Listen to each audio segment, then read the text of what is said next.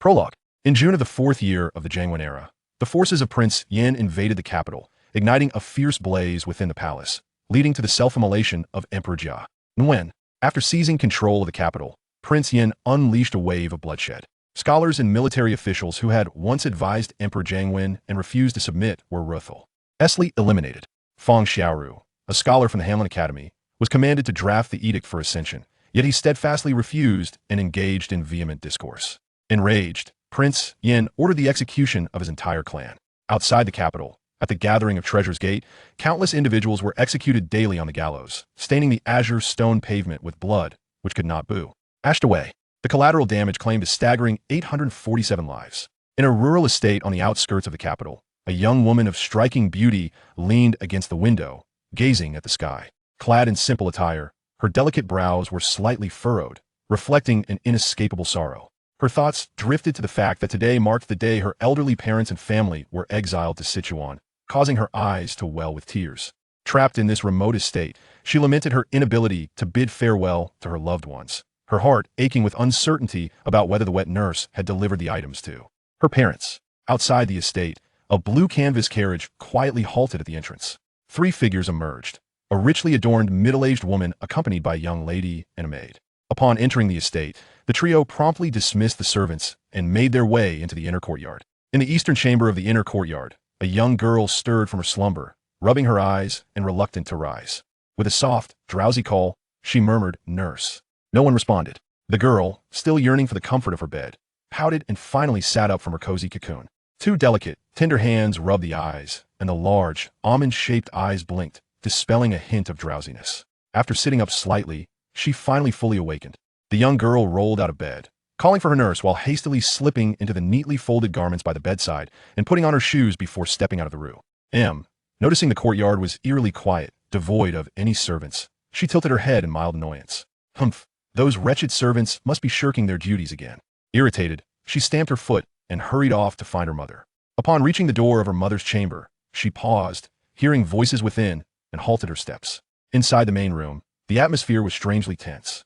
The young woman stared blankly at the tray, her face a canvas of disbelief, her hands clenched tightly. She had anticipated that her mother-in-law had come to celebrate the news of her giving birth to a grandson, but what she encountered was entirely unexpected. "Mother, what brings you here today? Does my husband know?" The middle-aged woman's expression was impatient. "This has, of course, been discussed with Wenbi.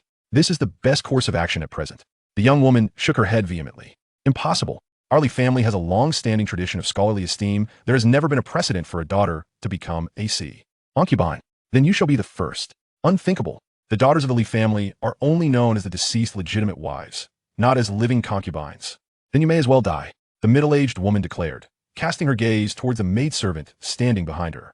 Receiving the signal, the maid swiftly seized the poisoned wine from the tray, preparing to force it upon the young woman. Yet, Li Shi would not acquiesce easily. She struggled with all her might. Another woman stepped forward to assist in restraining her mother. Before the word mother could fully escape her lips, a hand clasped over her mouth and nose from behind. Inside the room, Li was filled with dread, struggling desperately. She couldn't perish. Her two children were still so young. They couldn't lose their mother. The middle-aged woman, witnessing her struggle, gritted her teeth and commanded, "Force it down her throat." The two men, receiving the order, restrained Li firmly, pouring the poisoned wine into her mouth. Li gritted her teeth, resolutely refusing to comply. Outside, the little girl's eyes widened in terror, panicking. She shook her head vigorously, pleading no. "Mother." In a fleeting moment of struggle, Li glanced outside, and her eyes widened in horror. Nuan, how did Nuan arrive here? If her mother-in-law and Wu were to discover that Nuan had witnessed this scene, Nuan might not survive. Li was struck with panic, her entire body trembling, tears welling up in her eyes as she looked at her daughter, who was desperately trying to rush into the room. Gradually, she ceased her struggle. "Mother." The little girl, with her mouth and nose covered, was unable to make a sound, oblivious to the person behind her. Her small hands beat against the air, and her little legs kicked incessantly. Not only did the person refuse to release her, but they also tightly covered her mouth and nose, forcibly carrying her away. They took her to a secluded spot. "Hush, my dear, do not speak." "Nanny." Seeing it was her nanny, the little girl prepared to leap in her arms, ready to cry. But the nanny quickly covered her mouth and nose again to The nanny's heart ached. "My dear, do not speak, nor cry." Noticing that her sister had quieted down and nodded in agreement to remain silent, the nanny was nearly moved to tears. With tears hastily blinked away, she softly reassured, "Sister, Be good and wait for the wet nurse. She will fetch your brother. Ah, brother. The wet nurse gently patted the sister's shoulder, calming her before stealthily making her way into the inner courtyard. Moments later, she emerged in haste, cradling a swaddled infant. The little girl hurried over, tiptoeing to glimpse her brother nestled within the blanket. Seeing him peacefully asleep, she tugged at the wet nurse's skirt, and together they scurried along the edge of the wall, escaping the manor. Having run a few miles, they suddenly heard commotion behind them. Pursue. Search the surroundings thoroughly. Yes. Sister, run. They gritted their teeth and sprinted a few more miles, but the footsteps grew ever closer. The wet nurse, drenched in anxiety, felt beads of sweat forming on her forehead. Spotting a dense thicket ahead, she ushered the sister to hide within. Shoving the swaddled infant into the girl's arms, she urgently instructed, "Sister, hold on to the young master and wait here for the wet nurse. I will divert them." This trio of one adult and two children stood no chance of escape. The lady must have met with misfortune. They could not allow the sister and young master to face further peril. Wet nurse. The little girl watched as the wet nurse sprinted away in the opposite direction, while the manor's servants, alerted by the noise, hastily pursued after her. Clenching her lips in rage, she felt a surge of hatred.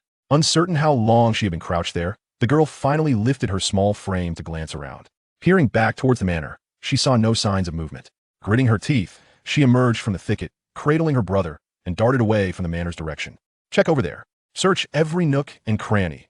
A carriage ambled along the road, the rhythmic sound of its wheels echoing softly. Seated on either side of the yoke were two young guards, who, upon hearing a commotion, leaned forward to peer into the distance. "Master, a group of men is pursuing a child," one of them reported. There was no response from within the carriage. The guard hesitated briefly before cracking the whip, urging the carriage to continue its steady pace.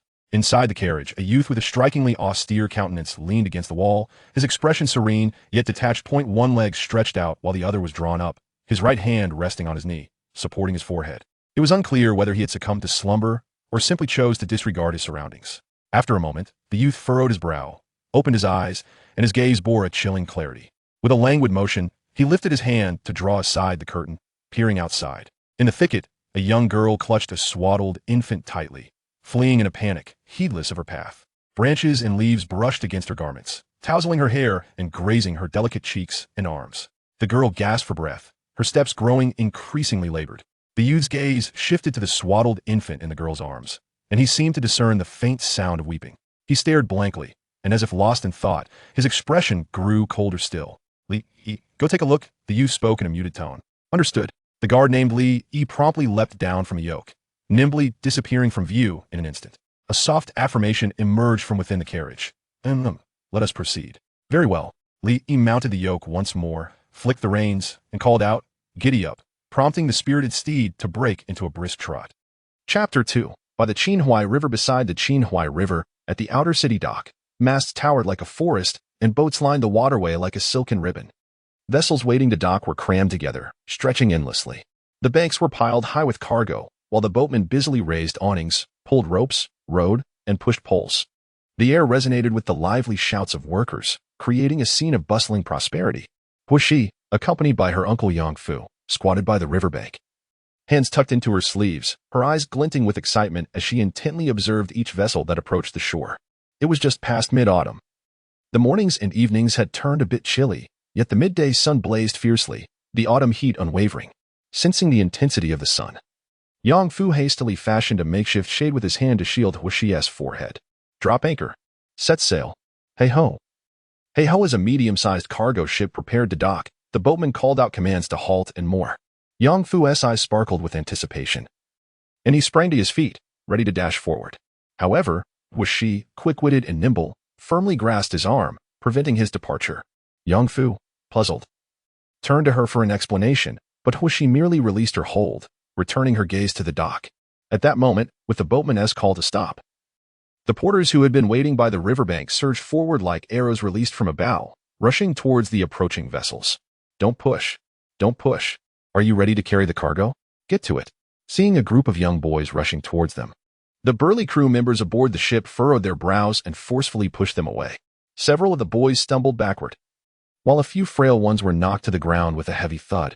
"Ouch, that must hurt." Yang Fu grimaced in sympathy, glancing back at Huishi once more. Fortuitously, had Huishi not restrained him just moments ago, he would have found himself unceremoniously cast to the ground. The wages earned from a day's labor would scarcely suffice to cover the cost of medicine. Young Fu, relieved, patted the pouch at his chest, shaking it gently to hear the pleasant clinking of coins within, which made him beam with joy. Imitating Huishi, he crouched down, rolling up his sleeves.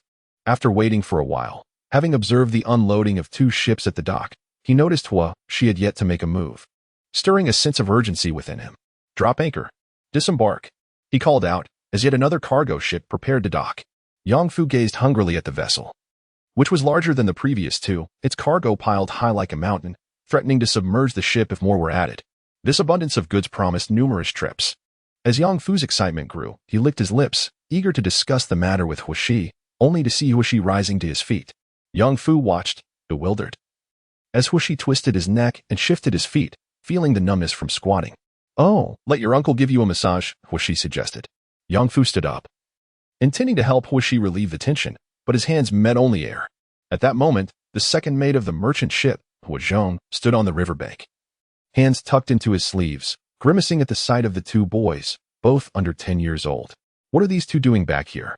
He wondered, observing their unsteady steps as they struggled to lift a small load of goods, inching forward with great effort. Hua Zhong felt a pang of anxiety.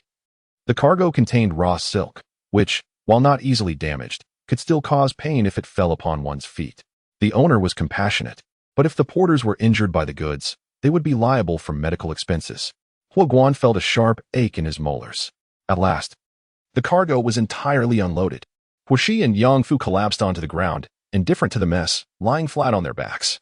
Their limbs and bodies felt utterly alien to them. This work was nothing short of grueling. It was not meant for human endurance.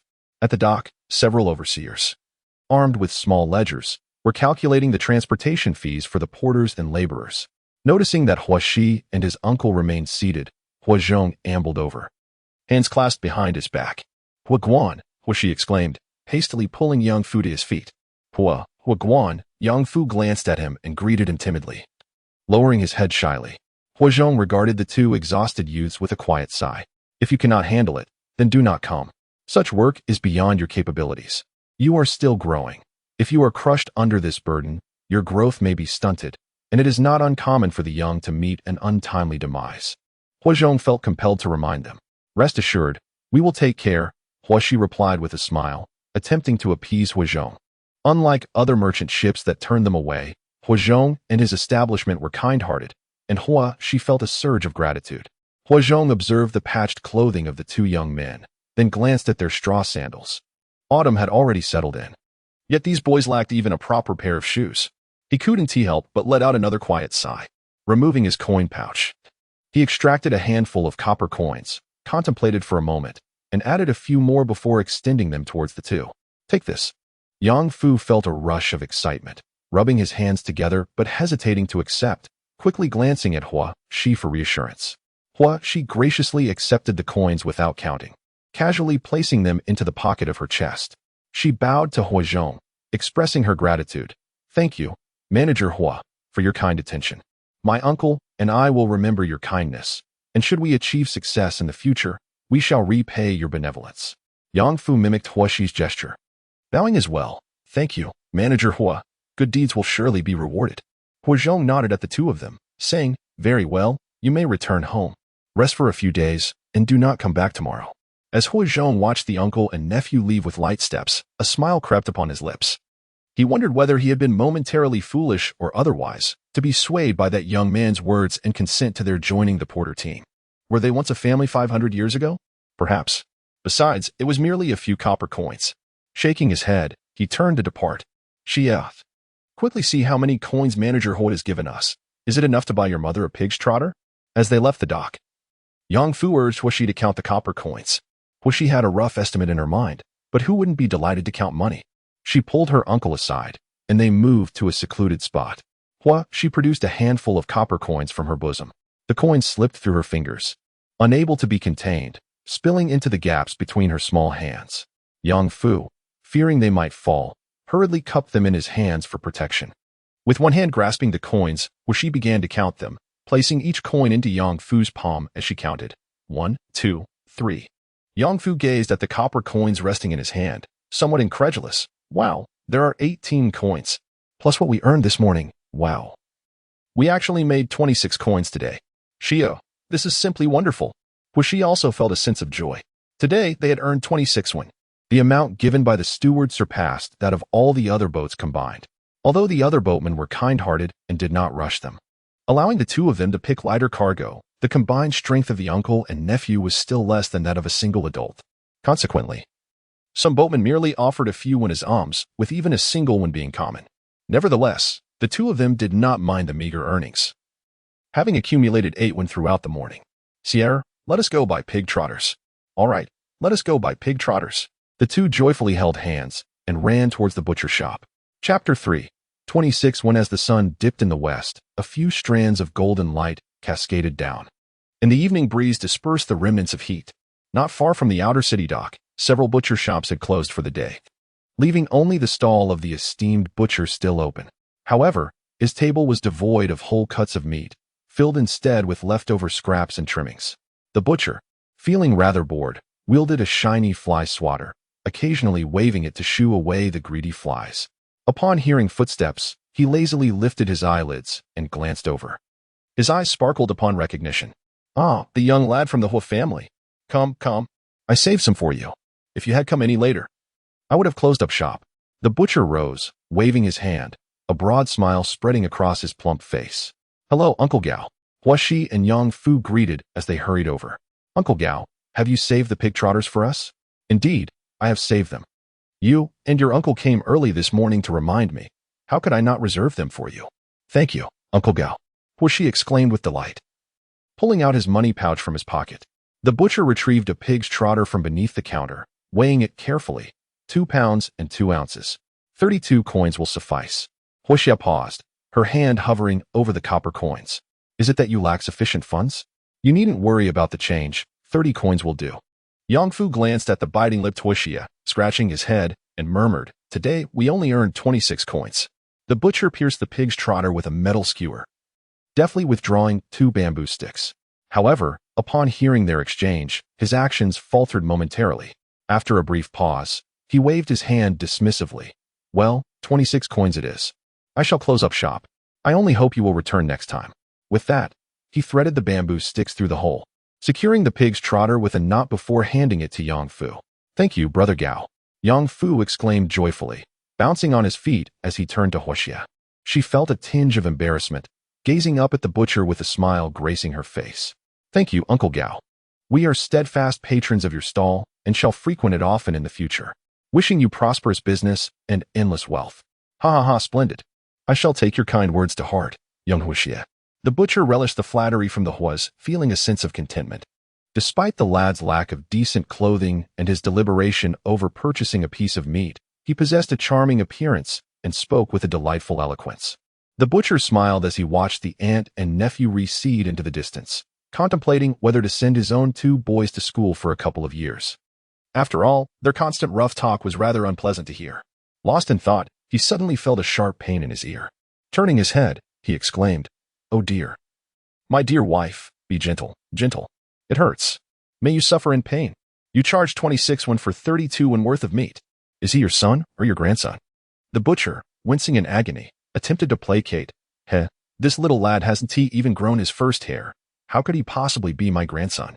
The butcher's wife, having had enough, turned with a huff and retreated indoors. The butcher rubbed his ear, wincing at the force of her reprimand. He hastily packed up his stall, keeping a few scraps of meat for his own household, deciding against further sales. Meanwhile, on the other side, Huaxi and Yang Fu, the uncle and nephew duo, merrily carried a pig's trotter toward the ferry terminal of the outer city. This was not the usual dock where they transported goods. Their small, rickety boat could not berth there, as they could not afford the docking fees. The ferry terminal was a fair distance from the outer city walls. As they walked, they veered further off course, distancing themselves from the inner city walls, traversing through increasingly dilapidated neighborhoods. The capital is layered into 4 tiers: the palace city, the imperial city, the inner city, and the outer city. Given the developed waterways, the inner rivers connect to the outer rivers, which in turn link to the Yangtze River, flowing directly to the Grand Canal. Those who could not afford housing in the inner city often resided in the outer city, which offered a variety of accommodations: tiled houses, wooden and bamboo dwellings, makeshift shelters, and even places without roofs. The further one ventured outward, the more decrepit the housing and the poorer the populace became. Huashi was captivated by the sights. Despite having observed them for months, he remained enamored. This was the essence of vibrant life, filled with the warmth of human existence. It was far superior to being confined within the confines of a claustrophobic courtyard. Yang Fu, however, found it perplexing, unable to comprehend what was so appealing about it. To him, it was merely a slight improvement over their shabby boat, possessing a semblance of stability. Could it be that she is longing to relocate to the land? Yang Fu mused, glancing at Huashi before sighing heavily, contemplating the family's meager assets. Sierra, in the future, Uncle will transport more goods and earn a greater income. Once enough money is saved, they will be able to move ashore to live. Huashi was somewhat perplexed. She turned her head to glance at him. Just about to speak, when Yang Fu suddenly shouted, "Sierra, run!" Before Huashi could react, he grabbed her hand and dashed away. Woof woof. A scruffy dog with 4 legs sprinted towards them with remarkable speed. Huashi turned her head for just a moment, locking eyes with the dog's bell-like gaze, which sent a shiver down her spine, prompting her to sprint forward. How unfortunate for the dog to have 2 extra legs. That 4-legged creature was indeed fast. Uncle, it must have its eyes set on our pig's trotters. Huashi gasped as she ran, analyzing the situation. Upon hearing this, Yang Fu quickly released her hand and shoved the pig's trotters he had been holding into his embrace.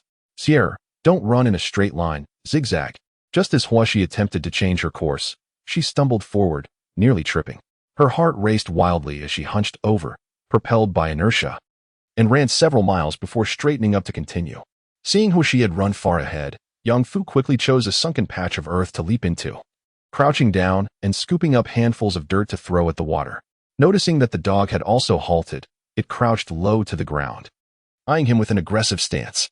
Suppressing his fear, Yang Fu hurled a handful of dirt at the dog. The dog retreated 2 steps, yet remained still. As Yang Fu rummaged through the dirt pit, he seized anything he could find and tossed it towards the dog. Each time he threw something, the dog would back away, only to stand its ground again. After a prolonged standoff between man and dog, the creature finally barked twice before turning to leave. Exhausted, Yang Fu collapsed onto the ground. Gently caressing the pig trotter nestled in his arms, he sighed in relief. Uncle. Yes, here I am. Are you all right? Huashi trotted over and pulled him up. I am fine. It was merely a dog, Yang Fu replied, puffing out his chest in an attempt to exhibit the dignity befitting an elder. Next time, let us bring a dog-beating stick. Noticing a substantial oil stain on his chest, Huashi frowned slightly. All right, with the pig trotter still intact. Yang Fu felt a surge of joy. The two hastened their steps and finally arrived at the outer city ferry terminal. The sky was now awash with a dusky hue, the water reflecting the golden afterglow, shimmering gently. At this moment, the number of boats docked at the terminal had dwindled, with only a few bobbing in the narrow berth. The ropes were tied to the mooring posts, and the gentle waves rocked the small boats softly. This was the outer city ferry terminal, situated at a distance from the outer city wharf. Merchant ships could not navigate the narrow waterway, and thus would not approach the ferry terminal, while small fishing boats rarely ventured to the outer city wharf. This was a rustic ferry point, where no docking fees were collected. When the boats were plentiful, it became a cacophony of activity, and disputes over mooring could even ensue. However, the number of fishing boats that usually docked here was considerable. As Huashi moved, the entire boat swayed significantly. Chapter 4. The rickety boat. Huashi and Yang Fu stood on either side of Yang Shi, who was inspecting the two of them carefully. Seeing that they were both unharmed, he let out a sigh of relief. Just as a smile graced his face, he noticed the large oil stain on Yang Fu's chest, and his brows furrowed once more. Yang Fu.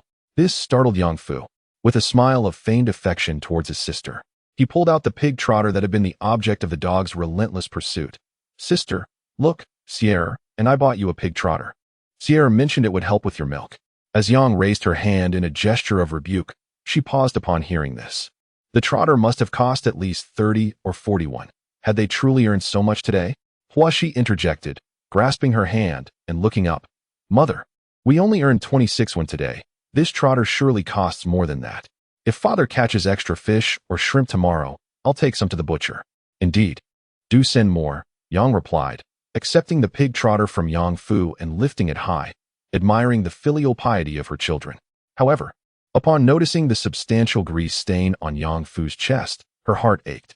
Is meat meant to be placed against your chest? Look at this large stain. It won't wash out. Do you have spare clothes to change into? She scolded him sharply. Accustomed to her reprimands, Yang Fu tilted his head nonchalantly. Seeing Huashi smiling at him, he did not want to lose face as the elder sibling, so he retorted, "Sister, you have no idea how wretched it was for us, carrying this trotter while being chased by dogs. I cursed our parents for not giving me 2 more legs. If I hadn't cleverly hidden it in my bosom, there would have been nothing left, no trotter, not even skin." Yang gave him a sharp smack. 2 more legs? What would you be then, a beast? She then anxiously inspected Huashi from head to toe. Did you get bitten? No. Mother, see, we're both perfectly fine. Uncle and I ran quite fast, Huashi assured her. Yang sighed with relief. You must not go out again tomorrow. You are not yet 7 years old. And your uncle Dongwe is merely 10. The matter of earning money rests with your parents. Though our family is impoverished, we practice thrift and will ensure that you do not go hungry. Huashi remained silent. The only possession we have is this single black awning boat. We catch fish and shrimp from the river to sell, earning a modest sum of 10 to 20 coins a day. On fortunate days, we might make 1 or 2 more. We barter fish and shrimp with the villagers along the river for vegetables, and though our expenditures on food and drink are minimal, we dare not indulge in purchasing meat. The oil in our dishes is a rare sight. While we can save a few coins daily, we must inevitably spend on household necessities at the end of each month, such as grains and oils. Our clothes, patched repeatedly, still require the occasional purchase of coarse linen. Thus, every year we find ourselves with little to spare, and now that our family has welcomed both her and her younger brother, expenses have increased. She bought fine cotton fabric for her brother and pig trotters for her mother, who hesitated to spend the money. Huashi composed herself and, without responding, smiled at Yang. Mother, where is my brother? Yang adjusted her clothing. Your brother is sleeping in the cabin. I will go take a look. Huashi replied as she crouched to enter the cabin. Yang Fu was at the stern, recounting the day's events to Yang, who examined the pig trotters in her hands. Feeling a warmth in her heart, she had told the children several times that they need not worry about earning money, yet they remained unconvinced. Seeing the 2 of them safe and sound brought her comfort. Inside the cabin, Huanyin slept soundly, his small fist clenched beside his head, his cheeks rosy and endearing. Huashi gazed affectionately at Huanyin, observing the small belly swathed in blankets, rising and falling gently with each breath. Unable to resist, she reached out and poked his soft abdomen, only to hastily retract her fingers. She glanced at his face, ensuring he remained undisturbed, still lost in sweet slumber. And a smile graced her lips. The little black boat rocked gently with the ebbing waves, akin to a cradle for a babe. As Huanyin slept soundly amid the soothing motion, Huashi's gaze remained fixed, and she couldn't help but caress his tender cheek, gently stroking it with her fingertips. Leaning closer, she softly pressed her face against his small visage, her heart swelling with emotion. How wonderful it was, truly wonderful, Nyener, that you were still alive. At that moment, Yangshi entered the cabin, carrying a pig trotter. Noticing Huashi squatting beside Huanyin, her unwavering attention fixed on him, a surge of maternal tenderness washed over her, akin to the sharp prick of a needle. Composing herself, she softly admonished, Sheer, let your brother sleep. Do not wake him.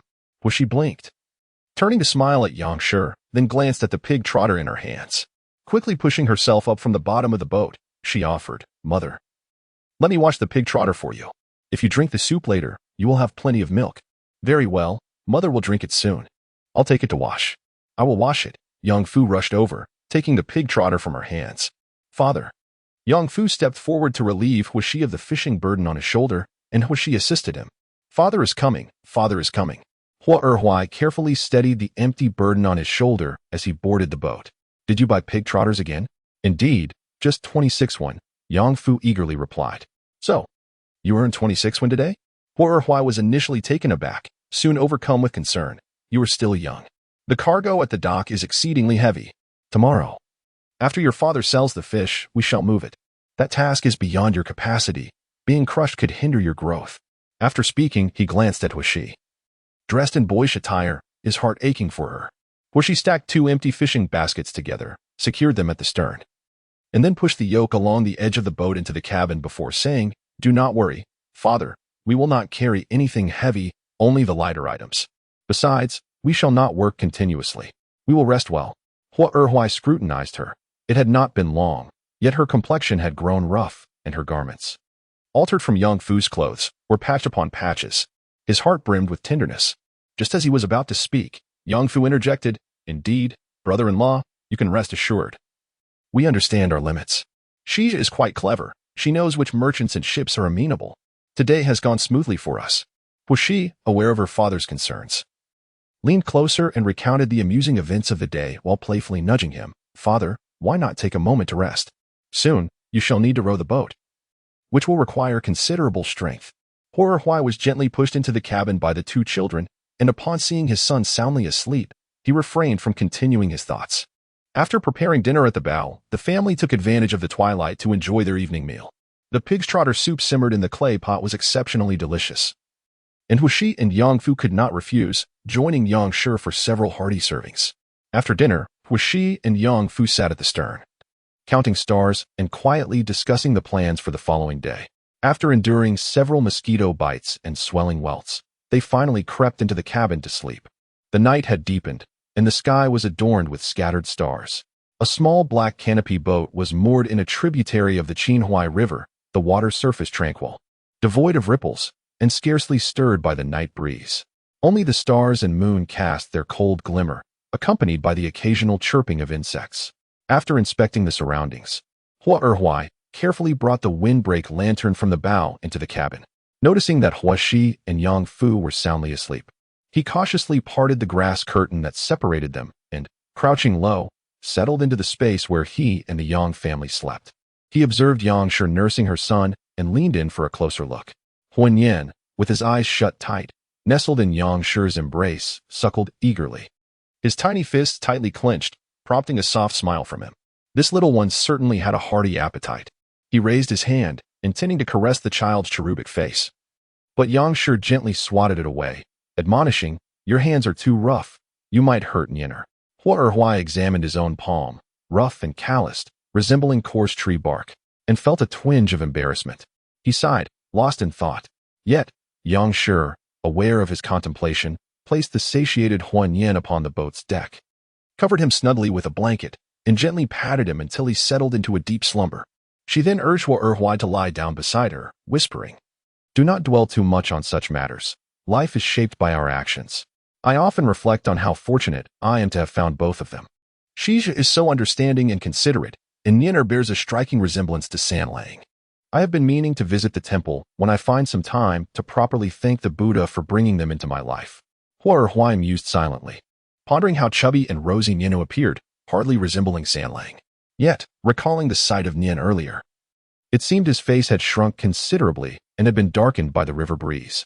Impatiently yearning to rise and ascertain if she had lost weight, she was restrained by Yang, who shot her a glare and admonished, "You focus on your rest, do not disturb him."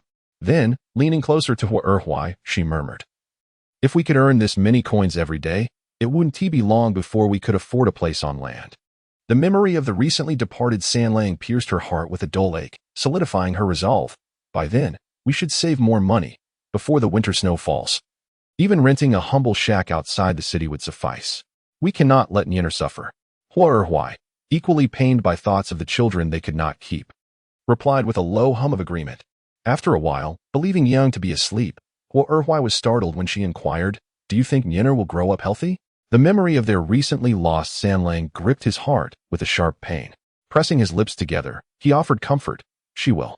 This time we will be extra cautious in raising her. I will fish more in exchange for more coins to provide for you. Nyener will grow up healthy." Emmanuel, reassured, continued to converse softly with him, and together they embraced their sweetly slumbering Huan Yan before drifting off to sleep. Chapter 5. Early rising as dawn broke. Huaxi once again jolted awake from her dreams.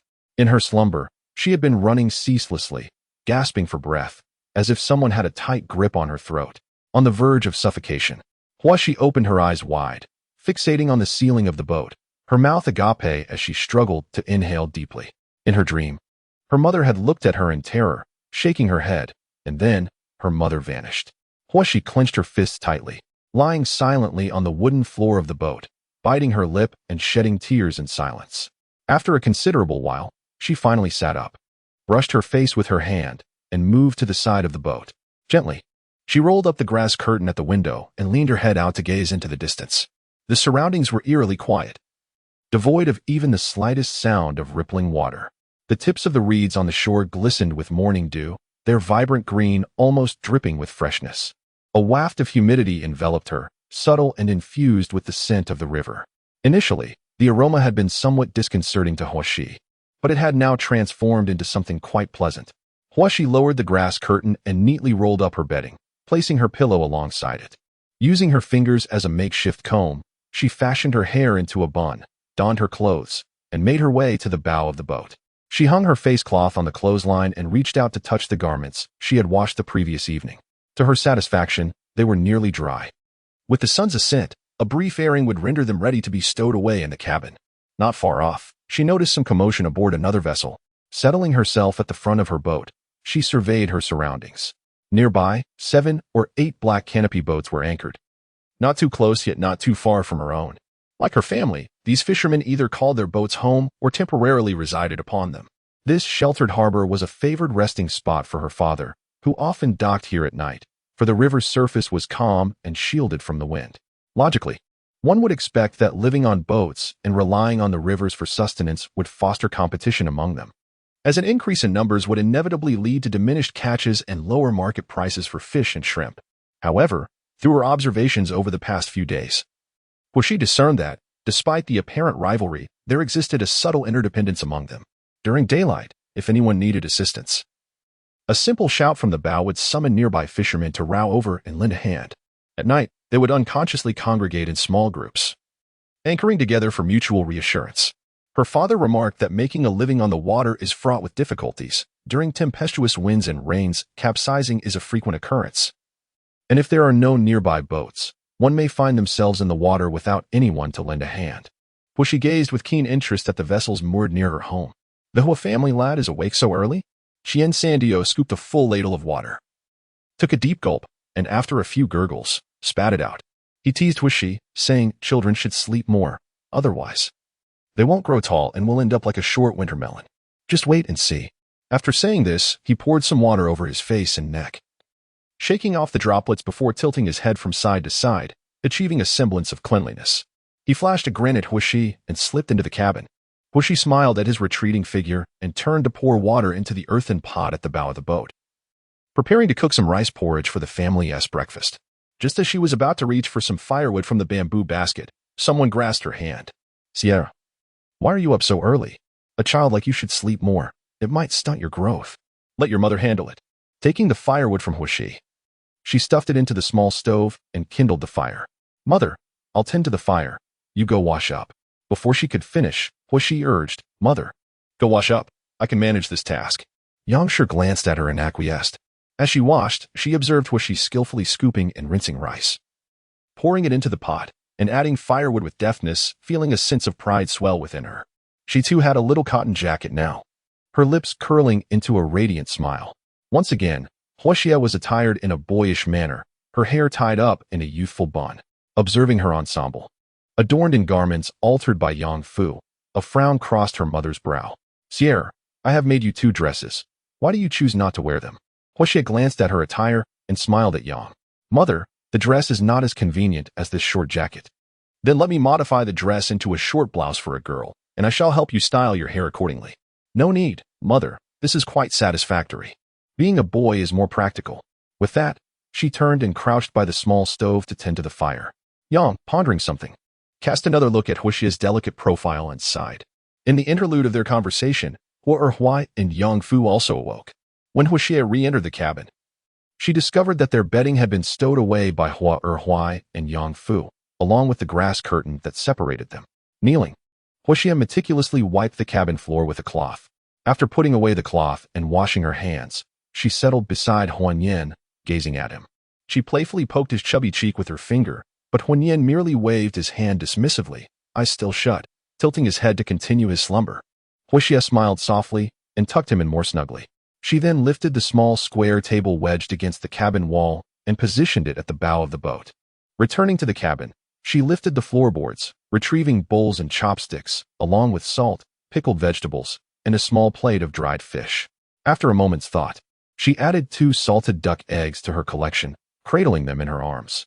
Gently placing the floorboards back down, she made her way to the bow. Before long, breakfast was ready.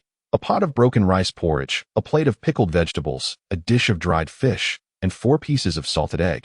Yang heated the pork trotter soup from the previous night, savoring it with delight. Yang Fu, while eating, whispered with Hua Shi.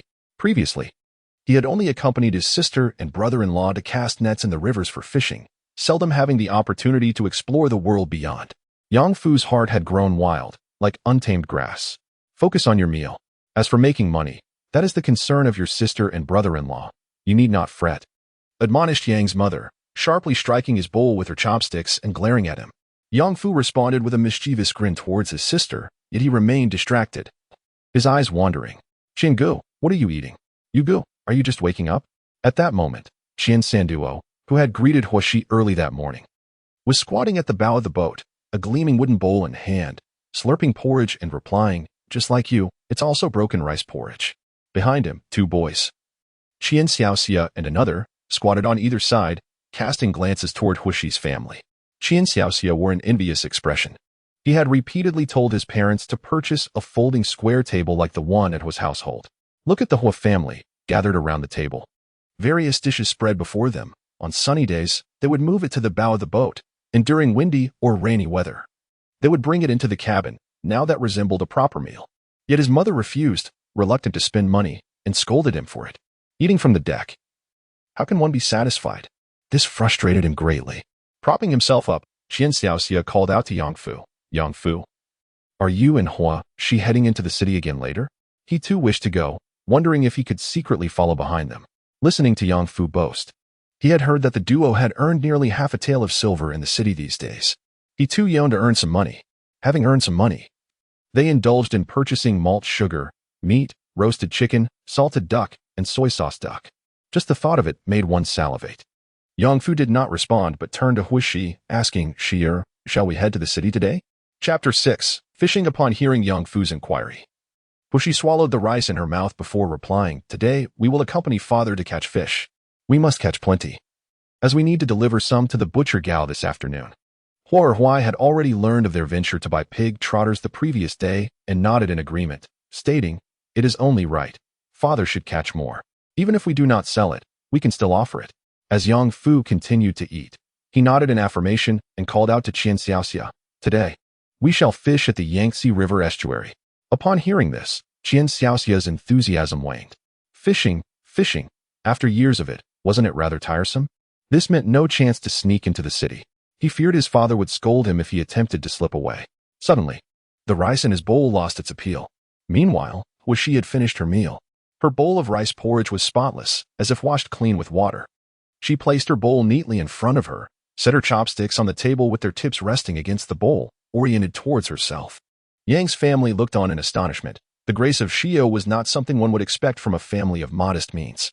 In contrast, Yang Fu, after finishing his meal, pushed his bowl aside haphazardly, his chopsticks crooked and speckled with grains of rice. The more one compared, the more disheartening it became. Yang Fu, perplexed, noticed his sister's piercing gaze that seemed to devour him whole. He quickly stacked Hua Shi's bowl with his own and grabbed both pairs of chopsticks in his hands. Sheer, let us go wash the dishes. With breakfast completed, the nearby fishing boats began to depart one after another. Hua had finished communicating with everyone, inquiring about their preferred fishing areas, and had also determined his own destination to avoid the congestion of numerous individuals in one location, which would result in a meager catch of fish and shrimp. Yang Shi entered the cabin to organize their equipment, while Hua Shi and Yang Fu followed Hua to the stern of the boat. Hua raised the oar and began to maneuver it. The vessel gradually departed from the docked surface of the water, while Hua Shi watched with keen interest. Their family's boat was a single-oar vessel, renowned for its efficiency. It was said that one oar was equivalent to 3 paddles, and 1 paddle equated to 3 oars. This type of boat was more labor-saving and agile than those with paddles, making it suitable for both the elderly and children to operate. The oar was secured to a rope, which was fastened to an iron ring at the rear of the boat to prevent it from falling into the water, while the rope also regulated the depth to which the oar submerged, akin to a fish deftly wielding its tail to propel itself forward. Noticing her focused gaze, Hua chuckled and asked, Would you like to give it a try, Xia? Hua Shi's eyes sparkled with excitement as she vigorously nodded her head. She rushed to Hua's side, extending her hand, but alas, her height was insufficient. She stood on tiptoe, yet still fell short, which left her quite frustrated. Amused by her predicament, Hua lowered the oar slightly for her to grasp and patiently instructed, Sheer, With one hand, hold the oar rope and use both hands together. Apply finesse rather than brute strength, or else your arms, waist, and feet will ache. Yes, just like that. Following his guidance, Huishi quickly adapted. Since the oar was not held in her hands, but rested at the stern of the boat, secured by the rope and oarlock, it was not strenuous. With one hand free from the rope, she could attend to other tasks. Yang Fu, unable to contain his curiosity, chimed in, "Sure. Do you know why the oar blade is designed that way? Do you know why the oars on our boat are made so long?" Huishi, observing his eagerness to impart knowledge, chuckled and shook his head. Yang Fu, indeed, began to elaborate. "Sire, have you ever seen a fish's tail? The tail moves side to side as it swims, and the oars at the water's end are designed to mimic a fish's tail. The larger the vessel, the longer the oars. I've heard that some great ships even have dozens of oars." As they chattered along, Huai, noticing their ability to manage, began to tidy the fishing nets. It was not until Huan let out a couple of cries, awakening, that Huishi and Yang Fu paused their conversation and entered the cabin to check on him. Huan, now awake and having finished his milk, was full of vitality. Listening to the rhythmic sound of the oars slicing through the water, he waved his hands excitedly, seemingly eager to gaze outside. Huishi sat cross-legged in the cabin, cradling him under his arm, while Yang Fu sat beside, guarding him, as they played and teased Huan. Having reached 100 days old, Huan was being fed by Yang Shi 7 or 8 times a day. Although his little face had darkened slightly from the river breeze, he was quite robust. Bouncing energetically on Huishi's lap, who struggled to hold him steady, Yang Fu entertained him with a rattle. And Huan would alternate his gaze between Huishi and Yang Fu, reaching out to grasp the rattle. Yang Fu, teasingly, withheld it, retreating as Huan grew increasingly agitated. With a couple of playful puffs towards Yang Fu, drool dribbled down the corner of his mouth, landing on his collar. Huishi, releasing one hand, gave him a gentle pat on the bottom, glaring at him. In response, Huan babbled back at Huishi, as if to lodge a complaint.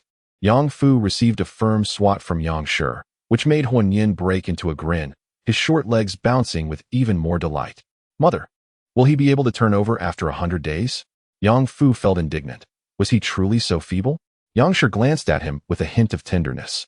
It was not that he was weak, but rather that there had been a lack of nourishment during that time. Mother suffered from complications during childbirth and bled excessively, passing away during the confinement period. At that time, she and Heir Huai were newly married, both inexperienced in parenthood and flustered, lacking knowledge in caring for him.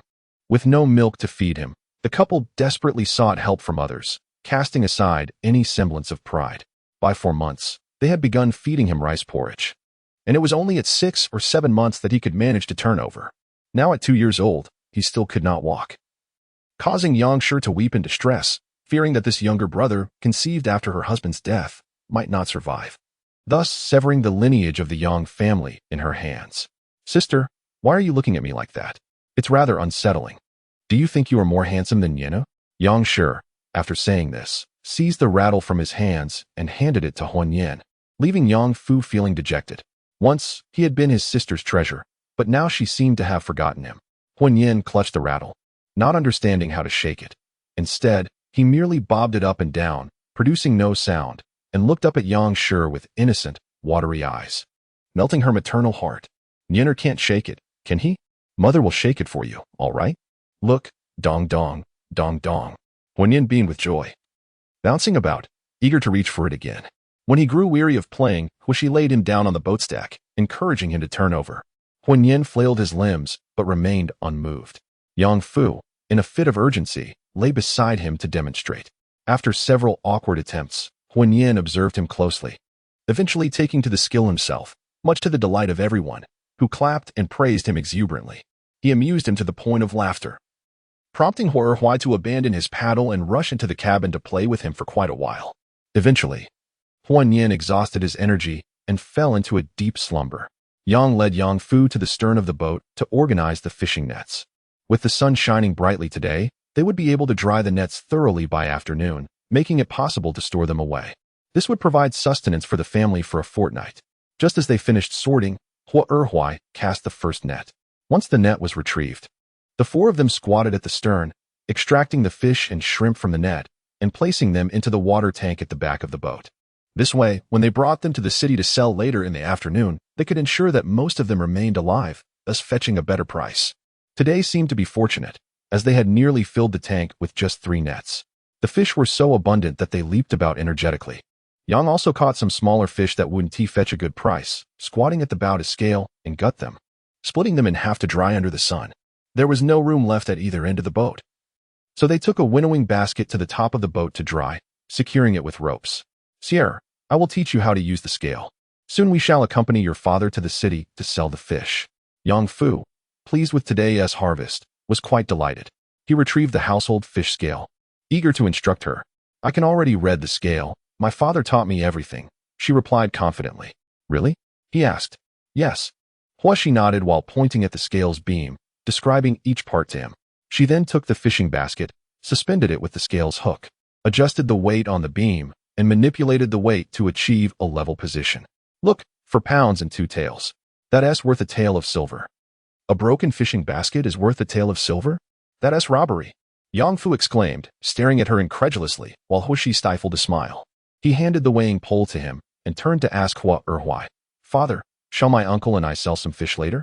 Hua Erhuai smiled broadly, his dark face beaming. Yes, you may sell.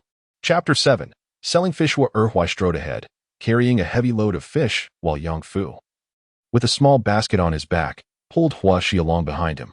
The 3 of them made their way from the ferry, passing through the Jiangdong Gate and entering the outer city. The journey from Jiangdong Gate to the Stone City Gate of the inner city took over an hour on foot. Upon passing through the Stone City Gate, they would enter the bustling heart of the inner city, the most lively area. This route was indeed the most direct from the outer city to the inner city, unlike other paths where one would need to take a carriage for half a day. Yang Fu, tugging at Huashi, murmured persistently, urging her to enter the inner city. There are many wealthy people there. With just a wave of their hand, they might take everything without us having to endure the hardship of squatting on the ground to sell our wares. Sometimes I shout until my throat is hoarse and still cannot manage to sell even half a pound. And who knows, we might even receive tips. Besides, if we sell the fish quickly, we could explore other avenues for earning money. Perhaps today we could even earn enough to buy a pig's trotter, and who knows, maybe even have some extra for a bit of meat to satisfy our cravings. Despite his coaxing, Huashi remained resolute in her refusal. Could she not desire to earn money? Yet, even if she reached out, her family could hardly spare any. She had to earn it herself. But now was not the time to enter the inner city. It was as he had said, the wealthy were numerous, yet they were not to be trifled with. If mud splattered on their clothes, they might lash out at those walking beside them in frustration.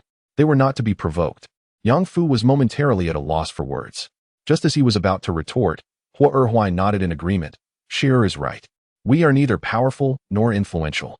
It is best to earn some honest money.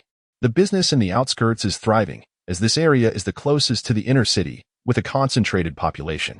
Our load of fish will be sold in no time.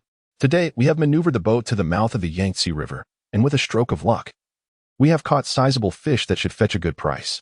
Hua Erhuai is not worried about the sales. If every day goes like this, after settling the fishing tax at the river dock this year, there will still be a considerable sum left. Yang Fu, with a forlorn expression, follows behind, not wishing to enter the inner city for leisure, but merely to earn a bit more money. Huashi glances at him, ponders for a moment, and shakes his hand. Instantly, the atmosphere brightens, and the mood lightens. Pulling Huashi along, he darts ahead. Brother-in-law, Shearer and I are off to secure a prime stall. Hua Erhuai watches the 2 dash away, shaking his head with a smile, as he quickens his pace to catch up. Fresh fish for sale. Freshly caught from the river. Large and succulent. Get them before they're gone. Yang Fu proclaims loudly at the stall.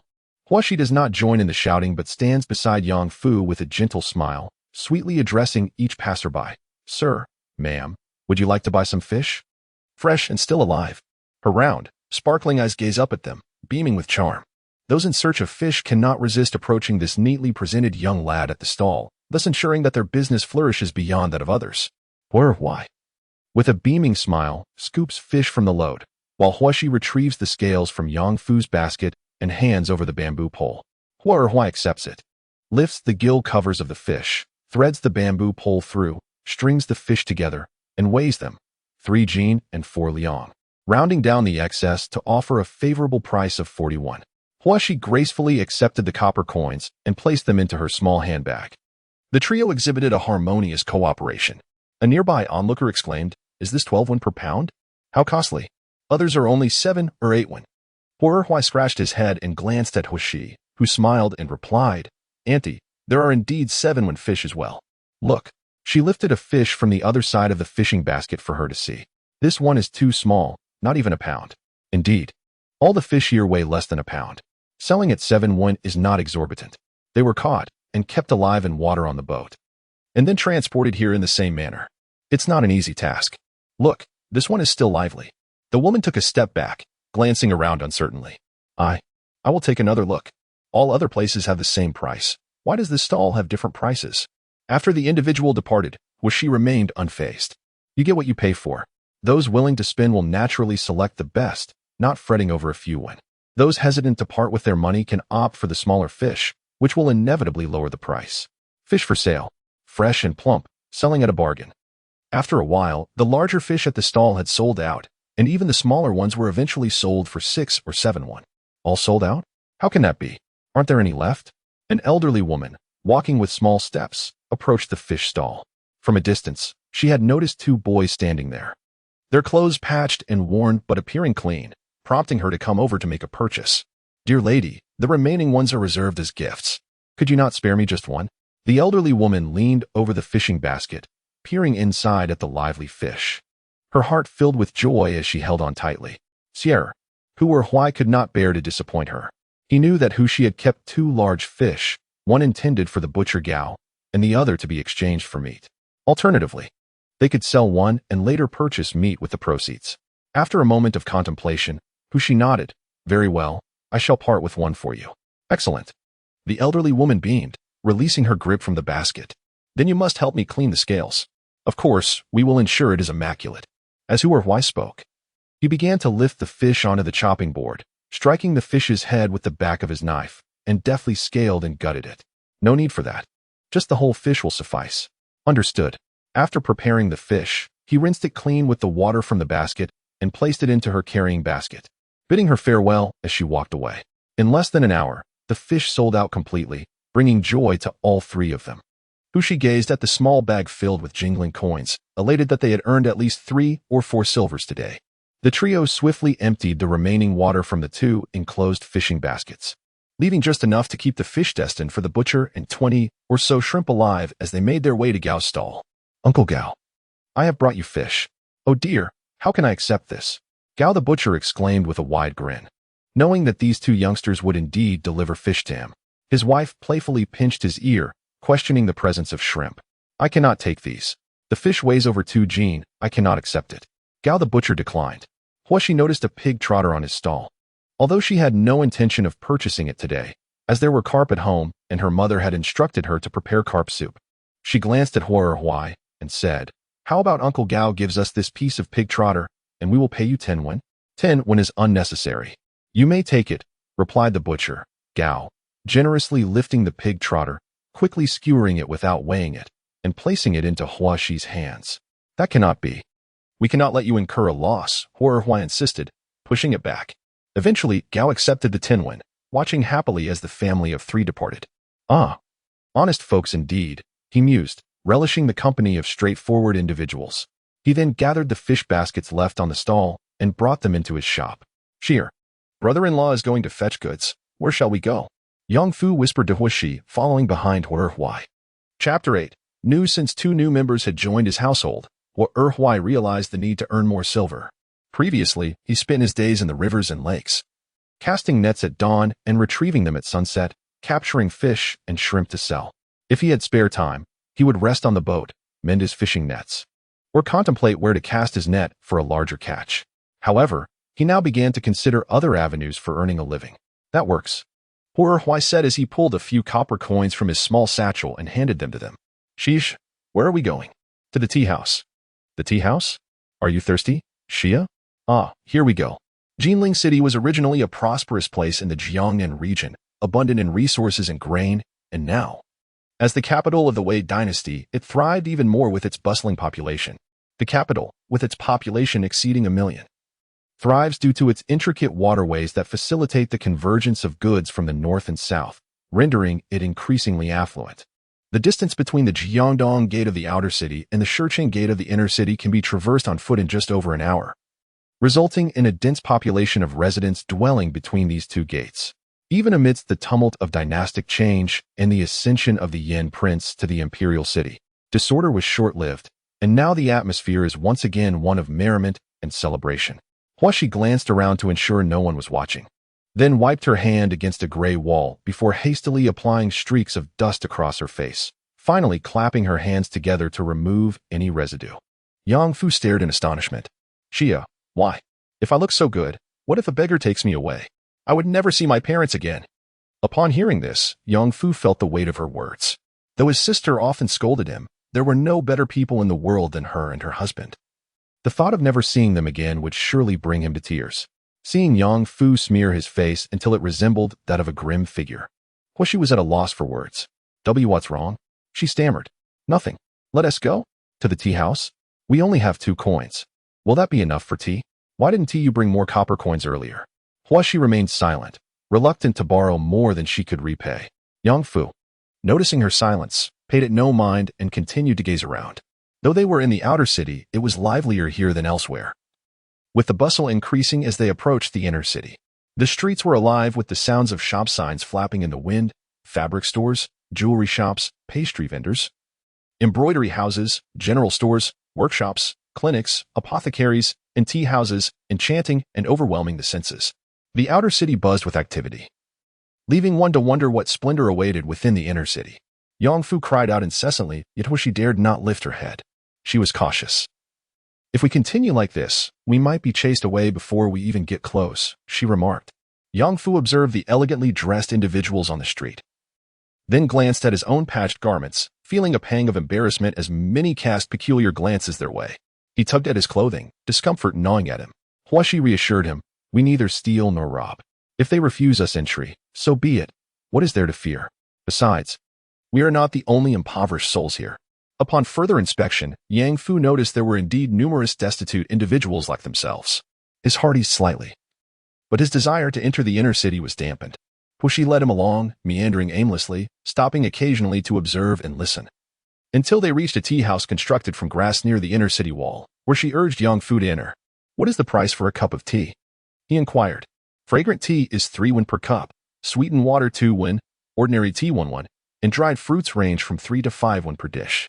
Pastries are priced between 5 and 8 won, and tea can be refilled. Yang Fu gazed at the array of dried fruits and pastries displayed on the counter, licking his lips in anticipation. Before he could swallow, she had already pulled him to a corner table and called out, Waiter, 2 cups of ordinary tea. Certainly. Please wait a moment, responded a young attendant with a cheerful tone. Huashi sat calmly, ignoring the curious glances from those around them. This impoverished lad, barely taller than the table, remained composed as he sat amidst a group of adults, while his elder brother kept his head bowed in apprehension. The onlookers murmured in astonishment at the scene. Huashimu, feigning ignorance, deliberately avoided any glance in their direction. Typically, Yang Fu had indulged in tea before, often savoring the modest fare at the stalls outside, but never had he lingered inside a tea house over a mere penny's worth of tea, lacking funds for pastries or snacks. He felt somewhat intrusive occupying 2 seats. Yet, upon observing Huashimu's composed demeanor, he felt compelled to muster his courage, straightening his posture. Huashimu glanced at him, a subtle smile gracing her lips. Yang Fu, encouraged, returned her smile and soon found himself at ease. 2 impoverished souls, lacking in spectacle, gradually faded from the notice of others around them. While sipping her tea, Huashimu perked up her ears, listening intently. Do you think things are stable now? A middle-aged man queried, gesturing upward. In a hushed tone, he continued, that individual has seized control of the capital. Can his brothers remain passive? What good would it do to intervene? The forces of the late emperor have been nearly depleted, another retorted. Is this truly stability then? I dread the thought of further conflict. Just imagining the daily bloodshed outside Vermilion fills me with terror. I can hardly sleep at night, fearing I might awaken to find my head severed from my body. A man shuddered, recalling the initial bloodbath when the new emperor entered the capital, where the deceased piled high. What influence do you possess? To be summoned to the execution platform would be an honor they would not bestow upon you. Then I must express my gratitude for their indifference. Laughter erupted among them. Ah, Lord Fong, it is a pity. Now the scholars across the realm dare not voice their thoughts.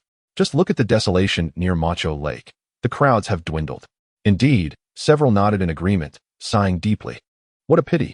It is said that the young lord has followed his father, the Duke of Ronghua, to participate in the Jingnan campaign alongside the new emperor, achieving numerous military accomplishments. Even if he were to be demoted in title, he would still be a marquis. Alas, what a shame. The Duke of Ronghua is a posthumously conferred title, and thus cannot be inherited.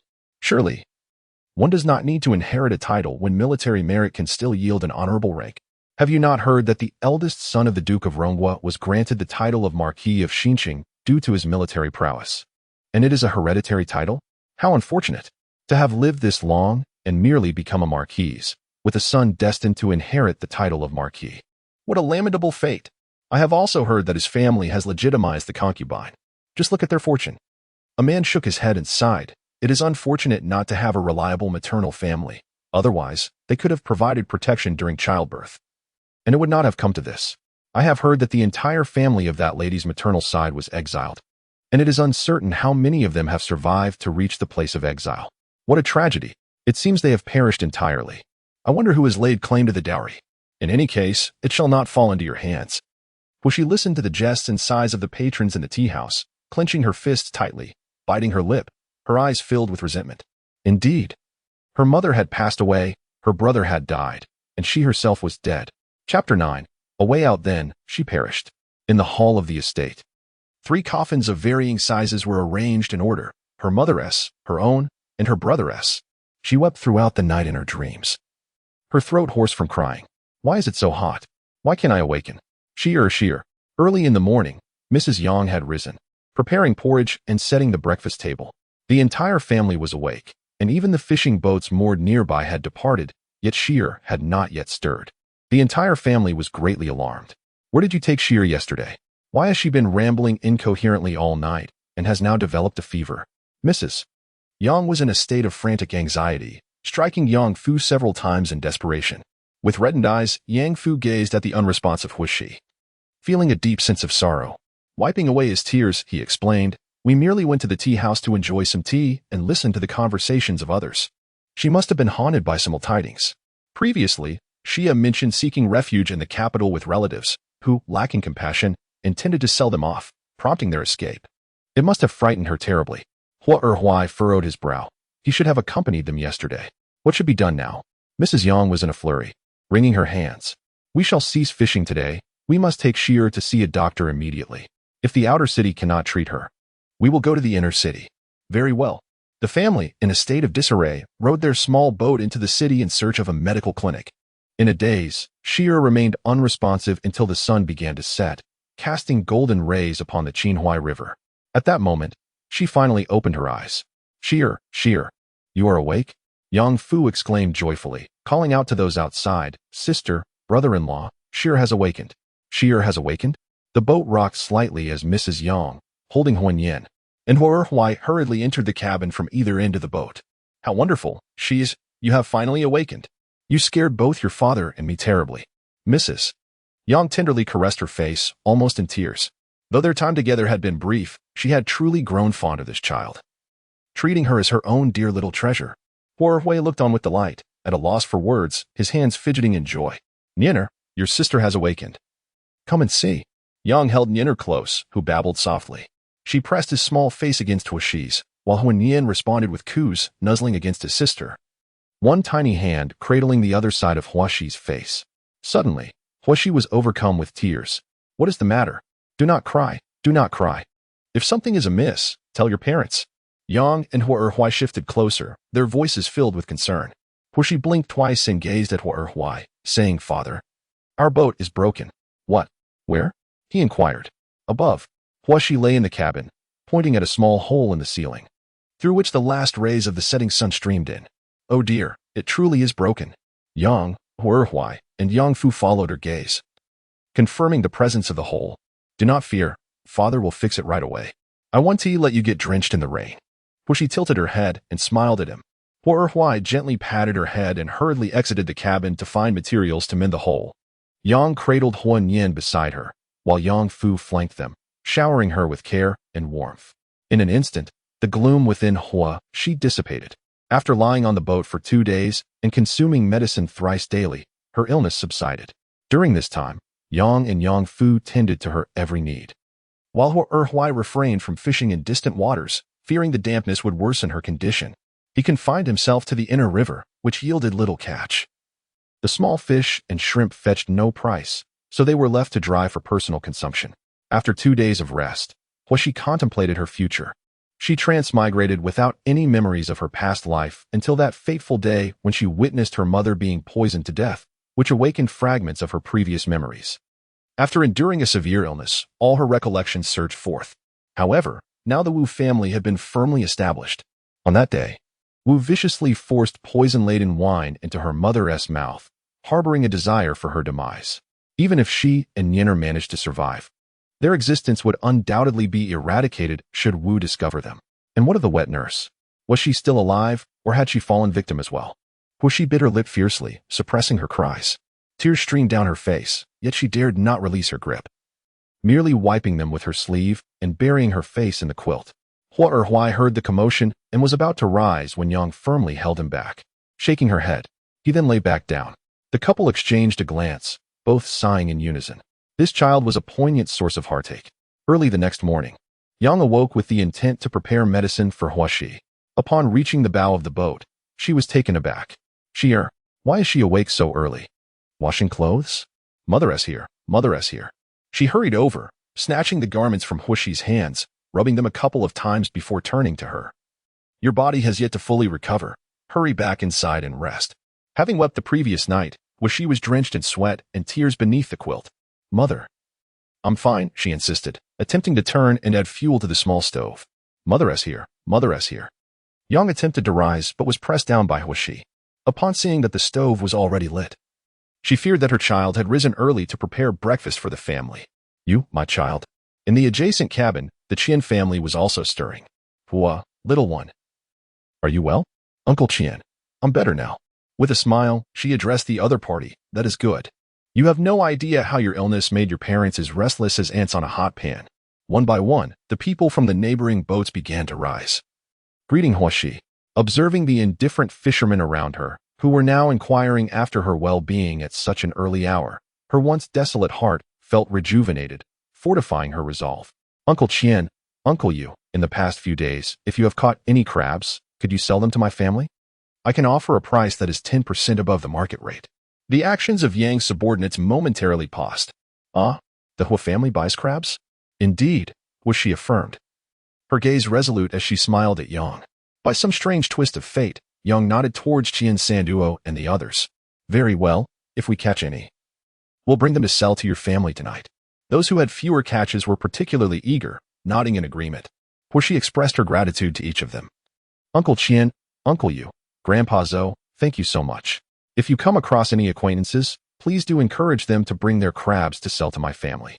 Understood. We will remember. When Hu Erhuai and Yang Fu arose, they were taken aback to discover that, even at this early hour, Huashi had secured such a business deal for their family. Chapter 10. The middleman Huashi had come to a realization. She now aspired to accumulate strength and earn money. A fervent fire ignited within her, growing ever more intense. Previously, Yang and Hu Erhuai had provided for her and her brother without letting them go hungry. Her desire to earn was merely an intention to alleviate some of the burdens they had borne, as they had invested considerable silver in her and her brother. She understood their aspirations to save money for a better life on land. Their dream was to acquire a plot of homestead, construct a modest dwelling, and cultivate a few acres for grains and vegetables, perhaps even fish occasionally. This, she knew, was their sole desire. Therefore, she refrained from asking them for assistance. Primarily, she yearned to earn money to alleviate some of their burdens, and secondarily, she wished to pursue her own endeavors. She wished to inquire about the wet nurse, yet lacked the funds to facilitate her inquiries, even for the fare to the village. Now that Madame Wu had been elevated in status, the son she bore had swiftly become the legitimate firstborn. Madame Wu had ascended to the rank of a lady, and her family had benefited from her rise. In contrast, the Wu family was merely a destitute fishing household along the Qinhuai River, devoid of power, status, or influence, and stood no chance against Madame Wu. She yearned to earn a considerable fortune. Lacking authority and influence, she believed that wealth could carve a path for her, no matter how arduous the journey. She could not forsake her mother's vengeance. The Zhang family genealogy must not omit her brother's name, the legitimate firstborn son of the original wife. It was imperative. She would not acquiesce. Father, mother, in these past few days, you have spent a considerable amount on my medical treatment and medicine. Not only have the earnings from fishing been exhausted, but even the savings accumulated previously have been depleted. Yang interrupted her. You need not worry about finances. Your father and I will venture further, casting our nets more frequently. We shall surely save some money. You will not go hungry. Huashi was aware that Yang and her husband intended to secure a life on land this winter. They had lost several children previously, and now, with Nyener in their care, they feared he would not survive the winter adrift in the river. They were secretly striving to save more money. Yet, with her illness, 2 taels had already been spent. Huashi longed to take action. It was only in the morning that I spoke to the fishermen about collecting crabs. What motivates your desire to gather crabs? Will they sell? Yang Fu understood that Huashi sought to earn money, and he too harbored similar ambitions. Yet, collecting crabs? Wouldn't others sell them themselves? Nevertheless, Huashi had her own aspirations. The harvesting of crabs was not as fruitful as that of fish, where one could catch a multitude in a single net. At times, one might not even manage to catch 1 or 2 in a day. When fishermen held just a few crabs, it was hardly significant. However, Huashi was uncertain about her plans. After expressing her thoughts to everyone, she noticed their furrowed brows. Huashi reassured them, saying, Father, mother, you need not worry about finances. I merely wish to try my hand at this. I possess a jade pendant, which I can pawn at a shop to acquire funds for crab collection. That is out of the question. How could you pawn your jade pendant? Hua interjected, waving his hand dismissively. Xia was merely acting in the interest of the family. There was no need for her to part with her cherished pendant. Moreover, what if that wicked relative of hers was searching for her and discovered this? Having raised Xia and Nyener for so long, he could not bear the thought of losing her. Yang Shi also held her hand firmly. Do not worry, we still have 2 taels of silver at home. If that proves insufficient, I possess a pair of wedding bangles. Thank you, mother. Thank you, father. We are family. There is no need for formalities. Thus, the family agreed to utilize 2 taels of silver as the initial capital for crab collection, embarking on this venture to see its potential. Once the decision was made, Yang Shi urged her to rest in the cabin. You and your uncle should look after Nyener in the cabin while your father and I row the boat further today to catch more nets. In the afternoon, we shall venture to the lush waters to see if we can gather some crabs, which might yield a good profit. Understood. Huashi replied as she entered the cabin. In the cabin, Huan Yin was still asleep when Yang Fu pulled her awake, asking Xie, what if we collect the crabs and cannot sell them? Have you found a buyer? Huashi shook her head. What? You haven't found a buyer. Yet you dare to collect crabs? If everyone brings their catch to them, who will they sell to? Will they just take them to the market? The purchase price is already 10% higher than the market price. This is a venture destined for loss. Yang Fu anxiously rubbed his forehead. What if we can't sell them? We would be eating them every day, just like those never-ending dried fish. Yang Fu shivered at the thought. Huashi knew that this business could be done, yet she felt uncertain deep down. In these times, most were sedentary traders, operating small shops or stalls, waiting for customers to come to them. At best, they would shout a few calls. Direct sales were rare. Those who produced rarely engaged in sales. And those who sold often lacked production capacity. Those who were eloquent did not catch as many fish as their counterparts, while those with abundant catches were often less articulate, earning less than others. Now, Huashi sought to become a middleman. She had secured the source of goods, but where was the market? Although there were many people in the outer city, the consumer market was far inferior to that of the inner city. And did she dare venture into the inner city? That day, Huashi did not accompany the fishermen. Instead, she took Yang Fu into the city. After disguising themselves, she asked Yang Fu, how do I look? Xia, you are perfect. Yang Fu gave Huashi a thumbs up. Huashi smiled, relieved of the tension in her heart. She wandered through the densely populated areas of the inner city with Yang Fu. To the east, near the imperial city, resided the noble families, while to the west lived wealthy merchants. Huashi avoided both sides. These people were affluent, but not her target clientele. Most of these families possess estates, and they regularly supply food and vegetables to their households. Those without estates typically have established procurement channels. Yang Fu led the way through the north-south streets of the inner city. With the recent establishment of the new dynasty, a sudden influx of nouveau riches has entered the capital, accompanied by various relatives, acquaintances, and hangers-on, many of whom are likely in search of suitable estates, but are currently at a loss due to lack of connections. The absence of what others possess can be quite embarrassing, even if only for appearances. Yang Fu held a profound admiration for Huaxi, his heart racing with excitement. After a considerable moment of hesitation, he finally gathered his courage. In just half a day, Huaxi had secured 7 or 8 orders, and the quantity was quite substantial, nearly causing him to drool in anticipation. He closed his mouth, gazing at Huaxi with starry-eyed wonder. How do you know so much, Xia? Aren't you afraid? Afraid? What is there to fear? The worst that can happen is that the business deal falls through. Will they strike me for that? These are merely experiences on the path to success. The process is inconsequential compared to the outcome. Without a result, everything is meaningless. By sunset, the pair had received orders for over 30 crabs, with several families also inquiring about chrysanthemums. However, Huaxi only agreed to look into it. In this era, the aquaculture and agriculture sectors lack scale, requiring significant human, material, and financial resources for procurement. Generally, small households do not possess the time or energy for such endeavors. Huaxi was aware of a few large estates that cultivated chrysanthemums, yet it remained uncertain whether they would be willing to sell to her. She intended to ask her father to inquire if he could procure some goods, which could then be transported to the capital for a profit. However, this would mean that the family finances would truly be insufficient. The jade pendant she possessed could not be pawned, and her mother's dowry was not for sale. Thus, from where could the funds for the harvest arise? Chapter 11.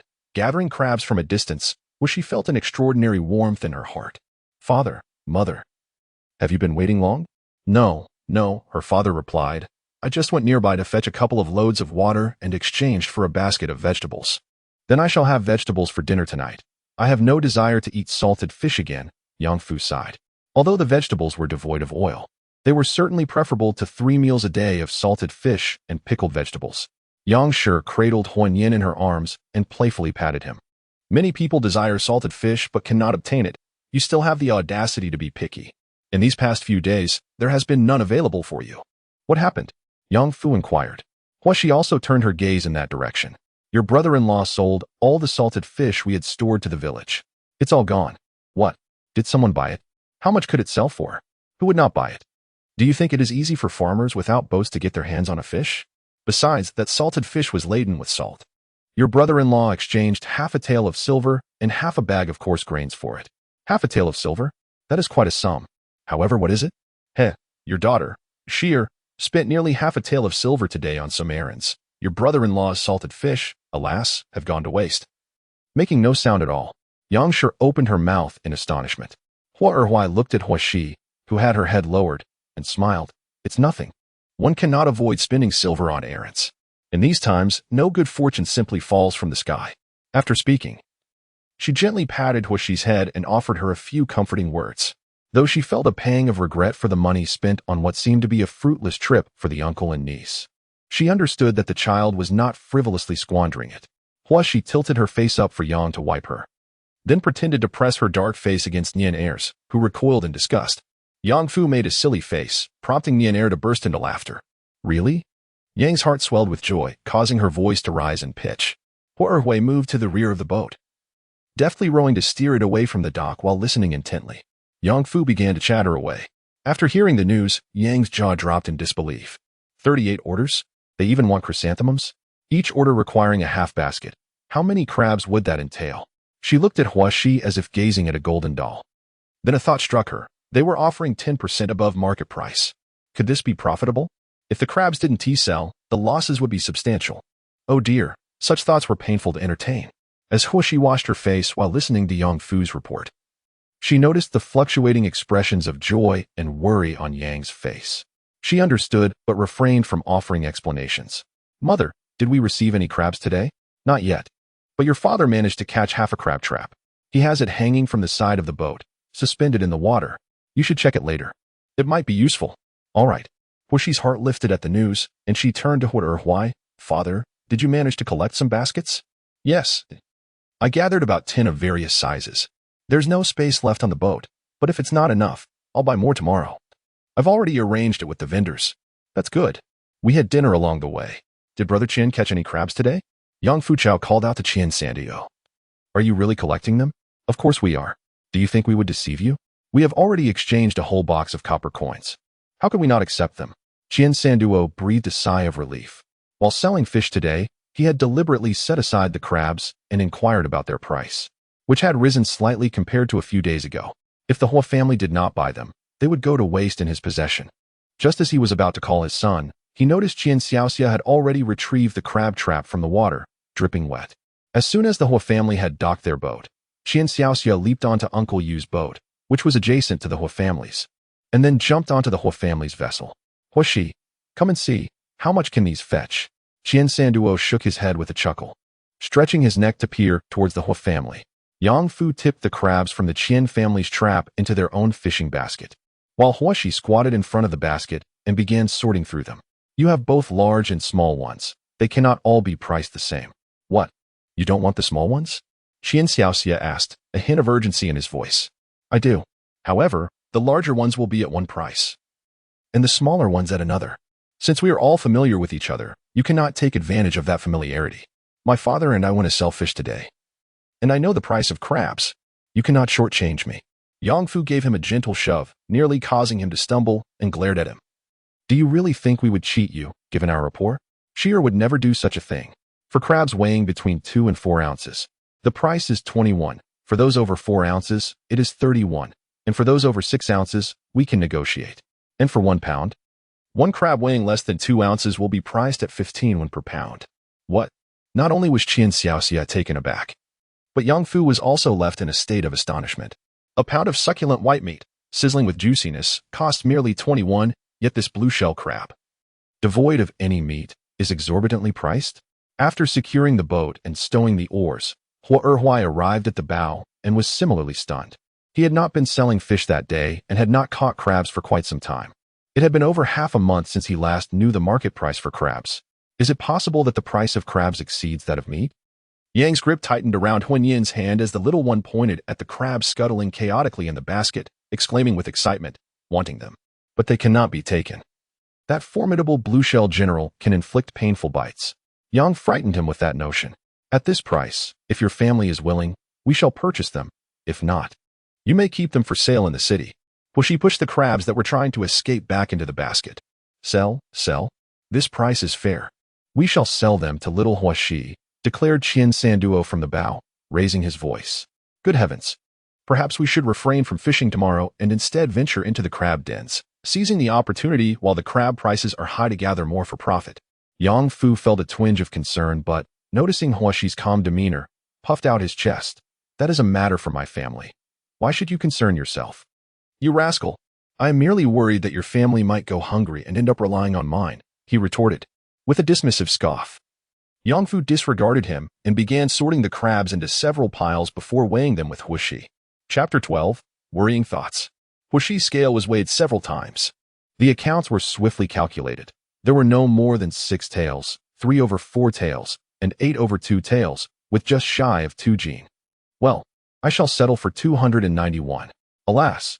Upon hearing this, Yang shook her head, which had not fully comprehended the figures, and placed Huanyin into Hua Erhuai's arms while fumbling for coins, her heart pained by the expense. Is this accurate? Such rapid calculations do not deceive me. Qian Xiaoxia, standing nearby, was both reciting and calculating, yet after a lengthy struggle, he ultimately chose to abandon the task. He cast a glance at Hua Shi and then turned to his father. Beside Qian Sanduo stood his wife, son, and his eldest son, Qian Xiaoyu. The 3 of them collectively counted on their fingers. Father, the figures are indeed correct, young Qian Xiaoyu spoke up. He often accompanied his family to sell fish, and thus, he quickly grasped the calculations. However, he was still not as adept as Hua Shi. He could not help but glance at Hua Shi, who was crouched in a small group in front of the fishing basket. Just as Qian Xiaoyu finished his calculations, Qian Sanduo also reached his conclusion. Why? Your daughter Shi is exceptional, he remarked, giving Hua Shi a thumbs up. Upon hearing that nearly 301 would be extracted from half a basket of crabs, Hua Erhuai felt a pang in his heart, as if blood were gushing forth, the pain acute. Yet, upon hearing Qian Sanduo praise his child, he immediately straightened his chest with pride and smiled broadly at him. Yang's hands trembled as she counted the coins. Today, with both children venturing into the city, Shi and Hua Erhuai had rowed further, hoping for a bountiful catch. Yet, to their dismay, each net they cast returned empty, yielding only a few insignificant fish and shrimp. Hardly worth the effort. Their trip to the city felt futile. They would have to resort to drying the fish and shrimp instead. Sun took the money from Qian Xiaoxia, eagerly counting it. It was not a matter of mistrust towards Yang, but rather a simple desire to tally the funds. Who wouldn't he relish counting money? Even if one's hands cramped from the task, the pleasure would remain. After counting twice, his joy was palpable, his lips curving in delight. Father, this half-basket of crabs has earned you nearly half a month's worth of fish money. Goodness. Qian Sanduo felt elated as well. His eldest son was already 15. And it was time to save some money for him to establish a family. Even if it meant floating on the water, surely a boat was necessary for him? The prospect of earning more money was appealing to all. Qian Sanduo nodded in agreement, contemplating where to catch crabs the following day. Upon witnessing the fortune amassed by the Qian family, nearby boats could hardly contain their excitement. Those close by swiftly extended their planks, borrowing from the sterns of others' vessels, carrying crab traps towards the Hua family. Those further away untied their mooring ropes, rowing over. The Hua family's last savings, along with the funds Hua had just earned from selling dried fish, were thoroughly depleted. Once the boats had departed, silence enveloped the surroundings, leaving the family inside the cabin exchanging glances, astonished by the day's unexpected success in crab collection. They hadn't anticipated that all their money would vanish on the very first day. Now, not a single copper coin could be heard clinking at home. Accustomed to leaving a safety net in their endeavors, Hua and Yang exchanged a furtive look, as if they could hear each other gritting their teeth in anxiety. If the crabs could not be sold, the 2.5 taels of silver would be lost. The family shrimp and crab traps were brimming, with the stern's water tank filled to the brim with crabs. Sierra, we collected so many tonight, yet we have no money left at home. What shall we do tomorrow? Yang inquired. The couple remained uncertain about the prospects of this venture. Yang Fu glanced at this, then that, and proposed, Brother Qian, Uncle Yu and the others are familiar with us. Why not let it slide for now? We can pay them once we sell. Huashi shook his head. No, that's not feasible. Even if Uncle Qian and Uncle Yu are willing to let us keep a tab, it would surely cause them some discomfort. Furthermore, without cash in hand, we may find it difficult to collect the crabs. Hua and Yang sure nodded in agreement. Indeed, it's far better to transact with cash up front. If we sell the crabs and can't secure payment, who will reserve them for us? Should others also collect crabs like us, we might not be able to sell at all. Huashi pondered for a moment and said, Mother and Father, do not worry. Tomorrow, we will deliver some to the city and secure some cash. With that cash, we can proceed with the purchases. But what about the prices at the tavern? That logic holds true, but we are short on funds to acquire goods. Yang Fu attempted to interject, but was interrupted by Yang Shi. Father, set aside a crab trap and cast a night net to catch some small fish and shrimp for shear to take to the city tomorrow. Oh, very well. Hua replied as he stepped outside. Once the family reached a consensus, they washed up and retired for the night. Hua and Yang Shi, restless, kept tossing and turning, troubled by the multitude of crabs kept in the water, fearing theft. They stealthily checked on them several times throughout the night. At dawn, after breakfast, Huashi and Yang Fu selected crabs weighing between 2 to 4 taels, packing around 10 baskets, and prepared to head to the city. Father, regarding the several villages I mentioned, please inquire if there are chrysanthemums for sale and at what prices. Ah, I shall remember. Be cautious on your journey. All right. Father and Mother, you can rest easy. Yang and Hua watched the two children disappear into the distance, their hearts heavy with concern. However, they had plans for the day to purchase baskets, admire chrysanthemums, and catch crabs, so they refrained from following. Dear husband, please sell my bracelets, Yang said, her heart filled with reluctance. Yet, their household was devoid of even a single coin. She faintly sensed that Sierra longed to earn some silver. The child was thoughtful and perceptive. She recalled the time she had clumsily rushed with Nyener, falling by the riverbank, breathless and panicked. The siblings were clad in exquisite silk, and even Nyener's swaddling was adorned with golden threads. It was evident that they were of significant origin. They were so frightened that they dared not approach the outer city, let alone come ashore. Yang did not perceive the arrival of the siblings as a burden. On the contrary, she found joy in their presence, watching Nyener grow day by day and enjoying the company of the considerate Huashi, who brought warmth and amusement like a little cotton-padded jacket. In her heart, she felt they were her own children. Husband, please sell them. Sierra needs the money. She hesitated to speak up, but felt compelled to assist her. Hua gritted his teeth and replied, Very well, I shall head to the city to sell them. Chapter 13. Selling crabs. Huashi and Yang Fu entered the inner city through the Jinchuan gate from the north, making their way toward the bell and drum tower. They circumvented the military district and arrived at the back alley of the rear camp, knocking on the door of a 7th-rank city gate official. "What brings you here today?" The steward stood in the half-open door, astonished. "Good day, esteemed steward. Several households have requested deliveries from us today, and we happened to pass by your residence. So we thought to inquire. As time goes on, the price of crabs increases. We wanted to keep you informed." Hua Xiao gazed at the other with a radiant smile. The steward glanced at the 10 or so baskets held by the two young lads, somewhat uncertain. It was merely the 3rd day of the lunar month. Sending them this early, wouldn't they perish at home? Noticing the steward's wavering stance, Hua Xiao felt a surge of delight. As the steward inspected the crab baskets, she continued, "The price of crabs today differs from yesterday's. In a couple of days, it might double or even triple. Spending such a fortune on a single crab is hardly worthwhile, especially with your large family. Is it truly capable of lasting this long?" The steward inquired, skepticism evident in his tone. "Indeed, I assure you, I speak no falsehood. If you have any concerns, I could simply deliver them to another household and return to you in a couple of days. But the price would not remain as it is today." The steward pondered for a moment, realizing the truth in her words. Last year, by the 7th or 8th day of the new year, he only managed to procure crabs from the fish market, and the meager supply had sent prices soaring. The thought of indulging in a crab was painful, considering the cost. What need is there for crabs? A few pounds of meat would suffice, allowing everyone to enjoy their share. However, given that the master had recently received a promotion, he was obligated to entertain guests extensively, not to mention, among peers. If others had crabs, how could his table be devoid of them? "Very well, I shall take a basket for now. If they perish, I shall hold you accountable." Hua Xiao felt a thrill of joy within, maintaining her composure. "Rest assured, as long as you follow my instructions for their care, they will remain lively and spirited. We shall be in this vicinity for the next few days. Should your household require more, do not hesitate to seek us out again." "That sounds agreeable."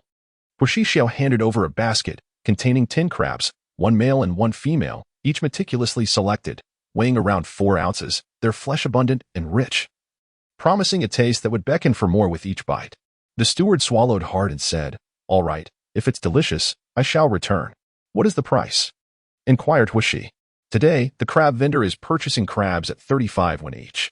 I shall offer you a discount of 1 I only hope your family enjoys them well and continues to procure crabs and fish from me in the future."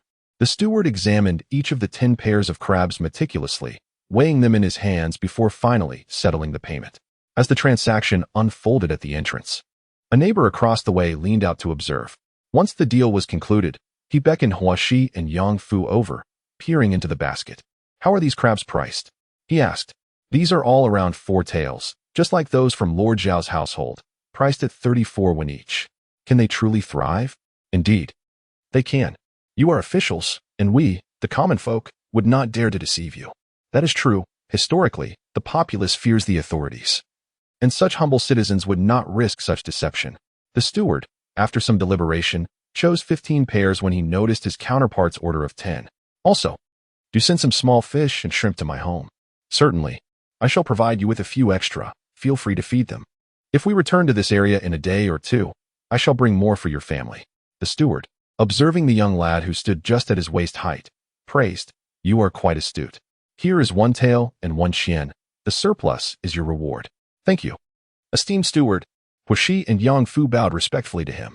Indeed, people tend to follow the crowd. Upon hearing that the crab vendor was purchasing crabs at 35 when each, and anticipating that prices might double in a few days, and seeing that 2 officials from nearby households had made purchases, they all began to buy. The several baskets of crabs were sold out without the need for further orders. There are still items that cannot be purchased, and everyone is eager to place their orders. Yang Fu felt a buoyant joy in his heart as he exited the alley of Haiying Street, urging Sheer, quickly see how much they sold for. Hua Xi glanced around. Without taking out the money to count, she estimated, approximately 3 or more taels, I suppose. If you take it out to count now. Are you not afraid of attracting thieves? Oh, right. Yang Fu quickly suppressed his delight, looking around cautiously, and tightly grasped Hua Xi's hand to protect her. After taking a few steps, he whispered, "Xie, did you deceive them just now? When have we encountered crab vendors? Moreover, the crabs weighing 2 to 4 taels. We only received them for 20 when yesterday. They are officials, and we are commoners, if they find out." Yang Fu tightened his grip on Hua Xi's hand. Huashi cast him a sidelong glance. I never claimed that I encountered a crab vendor myself. Can they trace it back to me? Besides, the prices will only escalate from here on. I wouldn't really call it deceit, regardless of their rank. Would they lose face over a few copper coins by squabbling with small fishermen? It's hardly a significant matter. Furthermore, I've already delivered them to your doorstep. Do you expect me to charge for the transport? Huashi shook her head. The crabs weighing 2 to 4 taels that were collected yesterday had all been sold, including those caught by her father. Now, the boat was left with only 7 or 8 crabs weighing over 4 taels, and those below 2 taels were unsellable. She had other uses for them. As for the crabs over 4 taels, she intended to keep them for another 2 days. Yesterday, everyone merely tentatively sent a few over, and the catch had not been substantial. However, she anticipated that today would yield a considerable amount. Yet with this, she feared that the money in her hands might not suffice. Huashi touched the jade pendant at her chest as they passed a pawn shop. Her steps slowed. Caught in indecision, Yang Fu cast her a peculiar glance, noticing her clutching the fabric over her chest, and instantly understood. He seized her and sprinted forward a few paces, admonishing her, "You must not do that. That is your personal possession. How could you treat it so carelessly? Are you not afraid that your unscrupulous relatives will find you?" However, their funds were insufficient. For she also did not wish to part with the jade pendant. She could not afford to reveal herself just yet. The Wu family now held the title of Lady of the New City Marquise, and in the future, her descendants would inherit that noble rank. Such substantial interests would not be relinquished lightly. They would undoubtedly seek to eliminate any threats. She could not allow herself to endanger Nianer under Yang Fu's unwavering gaze. For she had no choice but to follow him toward the outer city. Chapter 14. The Bracelet at the Outer City Ferry. Huashi and Yang Fu could not locate their family's black-sailed boat. They had merely been testing their luck, far from the time of their expected rendezvous. After some contemplation, they turned toward the outer city dock. They did not spot Huazhong or his merchant vessel. The duo sought out amiable merchants, helping them transport goods for a considerable time, earning 12 copper coins in return. As dusk approached, remembering they had not purchased pig trotters for their mother in several days, they visited the butcher to buy one. Avoiding the local dogs, they arrived at the outer city ferry, where they squatted by the riverbank, waiting for their boat to arrive. The river breeze intoxicated the senses, almost causing them to tumble into the water. "All right," Huashi said, patting her racing heart in affirmation. "Why not learn another skill if I can?"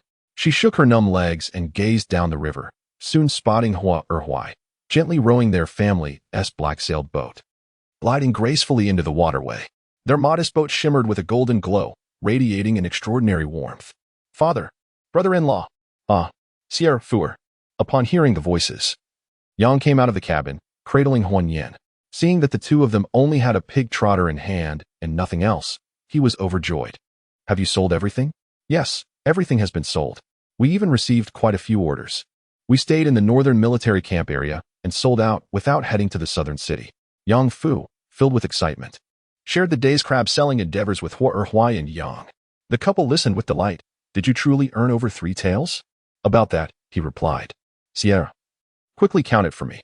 Huashi handed the pouch of coins to Yang Fu and, taking Huan Yin from Yang's embrace, teased, "Nianer, do you miss your sister? Come, let us press our cheeks together." Huan Yin beamed at her, drooling, as he pressed his little face against Huashi's. Inside the cabin, Yang Fu meticulously counted the silver and copper coins, finding the amount aligned with Huashi's estimations. Over 3 taels, nearly 4 taels of silver. "Father, this is quite a sum." Huashi, seating herself on the deck with Huan Yin in her arms, looked up at Huai and asked, "Father, did you inquire about the price of chrysanthemums today?" "I did. I asked about those several farms you mentioned, but we arrived too late. Others had already placed orders." Huashi felt a tinge of disappointment, as she had intended to gather some chrysanthemums to profit from the price difference. Yet, she quickly reassured herself, realizing the misstep. She smiled at Huai. "That's fine. I shall speak to them tomorrow." "Father, did we receive any crabs today?" "Indeed, we collected 2 crab traps. However, we encountered several crab merchants today, who were also out on their boats collecting crabs, and they offered quite a good price." Upon hearing this, Yang Fu felt a twinge of concern. Will there still be anyone willing to sell to us? After merely tasting a hint of success, is our business already on the verge of collapse? "Father, do they accept any kind of crab?" "Not at all. They only take crabs weighing over 2 taels. Their price is 2 and lower than what we offered." Yang Fu let out a sigh of relief. "That is good to hear." Yang's father scolded him. What is good about that? Are the others fools, unwilling to wait an extra day? What should we do then? Yang Fu furrowed his brow. How should I know what to do? Yang's father glared at him. Hua Shi chuckled softly, offering them comfort. No need to fret. We shall adapt to the market, as long as our price remains higher than that of the crab vendors. But what if they decide to sell at the fish market themselves? Yang Fu queried. A handful of crabs hardly warrants such effort. It would be akin to picking sesame seeds while discarding watermelons, an unwise trade. If someone truly intends to keep them and sell door to door in the city, let them do as they please.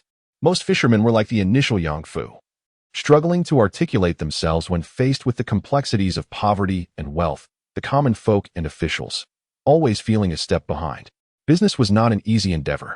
After hearing this, Yang's father felt somewhat reassured and went to the bow of the boat to prepare dinner. Thus, they collected quite a few along the way. Hearing the sound of or slicing through the water, several families poked their heads out from the cabin. Why? Where are you off to at such an hour? Qian Xiaxia also emerged from the cabin, draped in a garment. Was she, Yang Fu? I thought you had gone to play chess with the river god. Yang Fu stood by the lantern at the bow of his boat, casting a sidelong glance at him. You're the one who should be playing chess with the river god. Qian Xiaoyu followed out, delivering a firm slap to Qian Xiaxia's back, causing him to stumble. Qian Xiaoyu glared at him, exclaiming, What nonsense are you spouting? We are all making a living on the water, and yet you speak without any restraint. Qian Xiaxia touched his nose and turned to Hua Shi, asking, Hua Shi, do you still want crabs? There are crab dealers here today, and we haven't sold any. Upon receiving a glance from Hua Shi, he ultimately refrained from voicing his thoughts. Very well, I shall fetch them for you. Qian Xiaxiao promptly turned to pull on the rope of the crab trap hanging from the side of the boat. The nearby boatmen, upon hearing the commotion, began to raise their crab traps as well, creating a cacophony of splashing water. After a flurry of activity, the noise soon subsided. Tonight's catch of crabs exceeded that of yesterday by more than double, and their size was impressive. Each boatman, clutching their heavy earnings from the crabs, wore a broad smile. Why, I will reserve some crabs for your family tomorrow. I am immensely grateful. With an empty purse in mind, and the thought of more crabs than yesterday, he pondered where his parents had obtained the money for their crab catch earlier in the day, especially since they had spent more than 4 taels. Yang's expression darkened, and Huai cast a glance at her before addressing their 2 children. I sold the bracelet your mother brought as her dowry and received 3 taels of silver. What? Sister, you sold the bracelet that mother left for you? Yang chided him. What are you making such a fuss about? You'll wake Nieners, and I will not hesitate to scold you. How else could we have money to catch crabs? A surge of indescribable complexity welled up within Hua Shi, as blood ties seemed to wish for his demise, while those without can wish for his survival. Hua Zino shifted closer, embracing Yang's arm, resting her head upon it and nuzzling gently. Mother, when I earn money in the future, I shall buy you splendid golden bracelets, allowing you to wear a different one each day. Yang's heart warmed at her words. She withdrew her hand and enveloped Hua Zino in her embrace, caressing her back. Very well, then I shall await my daughter's filial piety. Yang Fu also edged closer, saying, Sister, I shall buy you some too, so you can adorn both hands and dazzle others. What purpose is there in dazzling others? She retorted, though her heart swelled with warmth. Unfazed, Yang Fu chuckled, half-hugging Yang, resting against her back. With their mother gone, his sister had become his mother. Chapter 15. Bald yellow oil. The following morning, Yang and Huai rose early, preparing 2 to 4 taels of crabs, carefully tying them up and arranging them neatly in a basket for the children to take to the city for sale. After their morning meal, Hua Zino and Yang Fu carried even more crabs into the city than the previous day. Their destination was the southern city. Much like the day before, their venture was remarkably smooth, and by midday, they had sold out completely, earning a generous amount in tips. Hua Zino then halted him. Today we shall not go. Not go. Zino, do you have a better place to earn money? Yang Fu's eyes brightened. Indeed.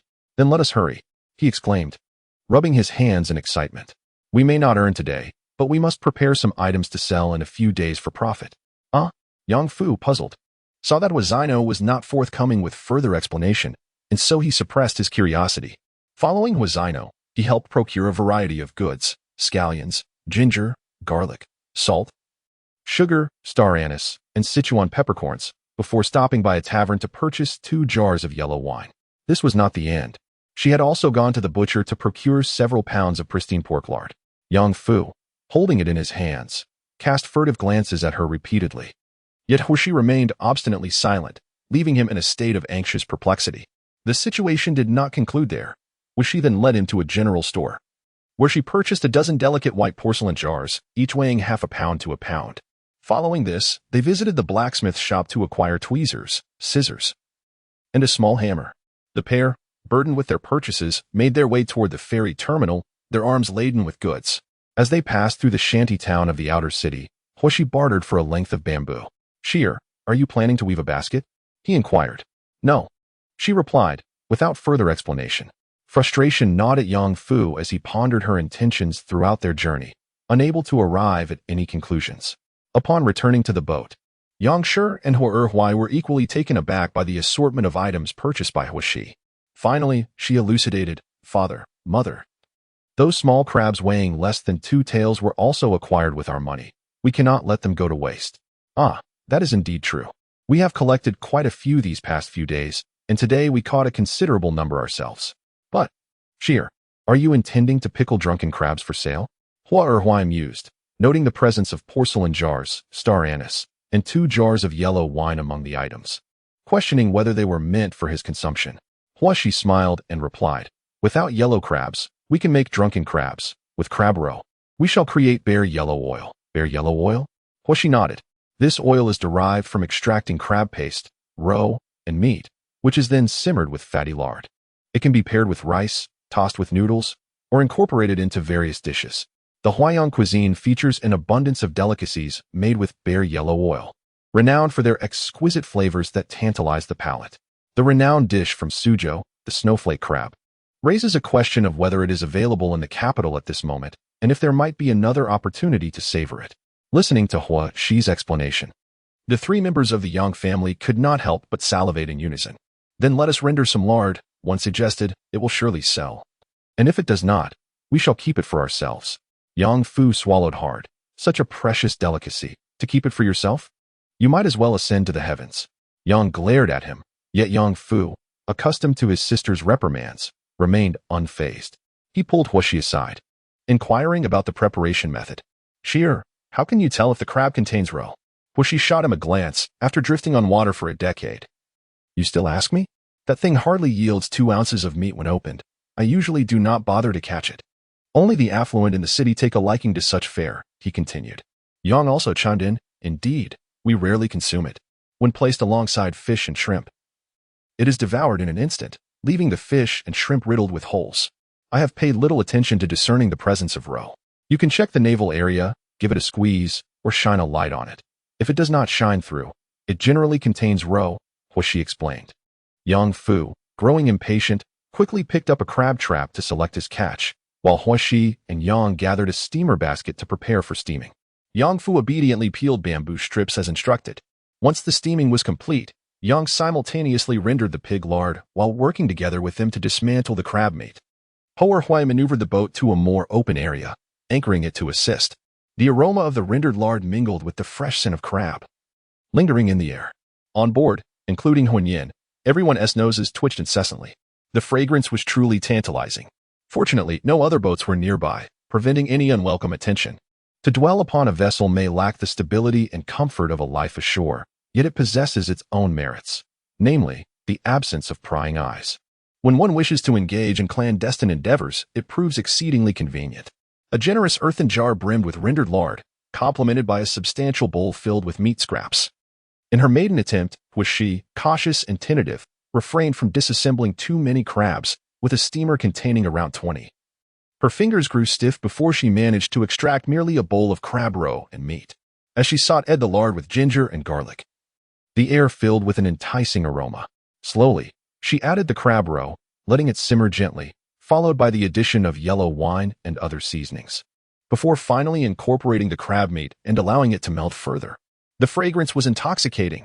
Huinyan, unable to contain her excitement, pointed eagerly, "Oh, I want some." No amount of coaxing could quell her enthusiasm. As the family embraced the daylight, they busied themselves with steaming and dismantling crabs, as well as rendering the lard into pure golden oil, almost forgetting to prepare their evening meal. Now, they felt the pangs of hunger, the enticing aroma intensifying their appetite to an unbearable degree. Once the concoction was ready, It was ladled into delicate white porcelain jars, cooling as a thin layer remained at the bottom of the bowl, prompting Yang Fu to lick his lips in anticipation. "Let us not sell ourselves short," he urged, his gaze fixed intently on the jar. Although the crab meat itself bore little value, the labor involved was considerable. Huashi, noticing the collective gaze upon her, pondered momentarily before suggesting, "How about selling half a pound for 2 taels of silver?" "What? Is it too cheap?" Yang Fu protested. "No, Huashi. This batch of 20 crabs is worth less than 101.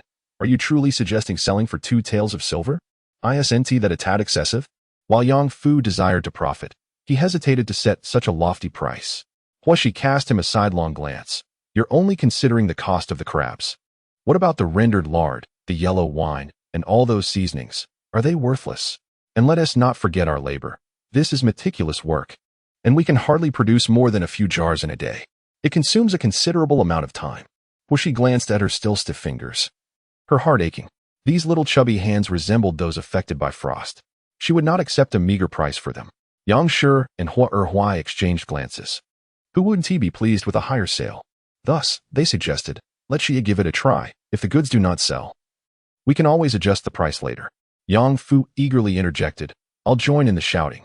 Such fragrant items are surely sought after." Yet, a thought crossed his mind. What if they did not sell? Rest assured, this is rendered lard. Once cooled, it forms a solid surface that seals in freshness and prevents spoilage. In this weather, it can last a month or 2, and with an ice cellar, even longer, he reassured them. Yang Shi and Hua Erhuai both sighed in relief. A month or 2 provided ample time for them to promote the goods. Yang Fu felt increasingly reassured. If they could sell half a pound for 2 taels of silver, they could save a considerable sum at home. Just the thought brought him joy. "Brother-in-law, let us set sail quickly. We can gather some crabs along the way." Hua Erhuai nodded. "Indeed. We shall drop a few crab traps in the lush waters. We can collect them early tomorrow morning." "Excellent.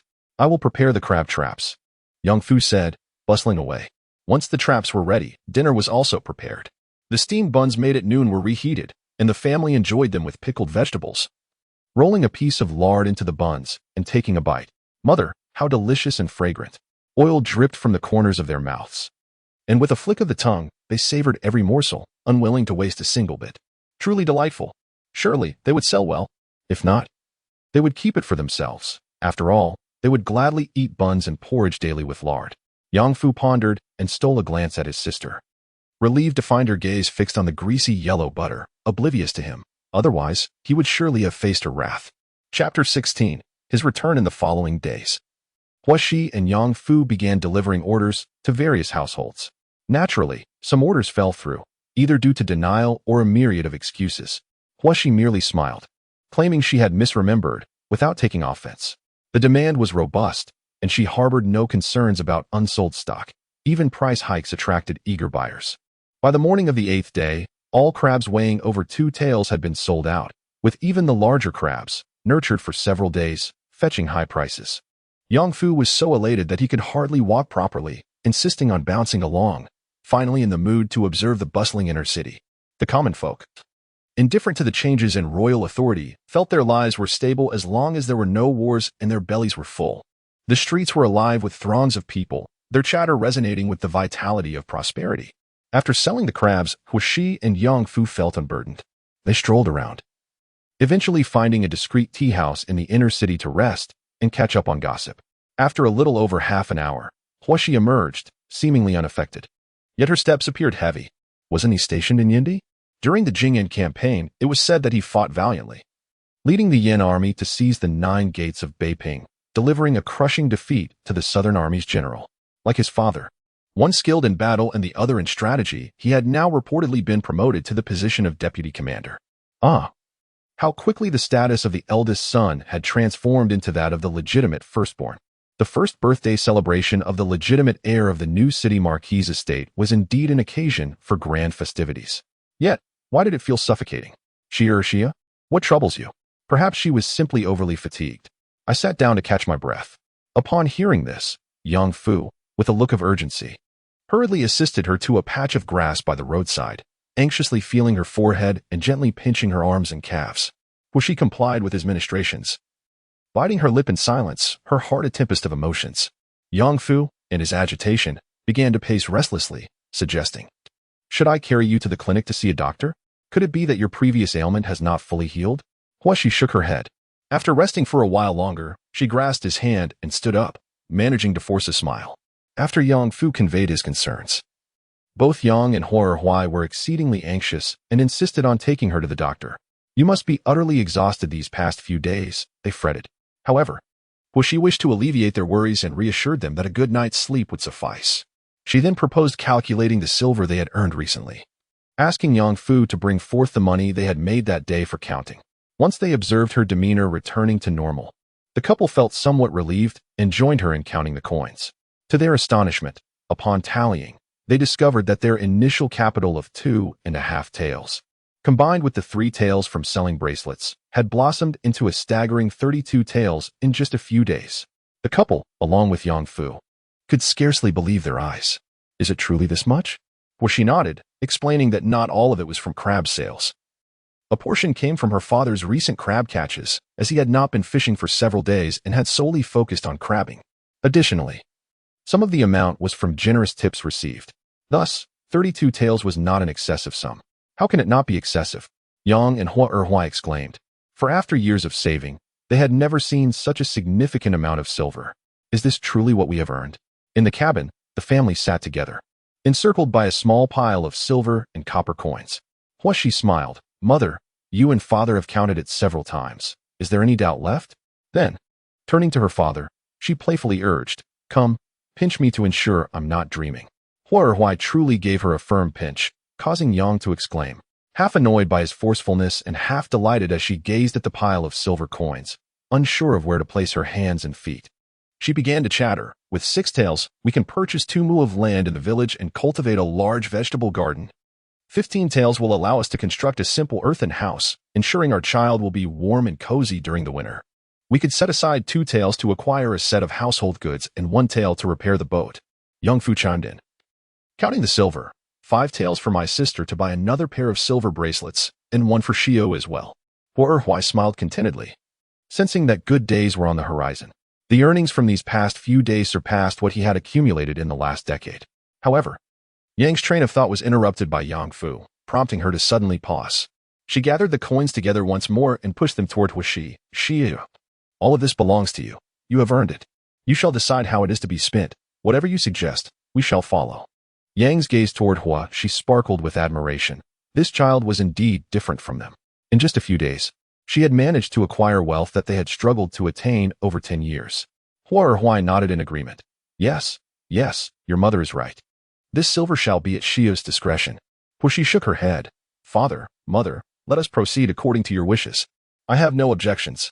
Observing Huashi's lackluster demeanor, the couple exchanged glances and then looked at Yang Fu, who appeared innocently perplexed. With Huashi remaining non-committal, they decided, then we shall keep this money for now. If Shio has any thoughts or wishes to do something, just tell us, and we shall oblige. Thank you, father and mother. Yang responded immediately, while Yang Fu, anxious, knelt down and exclaimed, eager to take action. However, Huashi shook his head and said, Father, I wish to enter the inner city tomorrow. I've heard that a certain marquis's residence will be hosting a grand banquet for their son's first birthday, inviting numerous guests. It is rumored that the joyous money to be distributed tomorrow amounts to several baskets. Indeed, I have heard the same.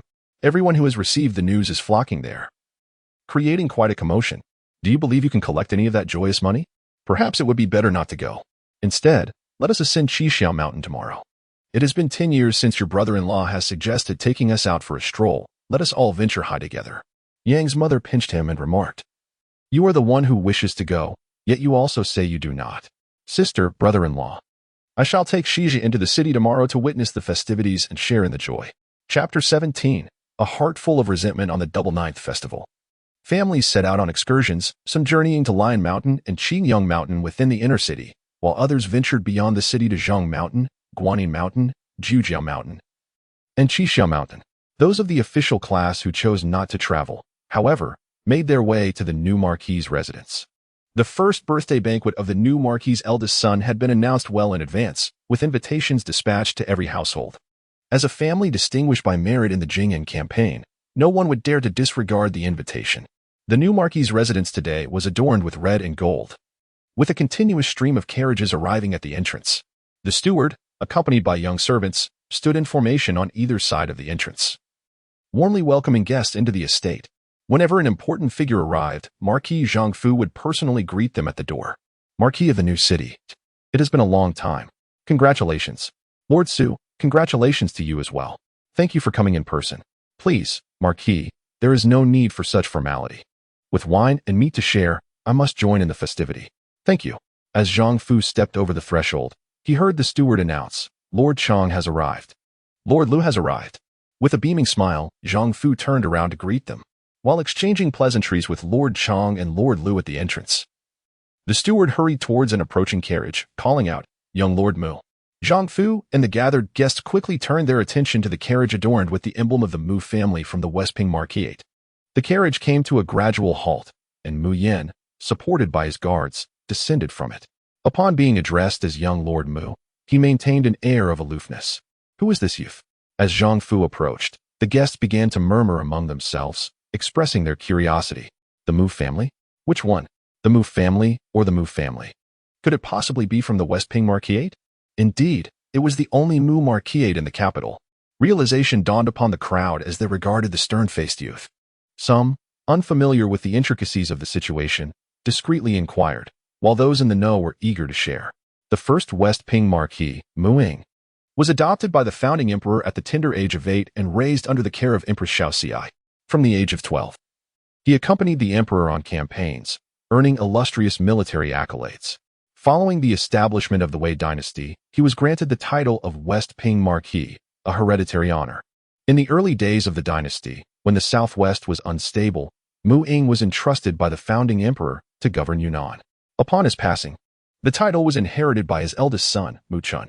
Without a son of his own, Mu Chun adopted his younger brother Mu Xing's eldest son, Mu Yin.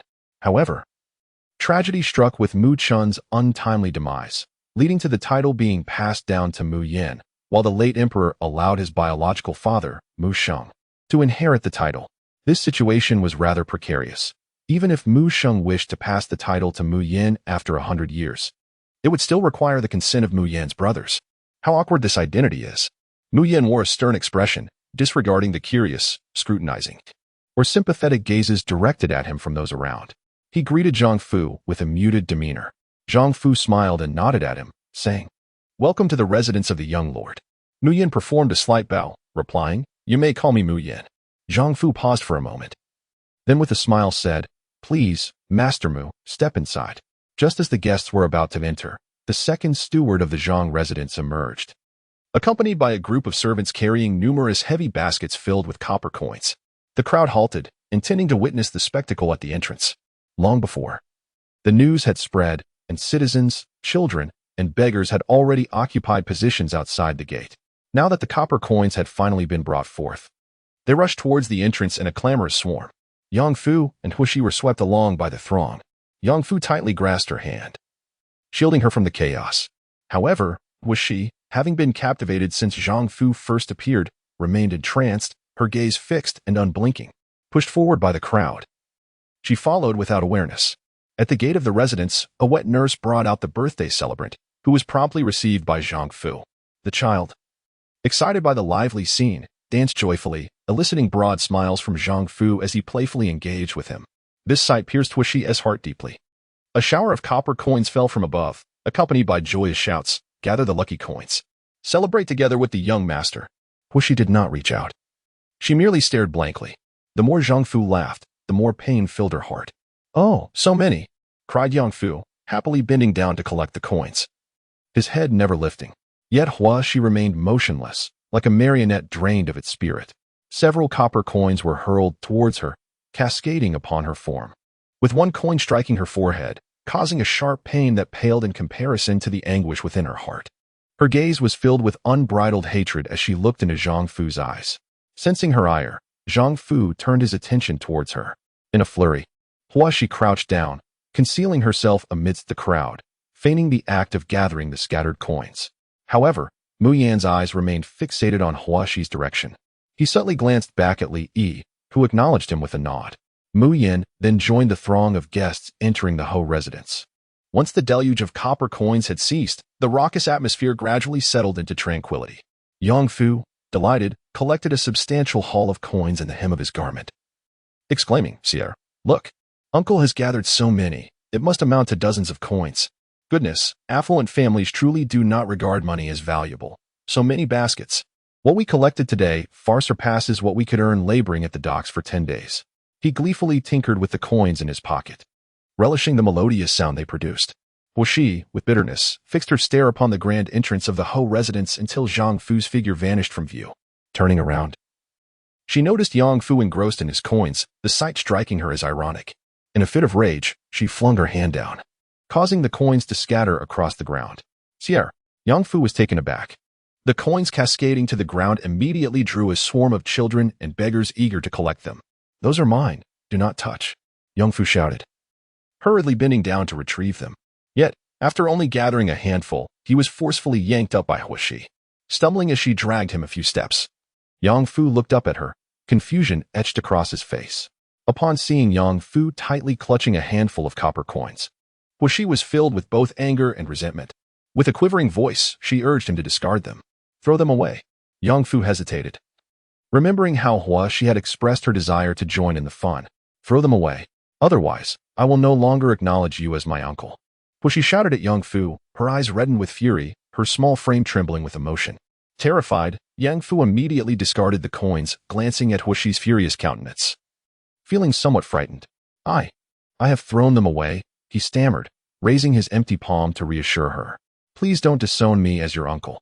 Seeing Huaxi breathing heavily, her face flushed with rage, he was alarmed. After a long pause, he managed to ask, "Huaxi, what is wrong? Remember, that family is now my enemy and yours as well. We shall not covet their possessions." "Oh, yes. From now on, we shall not sell them anything. And we will avoid anyone from their household," Yang Fu quickly affirmed. However, Huaxi remained consumed by her anger.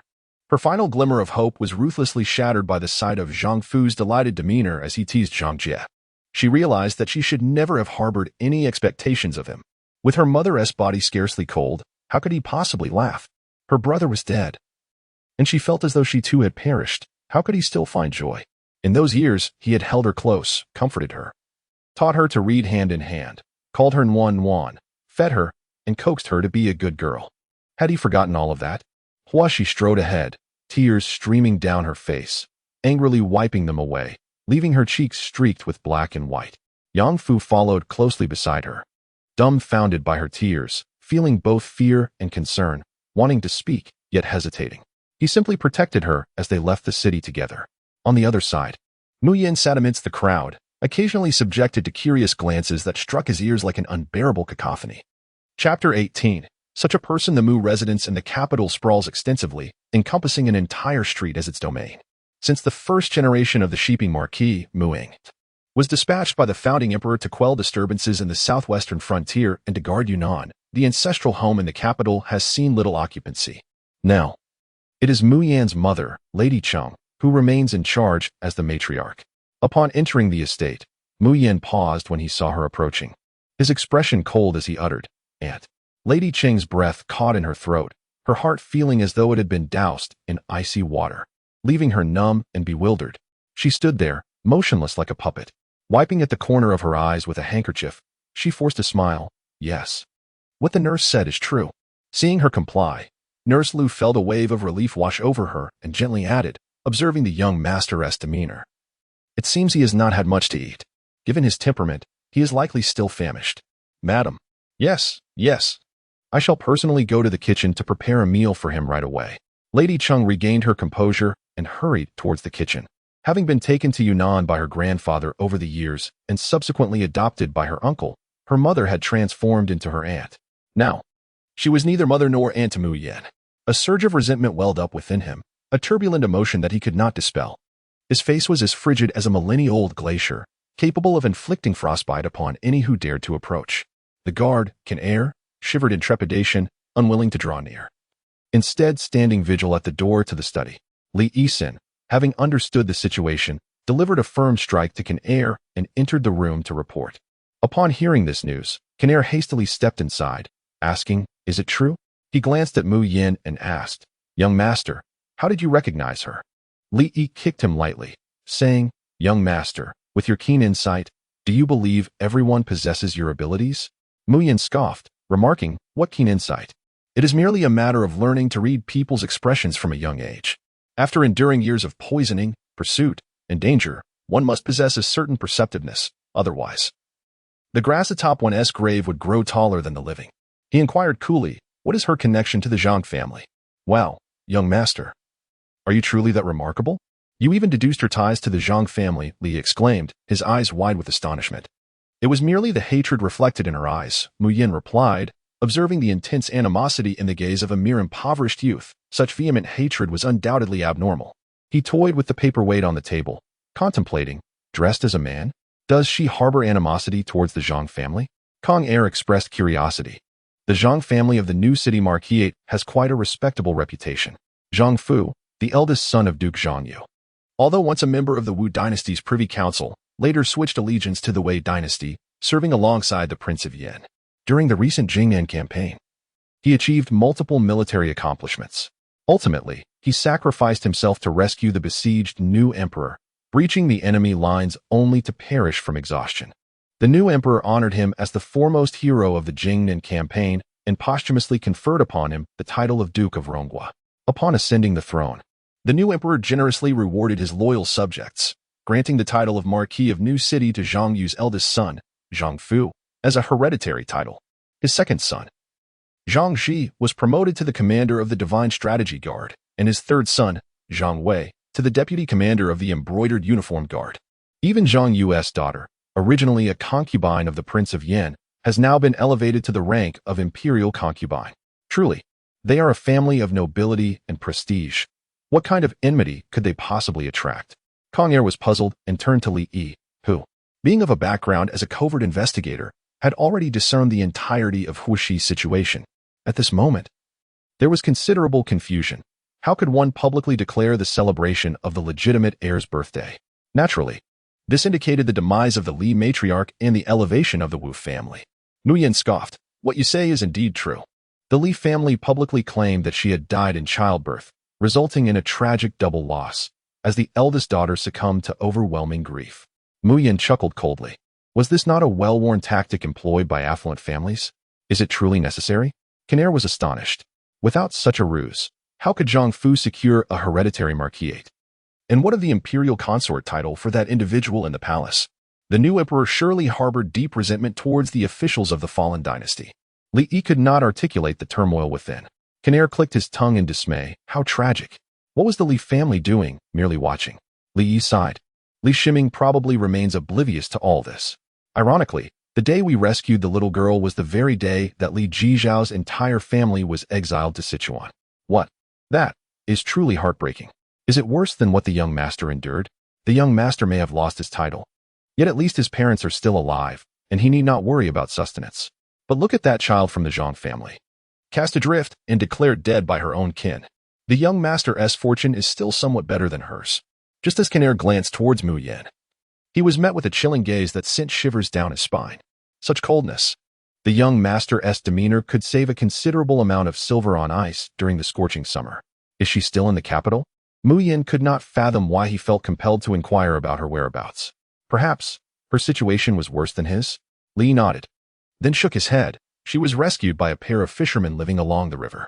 The siblings changed their names to Hu Shi and Hun Yin. My subordinate followed her to the outer city dock and witnessed her adoptive mother welcoming her with her brother in her arms. It is evident that, although life has been somewhat arduous, the couple treats her and her brother as if they were their own flesh and blood. Mu Yin cast a half-smiling glance at him, as if they were their own. She was once a legitimate young lady of the Ho family. Yet now she bears the marks of disgrace. If it were you, would you be willing? Li vigorously shook his head. I reckon I would loathe them to the core, setting fire to the Zhang household every day. Suddenly, Mu Yin felt a sense of relief wash over her. Patting her stomach, bring me some food. I am famished. Ah, weren't you just lamenting your lack of appetite? Yet now, upon hearing of others' misfortunes, you find the desire to dine? Young master, I did not expect you to be this kind of person. Chapter 19. Establishing Household Registration After Lunch. Hushi accompanied Yin'er in play for quite some time until the latter fell asleep. Hushi gazed at Hun Yin for a moment, then suddenly turned to Huai and Yang. Father, mother, could you please help me and Yin'er establish our household registration? I do not wish to remain an undocumented citizen."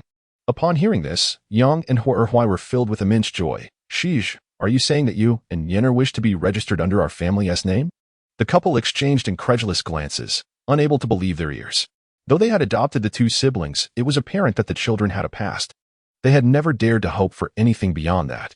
Now, however, to hear the children express a desire to be included in their family's registration was astonishing. Yang nervously clasped her hands. "Sheer, have you thought this through? Once registered, you and Yenner will truly be children of the Hua family." Huai also stared at her anxiously, swallowing hard. Huashi looked steadfastly at them. "Father, mother, do you not like me and Yenner?" Yang and Huai, in a flurry, waved their hands. No, we do like you both. Father and mother cherish you and Yenner, wishing that you could be our own flesh and blood. Yet, our station in life is humble." Huashi choked back tears, shaking her head. "Father and mother treat me and Yenner as if we were their own, graciously taking us in and providing us with a home. Yenner and I are profoundly grateful and vow to serve and honor you for all our days." Having said this, she knelt down before the couple, bowing deeply in reverence. Mrs. Yang covered her mouth, tears streaming down her face in overwhelming joy. Huai and Yang helped her to her feet, embracing her tightly. They expressed their gratitude to the heavens for bringing her and Yenner into their lives. Huashi silently wept in Mrs. Yang's embrace. From that moment forth, she would bear the surname Hua. She was no longer Zhang Yuning, but Huashi, an ordinary girl from a fishing family along the Qinhuai River. That night, Huai and Mrs. Yang tossed and turned, unable to find sleep. They exchanged glances filled with silly smiles, occasionally rising to check on Huan Yan, who lay beside them, and listening intently to the gentle rhythm of Huashi's breath in the cabin. They felt a sense of completeness in their lives. The following day, the couple rose early, rowing their boat to Jiangning County near the capital. Upon docking, Huai hurriedly took their household registration book and made his way to the county office. After 2 days of running around and slipping a bribe of over 10 taels of silver, he finally succeeded in registering the names of Huashi and Huan Yan in the Hua family household records. It was relatively easy to register the infant Huan Yan, but securing a record for nearly 7-year-old Huashi proved more challenging. Where had she been all these years? Why only now, at the age of 7? Huai bowed and offered bribes, explaining that the previous children had not survived and that they intended to wait until the children turned 10 before registering them. With the financial matters settled, a mere 7-year-old girl posed no threat to anyone. After 2 days of wandering, she faced little hardship and ultimately found her place. Huashi gazed earnestly at the household registration booklet, where her name and Huan Yan's were inscribed, a complex mix of emotions swirling within her, leaving her feeling somewhat lost. Huai and Yang knew that the child was concealing something, but since she remained silent, they did not wish to probe into her wounds. Now that she seemed willing to acknowledge them as her family, their hearts brimmed with joy. They felt that this child possessed extraordinary insight. While the 3 adults in the household were illiterate, she examined the registration booklet with great interest. Yang then inquired, "Sheer, how do you propose we manage the family finances?" All the money belonged to Huashi, and both parents were eager to heed her counsel. Huashi requested Yang to put away the household registration booklet, warmed by the sight of Yang cherishing it so fondly. She replied, "Let my parents decide. I have no objections." Where she recalled the address she had seen in the registration booklet, initially believing this family to be without roots. So, her father hailed from Yangjia village in Jiangning County? Why then did they bear the surname Hua? Were they outsiders? Huai pressed his lips together. Yang glanced at him and sighed. "Your mother is from Yangjia village. Your father was adopted into the Yang family." My father was adopted into the Yang family? Huashi expressed her surprise. It was no wonder she had always felt something was amiss. Huai did not appear to be a man lacking in decisiveness. Yet all matters at home seemed to require Yang's judgment. Where is my father originally from? After all these years, Huai had come to terms with it. Had the child not inquired, he might have almost forgotten that he had been adopted. Your father is also from Jiangning County, a half-day's journey from your mother's village, a place called Huojiaba. Your father's family had many siblings and lived a challenging life. In those years, your maternal family had only given birth to your mother, and it seemed they were on the brink of extinction. Originally, your maternal family possessed some wealth, as Yangjia village, situated near the Qinhuai River, was more prosperous than our village, which lay inland. Noticing Huashi's interest, the Yang family began recounting old tales. After listening, Huashi turned to Yang Fu and asked, "Was your uncle also adopted?" Yang Fu's eyes widened in surprise. "No way. I'm not adopted. Yang Shi playfully smacked him, glancing at Huishi with concern. Fearing she might misinterpret the situation, Huishi smiled reassuringly. Yang Fu, realizing his blunder, shifted closer to Huishi, saying, Sierra, I meant no offense. Huishi nodded. I understand. Yang Fu sighed in relief. I was a brother-in-law before my mother realized she was expecting me. Huishi nodded in comprehension. After the pillar of the family was lost, their grandmother passed shortly after giving birth to Yang Fu, and thus, Huai remained in Yangjia village. They must have had a house and fields. Why did they not stay in the village? Yang Fu interjected. The grand brick house was sold as well, leaving only a dilapidated boat. After my mother passed, my sister and brother-in-law took me to make a living on the water, so that was it. I had thought they were descendants of boat dwellers, but it turned out they also had roots. Chapter 20. Yangjia village. When Huai and Yang Shi reminisced about the past, sadness was inevitable, prompting Huishi to comfort them both. The identity of a son-in-law was often looked down upon by society, and Yang Shi wished to spare him any lingering regrets. Huai remained silent. While Yang Fu pouted and muttered softly, those people from the Hua family are all troublemakers. What are you saying? Yang Shi reprimanded him. Yang Fu bit his lip, silencing himself. However, Huishi could discern that Yang Fu did not wish for Huai to settle in Huajiaba. He was still young and would merely be a burden. Accompanying them to Huajiaba, Huai sighed, suggesting they first visit the village chief in Yangjiakan. Yang nodded in agreement. As Huai moved to the stern of the boat to row, Yang went to the bow to tend to the small crabs, while Yang Fu quietly confided in Huishi. Now that Huishi and Huinyin were truly his nieces, Yang Fu had much to express to her. So, you do not desire us to live in Huajiaba? Yang Fu affirmed. Indeed, the Hua family is rife with complications. Huishi understood, pondering why, in the past, she had followed her father's surname without knowledge of the situation.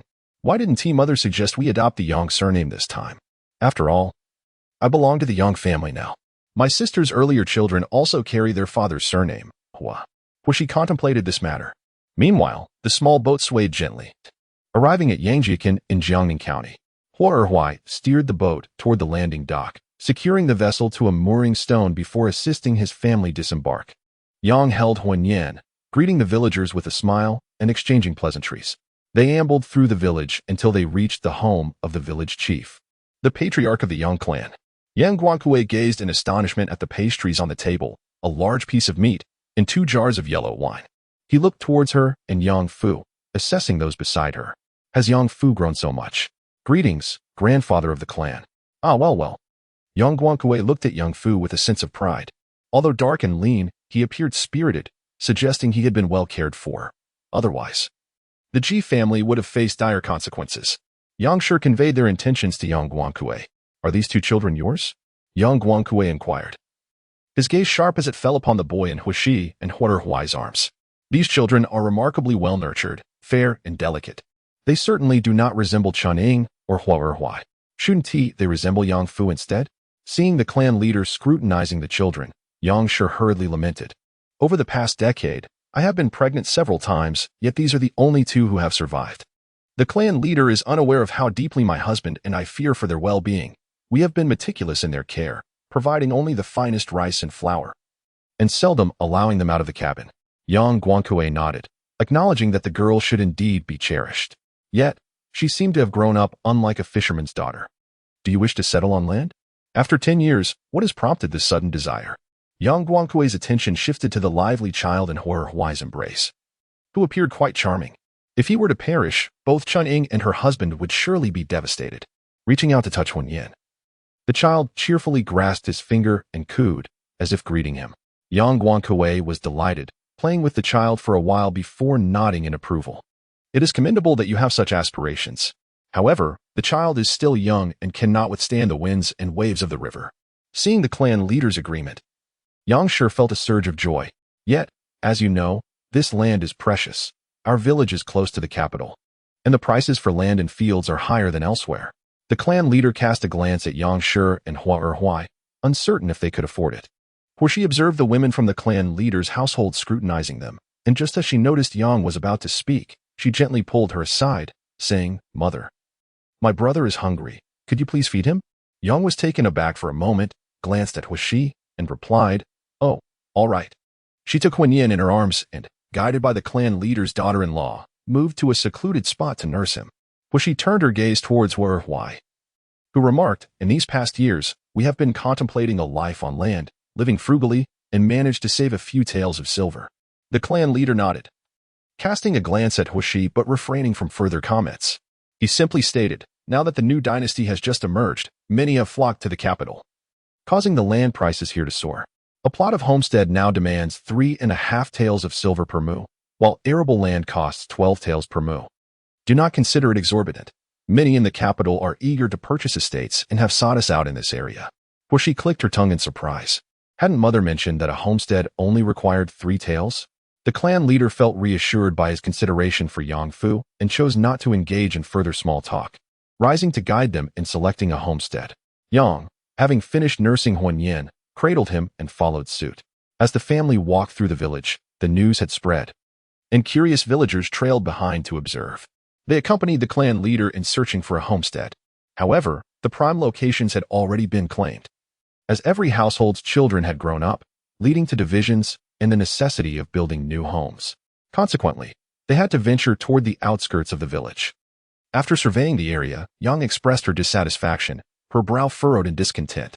Huai and Yangfu remained silent behind her, while Huishi leisurely strolled, taking in her surroundings.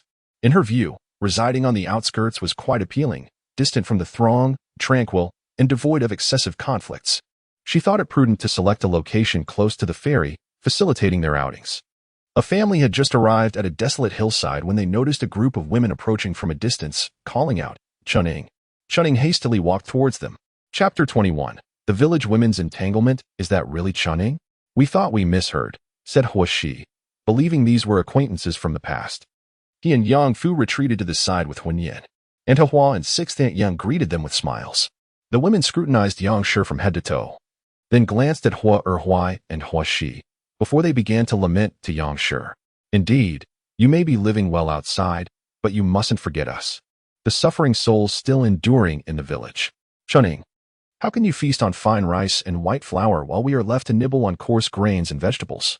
They clung tightly to Yangshi, unwilling to release her. The more Huishi listened, the more he sensed something amiss. He pulled Yangfu back another 2 steps. Yangshi, hearing their words, felt her expression stiffen, unable to muster a smile. Yang Guangkue frowned at the complaints and exclaimed, "Every family has its own circumstances. Why should Chunning concern herself with whether you eat coarse grains or fine?" "Patriarch, your words strike a nerve," one woman retorted. "If it weren't for her father." Yang Jinxia, suggesting that we engage in the southern goods trade, would my son have followed? Chun-Ing is indifferent to our plight. Her father was the leader, and while he may be gone now, he has left us in dire straits. The women continued their accusations in unison. Yangfu, filled with indignation, had initially thought they were relatives, only to realize they were a band of shameless shrews. As he prepared to step forward in defense, Huishi firmly held him back. Yang Guangkue, listening in disbelief, interjected, "Was it by force that Jinxi coerced you into partnership? You made your own decisions. Why blame others for your choices? Jinxi sacrificed his life, and his wife followed him into the void. Can you not see this?" He cast a scathing glance at the group of village women and continued, "The siblings sold their land and property to settle their debts. Forced to seek a livelihood on the water for a decade without the means to purchase even an acre of homestead. You dwell comfortably in the village, sheltered from the elements, yet you have the audacity to come here and harass us." The village chief's words fell on deaf ears as the women remained unmoved. Yang's anger surged. Realizing that 10 years had elapsed since their family sold their home and land to repay debts, exchanged a large boat for a smaller one. And now they were expected to bear the responsibility for the latter years of several families? He raised his voice, "Not only your family, but my father is gone. My mother has perished too. We have lost 2 lives. We liquidated our assets and are left with nothing. Who cared for us back then?" One woman spoke up. "At that time, we were all starving. Just because you were hungry, you must lay blame upon us? It is unreasonable to share profits but hold us accountable for your losses. There is no justification for that. You have no authority to dictate this. If it weren't for your father's instigation, we would never have engaged in such dealings. We are merely simple folk scraping out a living." Yangfu could no longer contain himself and leapt up. "My father did not force you. You conspired with him of your own volition. Why must you cast blame upon my family? You, a posthumous child, what do you know? Indeed, it was only after his father had passed that he was born. Whether he is truly of the Jing family's lineage remains uncertain. What nonsense are you spouting? Upon hearing this, Yang rushed forward, ready to engage in a physical altercation with the man. The clan leader promptly intervened to separate them, but soon, chaos ensued once more. Yang and Yang Fu began to vociferously exchange insults, and when several village women found themselves outmatched in words, they resorted to physical confrontation. Hua Erhuai pulled Hua Shi and Huan Yin away to safety before rushing back to assist. Hua Shi, taken aback, observed the conflict between Yang and the group of women, noting that they were gradually losing ground, which filled her with anxiety. When she saw Hua Erhuai had also brought Yang Fu along, she quickly leaned against him, exclaiming, "Father, I feel unwell." "Ah, what is the matter? Are you feeling ill again?" His mother, Yang and Yang Fu rushed over, clearly distressed. "Sister, Xie is unwell. We must take her into town to see a doctor." Yang Fu, having witnessed Hua Shi's inexplicable bouts of illness before, was alarmed. The last time she had been bedridden for 2 days, it had greatly unsettled him. Now, seeing her in distress, he was eager to escort her to a physician. Hua Erhuai, flustered and at a loss for words, quickly squatted down to carry her, hastily making his way toward the ferry. Yang Guangkue waved his hand, urging them to hurry. Reflecting on Yang's 2 children, he couldn't help but express his admiration. It was not only Yang Fu who supported Chunying, but the 2 children she bore were also thriving under her care, indicating that life was indeed progressing positively. As Yang Guangkue thought of Hua Shi and Huan Yin, he furrowed his brow, pondering how they bore no resemblance whatsoever to the offspring of Chunying and Hua Erhuai. The clan leader's wife, sensing his confusion, remarked, "They do not resemble them, yet it is undeniable that that child is indeed of Yang's blood. I have seen her nursing him myself." Although they did not resemble the spring cherry blossoms or the second son of Huai, the 2 children bore a striking resemblance to each other. Could they possibly have been found abandoned? Upon hearing this, Yang Guangkue felt reassured as Yang Shi fed the younger child, dispelling his doubts. "Ah, Xie, you are not ill." "Are you?" Yang Fu exclaimed in astonishment. Hu X glared at him, retorting, "You are the one who is ill." Yang Shi chided Yang Fu, questioning his choice of words. Outside, Hu Erhuai, who was rowing, also let out a sigh of relief. Hu and In, glancing here and there, imitated the adults and breathed a sigh of relief, which instantly brought laughter to everyone. Chapter 22. No return. Having witnessed the scene in Yangjia village today, Hu X was reluctant to live there. She had much to accomplish and did not wish to squander time on trivialities. Yang Shi, upon hearing Hu X's inquiry, ground her teeth in anger. It had been 10 years, and now that her family was thriving, these people were once again envious. Hu Erhuai furrowed his brow tightly. Though the family drifted along the river, battered by wind and rain, their lives were peaceful, devoid of unnecessary troubles. Living in the village provided a solid night's sleep, the ability to cultivate their own food, and free water. Yet given the events of today, could one truly feel at ease there? Where do you wish to go then? Yangjia village is your route, Yang Fu pouted. Yang Shi and Hu Erhuai were even more distressed upon hearing this. They had once thought 32 taels of silver was ample. Yet it had cost over 10 taels just to register the 2 children, plus additional silver spent on gifts for the clan leader. After purchasing a plot of land and constructing a dwelling, little silver remained, and arable land was now out of reach. Yet, as September rolled in, with autumn winds rising and river waters cooling, they worried for the lively and adorable Nin, fearing he might not endure the change. The couple gazed at Huan Yin, filled with both concern and sorrow. Hua Shi followed their gaze and observed Huan Yin, who appeared to be in high spirits, frolicking by the river, dancing and singing joyfully. Hua Shi wished for nothing more than for Huan Yin to remain unscathed.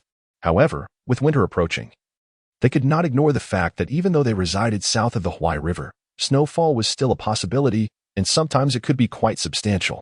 Yang Shi, observing the lively Huan Yin, felt a deep pang of sympathy. Hua Shi preferred the idea of staying outside, where it was tranquil and unobtrusive, allowing them to lead their simple lives in peace. Upon hearing this, Yang Fu's eyes lit up. That sounds excellent. I have heard that some houses in the outskirts of the city can be rented for merely a few dozen coins. Those few dozen coins are for dilapidated shanties, which are hardly fit for habitation, Yang Shi retorted, glaring at him. Hua Erhuai furrowed his brow, contemplating Hua Shi's suggestion. The more he pondered, the more he felt that such an arrangement was indeed favorable. He cast a glance at Yang Shi. Their eyes met, and she understood his thoughts without words. As he bounced with excitement, the boat swayed slightly, prompting Yang Shi to chastise him with a few playful swats, which elicited laughter from Huan Yin. The family joined in the merriment, and thus, The decision was made. Yang Shi contemplated the family's finances. Living in the city would entail numerous expenses, and she was uncertain about the rental prices for decent accommodations. Huishi reassured her, "On another day, I shall accompany my uncle into the city to inquire about it. If we cannot afford to live in the capital, we can settle in Jiangning County instead. Moreover, we still have that lard to sell. If we can sell it at 2 taels per jar, it will yield some income." Indeed, how could I have forgotten about the lard? Yang Shi could no longer remain idle. She hastily instructed Yang Fu to fetch the crab traps, as she intended to steam and prepare crabs to extract the lard. She was determined not to delay any opportunity to earn some silver. On this particular day, Huishi and Yang Fu refrained from entering the city, instead joining Huai in the river to cast nets for fish and shrimp, diligently setting crab traps, while occasionally assisting the Yang family. The capital was teeming with royal relatives, nobility, and wealthy merchants, with an abundance of greasy yellow oil that never faced scarcity. After several hours of effort, Yang had sealed the oil in delicate white porcelain jars, carefully stored them in a box, securely placed in the ship's hold to prevent any spoilage. However, the crabs in the traps were nearly depleted, with plans to prepare a few jars of drunken crabs for the following day. Upon realizing there were only about 10 jars worth, Yang Fu called out towards the stern of the boat, "Brother-in-law, let us gather more along the way." With that, they resumed their net collecting, yielding a considerable catch of fish, both large and small, along with several pounds of river shrimp and about 10 crabs of varying sizes. Yang Fu and Huishi meticulously sorted their haul, placing it in the water tank and fishing baskets at the back of the boat. Whenever a passing vessel came into view, the two would call out inquiringly about crabs, which yielded them further success. Huishi went to assist Yang in preparing the evening meal, while Huanyan slept and Huai organized the fishing nets. Noticing that he had no further tasks, Yang Fu stripped down to his undergarments and leapt into the river with a splash. Huishi, on her toes, peered in and watched as he splashed around before vanishing from sight, feeling a twinge of envy. Yang, observing the few ripples left on the water's surface, chuckled and scolded him lightly before turning to Huishi. "If you wish to learn, your uncle can teach you." In the life of fishermen, gender distinctions were of little concern. Small, unadorned boats often housed multiple generations, both male and female. At night, those with the means would hang a cloth curtain for privacy, while others simply collapsed into sleep without regard, with their bellies not always full. Who could afford to be particular? Besides, Huishi was not yet 7 years old. Before long, Yang Fu emerged from the water, his dark hair cascading over his face. With a couple of splutters, he expelled the water and brushed his hair back. She asked, "Would you like to join me in the water? I can teach you." A flicker of interest sparked in Huishi's eyes, while she could manage a couple of splashes. Her swimming skills paled in comparison to Yang Fu's, who possessed an exceptional affinity for the water, able to hold his breath and swim for extended periods. Swiftly shedding her outer garments, she plunged into the water after him. Yang Fu, accustomed to diving into the water during his leisure time, exhibited remarkable patience as he instructed Huishi on how to hold her breath and enhance her speed. His parents, Yang Shi and Huai, watched with beaming smiles from the bow of the boat, while the adults stood nearby, cheering for their children and offering encouragement. The crispness of early autumn and September failed to reach this spirited group of fisherfolk. Chapter 23. The midnight wind and rain. Several days passed in this manner, where she busied herself with Huai, casting nets, selling fish and crabs, and producing lard. Considering the ample supply of lard they had at home, Huishi contemplated visiting the market to gauge the prices. She worried that if another family, brimming with confidence, produced an excessive quantity, they might struggle to sell it at a fair price, rendering their efforts futile. Before retiring for the night, Huishi conferred with Yang Fu about where to market their lard. Having settled their plans, they soon drifted off to sleep. In the middle of the night, feeling a chill, Huishi groggily sought out her blanket. Just as she settled down, intending to resume her slumber, she heard the rhythmic patter of raindrops on the boat's roof. Listening closely, she realized it was indeed raining. "Father, mother, it's raining." Upon hearing this, Yang Shi and Huai propped themselves up, listened attentively, and reassured her, "It's nothing to worry about. It's just rain. Your father repaired the boat a few days ago. It won't leak. Sleep soundly, Shi." Huishi pondered. After all, they had been making their living on the water for a decade. What situation had they not encountered? Just a bit of rain. Hadn't Yang Fu even gotten up? Thus, she felt reassured and drifted back to sleep. Little did she know, in the dead of night, the entire vessel began to sway violently. Soon, a cacophony erupted outside. "Get up. Everyone, rise. The wind has risen, and the rain is pouring." Was she jolted awake, half-conscious? She saw Yang Shi hastily pull back the curtain, exclaiming, "Sheer, Fuer, hurry up. The rain is coming down hard." Was she still dazed? Watched as Yang Fu sprang to his feet, neglecting to put on his clothes, and hurried out of the cabin to secure their boat alongside Huai. Was she was at a loss for what to do when suddenly Yang Shi thrust Wen Yin into her arms, saying, "Sheer, hold Nyenner and stay inside the boat. Do not be afraid." Watching Yang Shi exit the cabin, where she clutched Wen Yin tightly, glancing from the bow to the stern. At that moment, the windward lantern at the bow was swaying perilously in the storm, and the boat rocked as if on a seesaw. Where she felt as though she were on a swing, her head beginning to spin. In no time, the motion intensified, making it impossible to remain seated. Wen Yin, startled awake, began to wail, perhaps still weary from sleep. Where she clung tightly to the horizontal beam of the cabin with one hand while soothing him with the other. Her legs wrapped around him, desperately trying to calm him to no avail. Outside, the wind howled ever louder, sweeping over the water with a mournful sound. While the rain intensified, pelting the roof of the boat with a relentless clatter, as if it were crashing down upon them. Huashi glanced anxiously at the roof, fearing leaks. Rainwater splashed in from both the bow and the stern, drenching the cabin, and Huashi pressed Wen Yin closely against her, shielding him from the deluge.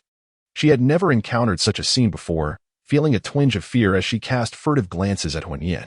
"Sheer, come, quickly put on the raincoat. Wrap Nienu in it. We mustn't let him get wet." Yang Shi entered, lifted her, and helped her don the raincoat.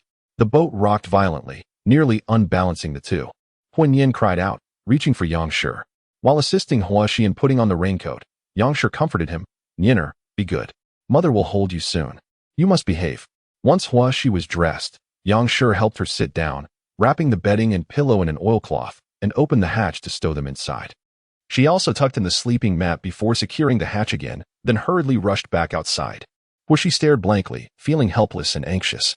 The boat swayed violently, and Wen Yin's cries became increasingly distressing as she sat in the cabin, clutching Nienner, swaying back and forth. Moments later, Yang Shi re-entered, took Wen Yin, wrapped him in the raincoat, and pulled Huashi outside. "The rain is pouring. We can no longer stay on the boat. We must head to the shore." Huashi clutched her raincoat tightly, wobbling as she followed her out. "Xia, give me your hand." Yang Fu, clad in a raincoat, stood on the shore, extending his hand toward her. Hui had set up a plank at the boat's stern, assisting Yang Shi and Nienner onto the shore, and she too was pulled up by Yang Fu. Upon reaching the shore, they noticed several families disembarking with belongings. Yang Fu guided her and Yang Shi to an oilcloth tent erected on the shore. Huashi glanced around, observing that many families had set up their oilcloths with remarkable organization, indicating they were accustomed to such situations. She sighed in relief. Looking again, she saw Hui secure the plank and return to the boat, maneuvering it to dock alongside the other vessels. At the ferry, all the boatmen tightly moored their vessels side by side, securing them in pairs to form a singular line. As the wind blew, the river surface churned, generating waves that caused the boats to sway together in unison. Despite the considerable movement, their bonds held firm, preventing any capsizing. The ominous sky appeared as if it had been rent asunder, unleashing a torrential downpour. The wind whipped the oilcloth tent, creating a cacophony, while the rain pounded upon it with immense force, compelling Huashi to gaze anxiously, fearing that the fabric would soon tear. Fortunately, the tent was fashioned in a triangular shape, preventing water accumulation as the rain cascaded down its sides, yet water quickly collected around its base. Huashi looked outside at the boats tied together and realized why everyone chose to dock in close proximity at night. In times of tempest, they stood together, supporting one another. The strength of their unity ensured that a solitary boat would have surely capsized. Moreover, with so many people, even if a boat were to be overturned, as long as it remained afloat, they would rally together to right it, thus mitigating potential losses. After all, it is often said that humans are social beings. Traversing alone can be fraught with difficulty. Inside the tent, Hua's thoughts turned to Yang, who cradled him.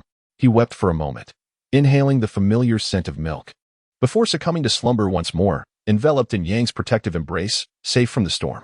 Meanwhile, Huashi and the others could not even find a place to sit. Standing in the oilcloth tent, where water pooled around their ankles, Hui brought in 2 fishing boxes, appending them on the ground, allowing Yang and Huashi to sit upon them. Huashi shook his feet, water streaming down. Huafu, who had been standing close to Huashi, suddenly recalled the bald yellow oil in the cabin and dashed outside. "Fuer, what are you doing?"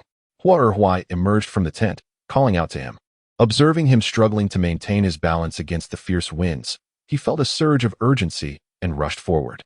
Hua intended to mention that the cabin was covered with oilcloth, but upon seeing the winds intensifying outside, he realized this was the first rain of autumn, accompanied by such strong gusts that even the boat was at risk of being unmoored. Concern began to creep in. Those precious yellow oil jars were hard-earned by his family, their fingers worn from toil. If the wind were to topple them into the river, it would break his heart. Without further ado, he followed suit into the cabin. The two men joined forces to lift the hatch, wrapping the layers of yellow oil in their garments and cloaks, and together they dashed outside. The boat swayed relentlessly, buffeted by the wind and towering waves. Hua and Yang Fu clung tightly to one another, yet they still stumbled several times. Yang's wife and Hushi watched anxiously from a distance, fearing for their safety, though neither would be in danger of drowning, as both could swim well.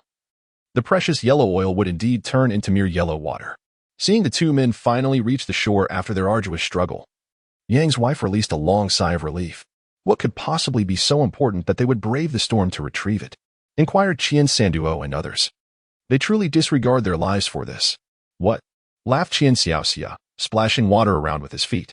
The fisherman, sheltered from the rain, chuckled upon hearing this. Ah, it's Yang Fu's wife we're talking about. She certainly can't be sacrificed to the river god. What if he fails to marry and ends up a bachelor? Yang Fu, how much have you saved? If it's insufficient, just say the word and we'll lend you some. We cannot let you be without funds to marry. The camaraderie continued as they teased and laughed together. Yang cast a sidelong glance at Yang Fu and joined in the laughter. If she weren't holding Huan Yin, she would have liked to give him a good punch for his cleverness. Huashi smiled warmly at him while Yang Fu clung tightly to a box of yellow butter, standing close to her and winking mischievously, chuckling to himself. Chapter 24. The heavy rain fell throughout the night, only gradually ceasing as dawn approached. The wind, however, continued to howl for an hour longer before finally abating. Families huddled beneath their oilcloth tents, exhausted from the night's ordeal. As the storm subsided, they all emerged from their shelters, eager to locate their fishing boats and assess the damages. Yang entrusted the still sleeping Huan Yin to Hua Shi's arms and, along with Hua and Yang Fu, boarded their own vessel. With no time to inspect the damages, they first untied their boat from the others it was moored with and paddled toward the shore. Upon reaching the land, Hua Shi noticed that, while the other boats appeared to be in decent condition, her own vessel had lost its roof entirely. The top was bare, leaving only the supporting beams on either side of the cabin. Some smaller boats had their entire bamboo canopies ripped away, standing as mere frames. Fortunately, her boat's cabin was framed with wooden planks. Although the roof was gone and the doors on either side had disappeared, the wooden framework still remained. It was evident that it was no longer habitable. When she approached her boat, cradling Huan Yin in her arms. Shio, don't come over. Stay with Nian in the oil tent. There's still some wind. We wouldn't want him to catch a chill, Yang called out to her. Hua Shi paused, remaining on the shore to observe. The cabin had been stripped bare, and rainwater poured into the boat as hold as Yang and the others busied themselves with bailing it out and surveying the extent of their losses. Soon, Hua and the Yang family ascended the shore with hemp ropes, securing them between two trees. Yang Fu lifted the cabin's floorboard and brought the bedding down from the boat. Is it damp? Hua Shi inquired, glancing over. Fortunately, it hasn't been completely soaked. Let it air out. By evening, it should be usable.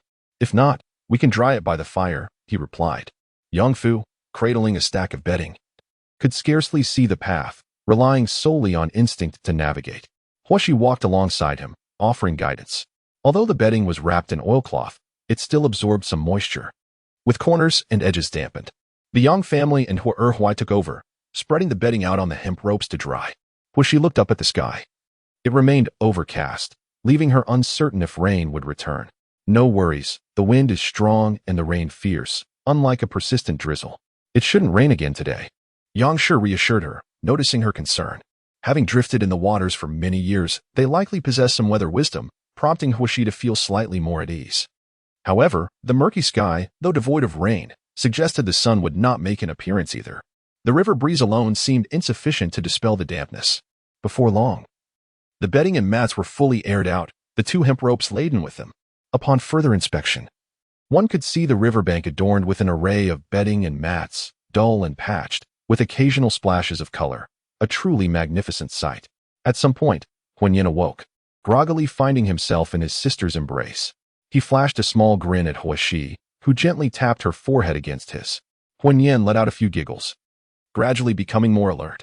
As he rested his head on Huaxi's shoulder, he beheld the magnificent array of woven mats, his eyes widening in astonishment. Initially taken aback, he soon began to dance with delight, kicking and squirming in Huaxi's embrace, nearly causing Huaxi to lose his grip. With one hand freed, Huaxi playfully patted his little bottom, exclaiming, "You little rascal," utterly carefree. Yang Shi, along with Hua Erhuai and Yang Fu, busily unloaded their jars, pots, and various fishing gear from the boat, spreading them out along the shore to dry. Upon noticing that Huan had awakened, they seized the opportunity to engage him in playful banter. When Yang Shi saw Huan leaning towards her, she promptly set her items down, wiped her hands on her clothing, and took him into her arms to nurse him beneath the oilcloth awning. Meanwhile, Huaxi and Yang Fu began to retrieve the family's clothing from the box for airing. "Oh dear, everything is soaked," Yang Fu exclaimed, pulling out a piece that was dripping with water. Huaxi soon realized that not a single garment in the box remained dry. With no other option, he fetched a length of twine. As Huaxi handed the clothes to Yang Fu, who was tiptoeing to hang them up, he grumbled, "Nian's diapers have been soaked by the rain. What are we to do? He'll have to go without today." Huaxi, glancing at the diapers strung along half of the twine, felt a twinge of worry. Hua Erhuai, preoccupied with inspecting the grains stored in their jars, overheard and remarked, "No worries. If it comes to that, we can always dry them by the fire. We cannot let Nian suffer." Just as he finished speaking, he noticed that the firewood and charcoal in the bamboo basket had also been drenched. Huaxi and Yang Fu, having completed hanging the clothes, rushed over to see the predicament, their expressions turning to dismay. "How are we to cook now? We won't have any fuel for breakfast," Hua Erhuai instructed urgently. "Quick, bring the winnowing basket. Let's place the wood on it to dry." The ground was soaked with water, leaving no place to dry things. Huaxi glanced around, troubled. "Some can be hung at the bow and stern of our boat, while others can be placed on the fish box," Hua Erhuai suggested. Just then, Yang Fu emerged from the oilcloth tent, carrying a fish box, still inverted, and placed a winnowing basket atop it. Together, he and Huaxi spread dry firewood and charcoal in the basket. As Huaxi intended to carry some to the bow to dry, Yang Shi had already fed Huan and brought him out, handing him to Huaxi. "Sierra, you hold Nianer. I will take care of things," she said. Huaxi, aware of his own small stature and insufficient strength, accepted Huan into his arms. Holding Huan, Huaxi watched his family bustling about, then glanced around. Everyone was preoccupied, too busy to converse, and every household had suffered losses. Many cabins had been overturned, and planks had gone missing, yet the boats remained upright. The most significant assets had been preserved, and there were no lamentations or outcries. "Sierra, all the crabs we kept in the crab cage have escaped. The cage is also gone," Yang Fu reported, his face displaying a hint of dejection. "What? The crab cage is gone too?" Huaxi exclaimed, incredulous. Yang Fu nodded, pouting. A pang of sorrow struck Huaxi. A full cage of crabs, intended for drunken crab and pure yellow butter, had vanished. Money had been spent to acquire them. And now not only had the crabs disappeared, but the cage had also been lost. The family would need to spend more to procure another crab cage. "The shrimp cage has also rotted," Yang Fu added. Huaxi could not help but rub his forehead in frustration. Every evening, Hua Erhuai would seek out areas rich in aquatic plants to set the night cages, returning in the morning to collect them. During the day, the shrimp and crabs were too agile to catch, so they would deploy the night cages, hoping for a bountiful catch. Now, everything was lost. At the very least, the family would need to acquire 2 additional cages for both shrimp and crabs, which would deplete a considerable amount of their copper coins. Fortunately, there was no fishing last night. Otherwise, the nets would likely have been lost, necessitating an expenditure for replacements. "How are the provisions and seasonings at home? I hope they are not running low, or else it would mean starting the day with empty stomachs." That is reassuring. Just as she let out a sigh of relief, the voice of Qian Xiaoxia drifted from a distance. "The brown rice has soaked in water. What shall we have for breakfast?" The voice of old Manzo followed closely. "Alas, the lard we just prepared has turned to liquid." Chapter 25. A stroke of luck after a night of fierce wind and rain. Although none of the fishing boats capsized, each household must undertake some repairs. Moreover, every family has incurred losses, with various items missing.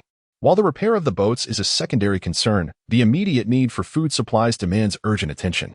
The community gathered to discuss the situation and decided to send a few intact boats into the city for provisions. Huaxi and the Yang family convened to deliberate on the items they needed to procure.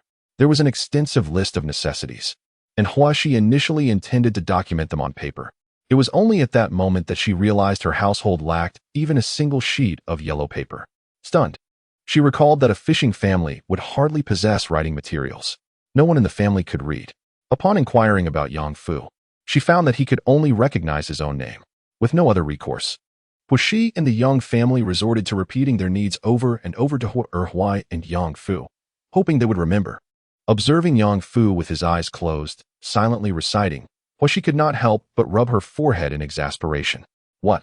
Reading? Yang Fu scratched his head in confusion. With his lack of literacy, what hope did he have? If he could read, would he not have to rise early each day to row the boat and cast nets for fish? Could he still aspire to be the top scholar? Yang Shi, frustrated by his lack of ambition, chastised him. Your nephew wishes to teach you to read, and you are unwilling. Such a great fortune, and you turn it away. Yang Fu grinned widely, dodging while exclaiming, all right, I can recognize characters, can I? Huai chuckled. Being able to read a few characters is indeed a positive thing. It is certainly better than being a sighted fool. Indeed, Yang Shi nodded in agreement and shot Yang Fu a glare. Huaxi watched Yang Fu with amusement, prompting him to memorize the characters once more before turning her gaze to Huai as they rode away. This trip to the city required procuring numerous items and also assisting everyone in inquiring about ship repairs at the shipyard. As several vessels of various sizes had come to the city, Huaxi did not accompany them. She stayed behind to help Yang Shi prepare breakfast, care for Huanyan, and tidy up the household. The family had laid out 3 or 4 lengths of hemp rope, laden with various items, and if the wind and rain returned, Yang Shi would struggle to manage alone. The rice and flour had been soaked by the rain, likely not lasting much longer. Yang Shi resolved to use them all. Huaxi placed Huanyan in a fishing basket, filling it with rattles and other toys for his amusement, while she and Yang Shi prepared the meal.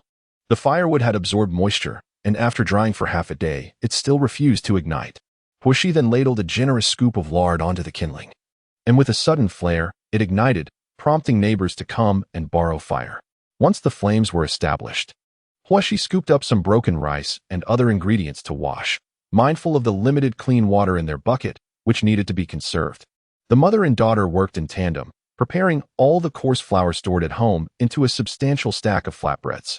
They also cooked all the broken rice, shaping it into rice balls while still warm, which they then fried in lard to prolong its shelf life. The waterlogged oil was reheated to evaporate the moisture, rendering it edible once more. The pickled vegetables had also absorbed water, so they were fried again in oil, while the salted fish was laid out to dry. What is it that smells so delightful?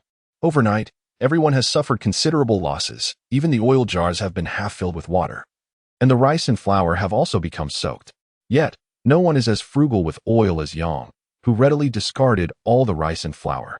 Initially, Yang intended to spread the rice and flour out to dry, hoping to save them for later, but Huaxi opposed this notion. He argued that since she was still nursing Huanyan, consuming contaminated food could cause the child to suffer from diarrhea. Upon hearing this, Yang had no further reservations and decided to use up all the rice and flour in her home. Since the rice and flour had already absorbed water, she thought it best to cook them all at once. Frying them in oil would extend their shelf life, lest they develop mold and become inedible. A few women came over to witness Yang and Huaxi's industrious efforts, marveling at how they had efficiently utilized all the rice and flour. They expressed their admiration, tongues clucking in appreciation.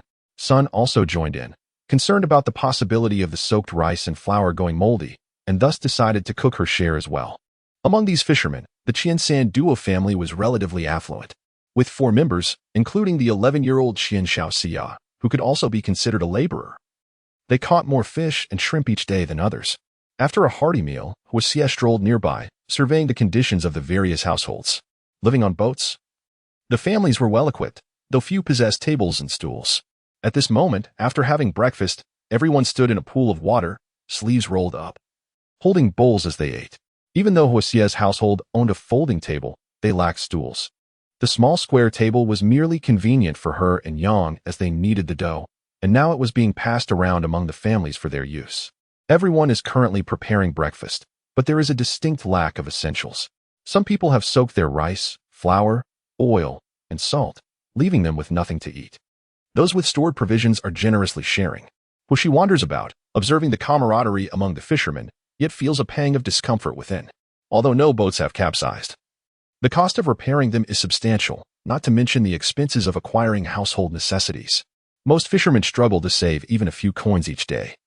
As bountiful catches are not guaranteed, it is common for them to return empty-handed after a long day of fishing. The tattered clothes hanging on the hemp ropes reveal a greater number of patches than those in her own home. There is no remedy for their poverty. Those with any savings have left the water for land-based lives. The fishermen feast daily on river delicacies, never lacking in fish and shrimp, yet without fields to cultivate. Everything else must be purchased. Even drinking water must be bought from the ferry or riverside villages, costing 1 or 2 coins per bucket, which accumulates significantly over a month. After pondering for a moment, she rises to open the box and inspect the lard within. She lifts each container, checking carefully for any signs of water intrusion, and exhales in relief upon finding none. Counting, she discovers there are 15 cans, mostly half a pound, with some weighing a full pound. If sold, this could yield an income of over 40 taels for the household, bringing a measure of comfort to her heart.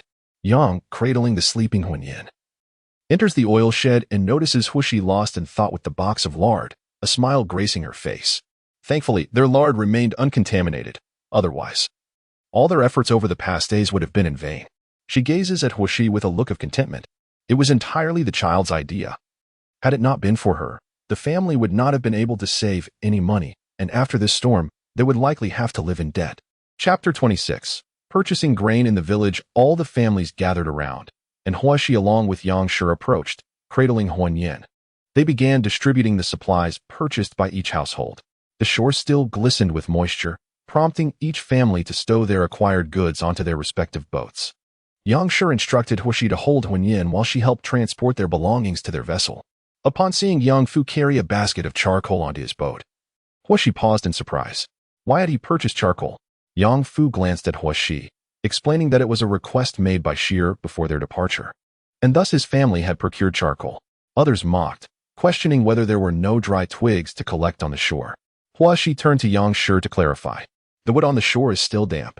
We gathered quite a bit today, but even if we dry it, it won't burn tonight. Even if we douse it with oil, it will only produce smoke. Our bedding has been out to dry all day and remains wet. She said no more, swiftly organizing their purchased items onto the boat. Father, when will our boat be repaired?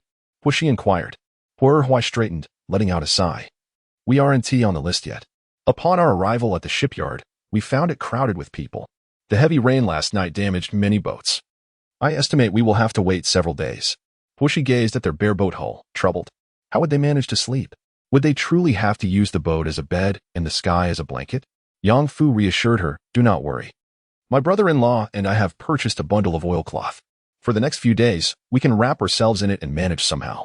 Huai nodded, reassuringly stating, Sierra, do not fret. This oil felt is layered twice, and with a charcoal brazier burning in the cabin, we shall not feel the chill. Following his gaze towards the bundle of oil felt, she felt a sense of relief. Purchasing rice and flour from the granary in the city proved to be exorbitantly priced. It would be far more economical to procure some from the riverside villages, thus saving a considerable sum. After distributing the provisions from each household, the group collectively decided to venture into the village to acquire rice and flour, receiving unanimous agreement. In addition to the staples, they also needed to gather clean water for cooking from the village. A few families lacking silver savings were aided by the others who pooled resources to lend them some, receiving heartfelt gratitude in return. Observing this camaraderie, the older children were summoned to accompany them. Upon arriving in the village to make purchases, some villagers expressed skepticism, accusing the fishermen of being overly frugal. However, who could resist the allure of saving a few coins? Bringing along the younger children not only alleviated the villagers' wariness but also served to display their vulnerability. Several boats glided toward Jiangning County.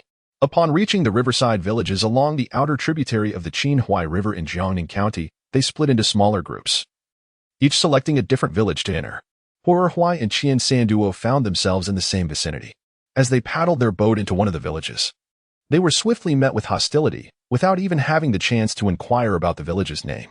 We are not villains. We simply encountered a torrential downpour last night, and the storm swept away our provisions. We seek to purchase some grain from your village, Huai said with a broad smile, explaining their predicament to the villagers. This place is not far from the capital.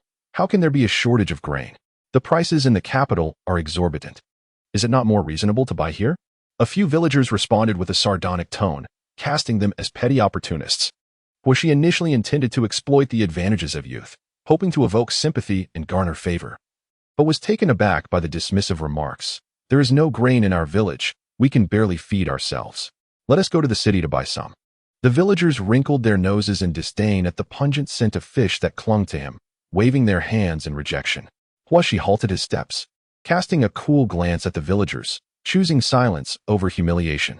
Why should he willingly degrade himself for their scorn? Qianxia was incensed, feeling the sting of their disdain. I haven't complained about your muddy smell, yet you disdain my fishy odor? Just as she was about to retort, Qianxiaoyu grasped her tightly. Huashi shook his head in disapproval.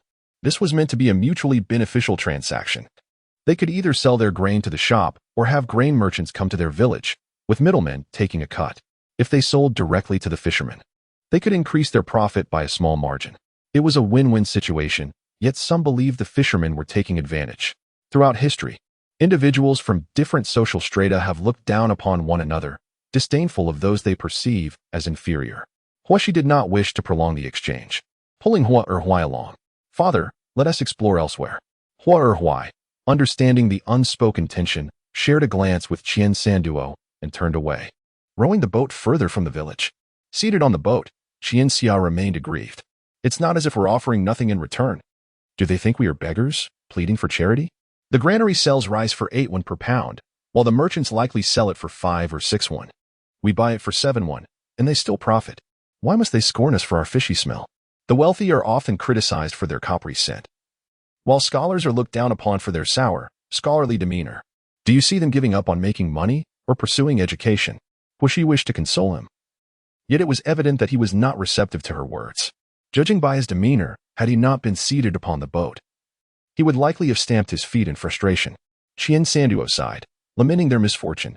Who could blame them for being impoverished? They felt as though they were taking advantage of others. They would rather sell at a loss than sell to us fishermen. Huashi glanced at him, but remained silent.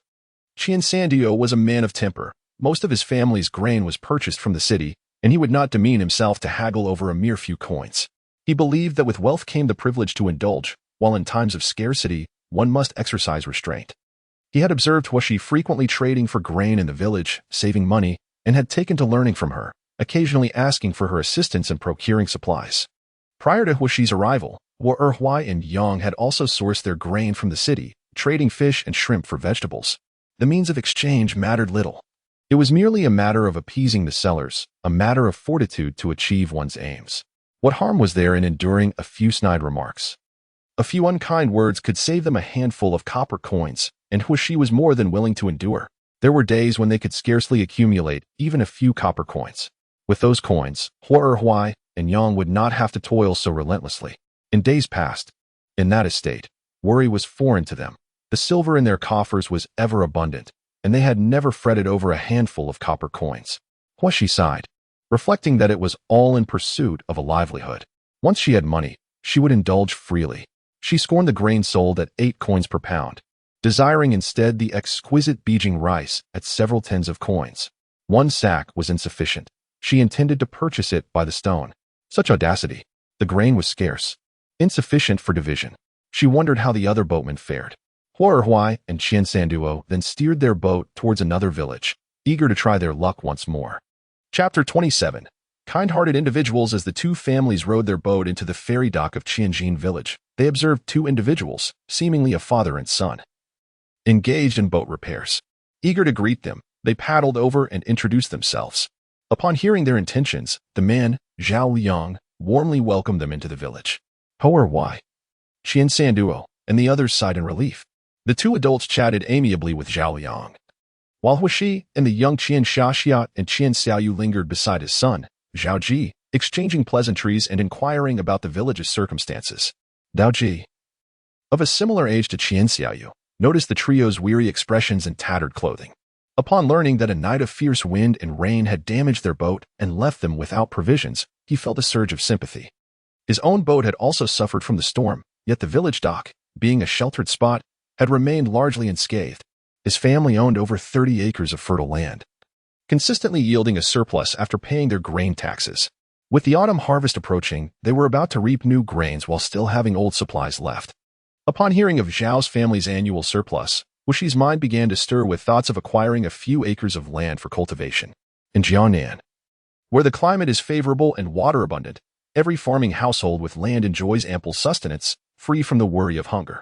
Zhao Liang and his son guided the Hua and Qian families into their home, offering them tea and leading them to the granary to inspect the grains. Wuxi looked around the Zhao household, noting the spacious courtyard filled with numerous brick and tile houses, a vegetable garden, and shelters for chickens, ducks, and cattle. It was evident that this family lived in considerable affluence. Indeed, the Hua and Qian families found everything they needed without having to venture further into the village. Securing enough grain from Zhao Liang's household. Although it was last year's stock, it was still cheaper than the broken rice sold at the grain shop, priced at 6 won per jin. Thus, the notion of mutual benefit is underscored. They sell to the grain merchants, who subsequently sell to the grain shops. And the shops in turn sell to the customers, introducing 2 layers of intermediaries. Both sellers and buyers find joy in the exchange. Brother Zhao, our gratitude knows no bounds. Our quest for grain along this journey has been fraught with difficulties. Hua Huai and Qian Sanduo express their heartfelt thanks. Indeed, others even complain about our fishy scent, refusing us entry into the village. Qian Xiaoxiao felt a twinge of indignation. Who dares to say that we, with our muddy legs, carry the odor of the earth? Should you find yourselves in need of grain, come to our home. We offer better prices than the merchants, a mutually beneficial arrangement. Grandmother Zhao was exceedingly warm and welcoming. Wuxi nestled close to her, showering her with an abundance of gratitude, which delighted Grandmother Zhao immensely. She praised her for her sweet tongue and led her to view the vegetables. Wuxi, with her charming demeanor, endeavored to please her, and without needing to inquire, Grandmother Zhao revealed a wealth of information. Upon learning that she had a grandson working at the river dock, drawing a government salary, Wuxi lavished her with further compliments, asserting her prowess in child-rearing. The flattery brought Grandmother Zhao great joy, and she expressed sympathy for Wuxi's tender age, having to drift along the river with her family. Wuxi's mind was abuzz with schemes, determined to cultivate a rapport with this family. She selected a variety of vegetables from their small garden, and upon discovering their stocks of mung beans, soybeans, and peas, she encouraged Hua Huai to purchase some as well. 2 large baskets were filled to the brim, accompanied by 3 hefty pumpkins and 2 pieces of cured meat. The prices were exceedingly reasonable, almost as if they were being half given, half sold by Zhao Ji's mother and grandmother. Wuxi was profoundly touched by their generosity. As they prepared to depart, Wuxi, Qian Xiaoyu, and Qian Xia, each cradling a large pumpkin, repeatedly bowed in gratitude to Grandma Zhao and Aunt Zhao, who in turn offered them an abundance of food. If you run short on grain, do come to our home to purchase some. The prices at the grain store are exorbitant, and if you desire vegetables, you may also buy from us. Grandma Zhao insisted while leaning against the doorframe, her concern palpable. No, keep it for yourselves. We have a boat, they replied. But Huaxi was resolute in forging a good relationship with this family. He waved goodbye to the 2 women with one hand. Hua Huai and Qian Sanduo observed the father and son's retreating figures, expressing their sentiments. Indeed, there are still many sincere villagers. This family is worth befriending. Indeed, the Zhao family possesses admirable qualities, and it is rare to find such harmony between a mother-in-law and daughter-in-law. If only we had come here sooner, Wuxi mused. Surveying the boat filled to the brim with grain, vegetables, and 2 large buckets of water that Zhao Ji had helped carry, feeling a sense of satisfaction. Turning to Hua Huai, he said, Father, when we run low on grain, we should come to Qianjin village to purchase it, specifically from the Zhao family. Hua Huai nodded in agreement. Indeed, they are truly good people. Those 2 baskets of vegetables cost nearly nothing. This trip has saved us quite a few coins. Qian Xia climbed aboard the Hua family's boat, eagerly competing with Hua Shi for the stir-fried soybeans that Grandma Zhao had given them, occasionally tossing a few into his mouth, crunching them loudly. He glanced at Hua Shi and remarked, It seems we must continue to buy grain from your family. My household has saved a considerable amount today. After 2 unsuccessful attempts to purchase grain, he had contemplated turning back, unwilling to endure such frustration. Little did he expect that a stroke of luck would lead them to the kind-hearted Zhao family. With a proud tilt of her chin, addressed him, suggesting he should follow her in the future, promising it would save him some money for salted duck. However, turned to fix her with a steady gaze. The 2 families, and each retained a large pumpkin, while the third was divided and sold among others. Kept 2 pieces of cured meat for herself. Desired some. Yet his mother was reluctant to spend. She argued that they had fish and shrimp to eat every day and questioned why he wanted meat, as if he expected to ascend to the heavens. This frustrated him greatly. He secretly planned to sneak over when the family prepared meat to indulge himself.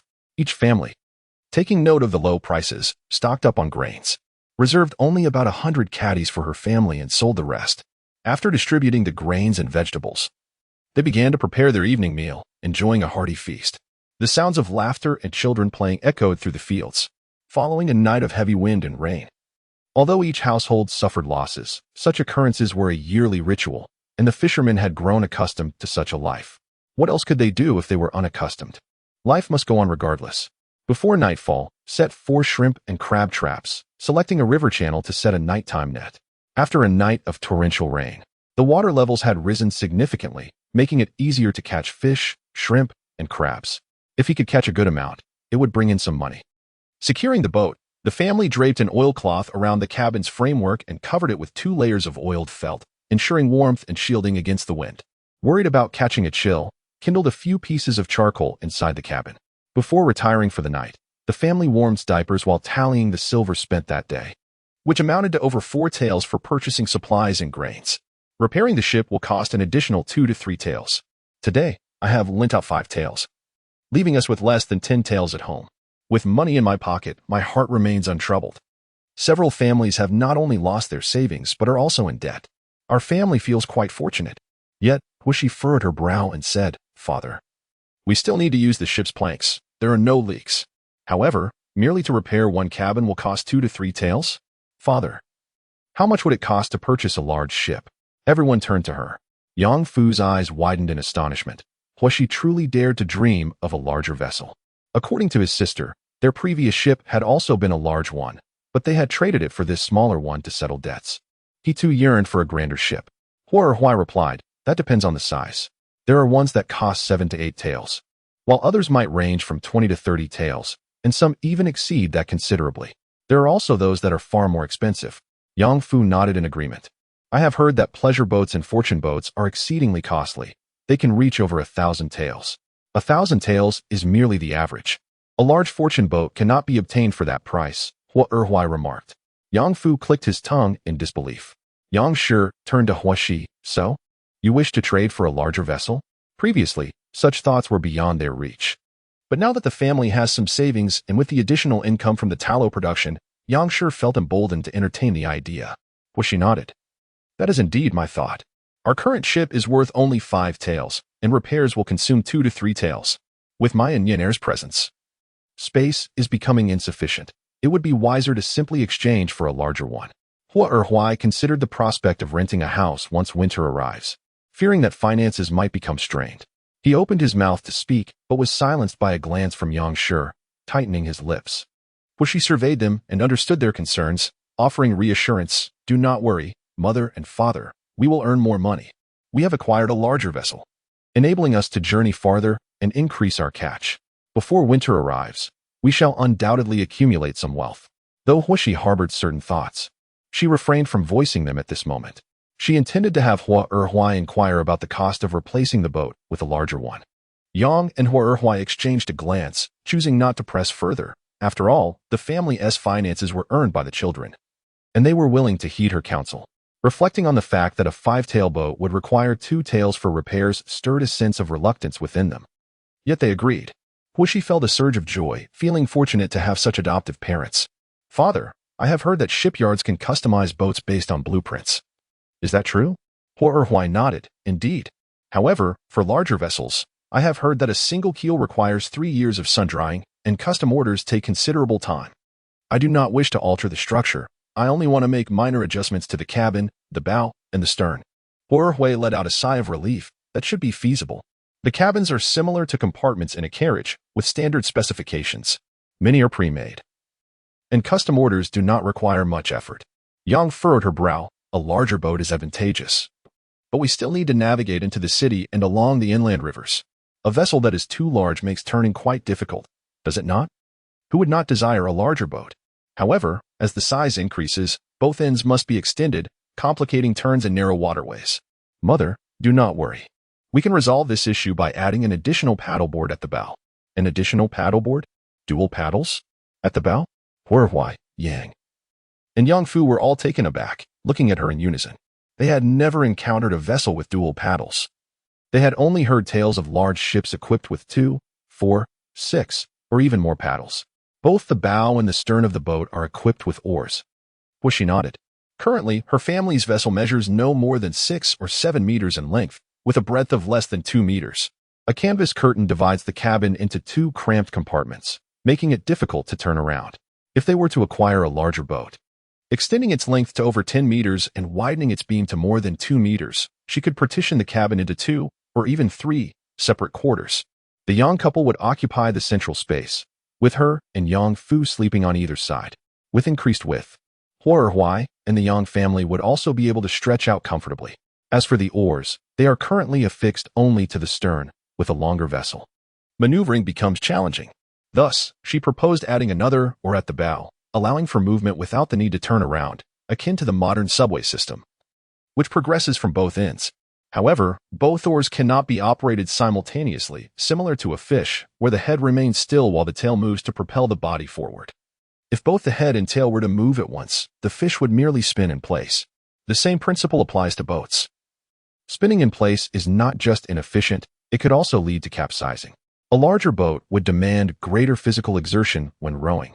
Hence, the oars could be lengthened and widened to enhance power. Adding an oar at the bow would resolve the issue of navigating narrow waterways. Huashi elucidated her thoughts to everyone, igniting a fervent enthusiasm in Huai and the others. If they sold the lard, the family would have sufficient funds to acquire a double-oar boat. If the cabin were constructed a bit larger, they could all stretch out comfortably while sleeping. Joy filled their hearts. The Yangs and Yang Fu urged Huai to visit the shipyard first thing in the morning for inquiries.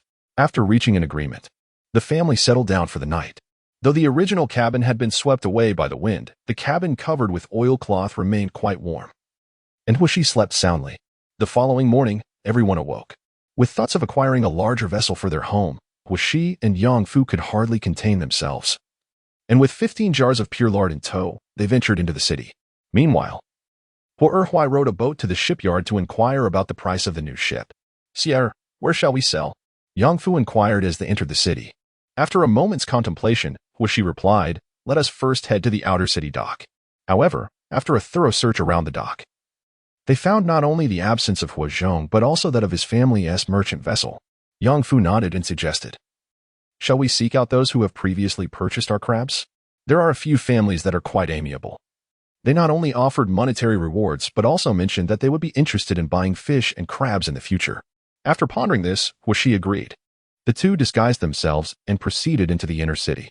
They knocked on the back doors of several residences, bowing and flattering to charm their way into sales, ultimately managing to sell 6 jars.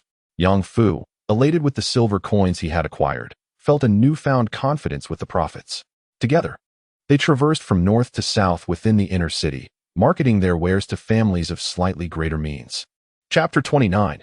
Enduring humiliation, young gentlemen of noble lineage are granted places to study at the Imperial Academy. Mu Yan's father, Mu Sheng, claimed it was for Mu Yan's own good as he sent him to the capital to enroll in the academy. Yet, Mu Yan was acutely aware that his father, now his uncle, had simply been persuaded by others to dispatch him to the capital as a hostage. His grandfather, having been raised by the founding emperor and the empress dowager, had been cherished by both since the age of 8, remaining loyal to the Wei dynasty.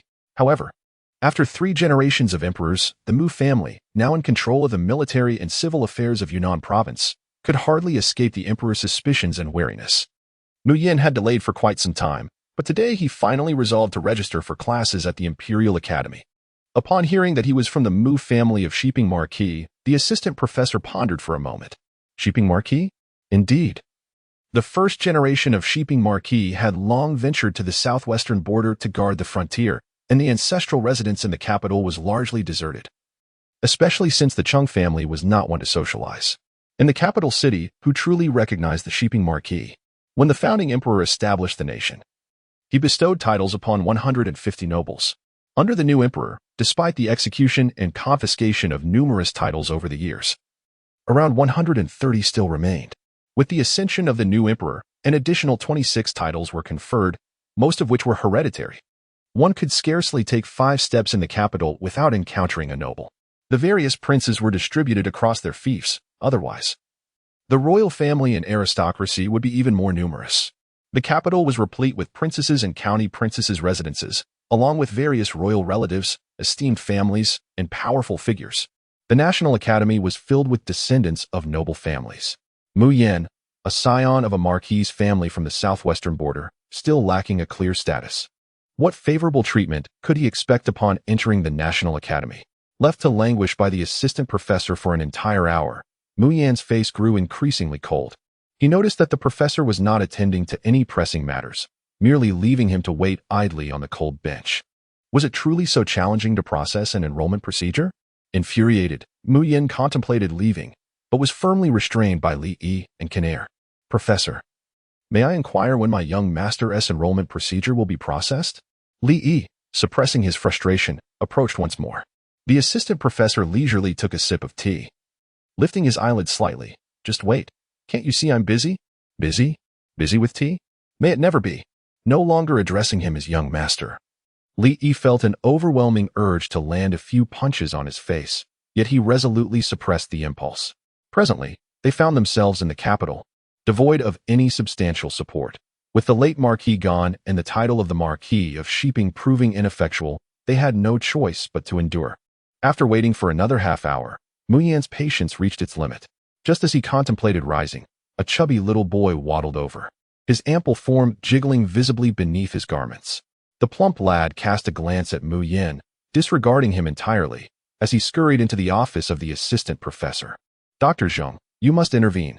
Relieve me of Chun Shi's presence. I cannot bear him sitting behind me.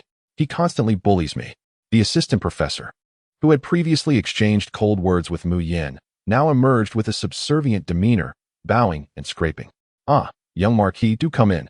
After a flurry of pleasantries, he offered tea and water. Where would you like to sit? Anywhere is fine, as long as Chun Shi does not occupy the seat behind me. He incessantly taunts me about my weight, poking me with textbooks during class, pinching my flesh. I cannot outsmart him in arguments, nor can I overpower him. It is utterly exasperating. Dr. Zheng found himself in a quandary, for both were esteemed individuals destined to inherit titles. Offending either was not an option. He could only appease. Very well, I shall inquire and see if I can arrange for you both to be separated. How does that sound? The chubby boy lifted his chin and nodded. You must act swiftly. I cannot bear him sitting behind me in the next class. Of course, I shall accompany you, young Marquis. And we shall see to this matter at once. With a bow, he followed the little boy out the door. Li watched him depart, wide-eyed, calling after him, yet receiving no acknowledgement. What manner of person is this? Has the Guozijian fallen to such depths? Perhaps it would be better to abandon this school altogether. With a cold expression, Li stood up. Just as he was about to leave, a scholarly figure clad in a blue robe, clutching a stack of books, approached. Upon noticing Mu Yan and his companions, he halted, inquiring about the situation. After expressing his apologies and mentally noting down a point for Dr. Zheng, he guided the trio to the public office. There, the scholar learned Mu Yan's surname and that he hailed from the Sheeping Marquisate, casting a scrutinizing glance at him. Noticing Mu Yan's stern demeanor and his reluctance to engage in conversation, he refrained from further inquiries and promptly completed the enrollment procedures. Showing kindness, he offered some guidance as well. Mu Yan acknowledged him with a slight bow before exiting the Guozijian with a chilly countenance. As he walked, his footsteps echoed with irritation, a tempest of unresolved frustration brewing within him. Li Yi and Kanair urged him to explore the city. However, Mu Yan displayed no interest, maintaining his frosty demeanor. Exchanging glances, Li Yi and Kanair suggested, "Young master, why don't we visit the outer city docks? It is said that numerous merchant ships from the south and north dock there, carrying an array of goods, including exotic items. It's quite lively. Don't you wish to learn more about the capital?" Mu Yan paused, then turned toward the outer city docks. Li Yi and Kanair sighed in relief. It was essential for the young master to alleviate his pent-up emotions, lest it harm his health. Seeing Mu Yan receptive to their suggestion, they cheerfully followed behind. Meanwhile, Huoshi and Yang Fu had sold 12 cans of lard in the north and south cities, deciding not to sell the remaining 3 cans there, but rather to seek out Huozhong at the outer city docks.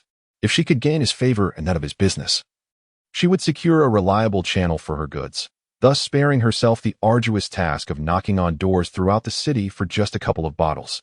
Yang Fu, burdened with heavy silver, felt a blend of joy and anxiety. Holding a jar of lard, which she occasionally took a whiff, savoring its delightful aroma. As hunger gnawed at her. Today, she had earned a fair amount of silver and planned to buy a pig's trotter for her mother at Gao the butcher's. And cut a large piece of meat for her family. Lard? What could that be? Mu Yin had long noticed them, stealthily trailing behind. Hearing their debate about a piece of meat, whether it should be braised, boiled, or stir-fried, he rolled his eyes in exasperation and exchanged a knowing glance with Li Yi. Li Yi, understanding the unspoken cue, promptly strode towards Hui, Shi, and Yang Fu. Little girl, I overheard you discussing lard, and my curiosity is piqued. We have only recently arrived in the capital and are on the lookout for the exquisite delights of Jiangnan. Yang Fu tightened his grip on Hui Shi, his expression one of wariness. Who was this person? Surely he harbored ill intentions and sought to seize his silver. He discreetly tucked his hand behind him, shielding the basket. Chapter 30. The plump sheep, noticing Yang Fu's defensive stance as he guarded the basket, Hui Shi quickly intervened. A discerning eye could tell there was something of significance inside. Stay calm, she urged, glancing up at Li Yi, who appeared to be around 16 or 17 years old, clad in the attire of a bodyguard. Adorned with exquisite embroidery typical of a wealthy household. Her heart lifted with hope. Big brother, the lard you mentioned is made from fresh crabs, rich with roe, yellow fat, and tender crab meat, all sourced from crabs weighing 3 to 4 taels or more. It is simply delectable. It is a delightful accompaniment to rice and noodles, and can be transformed into exquisite dishes. A single taste will leave you craving more. Li Yi, unable to suppress a swallow, wondered if it could truly be that delectable. There is potential, he mused.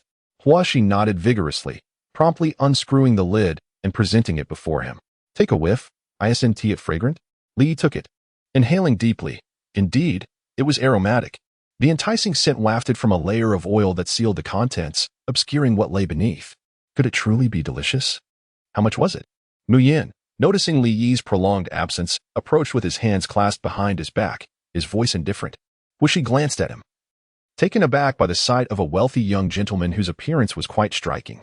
His attire alone was worth a small fortune.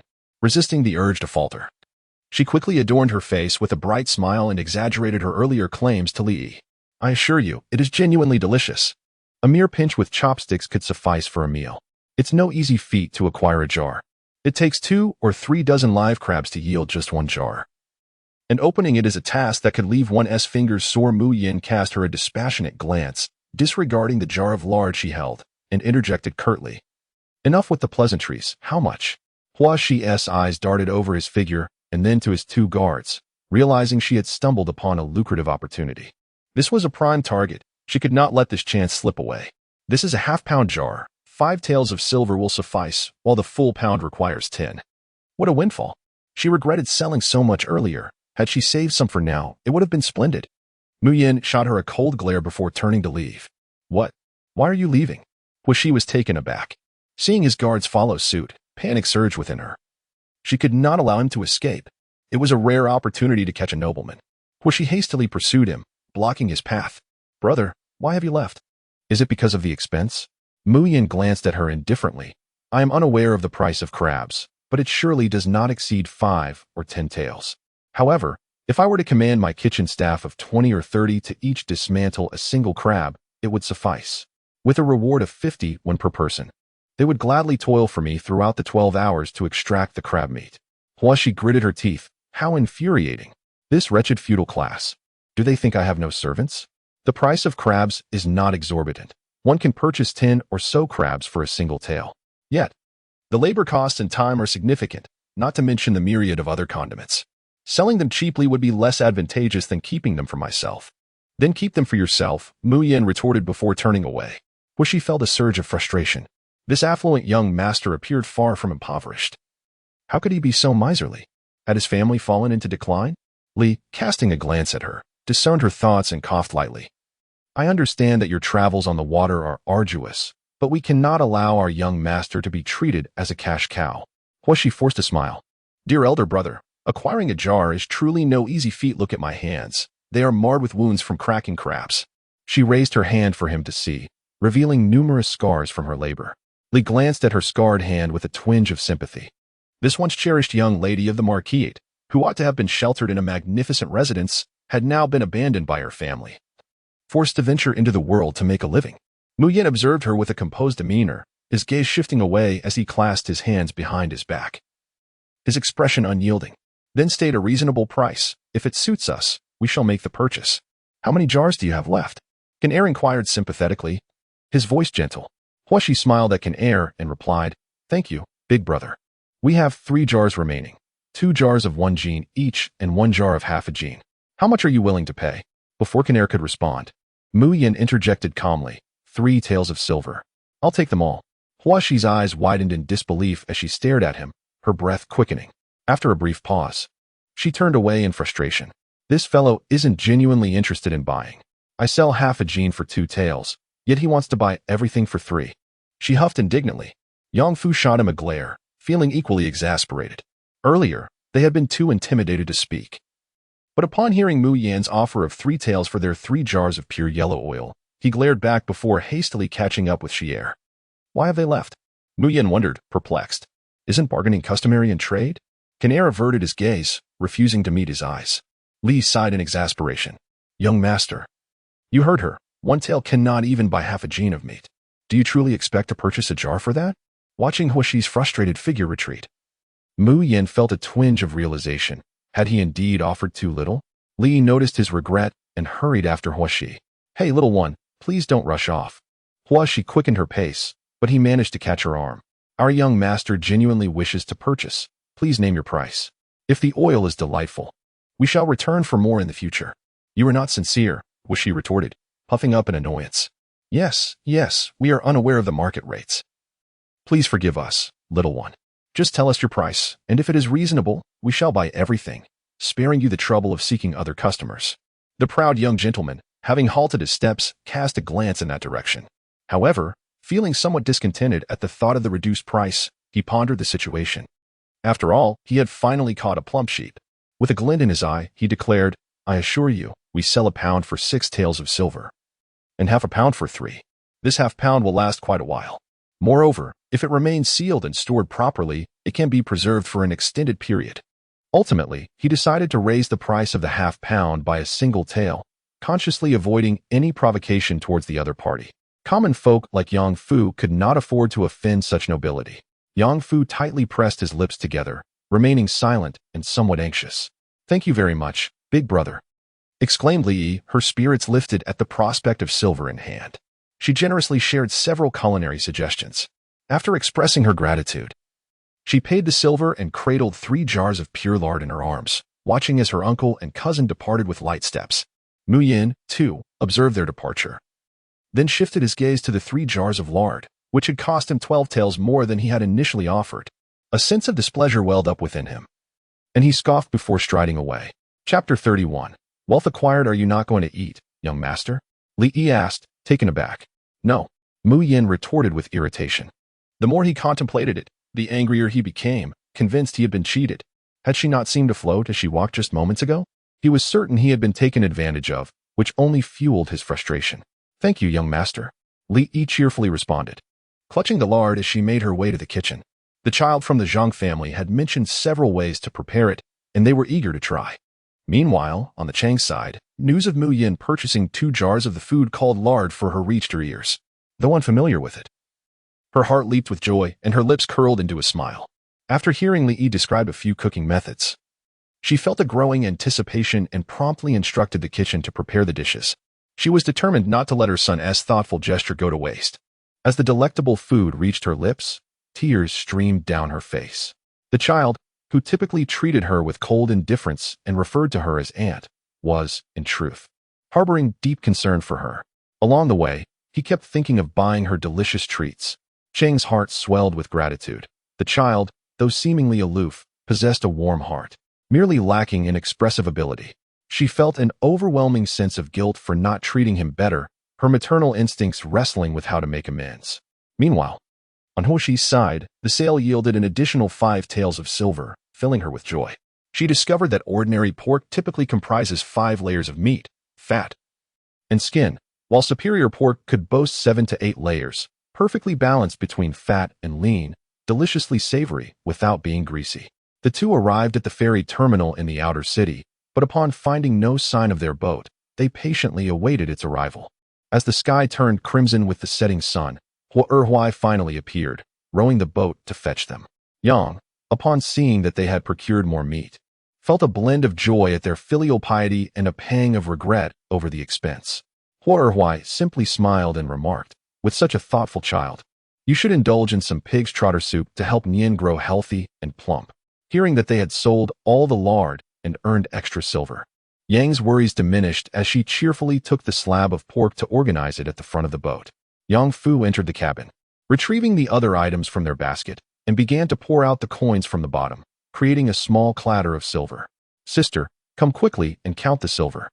Huaxi, seated cross-legged with Huan Yin in her embrace, smiled contentedly as she observed. Huan Yin leaned forward, reaching out, perhaps beginning to grasp the value of money. Upon hearing the call to count the silver, Yang eagerly entered the cabin, her face alight with delight. Huaxi, without needing to count, already knew the total amount they had acquired. 15 cans of lard, with 6 cans per pound, 3 cans sold to that wealthy young master. And an additional 5 taels earned, it should amount to 46 taels. So much. Mrs. Yang's face was filled with disbelief. It is actually 47 taels. And these copper coins. Sierra and I just purchased meat, spices, and yellow wine. Sierra, we can afford to exchange for a large boat now. Huaxi emerged from the cabin. Father, have you inquired thoroughly? How much silver is required? I have indeed confirmed, just as Sierra suggested, a vessel with pointed ends. A broadened belly, a length exceeding 4 zhang, with a hull over half a zhang, and additionally equipped with forks and rudders. It can be constructed for just 30 taels. Here, 1 zhang equals approximately 33 meters. 30 taels? Huaxi furrowed her brow. 30 taels could build an entire brick house in the countryside. Mrs. Yang felt a pang of regret. Huai reassured her, once we acquire the large boat, we can also construct the cabin section as per Sierra's design, enabling us to have 3 compartments, front, middle, and back, like a moving little house, where we can stretch our legs and sleep comfortably. Indeed, sister, I will finally have my own cabin. Just thinking about it is delightful. Huaxi, Yang Fu, and others could hardly contain their excitement and urged Huai to order the large boat the very next day. Huaxi sketched the desired modifications on newly purchased paper for Huai to take along. The waterways of Jiangnan are well developed, with numerous shipyards. However, each shipyard has its own rules, prohibiting women from entering, as it is considered inauspicious for women to board. Though many women among the boatmen and fishermen do embark, numerous shipyards still refuse entry to women. Thus, Huaxi did not accompany them. Even Mrs. Yang and Huai kept their distance, anchoring the boat far enough away to allow her to remain on board.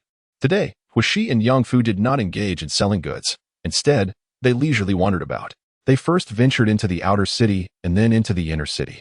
Huaxi guided Yang Fu through various shops, general stores, grain and oil shops, as well as fabric and embroidery shops, before they spent an entire day at the outer city dock, moving cargo and earning 32 coins. As the afternoon waned, they ceased their labor and settled on the dock, observing the comings and goings of vessels, speculating on the nature of their cargo, their origins, and their destinations. Those with amiable expressions and gentle words prompted Huaxi to approach and inquire further. Yang Fu, having been led through numerous shops by Huaxi throughout the day, now found himself at the dock engaged in various inquiries, utterly perplexed by her intentions. Yet, he posed no questions, choosing instead to closely follow her lead. Whatever Huaxi requested of him, he complied without hesitation.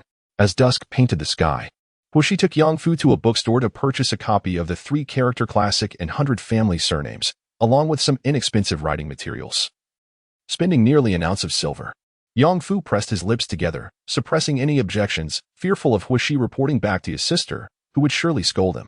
However, he soon realized that learning to recognize more characters would be beneficial.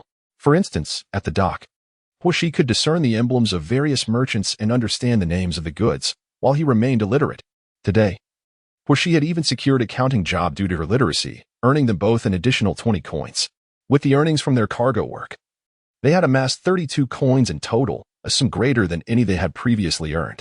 If he were literate, he would not have to struggle alongside the laborers at the dock. Instead, he could take on the role of accounting clerk, thereby doubling his earnings. How delightful that would be. Early in the morning, Huai arrived at the shipyard with a simple sketch drawn by Huaxi, having made a down payment. He spent the better part of the day fishing on the river before returning to fetch his nephew and niece just as the sun began to set. Brother-in-law, how many fish did you catch today? As Yang Fu and Hua Shi boarded the boat, they first played with Huan Yin for a while before lifting the lid of the fish box at the stern. Hua Shi, cradling Huan Yin, leaned in to take a closer look.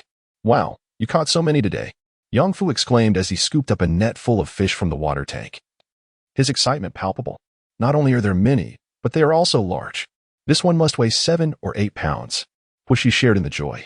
The plentiful and sizable catch meant they could sell for a good price the next day. Huan Yin leaned forward, eager to grab the net from Yang Fu. While cooing with delight, Hua Hui, chuckling as he rocked the boat, remarked, "Today is indeed fortunate. We cast the net several times and reaped a bountiful harvest. Brother-in-law, tomorrow Hua Shi and I will accompany you to sell the fish." That sounds splendid.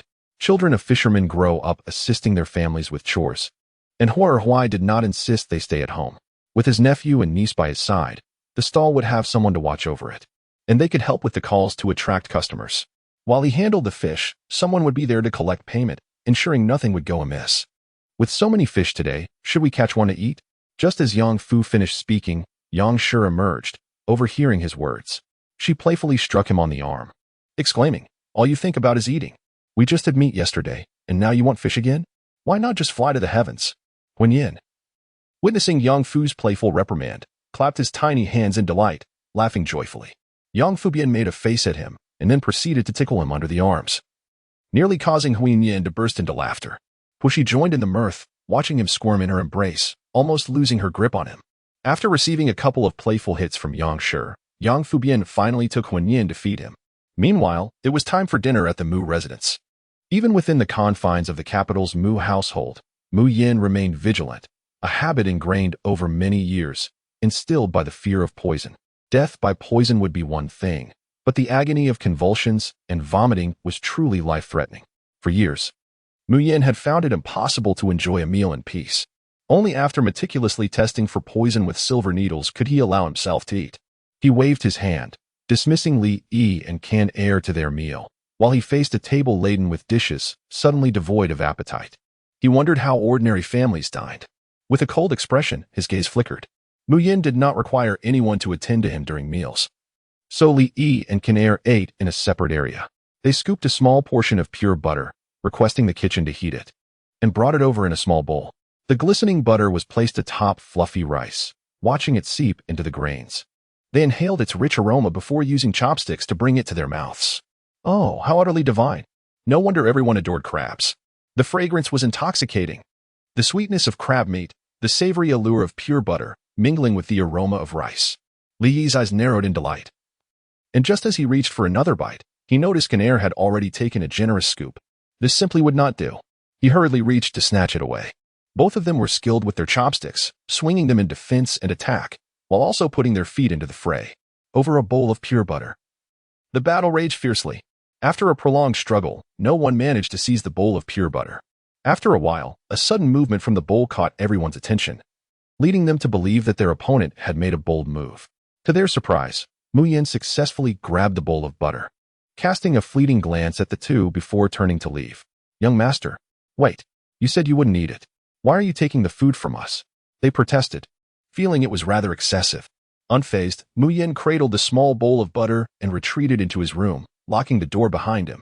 Li and Ken arrived shortly after, only to find the door shut, leaving them momentarily bewildered. Inside, Mu Yin scrutinized the bowl of butter, arms crossed and brow furrowed, pondering its allure. Could it truly be so delectable that it incited a quarrel between the two? After a considerable pause, he haughtily picked up his chopsticks and took a small morsel, laden with crab roe and meat. Tentatively, he licked it, savoring the taste, and concluded it was indeed palatable. He then indulged himself, relishing each bite, finishing his meal predominantly with the bowl of butter. Once done, he gazed at the bowl, its oily residue glistening, and with a flick of his tongue, he found himself wanting more. As he opened the door, he noticed the two guards had already finished their meal, standing by the entrance with the food box, awaiting his command to tidy up. A brief glance was exchanged between them, their thoughts racing. Had they misheard the young master? Was he still thinking about the butter after finishing? Did he take more than he needed? They both felt a sense of injustice, silently cursing their own restraint. Had they known, they would have indulged more freely. The next day, Huaxi and Yang Fu accompanied Huai to the outer city, setting up a stall to sell fish at the market. Fresh and succulent fish for sale. We have large ones weighing 7 to 8 pounds, as well as smaller ones weighing 2 to 3 pounds. Yang Fu's crisp voice resonated through the bustling fish market street. Alongside her, Huaxi stood, one on each side of their stall, acting as the charming mascots, eagerly introducing their offerings to passersby. In no time, 3 sizable fish, each weighing over 6 or 7 pounds, were purchased by local restaurants for 3 coins each. For large fish remained in the fishing box, accompanied by 7 or 8 medium-sized ones weighing around 3 to 4 pounds, along with some smaller ones weighing about a pound. Fresh and succulent fish for sale. Don't miss out as you pass by. Such a size, one would be too much to consume. An intrigued customer approached. Would you like to consider the ones weighing less than a pound? Huaxi greeted with a warm smile. These are far too small, another remarked. The larger fish were indeed substantial, while the smaller ones appeared diminutive. Even the 3 to 4 pounders seemed a bit excessive for a single meal. Several potential buyers lingered at the stall, hesitating. Huaxi, pursing her lips and animatedly speaking, sought to seize every opportunity for a sale. We can sell them separately. You know, we can also slice them. The crowd was taken aback. Don't we always buy whole fish? Upon hearing this, interest peaked among them. I would like them sliced. Very well, coming right up, Huai replied with a smile, his hands moving swiftly. Yang Fu hurried over to assist. Chapter 33, The Art of Selling Fish Immediately. A throng of onlookers gathered around the Hua family stall, drawn by the lively atmosphere. How fresh. These fish can be sold in portions. Observing Huai's deft knife skills, curious patrons marveled at the thin slices of fish, holding them up to the sunlight, which illuminated their translucence. Incredible! They exclaimed, noticing that the fish head and tail were left unattended. Huaxi began promoting them to the captivated crowd. The head and tail of this fish are truly the finest parts. It is often said that one should consume what one wishes to replenish, and the head and tail of fish are reputed to enhance cognitive abilities and bolster one's health, particularly for men. But how does this work, one might wonder. Before Huaxi could elaborate, a spectator cheekily interjected, questioning whether a noodle could rival the aroma of a copper coin. Laughter erupted among the crowd, amused by the wit of the young lad. Huai initially intended to intervene but, seeing her candid demeanor, opted to remain silent and merely smiled. As for the fishtail, it is sliced down the middle, the bones extracted, and the flesh cut into strips, keeping them connected and elegantly arranged on the plate. Doesn't it resemble a peacock's tail in full display? Alternatively, one could form the fish into a circular shape, presenting it like a blooming flower, which is both visually appealing and delectable. My goodness, what was once considered a humble dish of fish head and tail has, through the eloquence of this young child, transformed into a delicacy that seems unattainable for the common folk. A throng of eager patrons surged forward, fearful of missing out. I would like a fish head. I too desire one. Please bring me a fishtail. Reserve a fishtail for me.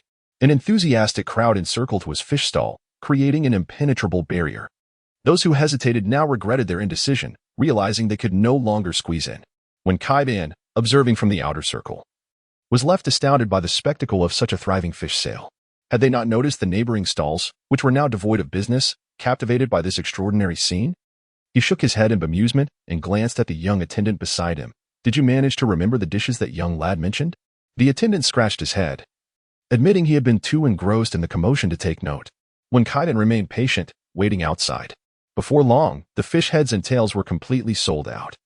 Those who successfully purchased the fish returned home with joyful spirits, while those who were unsuccessful lamented. How could this be? Why wasn't there more prepared? If it weren't for the fervent discourse of Huaxi just earlier, it might have been bearable, but after hearing her speak so passionately, the absence of fish became a torment to the heart. Such is human nature, what is easily obtained is often taken for granted, while that which eludes us becomes ever more desirable. The Hua family, through their own efforts, invigorated the business of every fish stall along Fish Market Street. Will you return tomorrow? Some inquired, eager to purchase from Hua's stall, unwilling to seek alternatives. Disappointed by the lack of large fish heads and tails, they glanced at the small fish remaining in the basket, recalling the delectable taste Huaxi had just described, rendering these smaller offerings unappealing. Huaxi watched as coins clinked into the till, her heart filled with joy. With a radiant smile, she apologized to the crowd, saying, if we catch more fish, we shall remain here. Yet, in the rivers and streams, it was often uncertain, and nets frequently returned empty. Very well, I hope you will still be here tomorrow. She concluded. Thank you for your kind words. Once the onlookers dispersed, there remained approximately a pound of fish, 6 or 7 lively specimens in the fish box. It was only then that when Kaiban leisurely approached with his assistant, peering into the box and asking, "Are they all alive?" Seeing another customer arrive, Huishi felt a surge of excitement. She crouched down, eager to scoop one up, but Yang Fu was quicker. Lifting a fish from the box and presenting it with a flourish, esteemed guest, "Look, it's still alive. Quite fresh indeed." Huishi had worked so hard. And he too wished to contribute to the family's efforts. When Kaiyan nodded, discreetly assessing the family before him, the man was honest and straightforward. Deftly removing the scales and entrails of the fish with great skill, his movements swift and precise, a true master at filleting, and he weighed the fish high without deceit. These two lads, though their clothes were patched, bore no signs of sorrow on their faces. They were lively and cheerful, embodying a zest for life. I mentally nodded in agreement, thinking to myself that I would take everything they had. "All of it," they exclaimed. "Very well, we shall prepare it for you," Huishi said with enthusiasm. Hua and Yang Fu were ready to get to work. "Are you from a restaurant or an inn?" Huishi inquired, casting a glance at him. When Kaiban was taken aback by Huishi's perceptiveness but smiled and nodded, "Indeed, I am the procurement officer for the Huibin Lu in the inner city." "Huibin Lu? In the inner city? What brings you to the outer city to buy fish?" Seeing her furrowed brow, when Kaiban smiled and explained, "Fish and shrimp are less expensive here. I didn't want to mention that I was merely examining the market, hoping to find some rare goods." Huishi smiled in understanding and nodded. "Little one, since I have decided to purchase all the fish from your stall, could you kindly reiterate those dishes you mentioned earlier?" The clay pot fish head and tofu fish head soup were not unusual, but the method for preparing the fish tail, as mentioned by the little one, was indeed quite unique. The presentation could even resemble a peacock displaying its feathers or a blooming flower. Such dishes made from fish tails were rarely seen at Huibin Lu. Primarily due to the abundance of bones in the meager flesh, they had never specialized in creating dishes from fish tails. Huishi glanced at him, recalling that she had already shared the recipes with everyone in order to sell the fish, and thus felt it inappropriate to withhold any further. She generously relayed the methods for the two fishtail dishes. When Kaiban nodded along as he listened, genuinely impressed. Indeed, they were marvelous ideas, and the plating would undoubtedly be visually stunning. His heart raced with excitement. Return and inform the chef in the building. Perhaps he may draw inspiration and devise several exquisite dishes featuring fishtails. When that time comes, will we not be delighted by the influx of guests eager to savor the freshness? Overjoyed, he produced a couple of silver coins from his pocket and presented them to Huishi as a token of appreciation. Huishi graciously accepted the gift and bowed in thanks. When Kaiban regarded her with newfound admiration, observing the trio of father and sons, he continued, "In the future, should you catch any large fish weighing over 5 jeans, kindly deliver them to the Huibin building in the inner city, and mention that it is a request from one Kaiban. You shall receive 25 won for each jean, and 30 won for any quantity exceeding 10 jeans. Feel free to bring along any sizable shrimp or crabs as well." "Oh, thank you immensely. Should we manage to catch any, we will certainly deliver them to you," Huai exclaimed, his voice trembling with joy. 25 won per jean was indeed more lucrative than the 20 won he had just received for his previous sale. With this new opportunity, the entire family was elated. They hastily packed up their stall and headed home, drawing envious glances from the neighboring fish vendors. "Are you heading home?" asked one of the stall owners. "Yes, we are," Huai replied, shouldering his empty burden with a light heart. "Will you be returning tomorrow? If we catch more, we shall indeed return." "Very well, if my family arrives early, I will reserve your spot," said the stall owner next to the Hua family. Casting a glance at Huishi and Yang Fu, contemplating whether to bring his own child along. However, he hesitated, knowing that his younger one lacked the eloquence of these two children. "Thank you very much."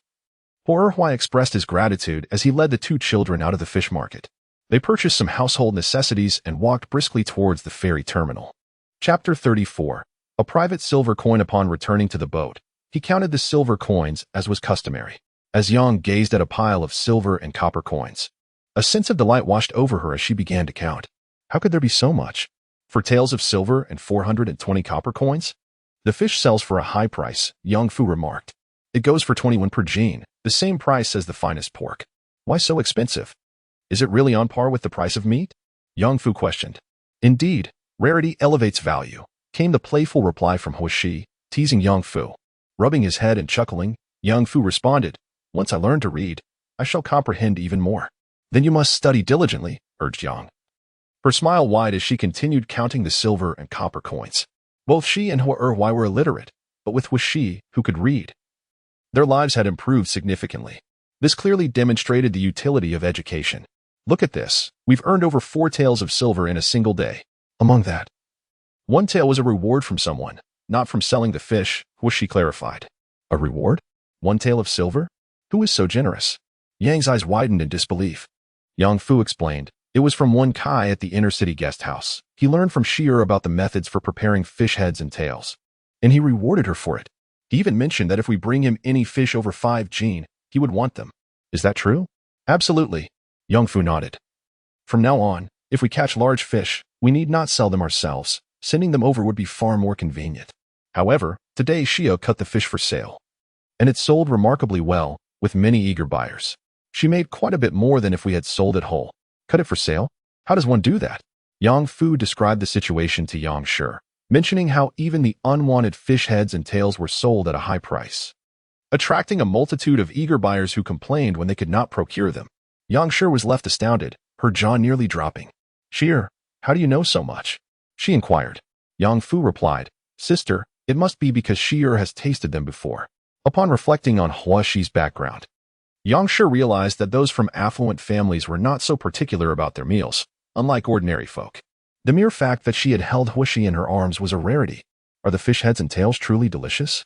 Yang Fu pondered, recalling Hua Shi's description of their preparation, causing his mouth to water. Hua Shi nodded in Yang Shi's embrace, affirming, Indeed, they are delicious. I did not deceive them. Next time when father catches a big fish, we shall also prepare the heads and tails to savor. Mother will cook. All right, I shall say mother will cook. Let us do it tomorrow. Yang Fu swallowed hard in anticipation. Yang Shi raised her hand in a mock gesture to strike him, declaring, Tomorrow we shall eat.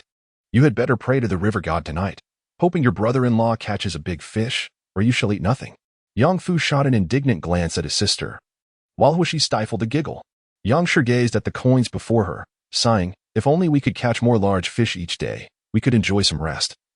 Instead of casting nets in the wind and rain every single day, Hua Shi fell silent, contemplating that with the family's fishing net, catching large fish was largely a matter of luck. It was only after becoming a fisherman that she understood the saying, a day of fishing, 3 days of drying nets, was not merely a derogatory expression but a reflection of the fisherman's reality. The fishing nets of this era were rudimentary compared to those of later times, primarily made of hemp, prone to decay, and lacking in durability. Thus, it is essential to air out the fishing nets after use to prolong their lifespan.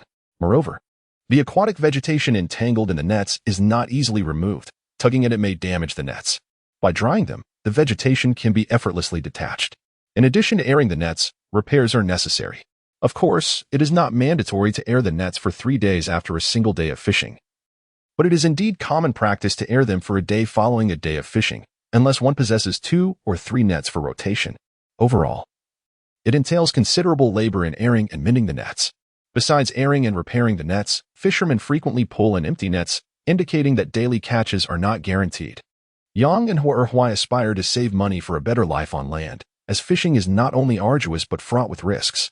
Farmers can take a break when the weather turns gloomy or rainy, yet fishermen don their raincoats and toil in the wind and rain to cast their nets, as fish tend to surface for air, making them easier to catch.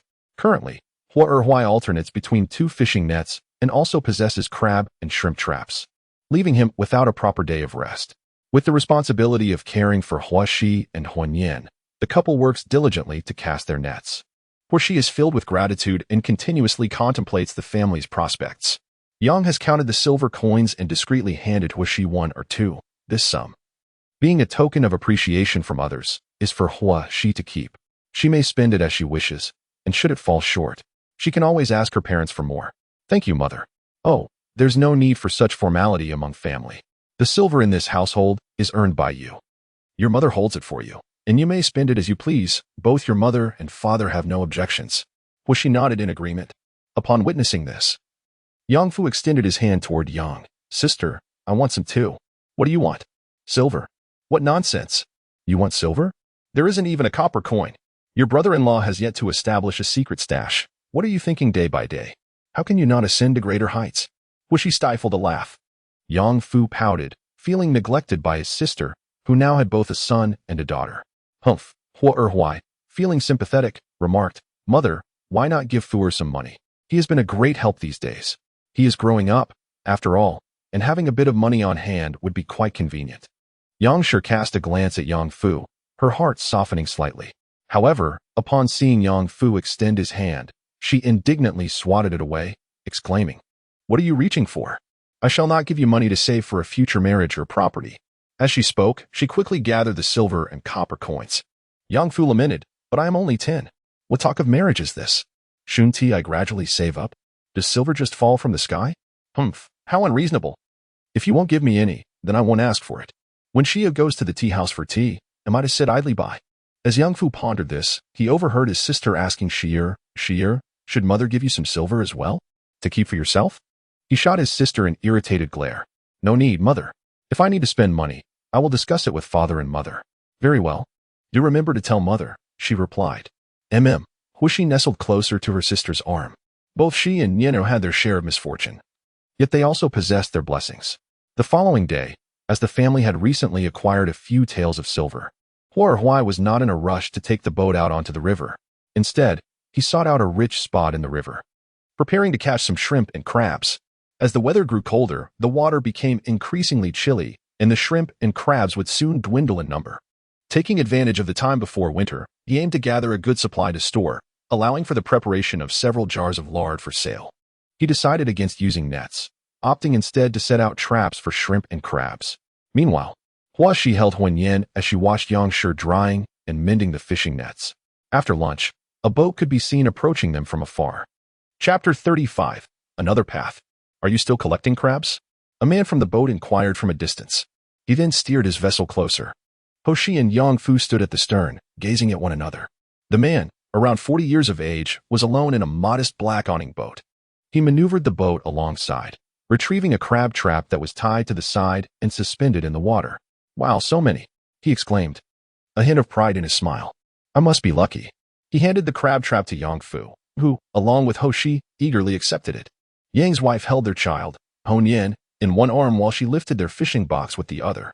The man, noticing the few-month-old Hongyan, felt a fondness in his heart. "You must be quite carefree to let such a little one drift with you on the rivers. What can we do? We possess no other skills. This is our only means of sustenance." Hoshi cast a glance at him, noting his amiable demeanor. And while observing Yang Fu weigh the crabs, she engaged him in conversation. She learned that his surname was Zhou, and his name was Zhouyi. Hailing from Tangquan town in the outskirts of the capital, he owned a house and some land, and fishing was merely a sporadic endeavor to supplement his household income. Hoshi couldn't help but feel a pang of envy. For him, fishing was a hobby, a way to pass the time. For them, it was a matter of survival. The yearning to own land intensified within her. One day, she dreamed of having her own home and fields, where she could fish whenever she pleased, lie idle if she so desired, and whether she spent a day fishing or 3 days mending nets, it would be entirely at her whim. Meanwhile, Yang Fu had already weighed the crabs. "You have 11 that weigh over 2 taels, 6 that are over 4 taels, and 3 pounds that are below 2 taels," he remarked, glancing at Hoshi. Upon hearing this, the man felt that the price of the crabs was quite fair. He had inquired with several crab vendors along the way and had a good understanding of the market. Nodding, he said, "Very well, the whole family is just, so I shall sell them to you. It is certainly fair. We all make our living from the water and understand the hardships of everyone. We are not like those who solely seek profit without understanding the toil of fishermen." The man nodded repeatedly upon hearing this, not merely to secure a few extra coins, but because he appreciated such sentiments. They shared a kinship, a bond that warranted mutual support. Yang quickly retrieved a handful of coins, counting them out for him, where she presented them, saying, "Here you are. The total is 365 coins. Uncle, please count them." Zhouyi counted the coins carefully, tucking them safely into the pocket of his waist. "That is correct. Thank you both." Huishi, with a sweet smile, replied, "We should be the ones thanking you. We are also grateful for your kind consideration. Did you leave behind a basket?" Huishi asked. Zhouyi paused, following her gaze, and chuckled, shaking his head. "No. That basket contains shrimp." "Shrimp? Are you keeping them for your own consumption?" Huishi inquired. "Not at all. We don't need those for ourselves. I intend to take these shrimp to the city tomorrow to sell." Huishi's eyes sparkled with curiosity. "Uncle, how much do you sell them for in the city?" "What? You also buy shrimp?" If you are willing to sell to us, we would gladly purchase them. Joey was initially taken aback, then smiled as he lifted the shrimp basket. That would be splendid. If you are buying, I can return home a bit earlier today. Cheer, you are buying shrimp? The family turned to Huishi, but they refrained from questioning her in front of others, instead gathering around to inspect the shrimp within the basket. Huishi poured a basket of shrimp into her family's fishing box, sifting through the contents with her hands, discovering a mix of sizes, primarily green shrimp, grass shrimp, and some thumb-sized white shrimp, all still alive. Yang Fu stared at her in astonishment. Joey pondered for a moment before stating, I can sell these at the fish market for 12 won. If you desire them, the price remains the same. After a brief contemplation, Huishi replied, Then I shall pay you a little over a jin for 12 won. In the future, should you catch more, come to our home to sell them. If you cannot find us, seek us at the Taoya ferry. We will be docked there at night, and you shall easily spot us upon your arrival. Very well. I shall sell them to your family. Should I catch more, I will certainly come to you. The basket of shrimp weighed just over 8 jin, and Joey accepted a mere 100 won for them. With the transaction complete, he cheerfully bid farewell to the Hua family and rode away. Once he departed, the family gathered around the large basket of shrimp. Sire, can these be used to make crab butter? Yang Shi and Hua Erhuai turned their eyes towards her. Doesn't this mean we could increase our income? Huashi shook her head, chuckling softly. Only crabs yield crab butter. These are shrimp. There is no crab roe or crab paste. Have you lost your senses? Then why did you acquire these shrimp? Seeing the eager expressions of her family awaiting an explanation, Huishi elucidated, as the weather cools, shrimp and crabs become scarce. In winter, fresh seafood is unavailable. We should collect some shrimp to prepare spicy shrimp, dried shrimp, and grilled shrimp for sale. When they become rare, their value will increase, potentially yielding even greater profits than selling fresh shrimp. Yang Fu nodded repeatedly, understanding the principle of supply and demand. However, he inquired, but what exactly is spicy shrimp? I have only heard of drunken shrimp. Drunken shrimp are simply raw shrimp marinated directly.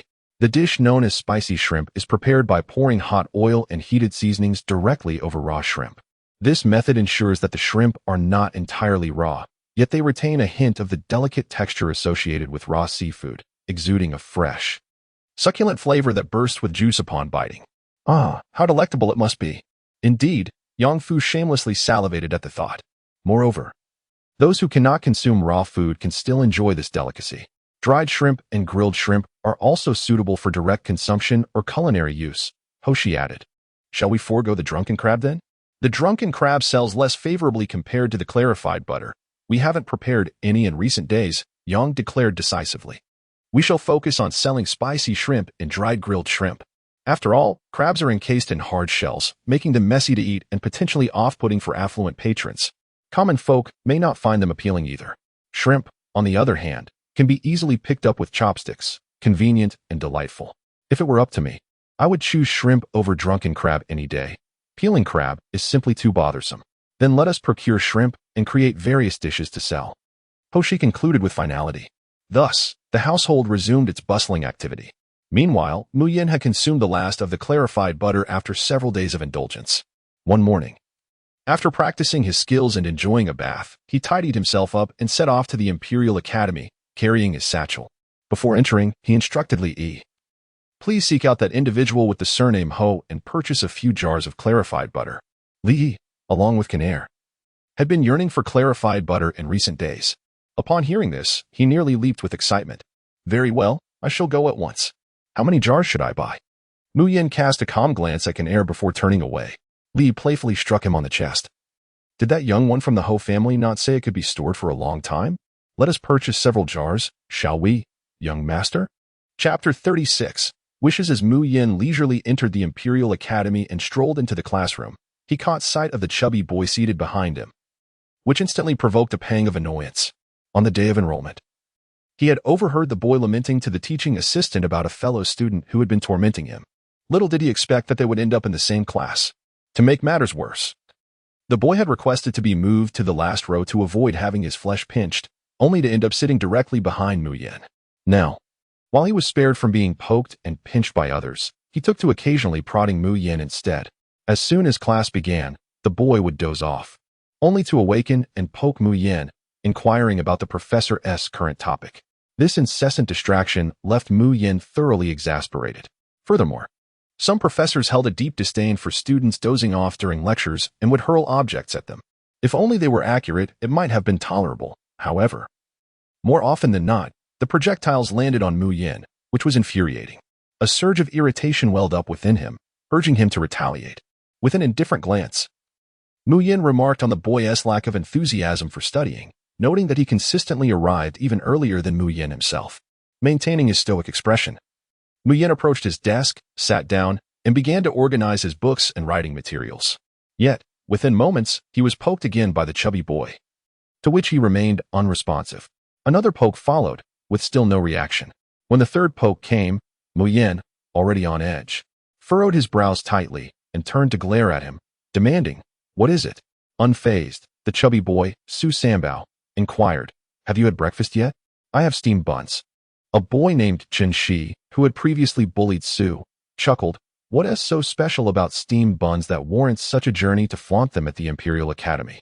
Su Sambao, seemingly accustomed to such ridicule, raised his chin defiantly and replied, "Steamed buns may not be particularly delightful, but I have something exquisite to accompany them.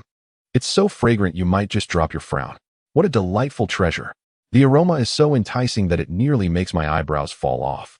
Chen Shi's curiosity was piqued, and he immediately rushed over.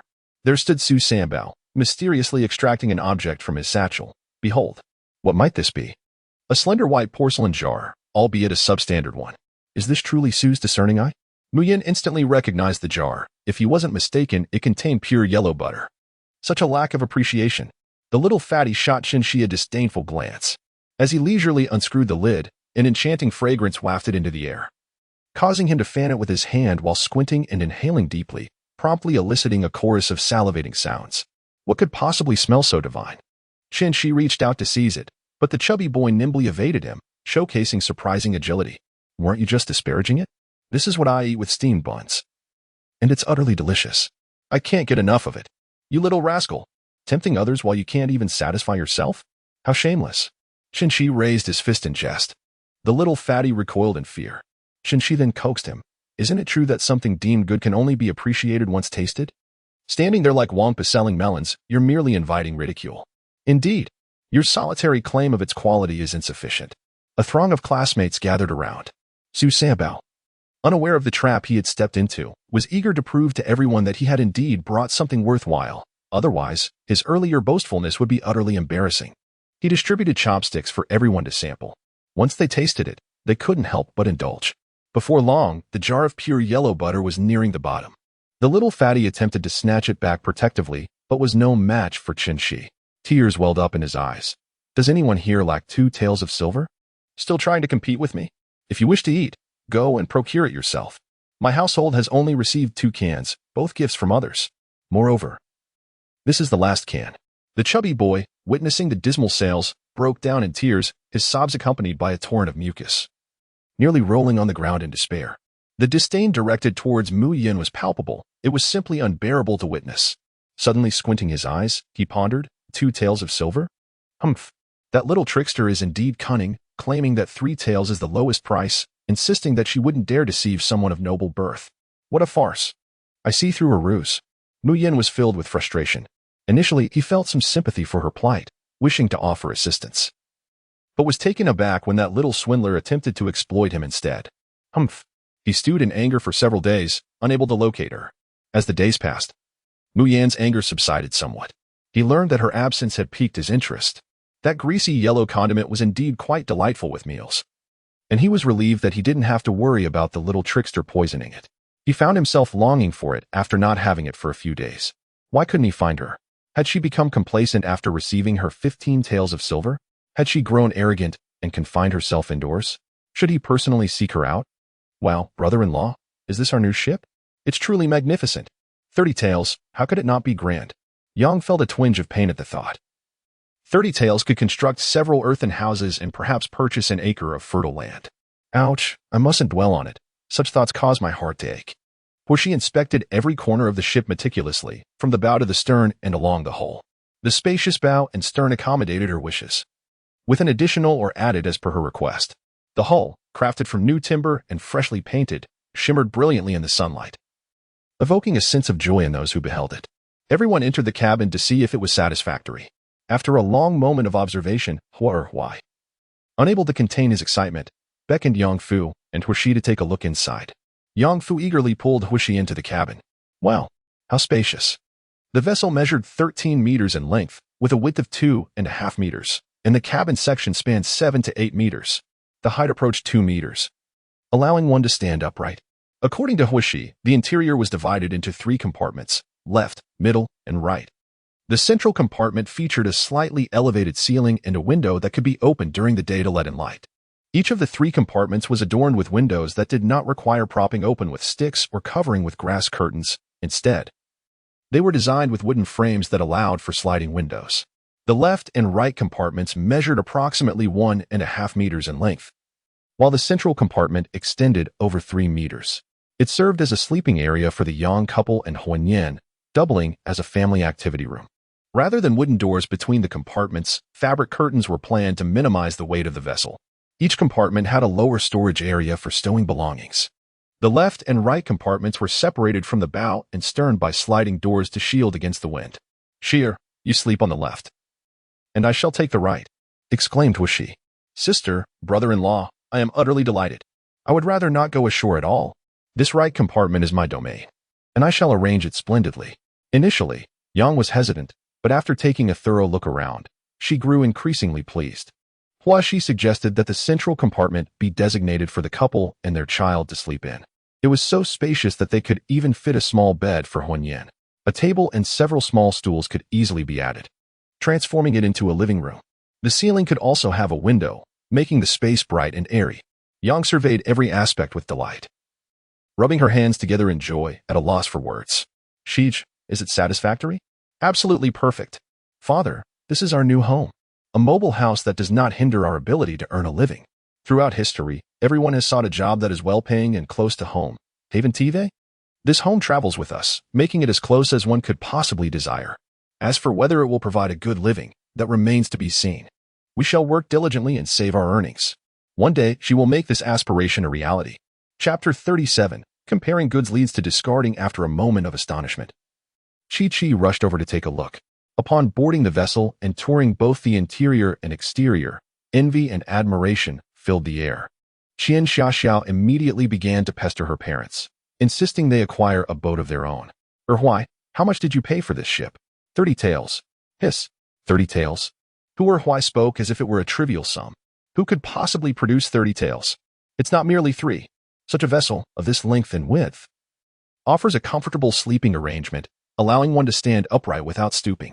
The central cabin can accommodate 2 banquet tables. Who wouldn't desire a ship like this? Especially for large families, one could almost wish to transform this very boat into their own. Yet, upon hearing the price of 30 taels, their hearts ached. How they longed for it. Upon hearing this, Sun S's teeth ached in frustration. She shot a glare at Qian Xiaoxiao. 30 taels? Selling you wouldn't even suffice. Qian Xiaoxiao felt quite wronged and scampered over to Yang Fu, insisting on sleeping with him that night.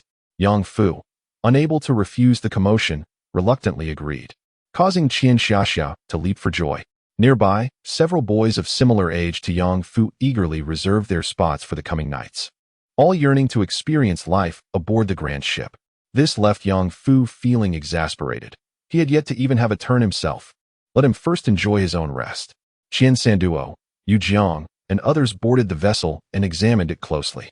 Upon observing the rudderboard at the bow, they were momentarily bewildered. Is this the stern? The bow? A rudderboard at the bow? No, it appears that both the bow and stern have been fashioned identically, with an additional rudderboard affixed. Huai patiently elucidated the matter. Upon closer inspection, it became evident that the bow and stern are indeed of the same design. Unlike their own vessel, which features a pointed and elongated bow for slicing through waves, with a rudderboard at the stern that is slightly broader. The new craft from the Hua family presents a uniformly tapered design at both ends. Why then is there an extra rudderboard at the bow? Further scrutiny revealed that the rudderboard had been lengthened and the submerged end had widened. Is this an enhancement for increased propulsion? However, employing 2 rudderboards would seemingly require the labor of 2 individuals. Huai clarified, not at all. Typically, only the rudderboard at the stern is utilized. It is merely a means to circumvent the inconvenience of turning around when changing direction. When the bow transforms into the stern, the vessel can continue to advance seamlessly.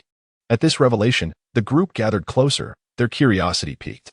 The prospect of operating the rudderboard is accessible to all, from the elderly to the young. Yet, maneuvering and turning is a more complex task, fraught with the risk of capsizing if one is not vigilant. This new vessel, astonishingly, requires no turning. Both ends can propel forward. Ah, how enticing. Yet, considering the price. Oh dear, 30 taels.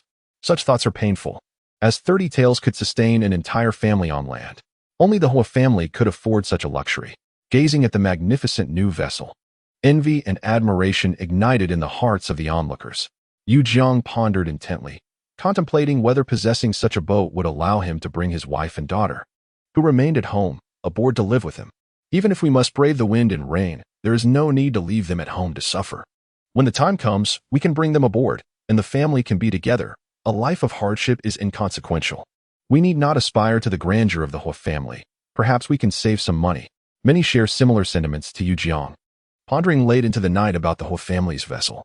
In the dark, Sun whispered to Qian Sandio, "Do you think if we were to procure a houseboat for Xiao Yu, it might improve his prospects for marriage, providing him with more opportunities? Isn't that obvious?" He retorted. "But, do you have 30 taels to spare?" Sun fell silent. After a moment, she questioned, "How has the Hua family suddenly amassed so much wealth? Should we not consider borrowing some from them?" Qian Sanduo pondered for a moment. The Hua family was once worse off than us. Their savings likely stem from crab fishing. After purchasing the boat, they probably have little left. Well, don't get your hopes up. Even if we were to fish for crabs, we have no connections.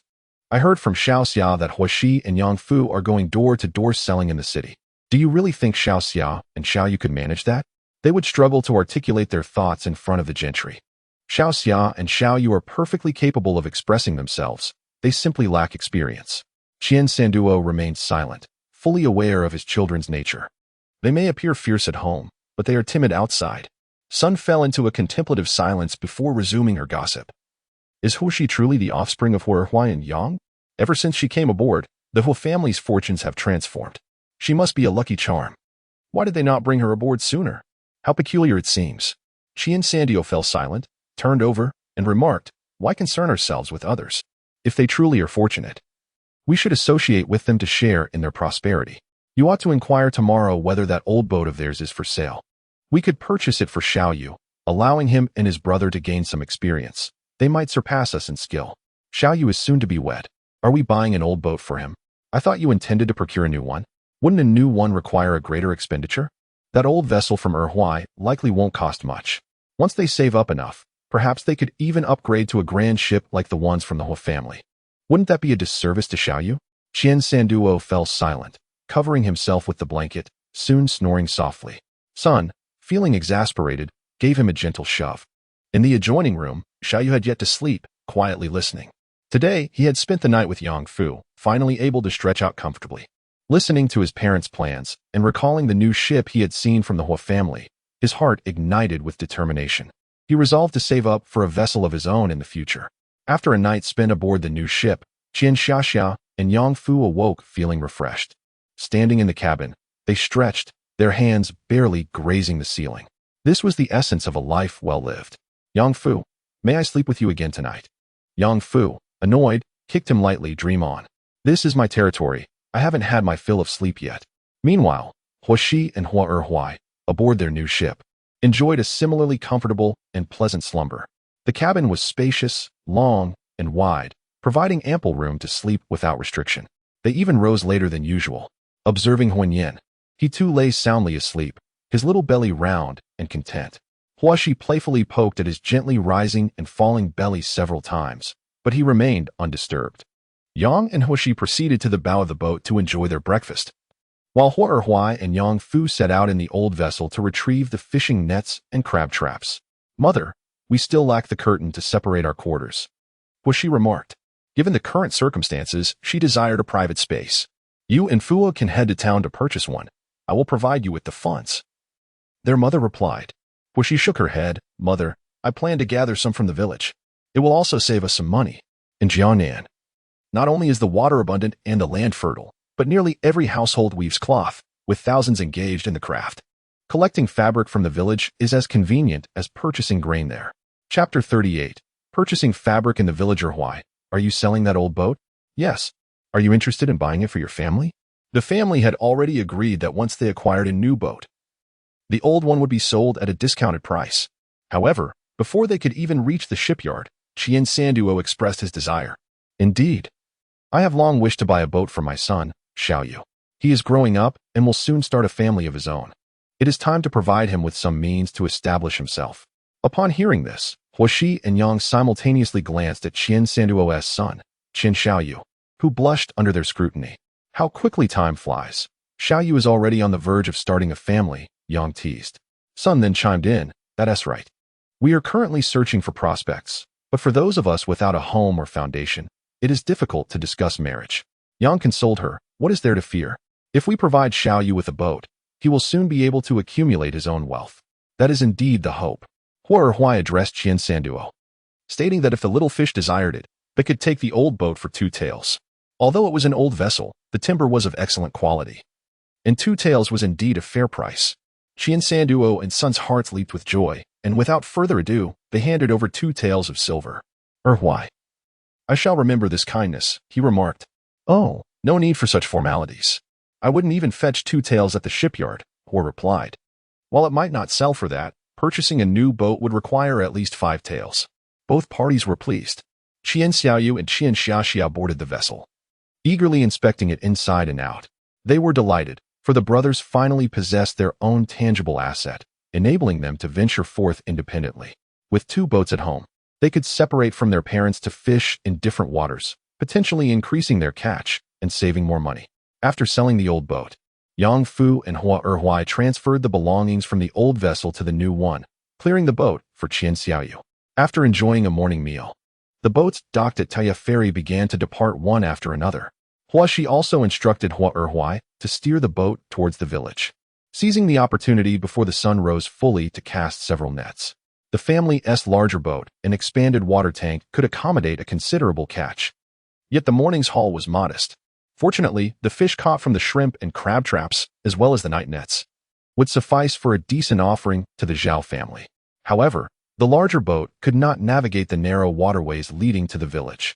Reluctantly, Hua Erhuai remained on the vessel while Hua, she had Yang carry Huan Yan, joining Yang Fu and the other 3 to enter the village. This arrangement, under the bright midday sun, would likely face no undue scrutiny. Moreover, Yang's resilient and somewhat spirited nature would ensure that ordinary village women would think twice before challenging her. She cradled Huan Yan, her presence more effective than that of Hua Erhuai in alleviating the villagers' apprehensions. Yang Fu and Hua, she walked ahead of the Yang family, each carrying a basket, where she held shrimp and crabs, while Yang Fu bore several fish weighing around 2 pounds each. Huan Yan, nestled in Yang's embrace, curiously gazed around, his eyes darting from side to side. As the family of 4 entered the village, the locals assumed they were visiting relatives. Upon hearing they were searching for Zhao Yang's home, they eagerly offered directions, with a child even running ahead to guide them. Who are they? Where do they come from? Upon receiving the news from the village child, Grandma Zhao hurried out of her house, instantly recognizing them. Oh, it's you. Come in, come in. Her daughter-in-law, Zhao Yang's wife, also emerged upon hearing of the guests. Mother, who has arrived? Upon seeing them, she exclaimed, oh, it's you. Together with Grandma Zhao, they warmly welcomed the visitors inside. This was Yang's first visit, and seeing the enthusiastic mother-in-law and daughter-in-law eased her initial apprehensions. She greeted them in a familiar manner, and soon they were addressing each other as sisters. Come here, child, let me hold you. You take a break, Grandma Zhao said, her hands itching to hold Huan Yan, who had captivating, twinkling black eyes. With only 2 grandsons, the youngest of whom was already 15 and rather quiet, she longed for the charm of a little child. Holding Huan Yan in her arms, she was delighted to find him unshy, staring at her with curiosity, and instantly grew fond of him. As she playfully interacted with him, Huan Yan giggled, further endearing himself to Grandma Zhao, who was reluctant to let him go. The bond between the elderly woman and the young child flourished harmoniously. Observing Aunt Zhao from the side, her heart swelled with warmth, wishing she could also persuade her husband to have a similarly delightful child. Why were they bringing things over? The Zhao matriarch and her daughter-in-law gazed into the 2 baskets, filled with shrimp, crabs, and fish, feeling a deep sense of comfort in their hearts. Recognizing the family's kindness and remembrance of others' goodwill. We have a boat as well. You still brought these over? It is not easy to make a living on the water. The old lady Zhao felt a surge of gratitude and attempted to decline. Grandma Zhao, please accept this. It is our heartfelt offering. The last storm severely damaged our boat, leaving us without food. If your family hadn't sold us grain, we would have spent significantly more buying it in the city, said Huashi, with Yang Fu nodding in agreement. The Zhao matriarch and daughter-in-law were both deeply touched, acknowledging how considerate these two children were. Turning to Yang Shi, they remarked, "You are truly fortunate. With 3 sons, you will surely enjoy a good life in the future, especially with such understanding children." Yang Shi was fond of the mother and daughter duo and revealed, "She is my daughter, dressed as a boy for convenience. The eldest is my brother." She recounted their family situation. The Zhao matriarch and daughter-in-law were astonished, examining Huashi closely and sighing at the challenges faced. They then said to Yang Fu, "You are blessed to have such a sister and brother-in-law who support you. You must honor them well in the future." Yang Fu nodded, "I will. My sister and brother-in-law are the best people in the world. I will treat them as my own parents and show them respect." Oh, this child is so understanding. Just observing how this family interacts reveals not only their good character, but also their ability to nurture and educate their children. Yang looked at Yang Fu with a face full of contentment. Over the years, although she had been unable to raise her own children, she had successfully nurtured her younger brother, fulfilling the expectations of their parents who had passed on. With Zhao Liang and Zhao Ji absent from home, the room was filled solely with women and children who were engaging in delightful conversation, akin to that of truly close relatives. "Are you in need of fabric?" Yang inquired. Nodding, "Do Aunt Zhao and Sister Xiao know of any weavers? We wish to purchase some. Apart from thick cloth for curtains, we also desire some linen for clothing. As you know, our livelihood on the water barely allows us to save any money throughout the year. If we could find affordable fabric in the village." Yang suddenly felt a pang of embarrassment, as if she were trying to take advantage. "Oh, what does it matter? Weaving is meant for sale. Selling to you is no different than selling to merchants. Besides, purchasing from the city fabric shop would be excessively costly.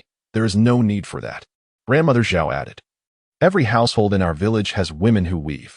Daughters begin to learn at 7 or 8 years old, and each one becomes proficient. My daughter-in-law is particularly skilled. She can weave 1.5 yards in a single day." Yang gasped in astonishment. "Wow, Sister Zhao is so impressive. We could change clothes daily and still not run out." Zhao Qian, feeling a tad shy, responded, "It's not every day that one can weave that much." She turned to Yang and continued, "Here, all the women can weave, and every household possesses a loom. Some of the younger girls are even faster than I am. We have accumulated some fabric at home these days. Would you like to accompany me to take a look?" Chapter 39. All is taken. She accompanied Mrs. Yang to observe the fabric woven by the Zhao family.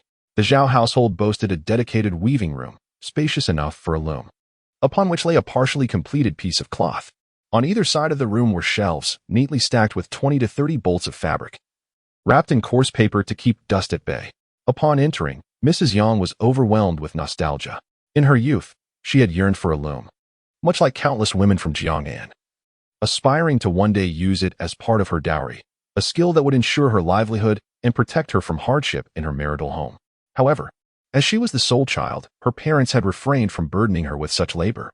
Curious, she stood before the loom, inspecting it closely before turning her attention to the finished fabric. Noticing the interest of the mother and daughter, Mrs. Zhao patiently began to elaborate on the intricacies of their work. "Aunt, you weave so much fabric. Do you not sell it? Is it reserved for home use? Can you weave a bolt in a single day? How impressive! Your speed is remarkable," she exclaimed. Mrs. Zhao nodded in agreement. "Indeed, we have young maidens in the household, and they are not permitted to engage in other household chores. They solely weave in this room. If they were to handle domestic tasks, their hands would become coarse, calloused, and clumsy, potentially damaging the fabric. Our family is small. During the day, it is just my mother-in-law and me at home. She tends to the household duties while I focus solely on weaving." Mrs. Yang discreetly glanced at Mrs. Zhao's hands, which were slender and delicate, a stark contrast to her own rough and calloused fingers. She instinctively hid her hands behind her back. Huashi, witnessing this tender moment, felt a pang of sympathy. Fearing the awkwardness of Yang, she inquired, "And how much does a piece of cloth cost?" The response was contingent upon the type of fabric. Cotton linen, fine linen, coarse linen, and ramie all had differing prices. Cotton was the most expensive, priced at 4 coins per piece, cotton linen at 3 coins, fine linen at 2 coins and 5 cents, coarse linen at 2 coins, and ramie at 1 coin and 5 cents. "Why do we not weave only cotton then? It would yield greater profit." Zhao Qianshi chuckled, gently patting her head. Though cotton is costly, it requires utmost finesse. If the threads are poorly joined, the price will be reduced. One can scarcely weave half a piece in a day. I can manage 1 piece of cotton linen daily, and on swift days. 2 pieces of rami. 2 pieces in a day? That translates to 3 coins of silver daily. Yang was taken aback. Zhao Qianshi burst into laughter, as did Huishi. Yang looked around, puzzled by their amusement. Mother, ants yarn also costs money, Yang finally realized, her face flushing with embarrassment. Zhao Qianshi, still smiling, remarked, every profession has its complexities. It is only natural that you are unaware of the intricacies.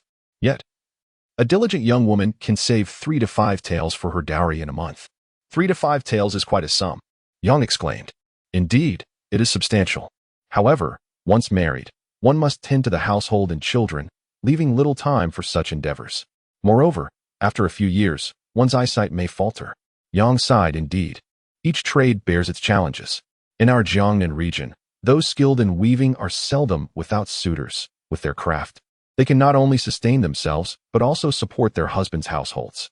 The looms used in the home are often provided as dowries by families who cherish their daughters. Yang nodded thoughtfully, casting a glance at Huishi. What would her daughter bring as dowry in the future? Perhaps a boat? No, fishing is too arduous. Perhaps she could learn to weave, and in time, bring along a loom as her dowry? Huishi caught her gaze and shivered slightly, hastening towards the bundled fabrics. Aunt, may I touch them? She inquired eagerly. Of course, how could one buy cloth without feeling it? Came the encouraging reply. Seeing the interaction between the two, Zhao Qian felt a surge of admiration for them. She enthusiastically began to introduce the various fabrics. Huishi reached out to touch the materials. The cotton was the most delightful to the touch, soft and comforting. The cotton linen blend had tiny bumps, feeling somewhat coarser. The fine hemp was cool to the touch, while the coarse hemp was not only rough, but also somewhat stiff. The rami hemp, made from rami added to the hemp fibers, felt even coarser than pure hemp. Cotton was soft and absorbed sweat well, while hemp was firm and breathable. Although rami was the least expensive, it was the most durable and favored by the common folk. As Huishi examined the fabrics, her mind wandered to the silver at home. They had recently purchased a new boat from the profits of selling lard, and combined with the remaining funds, they had approximately 20 taels of usable silver. Suddenly, a bold idea struck her. Aunt, what types of fabric do you have here? And how much rami? As she spoke, she tugged at Yang's sleeve. Yang looked down at her, and, noticing the wink, felt a flutter in her heart. The child was brewing another scheme. She chose to remain silent, allowing her to speak. Zhao Qian glanced at the shelves and replied, we have the most rami, 17 rolls. There are 3 rolls of cotton, 2 rolls of cotton linen, and 2 rolls of fine hemp. Huishi's eyes darted thoughtfully. Aunt, if I were to purchase all the cloth you have here, would you be able to sell it to me at the same price as the merchants? After posing her question, she felt a flutter of anxiety. These weavers likely had stable relationships with their cloth merchants. If the merchants were unable to procure goods from her home next time, they might cease their visits altogether, ultimately hindering her family's business. She forced a smile, adding, or perhaps I could buy a bolt and offer a little extra? The thought of purchasing all the fabric left Yang in a state of shock, quickly followed by a pang of regret. This child was full of surprises, and her sudden ideas made her apprehensive.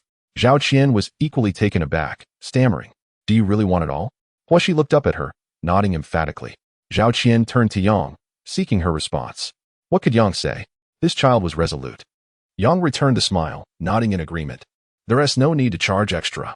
If you wish to buy, I will sell it to you at the same rate I receive from the merchants. Upon hearing this, Yang cast a worried glance at her. Huishi breathed a sigh of relief. Sensing her genuine intent to purchase, Zhao Qian led them through the selection of fabrics. With no objections from either party, they began to settle on a price, totaling 4 taels and 851. Huishi handed her 5 taels, requesting that the remaining funds be used to acquire some vegetables.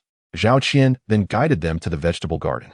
In the garden, Grandma Zhao was cradling Huanyan while observing Yang Fu diligently watering and weeding the crops, despite her attempts to intervene. She couldn't help but feel a sense of admiration. The children from impoverished families displayed such thoughtfulness and maturity. Chapter 40. A new idea. Zhao Qian led Yang and her daughter over, while Grandma Zhao praised Yang Fu for his understanding nature. It has come to my attention once again that they have purchased all the fabric from their home, at the same price as the merchants, and they are adamant about having even less. Both Huaxi and Yangshi are in disagreement, deeming it unwise to engage in such a venture that sacrifices more for less. Granny Zhao, filled with emotion, remarks on the sincerity of the family and promptly gathers a large basket of vegetables for them, also bringing out 2 sizable pumpkins. Noticing that her family is ducks, Huaxi inquires further. Indeed, in the village by the river, every household raises ducks, and duck eggs are plentiful. Would you like some? I can fetch you a few. Huaxi eagerly nods in agreement. With every household raising ducks, it is no wonder that the renowned specialty of the capital is salted duck. Thus, she purchases a large basket of salted duck eggs, along with several dozen pounds of various beans and grains. The elderly woman and her daughter-in-law assist in loading the fabric onto the cart, requesting Aunt Zhao to help push it to the riverside. Hua Erhui casts his net in the river near the village, stealing glances towards the village entrance, anxious about their progress. After a considerable length of time, he finally spots their figures and hurriedly rows his boat over.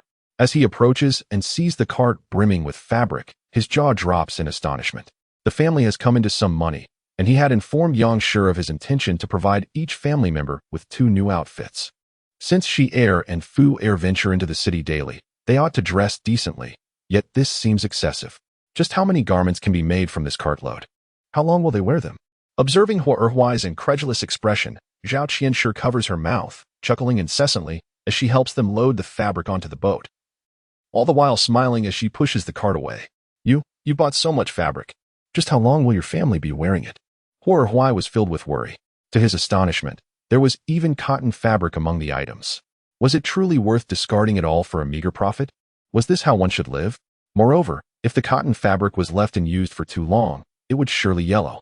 Yang glanced at him with disapproval, choosing to remain silent as she busied herself with a large basket of vegetables, duck eggs, and various grains in the cabin. Huaxi covered her mouth to stifle a chuckle, saying, "Father, it's not for us to wear. I intend to use it for business." Business? What sort of venture requires so much fabric? Yang Fu was equally perplexed, and both he and Hua Erhuai turned their attention to Huaxi. Upon hearing Huaxi's plan to engage in commerce, Yang's curiosity piqued. She set aside her tasks and carried Hua Nian to the rear of the boat. Earlier, when Shi'er expressed a desire to buy fabric, her eyes had conveyed a hint of intrigue, and though she had not inquired, her mind was abuzz with questions. Seeing her emerge, Huaxi playfully scratched Hua Nian's nose, to which he pouted in protest and swatted at her. Observing his lively demeanor filled Huaxi with both nostalgia and joy.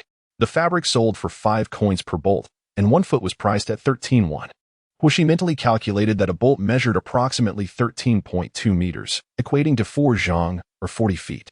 She had acquired it from the Zhao family at 4 coins, meaning the cost price per foot amounted to 10 won. Factoring in waste, labor costs, shop rent, commercial taxes, and operational expenses, the overhead was substantial. Marking up by 30%, the price of fabric at consumer outlets in Jiangnan was not exorbitant, especially given the abundance of weavers. Yet, for the impoverished common folk who struggled to afford even a meal, every single coin felt as precious as gold. It was a rarity for anyone to wear clothes without patches. Watching Huaxi furrow her brow in contemplation, Yang and the others observed her in silence. The child. It is uncertain how many matters they have contemplated. How could one think so extensively? Huaxi spoke. We sell the cotton fabric at 11 won per foot. If one wishes to purchase an entire bolt, the fabric shop adds a penny, and we add 31. They are not devoid of costs. There are the interpersonal connections with the Zhao family, losses incurred, and the labor of our family. All of these constitute expenses. However, we cannot price it too high, or else we risk losing business. What do you mean by selling at 11 won and adding 30? Yangshi responded, finally grasping the idea. Shio, are we selling fabric? Indeed, mother. We have bought so much, surely we cannot use it all for clothing. The household has already received shrimp and crabs, and now we are selling fabric? It is not merely about selling fabric. The salted duck eggs, vegetables, and grains we purchased today can all be sold as well. In a few days, my uncle and I will visit the city to explore further varieties, transforming our boat into a mobile general store for the fishermen. This way, we can fish while simultaneously selling goods, a dual benefit. Fishing alone does not provide sufficient sustenance. It is time to alter our approach. Opening a general store is just the initial step. Selling goods to fishermen is merely for their convenience and likely one tea yields substantial profits. Huaxi harbored other thoughts. But one must take life one bite at a time. Yang Shi, Hua Erhuai, and Yang Fu were all taken aback. Are they truly opening a shop? A mobile general store on the river? Is this real? Sheesh, what inspired you to consider a general store? Yang Shi asked, bewildered. Mother, do you believe that merely relying on fishing, living by chance, will ever allow us to save enough to buy land and build a house? Our boat has grown larger and can carry considerable goods. A few days ago, during the storm, it became apparent that purchasing items had become quite inconvenient for everyone. If there were a convenience store on the water, allowing us to purchase goods without venturing into the city, it would be remarkably convenient and would not hinder our fishing endeavors. Do you think it would attract business? Undoubtedly. Yang Fu nodded repeatedly. A trip to the city consumes a considerable amount of time, wasting precious moments.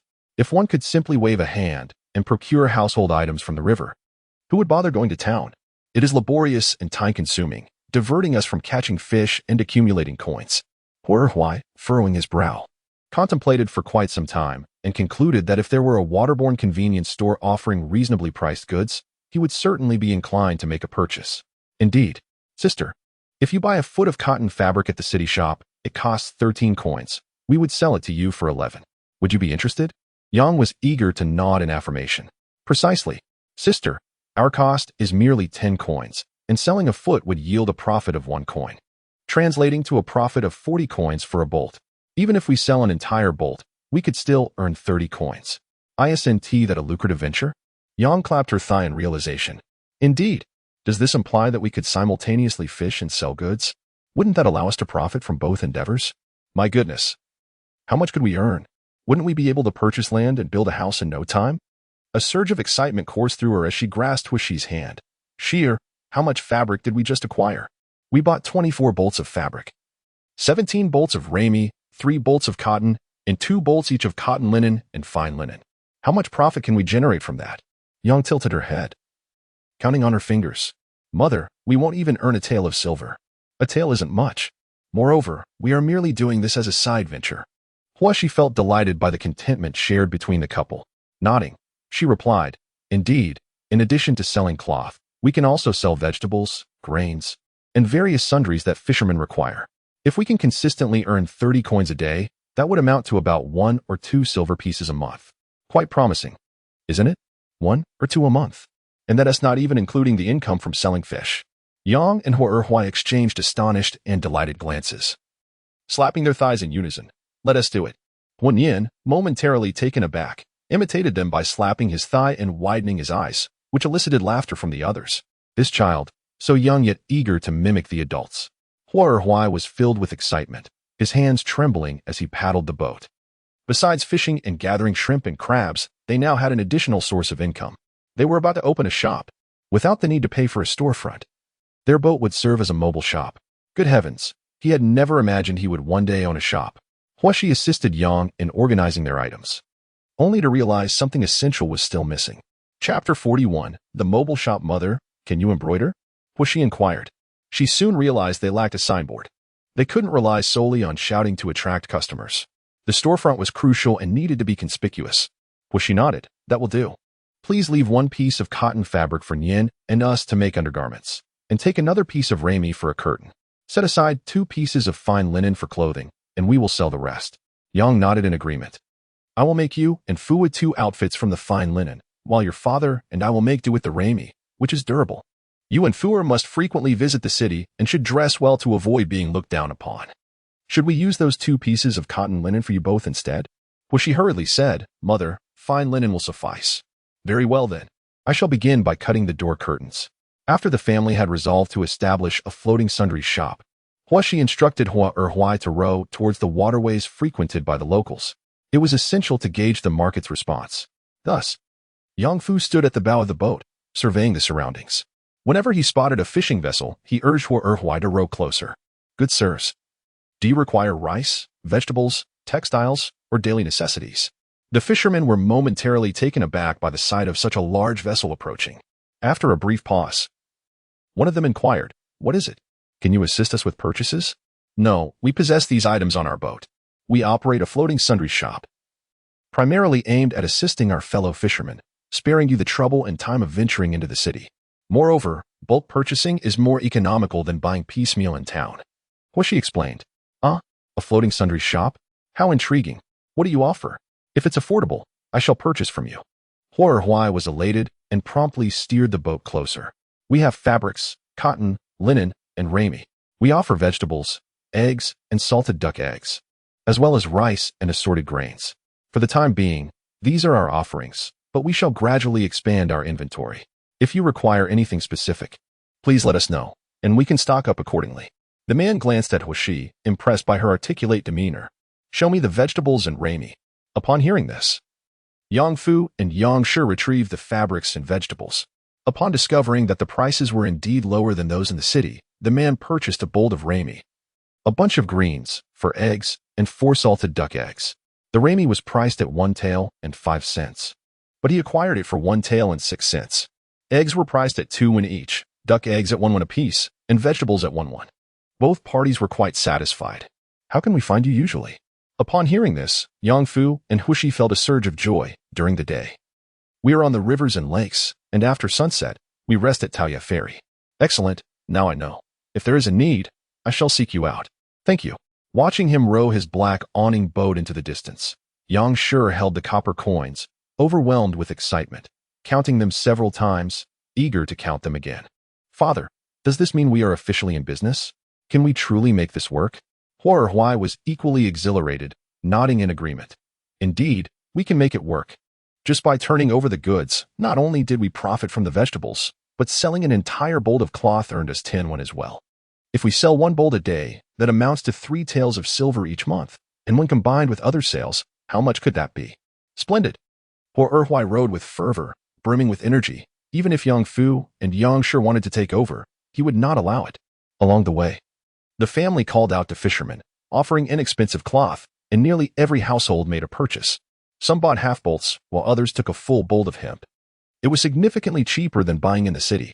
Yang Shi joyfully cut the cloth, transitioning from trembling excitement to confidently chatting while skillfully wielding her scissors.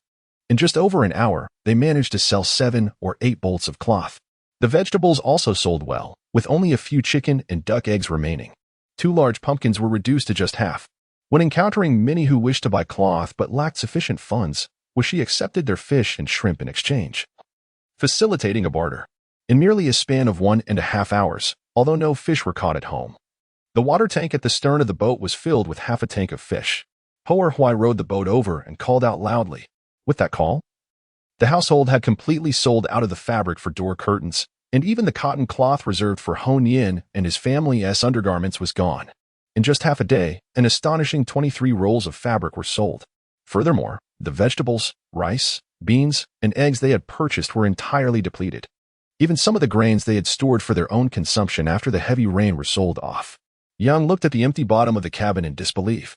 She approached Huai and said, Father, pinch me. Hushi and Yang Fu stifled their laughter. Goodness, this business truly has potential. In just half a day's effort, there were still many eager customers who wanted to buy fabric, but could not. There were also fishermen seeking other supplies that they had not prepared, or else they could have earned even more. After counting several times, the total was 5 taels and 2 coins, plus 10 won. Hushi nodded in agreement. Yang was eager to earn money, and she felt the same. She followed Yang to the cabin to tally up and make a record of the supplies needed for tomorrow's trip to the city. She asked, What do you intend to do with all these green beans, yellow beans, and peas? Why buy so many? Hushi then remembered the beans she had purchased last time. I planned to sprout some bean sprouts on the boat. I was concerned that we might not be able to get vegetables for a while, so I thought of growing some sprouts and seedlings. They would be good for us to eat or to sell. Yang looked at Hushi, marveling at how far-sighted the child was. Delight filled her heart as she approached and playfully tousled her hair, then shot a glare at Yang Fu, exclaiming, Honestly, one must compare goods before deciding. Yang Fu, puzzled, wondered if his sister intended to reprimand him again. Did she think his earlier calls lacked vigor? It was quite the sight to behold. Yang smiled as she looked at Hushi, appreciating her thoughtfulness. These beans are not valuable. When they sprout, we can sell them for a modest price. Life on the water is not easy for anyone. Hushi nodded, agreeing that if they didn't sell, they could at least serve as an additional offering. We could also plant some scallions. That would be a nice touch. Fishermen can use them to mask the fishy smell, and perhaps it might even attract some business. She asked, How shall we plant them, and where? Yang Fu inquired, eager yet inexperienced with gardening. He rubbed his hands together in anticipation. Where else but in your cabin? Yang shot him a look. What? I haven't even slept alone in my own cabin yet. Yesterday, Qian Shashia squeezed in all night. Am I to share with the sprouts now? Mother, I'm small. I won't take up much space. Just let them be placed on my side. Upon hearing this, Yang Fu insisted, then let them stay on my side. In the end, Yang decided they would be placed in Yang Fu's cabin. Tomorrow, when your father and I go to gather cloth and vegetables, we'll also buy a basket and dig up some soil from the shore, she said. Her heart brimming with joy. With their new large boat, it felt like living in a moving house. If they could grow vegetables, life would not differ much from living on land. Yang's eyes sparkled with happiness and anticipation. Chapter 42. Encountering the little trickster the following morning. Huishi and Yang Fu accompanied Hua Erhuai to the outer city fish market, where they loaded a full cart of fish and shrimp. The morning market was bustling with activity. Upon seeing the Hua family arrive, the fish vendors quickly made space for them. After expressing their gratitude, the family began to set up their stall and conduct business. Yang Fu called out to attract customers, while Huishi assisted Hua Erhuai with small tasks. Their family had amassed a loyal clientele at the fish market. By the time it was noon, the fish and shrimp acquired through barter yesterday had sold out, yielding over 300 copper coins. As they packed up their stall, the family prepared to part ways.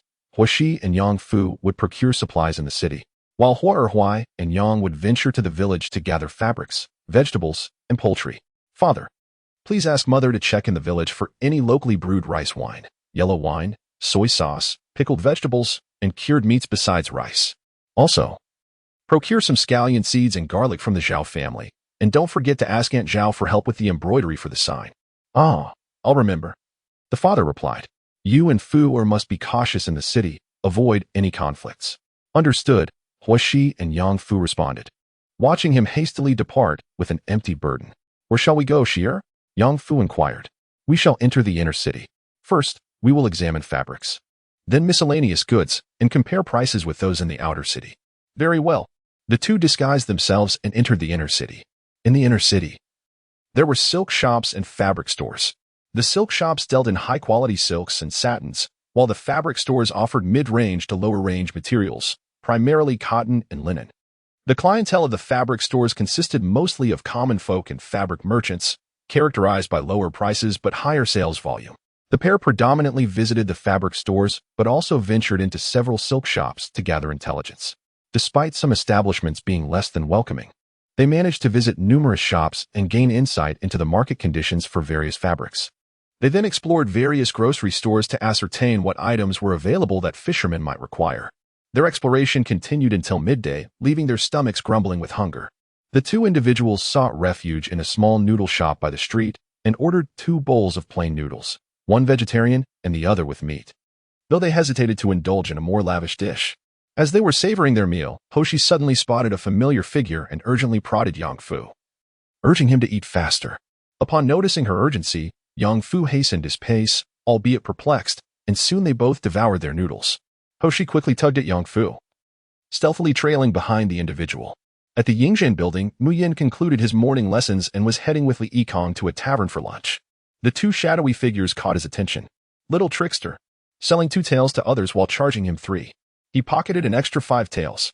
He made his profit and vanished, not even returning to sell the lard. All those days wasted. Mu Yin gritted his teeth and declared, let us go. What? The dish's haven tea even arrived. Li Yikong exchanged glances with him. In the brocade and silk shop, Wu Yukai was asking Manager Wang to show him the account books. Manager Wang felt a twinge of discontent. This fellow appeared every few days, not truly to audit but merely to maintain appearances. Despite his dissatisfaction, he could not act against him, for he was the brother-in-law of the Lady Ho, someone he could not afford to offend. Wu Yukai pretended to scrutinize the account books, remarking, the bookkeeping is commendable.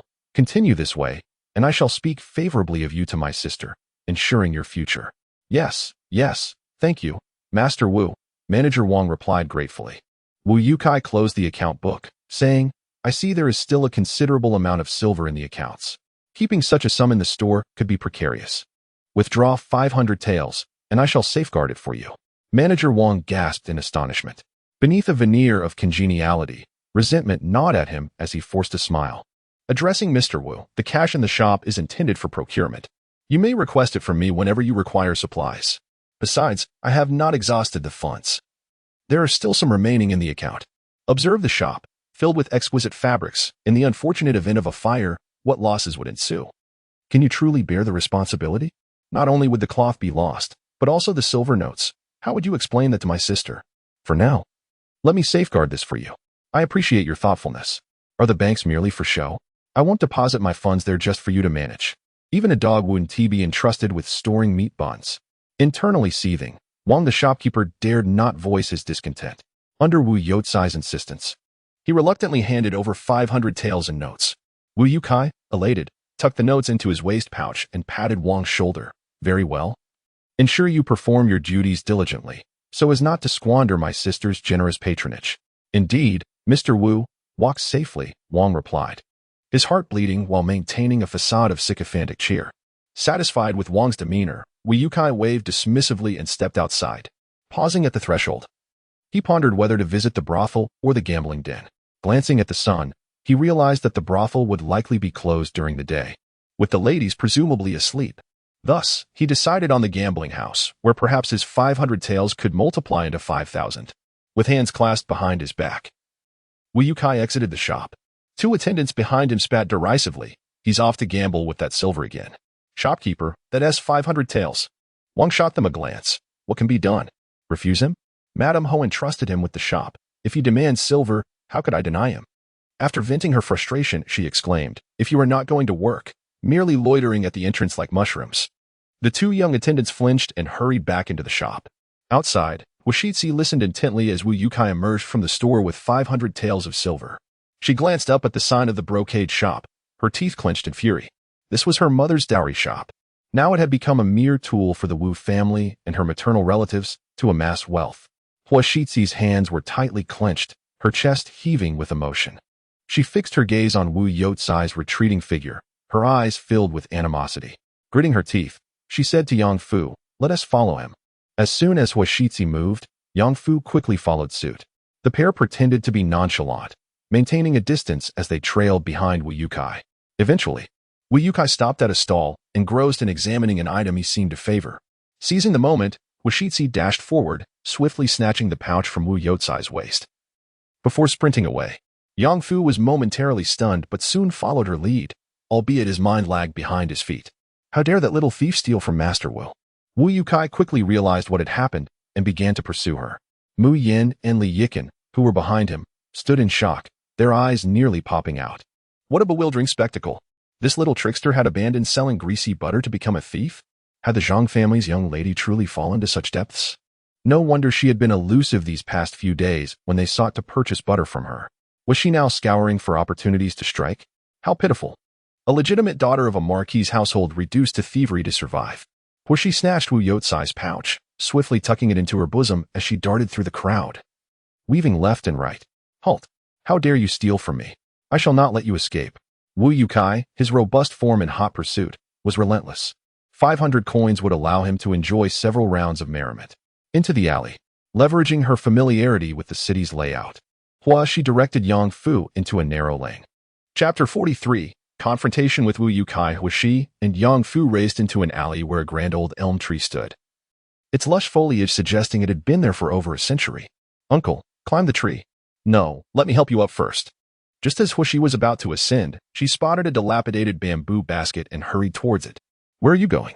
Yang Fu, hearing this, quickly scrambled up the tree, wedging himself among the branches and reaching down towards Huashi. She first handed him the bamboo basket, then clung to the tree, using all her limbs to climb. However, after only a couple of attempts, Yang Fu pulled her up with great force. As they nestled among the leaves, they heard approaching footsteps. Wu Youcai was panting heavily as he arrived. The two were so frightened that they dared not make a sound, covering their mouths tightly. Where are they? Wu Youcai, hands on his knees and breathing heavily, was sweating profusely as he scanned the alley. It was midday, and not a soul was in sight. He looked left and right, baffled at the absence of the two little thieves he had seen enter. Did they perhaps slip into someone's house?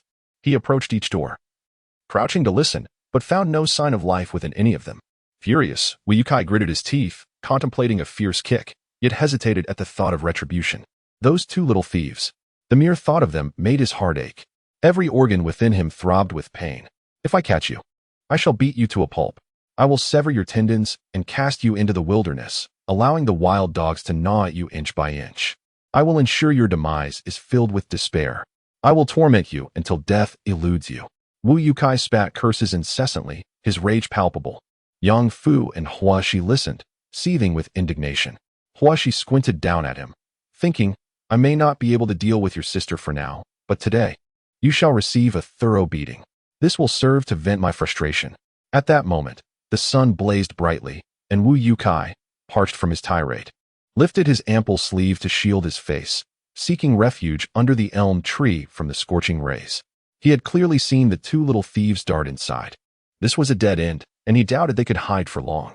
He would wait for them. Let us see who can outlast whom. As Wu Yukai descended from the tree, where she felt a surge of joy, this was the moment. Just as she prepared to act, Yang Fu discerned her intentions. Snatched the bamboo basket, and without giving Wu Yukai a chance to react, brought it crashing down upon his head. Suddenly, Wu Yukai found himself ensnared. His vision clouded as he was toppled to the ground. Who is this? In a fit of rage, he attempted to lift the basket. At that moment, Huashi leaped down from the tree, landing squarely on him, delivering blows without hesitation. Yang Fu, firmly pressing down on the basket, unleashed a barrage of punches upon him. "You wish to flay our skin and sever our tendons? Let wild dogs feast upon us. First, I shall give you a taste of your own medicine." Though the two youths were quite young, Wu Yukai found himself in a predicament. Ever since his sister ascended to the position of a marquise, their family had enjoyed a life of luxury. Wu Yukai, with his robust physique, was now at the mercy of the two smaller figures who were mercilessly overpowering him. At this moment, he was genuinely unable to rise. Huashi and Yang Fu unleashed a flurry of punches, their speed so remarkable that Mu Yin and his three companions stood agape, unable to close their mouths. Such animosity and enmity were palpable. The resounding thuds of fists striking flesh echoed painfully in the air. Mu Yin felt a surge of excitement, his eyes gleaming with an extraordinary intensity. Some latent skill within him seemed to awaken. Initially, Wu Yukai had struggled valiantly, but after enduring a thorough beating, he was now pleading for mercy. "Spare me, brave heroes. I implore you. Whatever you desire, just speak." "Oh, please, have mercy." Once Huashi deemed it sufficient, she climbed off them, gasping for breath, and pulled up Yang Fu. Noticing Wu Yukai attempting to rise, she delivered a few more harsh kicks to keep him down. Only then did they flee towards the alley. By the time Wu Yukai managed to remove the broken bamboo basket and painfully rise to his feet, he caught a fleeting glimpse of the two figures swiftly departing. His teeth clenched in rage. "You little scoundrels, just wait. I, Wu Yukai, shall not rest until I have made you suffer," he hissed, chasing after them. "Stop. Someone. Those two little thieves have stolen my silver. Capture them. Whoever apprehends them will be generously rewarded by the new city marquise's residence." The new city marquise's residence? No wonder. Mu Yin exchanged knowing glances with Li Yi and Kanair. The two understood the signal and split into two groups. Li Yi, along with Huashi and Yang Fu, pursued the fleeing figures. Observing that some had indeed been drawn in by Wu Youcai's cries, Li Yi remained discreet, quietly trailing behind to trip up those pursuing them. Those who pursued Huashi and Yang Fu either experienced a sharp pain in their legs, a throbbing headache, or stumbled clumsily, ultimately falling in a bewildering manner, helplessly watching Huashi and Yang Fu make their escape. Meanwhile, Kanair discreetly led Wu Yukai into another alley. Mu Yin, who followed closely behind, leaped onto a neighboring wall and then descended directly, skillfully dropping a bamboo basket onto Wu Youcai's head with remarkable precision. Poor Wu Yukai had just endured a beating from Huashi and Yang Fu, his waist aching and back sore, only to find himself inexplicably beset by a bamboo basket. What a stroke of misfortune! After finishing their task, Mu Yin felt a surge of relief, having dispelled much of the pent-up frustration within him. Together with Kanair, they waited outside the alley, feigning concern as Wu Yukai limped out, with Mu Yin asking benignly, "Oh dear, what happened? Do you need assistance in calling for a carriage?" Wu Yukai nodded repeatedly, expressing his gratitude. "I cannot thank you enough. My sister is the wife of the Marquis of Xinqing. If you take me to the Wu family, she will surely reward you handsomely. How fortunate to encounter such kind-hearted individuals. Ah, so you are of noble lineage. Very well, wait here while we arrange for your carriage." Mu Yin replied with an obsequious demeanor. "Hurry back. I shall await your return and bestow you with a reward." Wu Yukai waved his hand dismissively at the two. As they turned away, Mu Yin smirked coldly, thinking, arrange for a carriage? Just wait and see. Wu Yukai felt that his streak of bad luck was finally lifting. The name of the Marquis of Xinxing seemed to hold considerable weight. Surely no one would dare disregard it. He grumbled and groaned, waiting in place. However, as the night deepened and lanterns flickered to life, no carriage arrived to take him home. On the other side, the master and servant departed from the mouth of the alley. Can-Er occasionally cast furtive glances at Mu Yan, who had transformed remarkably today. It was only now that he realized his master's peculiar tastes. Mu Yan's eyes sparkled with an astonishing brightness. Today, he had acquired a new trick from a petty swindler. When he encountered someone he found displeasing, he would simply deal with them.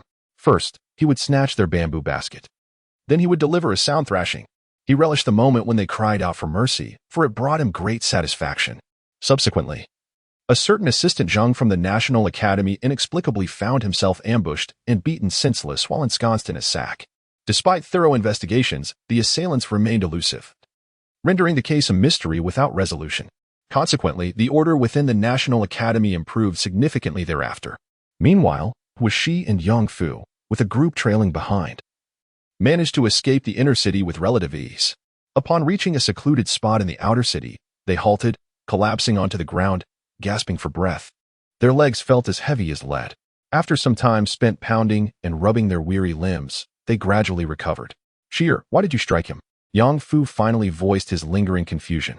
He had been utterly taken aback when Sheer pilfered that man's purse. After a decade of poverty, he had never considered becoming a thief. "He is my enemy," Huashi replied vehemently, narrowing her eyes. "Oh, an enemy of Sheer?" Huashi affirmed, and then retrieved the purse from her bosom. Chapter 44. Concealing Wu Yotsai's purse was exquisitely crafted, adorned with gold and silver threads, featuring intricate designs. If sold, it could fetch a good 2 taels of silver. Golden and silver beans spilled forth. There were 5 beans weighing 1 tael each, and 8 pieces of silver weighing 1 tael. Additionally, there were 5 notes, each worth 100 taels of silver. "Wow, is this gold?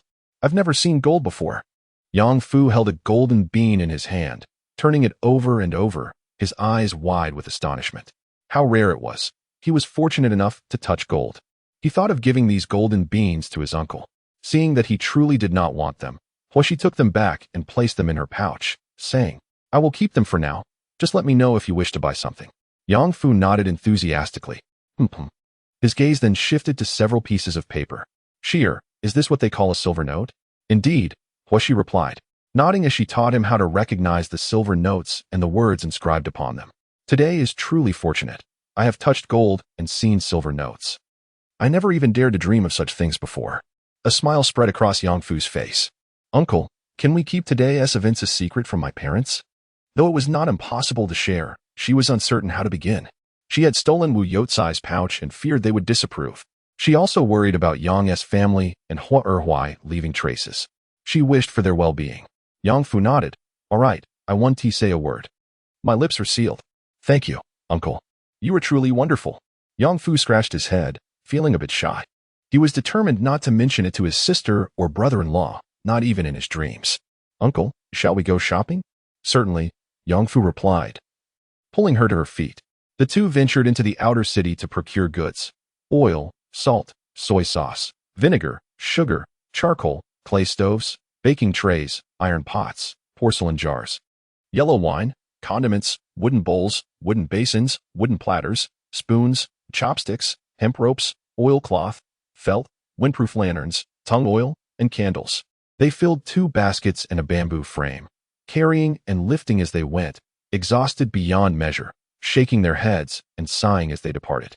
Mu Yan listened to the report from Li Yi, his expression darkening. In recent days, he had thoroughly investigated the circumstances of the Zhang family and the Wu matriarch's household. Taking advantage of her distant kinship with Zhang Fu's mother, Wu boldly ascended to Zhang Fu's bed during his honeymoon. She bore a legitimate daughter, born merely a month after that little deceiver. The Wu family, once a dwindling clan, had relied on the Zhangs for their sustenance. Now, with Wu being legitimized, her entire family ascended in fortune. Even her father secured a 6th-rank official position. They transformed their identities into those of a respectable official family. "Ah, how curious. I have discovered that the exquisite brocade workshop was part of the dowry of Zhang's young mistress's mother," Li Dao remarked. Mu Yan's lips curled into a sardonic smile. "That Zhang Fu, known for his prowess in battle, has a domestic life rife with disorder, failing even to safeguard his deceased wife's dowry. It is no wonder that he has incited such enmity from the little deceiver, willing to risk everything to confront Wu Yukai. Mu Yin lifted his eyelids, but remained silent. Yet Kinnair understood that his master had silently acquiesced. Humph, Wu Yukai, you would do well to travel with a retinue. Otherwise, every encounter with you will result in a beating. Before sunset, Hua Erhuai arrived in a boat to fetch the two relatives. Together with Yang, they helped load the items onto the vessel. Upon seeing the two children collapse onto the boat, clearly exhausted, she felt an overwhelming sense of sympathy. Yang Fu also leaned over, saying, "Sister, I want to rest too." Though he was sturdy and would recover quickly, she still took the time to massage Huishi and then did the same for Yang Fu. Lying comfortably, Huishi sighed in contentment. "There's no place like our own boat. Mother, where's Nian?" "Asleep." "Mother, did you manage to buy cloth today? What did you acquire?" "Yes, we bought quite a bit. Granny Zhao took me around the village, collecting linen from each household. This time, Mother purchased nearly all the hemp fabric, acquiring only 5 bolts each of coarse and fine linen, and merely 3 bolts of cotton linen and cotton cloth. Yet, the hemp sold remarkably well. Following Grandma Zhao's lead, she gathered quite a bounty of vegetables from the village. If they could avoid the hassle of transporting them to the city, they could sell them right away for some cash, much to everyone's delight. Should the sales continue to thrive, Mother would venture out daily to collect more vegetables. The village of Qianjin is quite expansive, with over 300 households, nearly every one possessing a weaving loom. Huaxi listened intently, nodding as she inquired, "Will Aunt Xiao take on the embroidery work for the shop sign?" "Of course she will. We do not require intricate designs. A simple embroidery of Hua's waterborne general store in bold letters, adorned with a few decorative patterns, can earn us a couple of silver coins." "Aunt Zhao would be quite pleased to have the work," came the response, with the assurance that she could pick it up the day after tomorrow. "That is splendid." Grandma Zhao, upon learning about our plans to open a waterborne general store, enthusiastically accompanied Mother to the village and nearby ones, where they procured various items from families engaged in brewing wine, making vinegar, and crafting baskets and sieves. They also received a generous supply of scallion seeds and garlic. Yang was profoundly moved by the kindness of a certain family. As she meticulously tallied the day's expenses, Huishi smiled. Yang was adept at managing the household.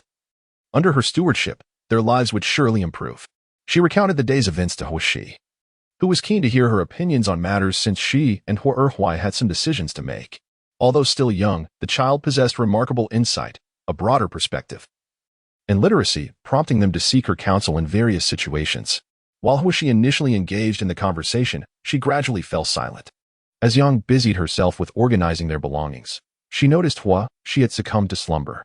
Quickly, she retrieved a blanket and gently covered her. Upon glancing over, she saw that Yang Fu had also drifted off to sleep. Upon casting a sympathetic glance at the pair, one could not help but wonder what had transpired today to leave them so weary. Yang Fu, I shall come to sleep with you tonight." The moment Qian Xiaoxia's voice pierced the air, Yang Fu abruptly awoke from his slumber. As he grasped the situation, irritation welled up within him, prompting him to bury his head beneath the covers, pretending not to hear. To his surprise, Qian Xiaoxia had already leaped aboard the Hua family's vessel and entered Yang Fu's cabin. Just as Yang Fu was about to urge him to lower his voice for fear of disturbing Huishi, he discovered that she had already awakened. Chapter 45. Business is thriving. Why should you care? Yang Fu disregarded him and made his way to the bow of the boat to inquire about Huishi's condition. "I'm fine. Just had a nap," she reassured him. Feeling relieved, Yang Fu exhaled. Qian Xiaoxia scrutinized them with suspicion, sensing an air of mystery surrounding the two. Observing Qian Xiaoxia's curious glances, Huishi spoke up. "My family is opening a grocery store. Help us spread the word, and I shall reward you with a few candies." Opening a grocery store? Isn't your family fishing anymore? Didn't you just acquire a large ship? Are you abandoning it? Are you heading to the city to open a grocery store? What about your big ship? Are you selling it? Qian Xiaoxia's curiosity was piqued, as he yearned for a vessel of his own. "Even if we sell it, you cannot afford it," Yang Fu retorted, disheartened. Qian Xiaoxia conceded that he indeed could not afford it. "We aren't going to the city to open a shop. We will operate from the ship, a floating grocery store," Huishi clarified. Then she turned to Yang Fu, saying, "Uncle, take him to see what we have acquired. Let him broaden his horizons, and then bring him along to announce it to everyone. It would help promote our family's venture." "Certainly," Yang Fuiying, with a look of bemusement, led the bewildered Qian Xiaoxia to examine their stock. Upon seeing the extensive inventory, Qian Xiaoxia's eyes widened in astonishment, as if they might pop out of their sockets. Had they truly amassed such a collection in just 2 days since acquiring the new boat, a floating general store? While Qian Xiaoxia remained in a daze, Yang Fuiying had already reached the bow of their vessel, enthusiastically promoting their waterborne emporium to the crowd. What? A floating general store? The revelation struck with surprise. The Hua family had indeed made a bold move. They had acquired a large ship, intending to establish a general store. The idea behind the store was born from the belief that obtaining goods in town was laborious and time-consuming. Initially, they had intended to stock a modest supply for themselves. But it occurred to them that if they had needs, others likely did as well, prompting them to prepare a more extensive inventory. Everyone is welcome to come aboard and browse. We have fabric, grains, vegetables, oil, salt, soy sauce, vinegar, sugar, bowls, plates, chopsticks, baskets, dustpans, hemp rope, illuminating oil, and candles. Before Yang Fuiying could finish, the crowd eagerly boarded the Hua family's ship, flocking into the cabin to revel in the spectacle. Goodness, they have so much fabric. One cabin was nearly overflowing. How much is this hemp cloth per bolt? One bolt is 161. Each foot is 4 1. You can pay with copper coins or exchange fish, shrimp, and crabs. Is it really that inexpensive? I want 1 bolt. I want 2 bolts. Save 3 bolts for me. All available. All available, Yang Fuiying replied with a smile, handing out the fabric. She was well aware of the high demand for hemp cloth. Even at a modest profit of 10 won per bolt, their family would not suffer losses. A single bolt of hemp cloth could yield 2 garments for an adult if fashioned into narrow-sleeved short coats, with enough leftover material to create an outfit for a younger child. For regular washing, one would need at least 1 bolt. Peach Leaf Ferry anchored around 20 vessels. As the crowd gathered to purchase, Gama had successfully sold off more than half of his stock, with fine and coarse hemp, cotton fabrics, and linen being cut into several feet, though the demand was modest. Various other sundries also found buyers, yet surprisingly. It was the 4 jars of 10-pound wine that sold out, much to Huaxi's astonishment. Having traversed both the inner and outer cities for quite some time, she was well aware of the flourishing wine industry in Weizhou, where taverns and wine houses proliferated, not only within the urban confines, but also across the rural towns and villages, filled with distilleries and brewing workshops. In the early days of the dynasty, when food supplies were scarce, the founding emperor had enacted a prohibition on alcohol and the cultivation of glutinous rice, which constrained the populace for many years. Subsequently, as political stability was restored, the ban on alcohol was lifted.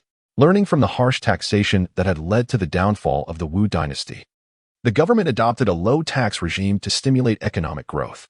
The restrictions on alcohol were not only abolished, but the management of alcoholic beverages was also decentralized, with the alcohol tax seamlessly incorporated into the commercial tax, levied at a mere 30-1. This was a significant decrease compared to previous dynasties, where alcohol taxes could reach exorbitant rates of 40 to 50%.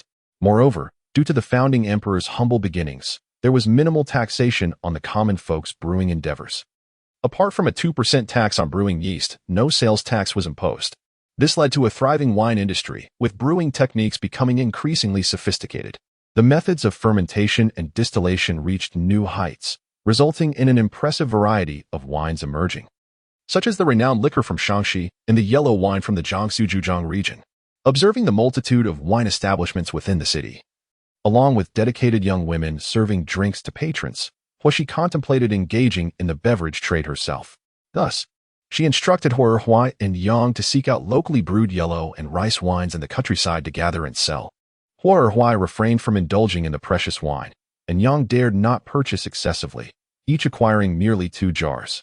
Unexpectedly, at Taoya Ferry, as they commenced their sales, the couple busied themselves with the pouring and bottling of the wine, becoming utterly engrossed in their task. In a short span, the 4 jars of wine had been completely sold out, leaving the family astonished. Why did you not procure more wine? Each jar yields but a mere 2 taels, hardly sufficient for our enjoyment. Is there not a 5-pound or 3-pound option available? I would be most grateful for any assistance. I desire a jar of yellow wine. I desire a jar of rice wine. I desire 2 jars of yellow wine. The crowd raised their thumbs in approval of Huaxi, exclaiming, "Your son is indeed astute." Huai smiled warmly at Huaxi, displaying a sense of pride. After the crowd dispersed, the family tallied their goods, discovering that only the wine had sold out. 4 jars of wine, weighing 40 pounds, had been completely purchased by 20 or so fishermen, each taking merely a couple of taels. The yellow wine was priced at 15 won per pound, with its lower alcohol content making it a suitable choice for the evening's entertainment. Some individuals even planned to cast their nets at night, as a bit of wine could help pass the time and ward off the chill. She realized the wine could be sold, but was taken aback by the brisk demand. Yang mentioned that she had learned that 1 share of glutinous rice could yield approximately 80 pounds of wine. In the countryside, producing wine also required purchasing brewing yeast, which was subject to a 2% tax, costing 15 won per pound and 1 Xian 5 won per jar. With a 10-pound capacity, they bought in small quantities from the village, thus avoiding commercial taxes. In the city, Huishi discovered that the small wine, namely yellow wine, commanded a price of 30 won per pound, while the larger distillate wines fetched around 45 won per pound. Of course, various wines were categorized into different grades. Yang was meticulously counting the bolts of cloth and copper coins, while Huai and Yang Fu busied themselves with organizing their belongings. Huishi, on the other hand, was preoccupied with thoughts of wine. 4 jars of wine had been procured at a cost of approximately 1 tael of wine for a mere penny. Yang speculated that the fishermen were generally reluctant to spend excessively, hence they had intentionally chosen a 1 tael capacity for the wine jars purchased in the village. The sale of 2 jars of wine fetched them 3 pennies, yielding a modest profit of 90 coins from the sale of 1 jar, based on 16 taels per pound. It was not a significant sum, merely enough for basic expenses. The group had anchored at Taoyuan Ferry, familiar with one another, and both Huai and Yang were not inclined to raise their prices. However, should they sell to other fishermen, a tael of wine would need to be sold for 2 pennies to make it worthwhile. The wine industry was notoriously lucrative, and Huashi felt somewhat at a disadvantage if they could not profit from it. Chapter 46. The first to taste the crab. Apart from Huashi's contemplations, the family was joyfully counting their coins. Yang's lips curled into a smile as she remarked, "Today, I managed to collect 50 bolts of rami, and we sold 30 bolts right here at Taoyuan Ferry. Each bolt netted us an additional 10 coins, totaling 300 coins. We also sold various other items." "Do you recall what you purchased today, Shio?" Miscellaneous goods had garnered an additional 30 to 40 coins, including oil, salt, and tung oil, all of which the group had bought. Yet, the bulk of their earnings stemmed from the cloth and wine.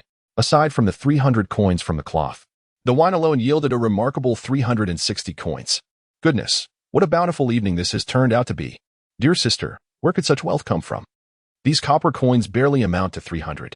Yang was overjoyed, and Huai, holding Huanyin, beamed with delight as he watched her count the silver. They had not anticipated such a prosperous day. Yang's hand paused momentarily as she spoke. "Sheer, do you think that with such lucrative profits from cloth and wine, everyone will rush to the countryside to gather and sell them?" Both Yang Fu and Huai turned their gazes toward Huishi. Just as they had not yet tasted the sweetness of success, the prospect of business seemed jeopardized. Huishi was taken aback for a moment, contemplated, and then shook her head. "Perhaps, but it would only be a small-scale operation. Their boats cannot carry much." "Indeed, our family S-boat is the largest," she added. "To open a shop and procure a larger vessel requires a determination that most people lack." Yang glanced around at their grand boat, growing increasingly satisfied. This large vessel was indeed a worthy investment. As the Hua family counted their copper coins, other families at Taoyuan Ferry were discussing the Hua family's affairs. Sun had recently purchased the old boat from the Hua family for her 2 sons, and witnessing their enthusiasm as they fished diligently brought her great joy. With 4 able-bodied workers and 2 boats, how could they possibly be outdone by the Hua family? The Hua family consisted of 5 members, 2 adults and 3 children, and Yang had to look after the youngest. With only Huai as a laborer, how much could they earn? Little did she expect that they would swiftly open a shop. How novel it was, a floating general store. In all these years, she had never seen anyone undertake such an endeavor.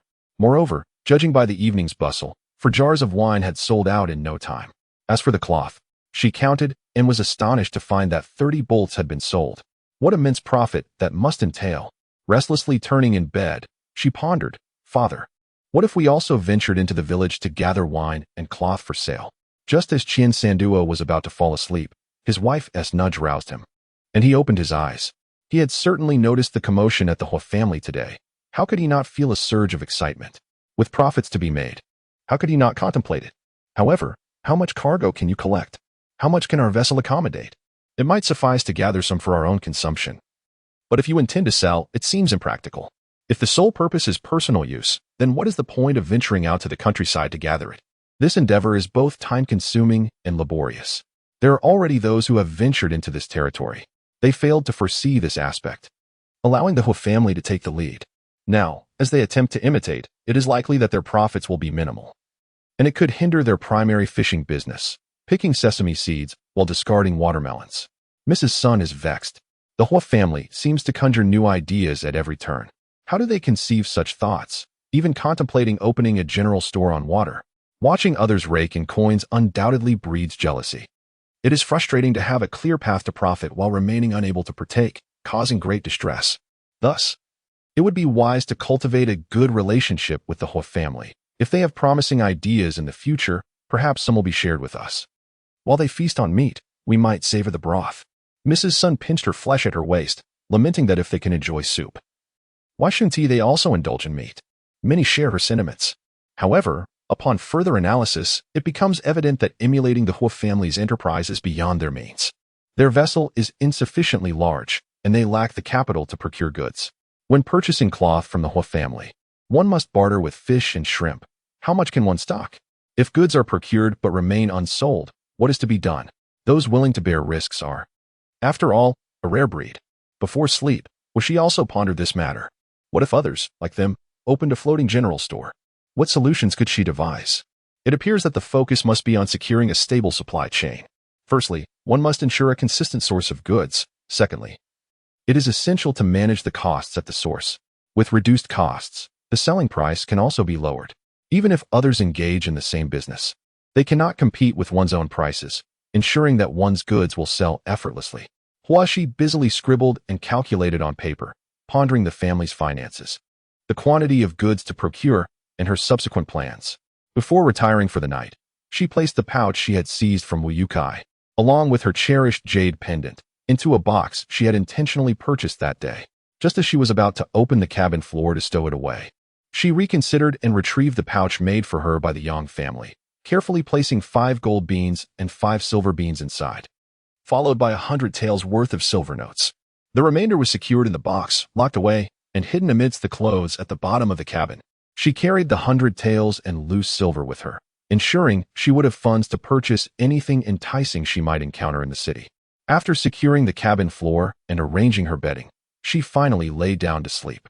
Separated by 3 compartments, she occupied her own room, shutting the cabin door at the bow of the ship and drawing the curtain that separated her from the Yang couple, thus creating her own intimate space. Measuring 2 meters wide and 1.5 meters long, it was ample for her repose. She pressed the pouch against her chest, reflecting on the scene from the inner city earlier that day. Those 500 taels did not belong to Wu Yukai or the Wu family. They were her mother's, sent for her and Yenner to use.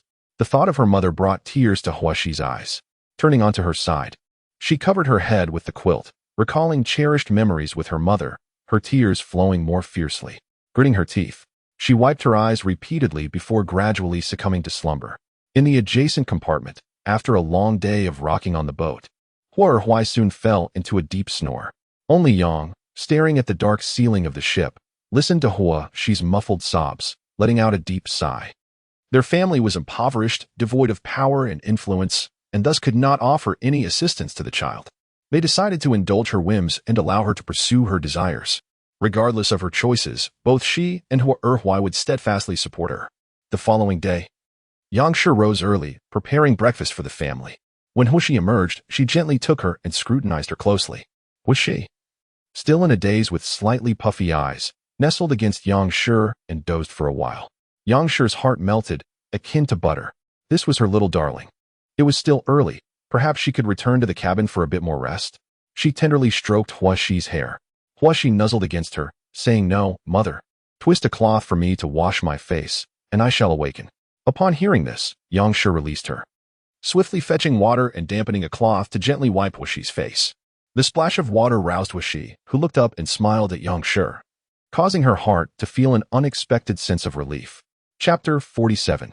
Complimentary Food After Breakfast. Yang Shi did not allow Huashi to accompany her into the city to sell fish. She simply mentioned that the garlic, scallions, and beans gathered yesterday needed to be planted, requesting Huashi's assistance. Once Yang Fu and Hua Erhuai departed, Yang Shi rowed the boat out of the city to a deserted stretch of water. She first set down the shrimp and crab traps, then cast a net at the river's mouth. Only after this did she bring the boat ashore and begin burying the garlic and scallions in the baskets. Once completed, she spread the soaked yellow beans, green beans, and peas on a bamboo mat lined with gauze, watered them, covered them with the cloth, and carefully placed the mat in Yang Fu's cabin to shield it from light. After finishing these tasks, Yang Shi moved the shrimp she had just transferred from the traps to the bow of the boat, where the mother and daughter sat on the floor, beginning to sort through the shrimp. According to Yang, the act of deveining shrimp is not something ordinary families typically concern themselves with. However, Wuxi was adamant. She believed that once their efforts proved profitable, others would inevitably follow suit. By ensuring their shrimp were meticulously prepared, they could attract affluent customers, thereby maintaining a competitive edge in the market. Persuaded by Wuxi's reasoning, Yang agreed, and the two began to devein the shrimp with bamboo skewers. Once completed, they divided the shrimp into 3 large bowls, one for marinating and grilling, another for preparing spicy shrimp, and the last for steaming, destined to be dried into shrimp jerky. A diverse selection would stabilize their market presence. As Wuxi mixed the marinade, Yang prepared the clay stove. The newly acquired stove was set with charcoal, ready to be ignited for grilling the shrimp. Before placing the steaming basket, they boiled a white porcelain jar, allowing it to cool while simultaneously heating oil for the spicy shrimp seasoning. After sealing the spicy shrimp, they placed it in the steaming basket. While waiting, Yang and Hua Shi placed the marinated shrimp on the grill, turning them periodically as the marinade dripped onto the charcoal, sizzling and releasing an enticing aroma. Hua Shi and Yang occasionally inhaled the fragrant scent, delighting in its allure. They were confident in their product's marketability. Even Yang felt tempted to purchase some for herself. With a smile, Hua Shi retrieved 2 grilled shrimp, placing them on a plate. She exhaled softly and shared one with Yang, saying, "Mother, let us taste our creation." Yang hesitated, reluctant to indulge. "Mother, how can you discern the flavor if you do not try it? We must sample our dish and make adjustments to ensure our grilled shrimp is truly delectable and marketable." Upon hearing this, Yang quickly took one, unpeeling it only to place it directly into her mouth. After a few chews, she nodded vigorously, exclaiming, "Delicious. Though might it be a tad dry? Should we grill it a little longer for tenderness?" Hua Shi also placed the food in her mouth and chewed thoughtfully, savoring each bite. Once she finished, she said, "Mother, I believe this is just right. This has been seasoned and roasted to perfection, not too dry, making it difficult to preserve. Later, we can steam the shrimp to soften them a bit." Yang nodded in agreement, replying, "All right, I trust your judgment." After saying this, she licked her lips, exclaiming, "Delicious. Xiao, you truly possess a talent. This seasoning is exquisite." As soon as the shrimp in the steamer were cooked, Yang poured them out onto a bamboo tray and moved them to the stern of the boat to dry. She set up the steamer again to prepare crabs, intending to extract the crab meat for a rich sauce. Though the mother and daughter were busy, their hearts were filled with joy. The sweet and savory aroma of the river delicacies wafted through the air, awakening Huanyan, who had been sleeping in the cabin. Yang hurriedly wiped her hands and went inside to soothe him. After feeding him, she brought him out. Nian was full of energy, reaching out with his tiny hands toward the roasting tray. Hua Shi gently patted his small paw and wiped away the drool, thinking it was adorable that he was already so greedy. Seeing him pouting in a pitiful manner, Yang cooed, "Our Nian is not greedy. It's just that the shrimp cooked by his sister is too fragrant." Nian chimed in with soft sounds, amusing both Hua Shi and Yang, observing him drooling incessantly. His gaze fixed on the roasting tray, Hua Shi felt a pang of sympathy. If only their mother were still alive, her brother would not have become a child of the fishing family. She stroked his face and said, "Mother, it has been 4 months since my brother was born. Should we consider introducing him to some solid food?" Solid food? Yang had never heard of such a term. In impoverished families, if a child's mother had milk, it was common for the child to be breastfed until the ages of 2 or 3. She had never known that a baby over 4 months could consume anything other than milk. "There is enough milk for Nian," she reassured. "Merely relying on milk is insufficient. One can introduce some fruit puree, egg yolk, or unseasoned fish paste." Yang's eyes widened in astonishment. So this is how children are raised in affluent families? No wonder they thrive better than those of the impoverished. Hua Shi, oblivious to Yang's thoughts, adhered to modern parenting principles. Believing that her child could now partake in some supplementary foods, she did not wish to deprive her little one. Aside from his noble status, she longed to nurture him to robust health. "Very well, Let us also provide him with solid foods. Although fruit puree was unavailable, we certainly had an abundance of eggs and fish. Mother, please steam an egg for him, and a fish." She paused, only to realize that the fish in the water tank had already been caught by Huai and taken to town for sale. "Well then, let him have an egg for now, and once Mother catches a fish, we shall steam that for him." Nyener clapped his tiny hands and cooed, perhaps in agreement, gleefully pressing his face against Yang's. Yang was overjoyed, showering him with kisses and carrying him into the cabin to fetch the eggs. "Mother, shall I steam 2 eggs for him?" "Mother, just 1 will suffice. He cannot eat that much." "Very well, then he shall have 1 for now." As she finished grilling a platter of shrimp, Nyener's egg was also steamed and cooled, ready for the yolk to be extracted. "Sheer, how shall we feed him?" "Mother, crush it, and see if he will eat it."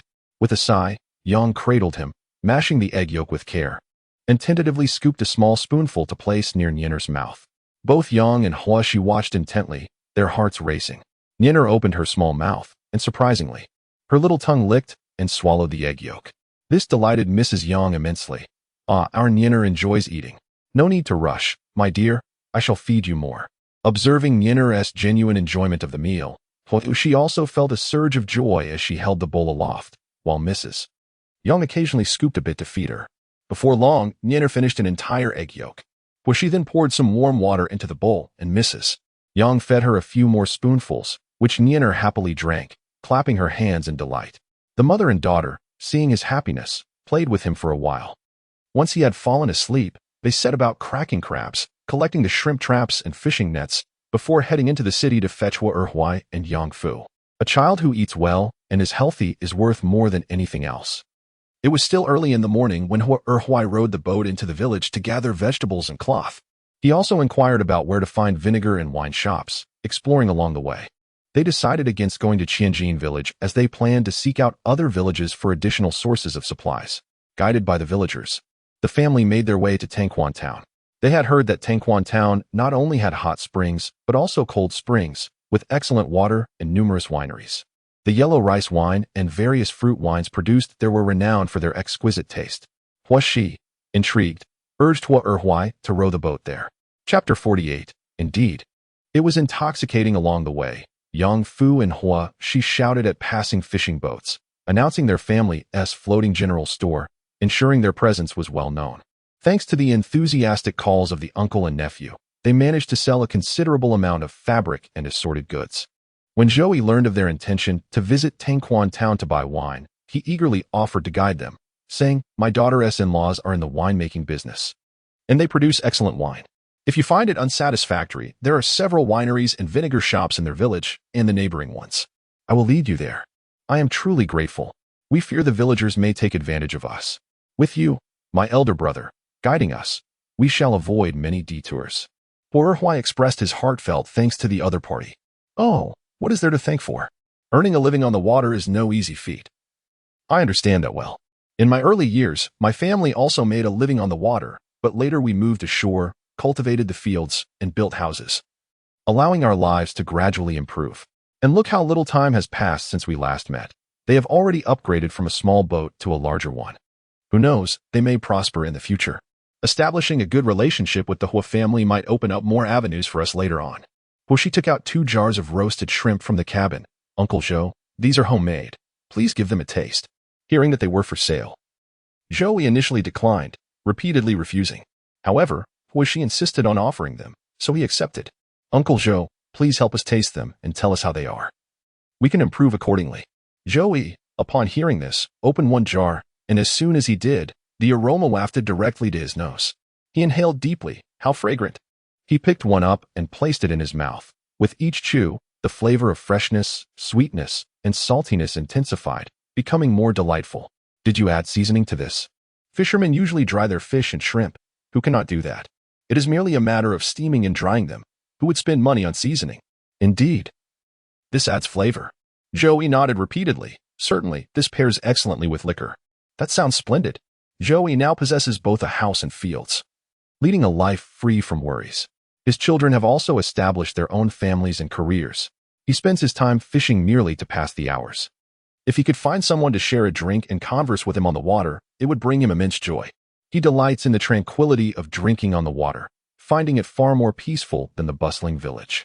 Huashi observed that conversing across the distance of a boat was quite inconvenient, so she instructed Yang to take the oar and suggested to Huai, "Father, why not join Uncle Zhou on his boat and engage him in conversation? It would also assist us in finding our way." With a playful wink, she encouraged him to gather more information about the local circumstances.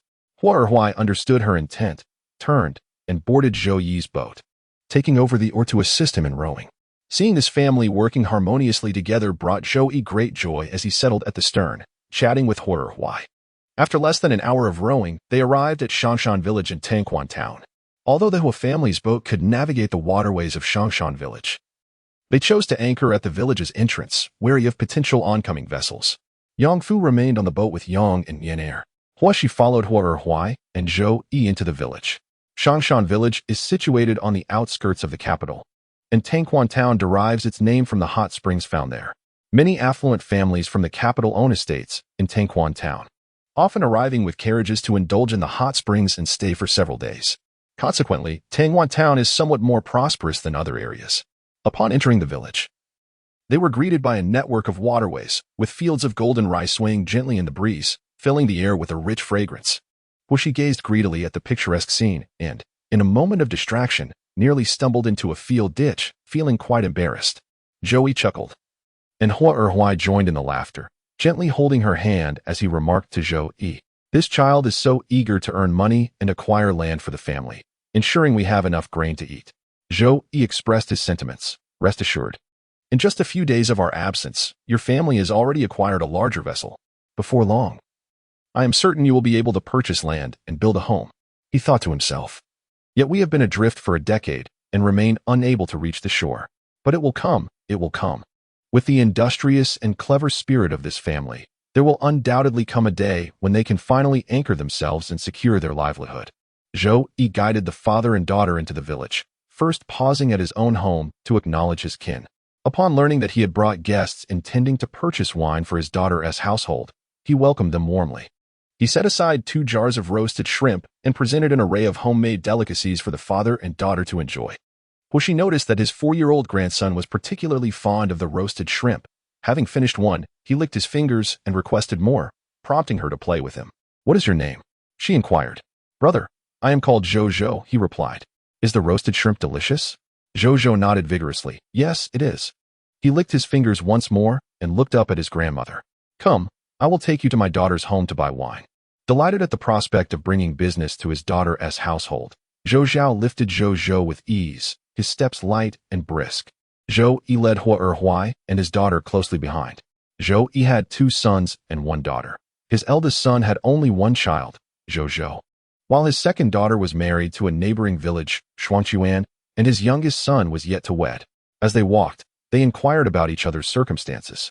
Upon learning that they operated a waterborne general store, Zhou was filled with joy, knowing that they would have a steady supply of goods.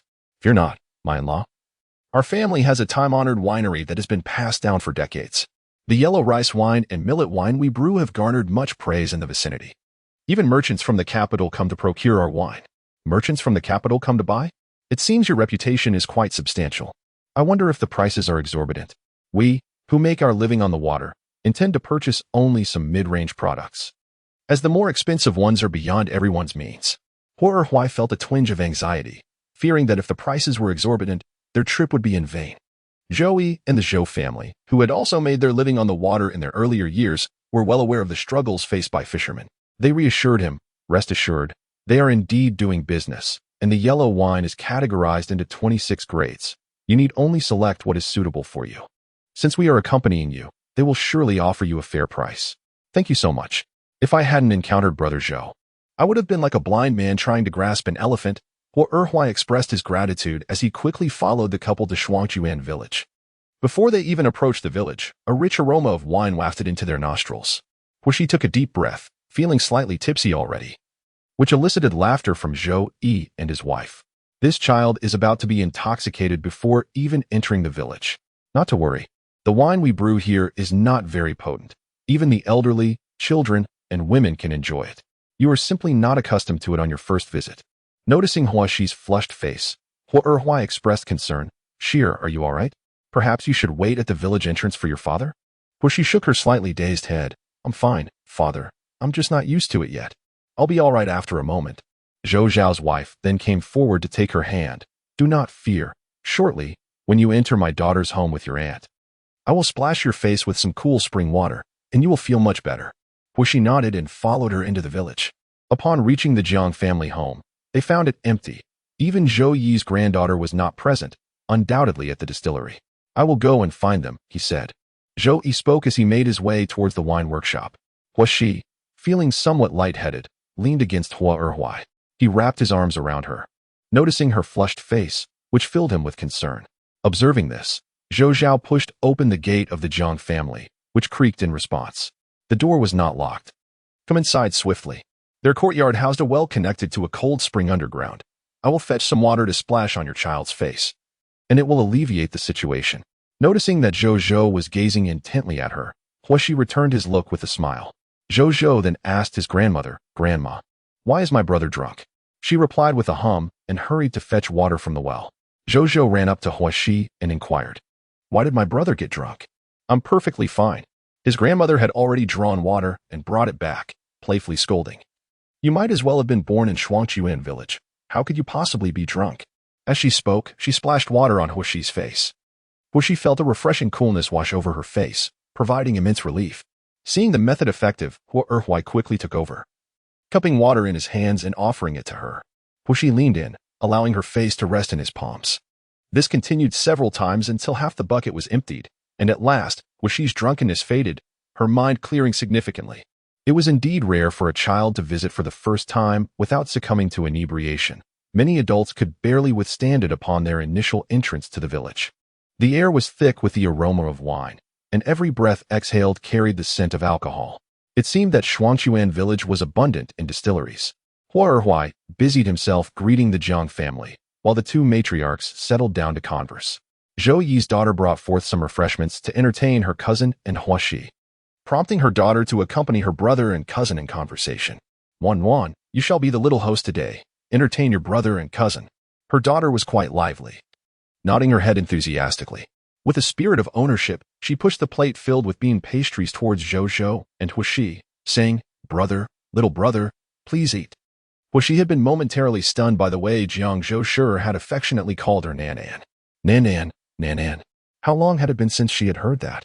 A wave of nostalgia washed over her. Brother, you should try these pastries. They are absolutely delicious. Nanan offered a piece to Huaxi. She was taken aback to learn that there were over a dozen wineries in their village. No wonder the children here were so sprightly and carefree, unlike her, who felt drowsy and intoxicated at the mere scent of alcohol. It seemed that they had been surrounded by the aroma of wine since birth. Nanan, could you take me out to play? I have never seen a winery before. Upon hearing this, Nanan felt a pang of sympathy for this brother who, despite his age, had never visited a winery, unlike her younger brother Zhou Zhou, who had done so since childhood. She quickly informed the adults in the room and, taking Huaxi and Zhou Zhou by the hand, rushed outside.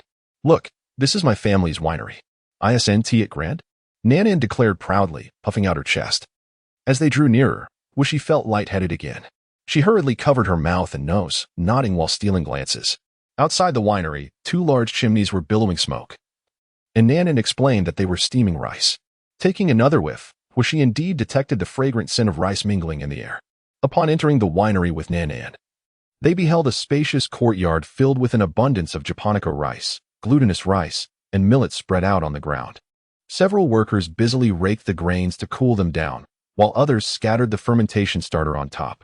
Further inside, they saw rows upon rows of enormous wine barrels towering over her. The mouth of the jar was sealed with yellow clay, and a piece of red paper affixed to the vessel recorded the date, likely indicating that the wine had yet to undergo fermentation and filtration. When inquired, the girl had no understanding of the process, only knowing that it contained alcohol. Huaxi expressed a desire to venture inside for a closer inspection, but the caretaker forbade her, permitting only the three children to observe from the courtyard. They were also prohibited from approaching the boiler room, warned that it was excessively hot, and any proximity would result in profuse sweating. Zhou Zhou tugged Huaxi back, not wishing to perspire. The unpleasant odor that would ensue was far from desirable. Huaxi, too, had no genuine interest in the intricacies of winemaking, Her only aspiration was to act as a middleman. Lacking the resources and capabilities to be a producer, she took the hands of Nan Nan and Zhou Zhou and led them away. They meandered through the village, discovering that there were indeed around a dozen distilleries of varying sizes, alongside several vinegar workshops. This phenomenon was typical in rural towns. Once one enterprise commenced operations, others would inevitably follow suit, gradually cultivating a thriving industry. Much like modern times, if one village cultivated chili peppers, the rest would soon emulate. The same applied to pineapples and pickled mustard greens, as the entire village would partake in the venture, leading to a burgeoning scale of production.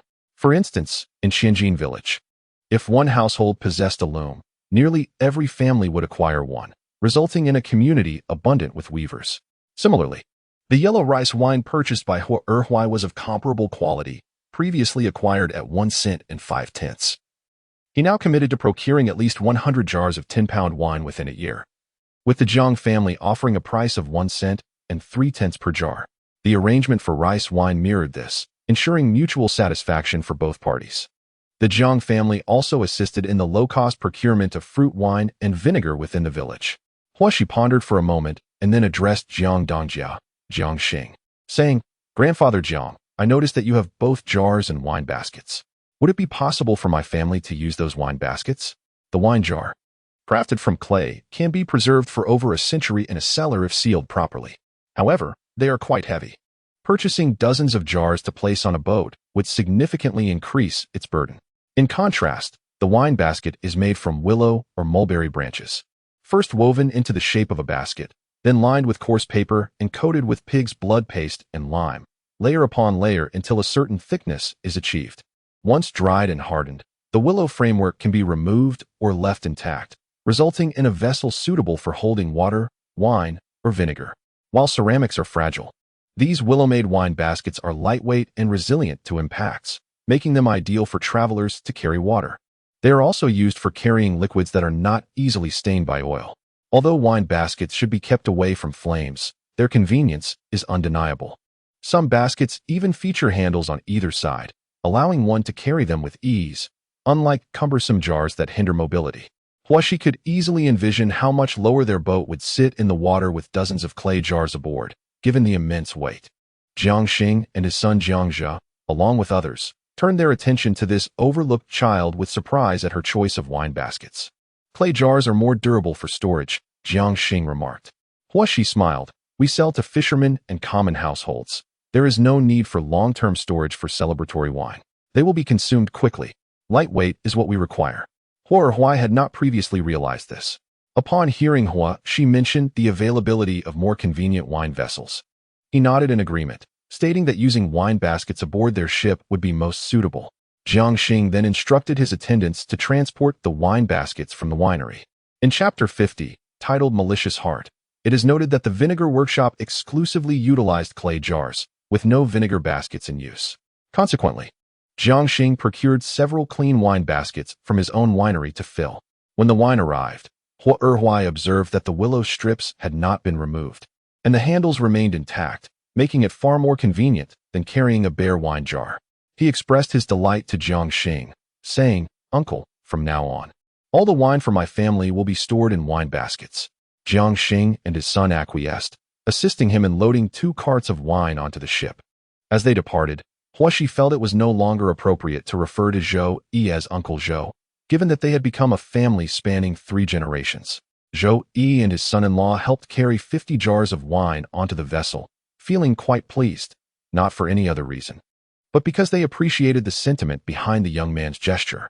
Hua Erhuai repeatedly thanked Jiang Jia and Zhou Yi. Jiang Jia noticed Yang Shi standing at the bow of the ship, cradling a few-month-old baby boy and greeting them. He thought to himself that this family had endured much, as this tiny infant was already drifting along the rivers with the adults. On behalf of Nan Nan, "I thank you, young sir," he remarked. The group bid farewell by the riverside. Yang Fu rocked the boat, while Hua Erhuai and Yang Shi organized the wine. "Father, why did you purchase so much?" he inquired. 50 jars of yellow rice wine, 5 jars of fruit wine, and 3 jars of vinegar had cost over 7 taels. They had only earned a little more than 1 tael in the past few days. "Mother, we've already ordered 20 jars just from Taoya Ferry. It would not be appropriate to return to the tavern tomorrow." Yet, with such a quantity, is it feasible to sell it all? Yang was troubled as he gazed at the numerous jars of wine. Upon hearing this, Yang Fu nodded vigorously at the stern of the boat, assuring, "I shall assist in the shouting." This alleviated some of Yang's concerns. Hua Shi, cradling Nyener, observed the hold being thoroughly filled with wine. As more was added, Yang and Hua Erhuai filled the 3 compartments to the brim. She furrowed her brow and suggested, "Father, tomorrow could you steer the boat to the shipyard? Perhaps they could help us install some shelves in the compartments. Otherwise, with so many items scattered chaotically, it becomes cumbersome to navigate." Hua Erhuai and Yang both frowned in agreement. "Very well, tomorrow your mother and I shall row the boat over to have the shelves installed. It is a straightforward task. With a bit of securing, it can be accomplished in just a couple of hours." Thus, the family busied themselves selling goods, casting nets, steaming crabs, and preparing clarified butter, feeling a sense of fulfillment and anticipation in their lives. However, the atmosphere within the new city's marquee residence was rather peculiar. Wu's father was soon to celebrate his birthday, and she intended to visit the embroidery shop to craft several garments for her family and perhaps withdraw some silver. To her dismay, she overheard the shopkeeper muttering that Wu Yukai had taken silver multiple times. Infuriated, she summoned Wu Yukai into the residence and reprimanded him harshly.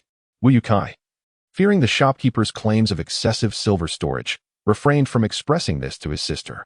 With a cunning glance, he stated, "Sister, those 500 taels were for a purpose.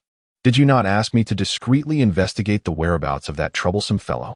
I had just received some information and intended to use the money to inquire further."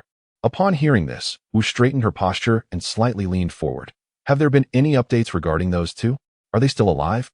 Her eyes narrowed dangerously. Initially, fearing the exposure of their actions, Wang had dispatched the servants from the estate, inadvertently granting the wet nurse the opportunity to stealthily abscond with the 2 illegitimate offspring. When she was eventually captured and brutally beaten, she remained resolute, refusing to divulge the whereabouts of the children. Despite her diligent inquiries over several days, she had uncovered not a single lead. It was as if the 2 had vanished into thin air. Was it possible that someone else had intervened besides the wet nurse at that time? Otherwise, how could a mere 6-year-old and an infant elude the search efforts of the servants? Wu Yukai was oblivious to whether the 2 children were alive or dead. With money in hand, he flitted between buildings or loitered in gambling dens, entirely unaware of their fate.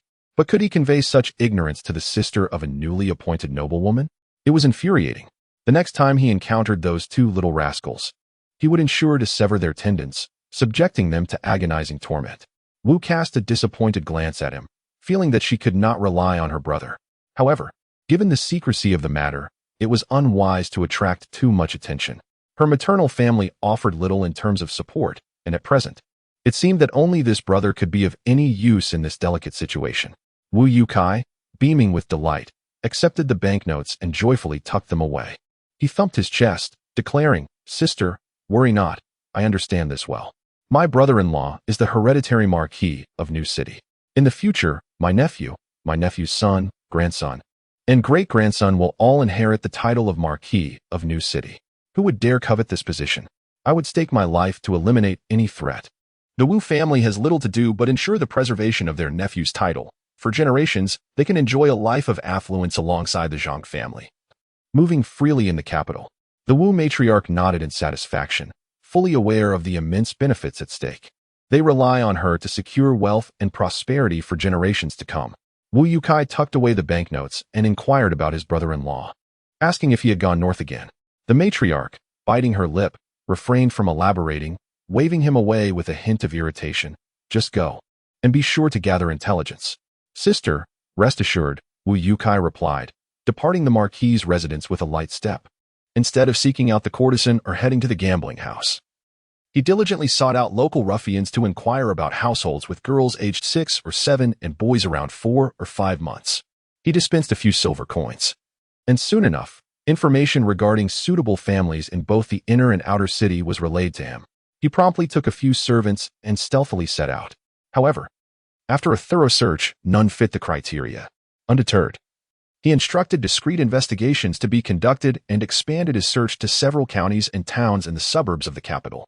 News soon reached Mu Yan's ears. He was deeply agitated, his teeth clenched in frustration.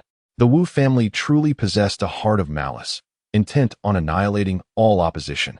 Mu Yin coldly curled his lips. Who could resist such substantial benefits tied to an inherited title? She cannot rest easy without uprooting the threat completely. Just like the several confidants of his father, who would relish in his demise. You have obstructed another's path, rendering yourself a thorn in their side. An eyesore that must be swiftly removed. How could one possibly be forgiven? Young master, should we not alert the young child of the Zhang family? Mu Yin cast a languid glance at the two of them. She now bears the surname Hua. Indeed. Then should we not notify Lady Hua? Notify her for what purpose? Beyond concern, what can she accomplish? Merely watch in despair? Mu Yin fell silent for a moment. Drumming his fingers on the table, investigate the original domicile of the Hua couple, ascertain whether her siblings have registered their household. If they have not, then you may offer her a word of warning. And if they have, it must have been a recent registration. You shall proceed to amend the registration date at the government office. Assist in tidying up the loose ends. Understood. After the two departed, Mu Yin sat in contemplation. He could not fathom why he felt compelled to assist her, a pair of individuals with no prior connection. Perhaps it was a case of empathy. She, like him, was struggling to navigate a life fraught with difficulties. The more others sought to impede their existence, the more resolute he became in his desire to live. He wished for her survival as well. Hua, she had not entered the city for several days. Upon the azure-hued linen, a circle of water patterns was embroidered. In the upper right corner, the sign for Hua's establishment was adjacent to another row of waterborne goods shop, its 7 characters elegantly stitched in black thread, both striking and aesthetically pleasing.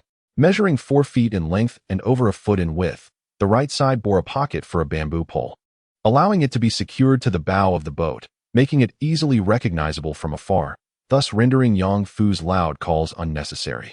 After several busy days, witnessing the family grocery store finally on the right track with a modest daily income, and having produced about 20 jars of ghee at home, Huaxi decided to venture into the city. She intended to search for Huazhong and explore the outer city docks for any potential treasures. The next morning, she accompanied Yang Fu and followed Hua Erhuai to the fish market in the outer city. Meanwhile, a certain individual stealthily infiltrated the Jiangning County government office, where they altered the records of the Hua family, discreetly changing the registration dates for Huaxi and Huanyan, and increasing Huaxi's age by 1 year, ensuring her records were tidied up. Subsequently, they continued to search for her in the outer city, intending to discreetly relay some information. On this particular day, they finally spotted her entering the fish market street. She appeared to be the very embodiment of a fisherman's child, skillfully attracting customers, selling fish, weighing them, and collecting payment, leaving both observers astonished. Indeed, her adaptability was remarkable.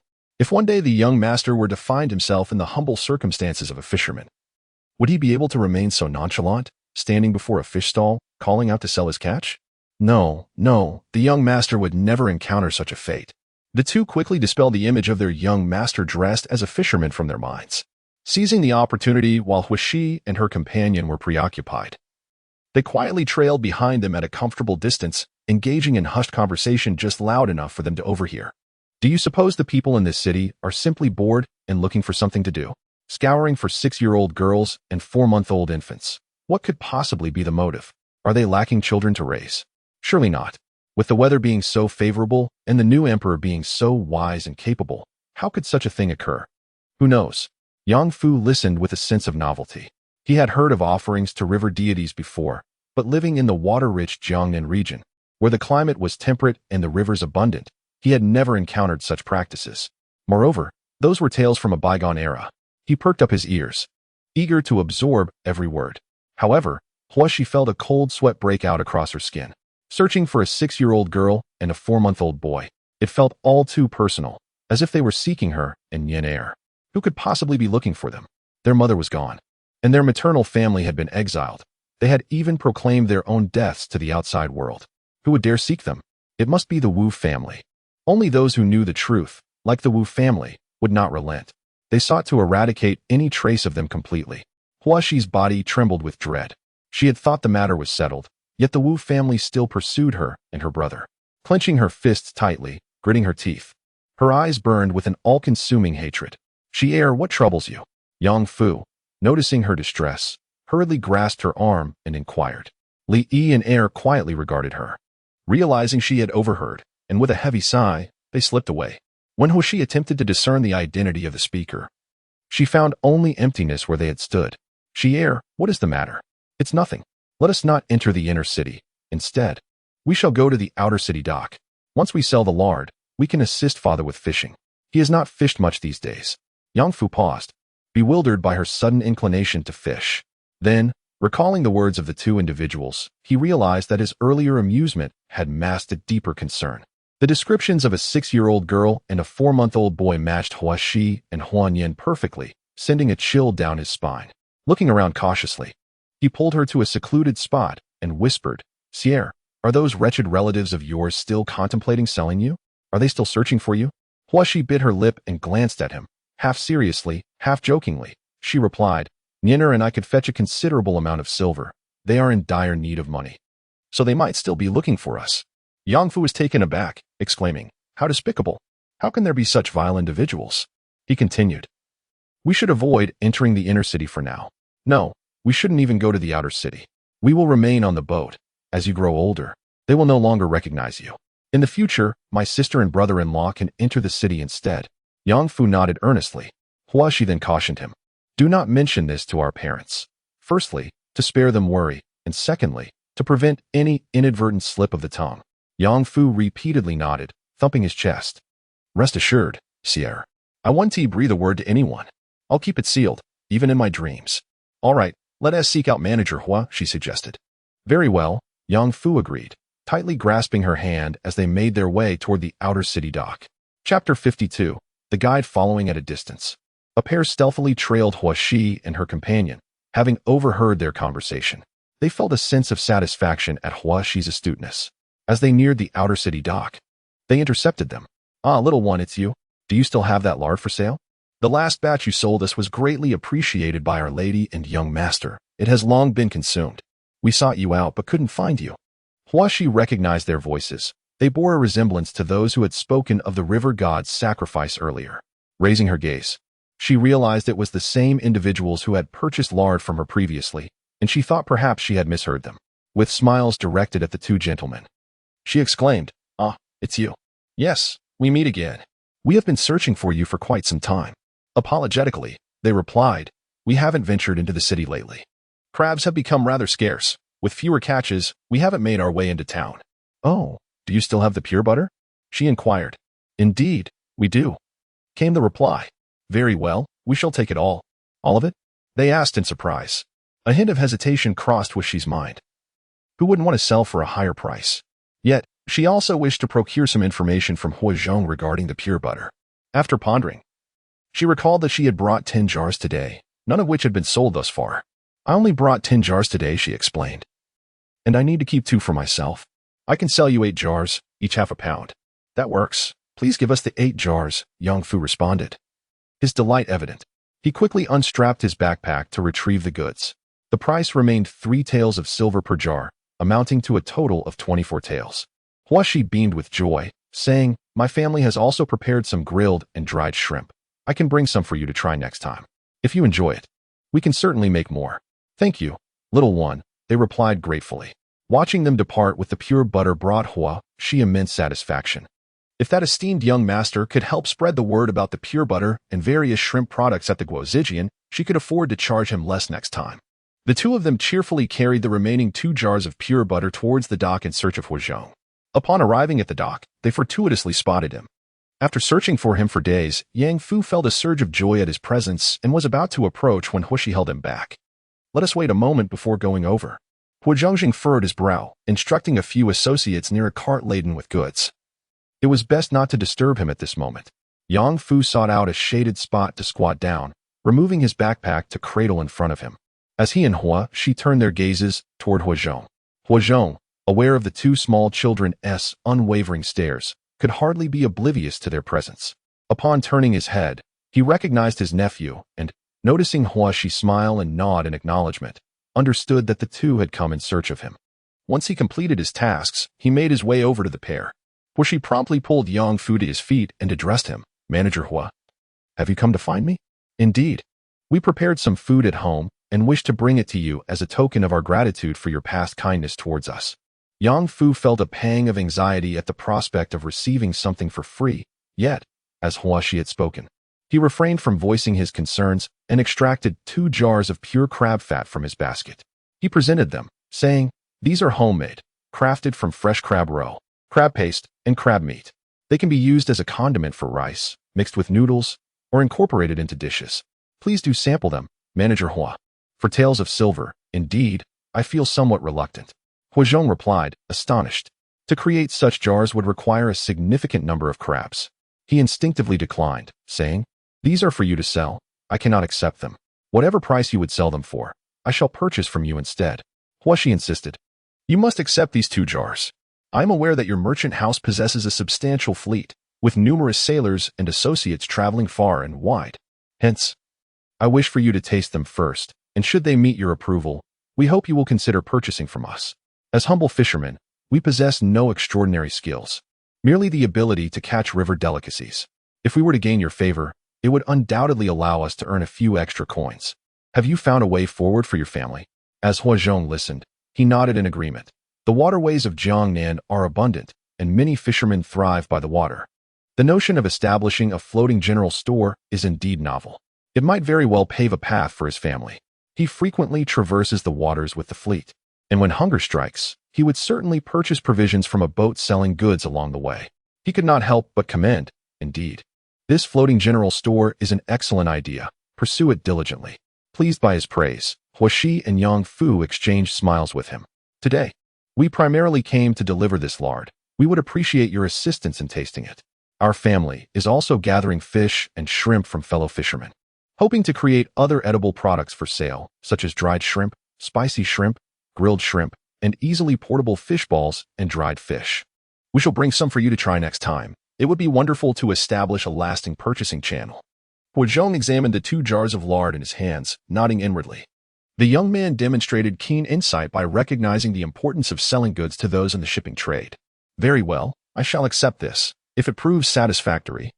Not only will our fleet desire it, but I will also help you promote it to other fleets. Thank you ever so much." Huashi and Yang Fu expressed their heartfelt gratitude. Noticing their lingering presence, Huazhong inquired with curiosity, "Is there something else?"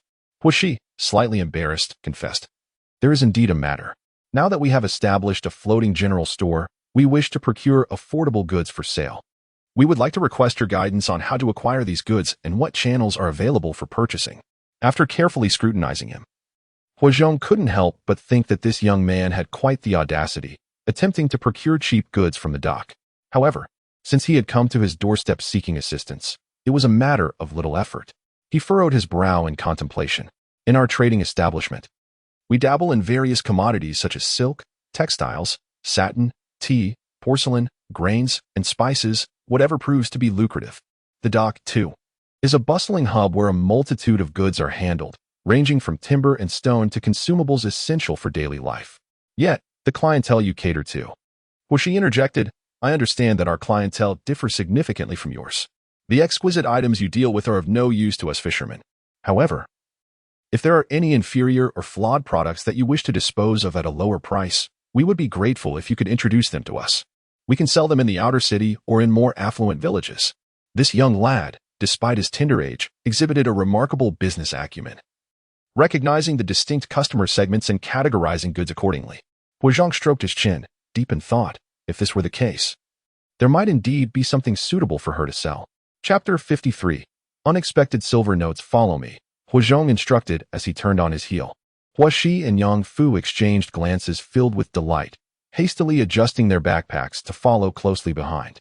Huazhong handed 2 jars of lard to his subordinate and led them to a cart, where a piece of oilcloth was tightly draped over the contents, concealing whatever lay beneath.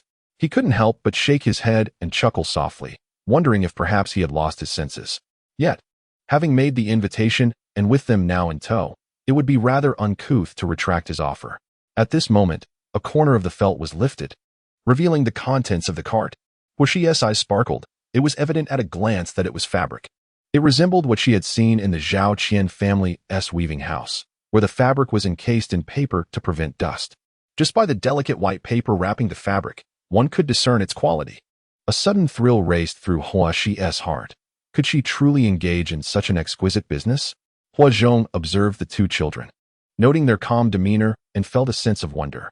The elder seemed genuinely unaware of the situation, embodying a fearless ignorance. The younger, however, bit his lip, betraying no emotion. Yet, being a seasoned individual accustomed to dealings, Huazhong could easily perceive the turmoil within the child, perhaps due to his tender age. He had not yet mastered the art of maintaining composure in the face of overwhelming challenges. Huazhong couldn't help but feel a surge of admiration. He gently touched the fabric atop the cart, his expression tinged with regret.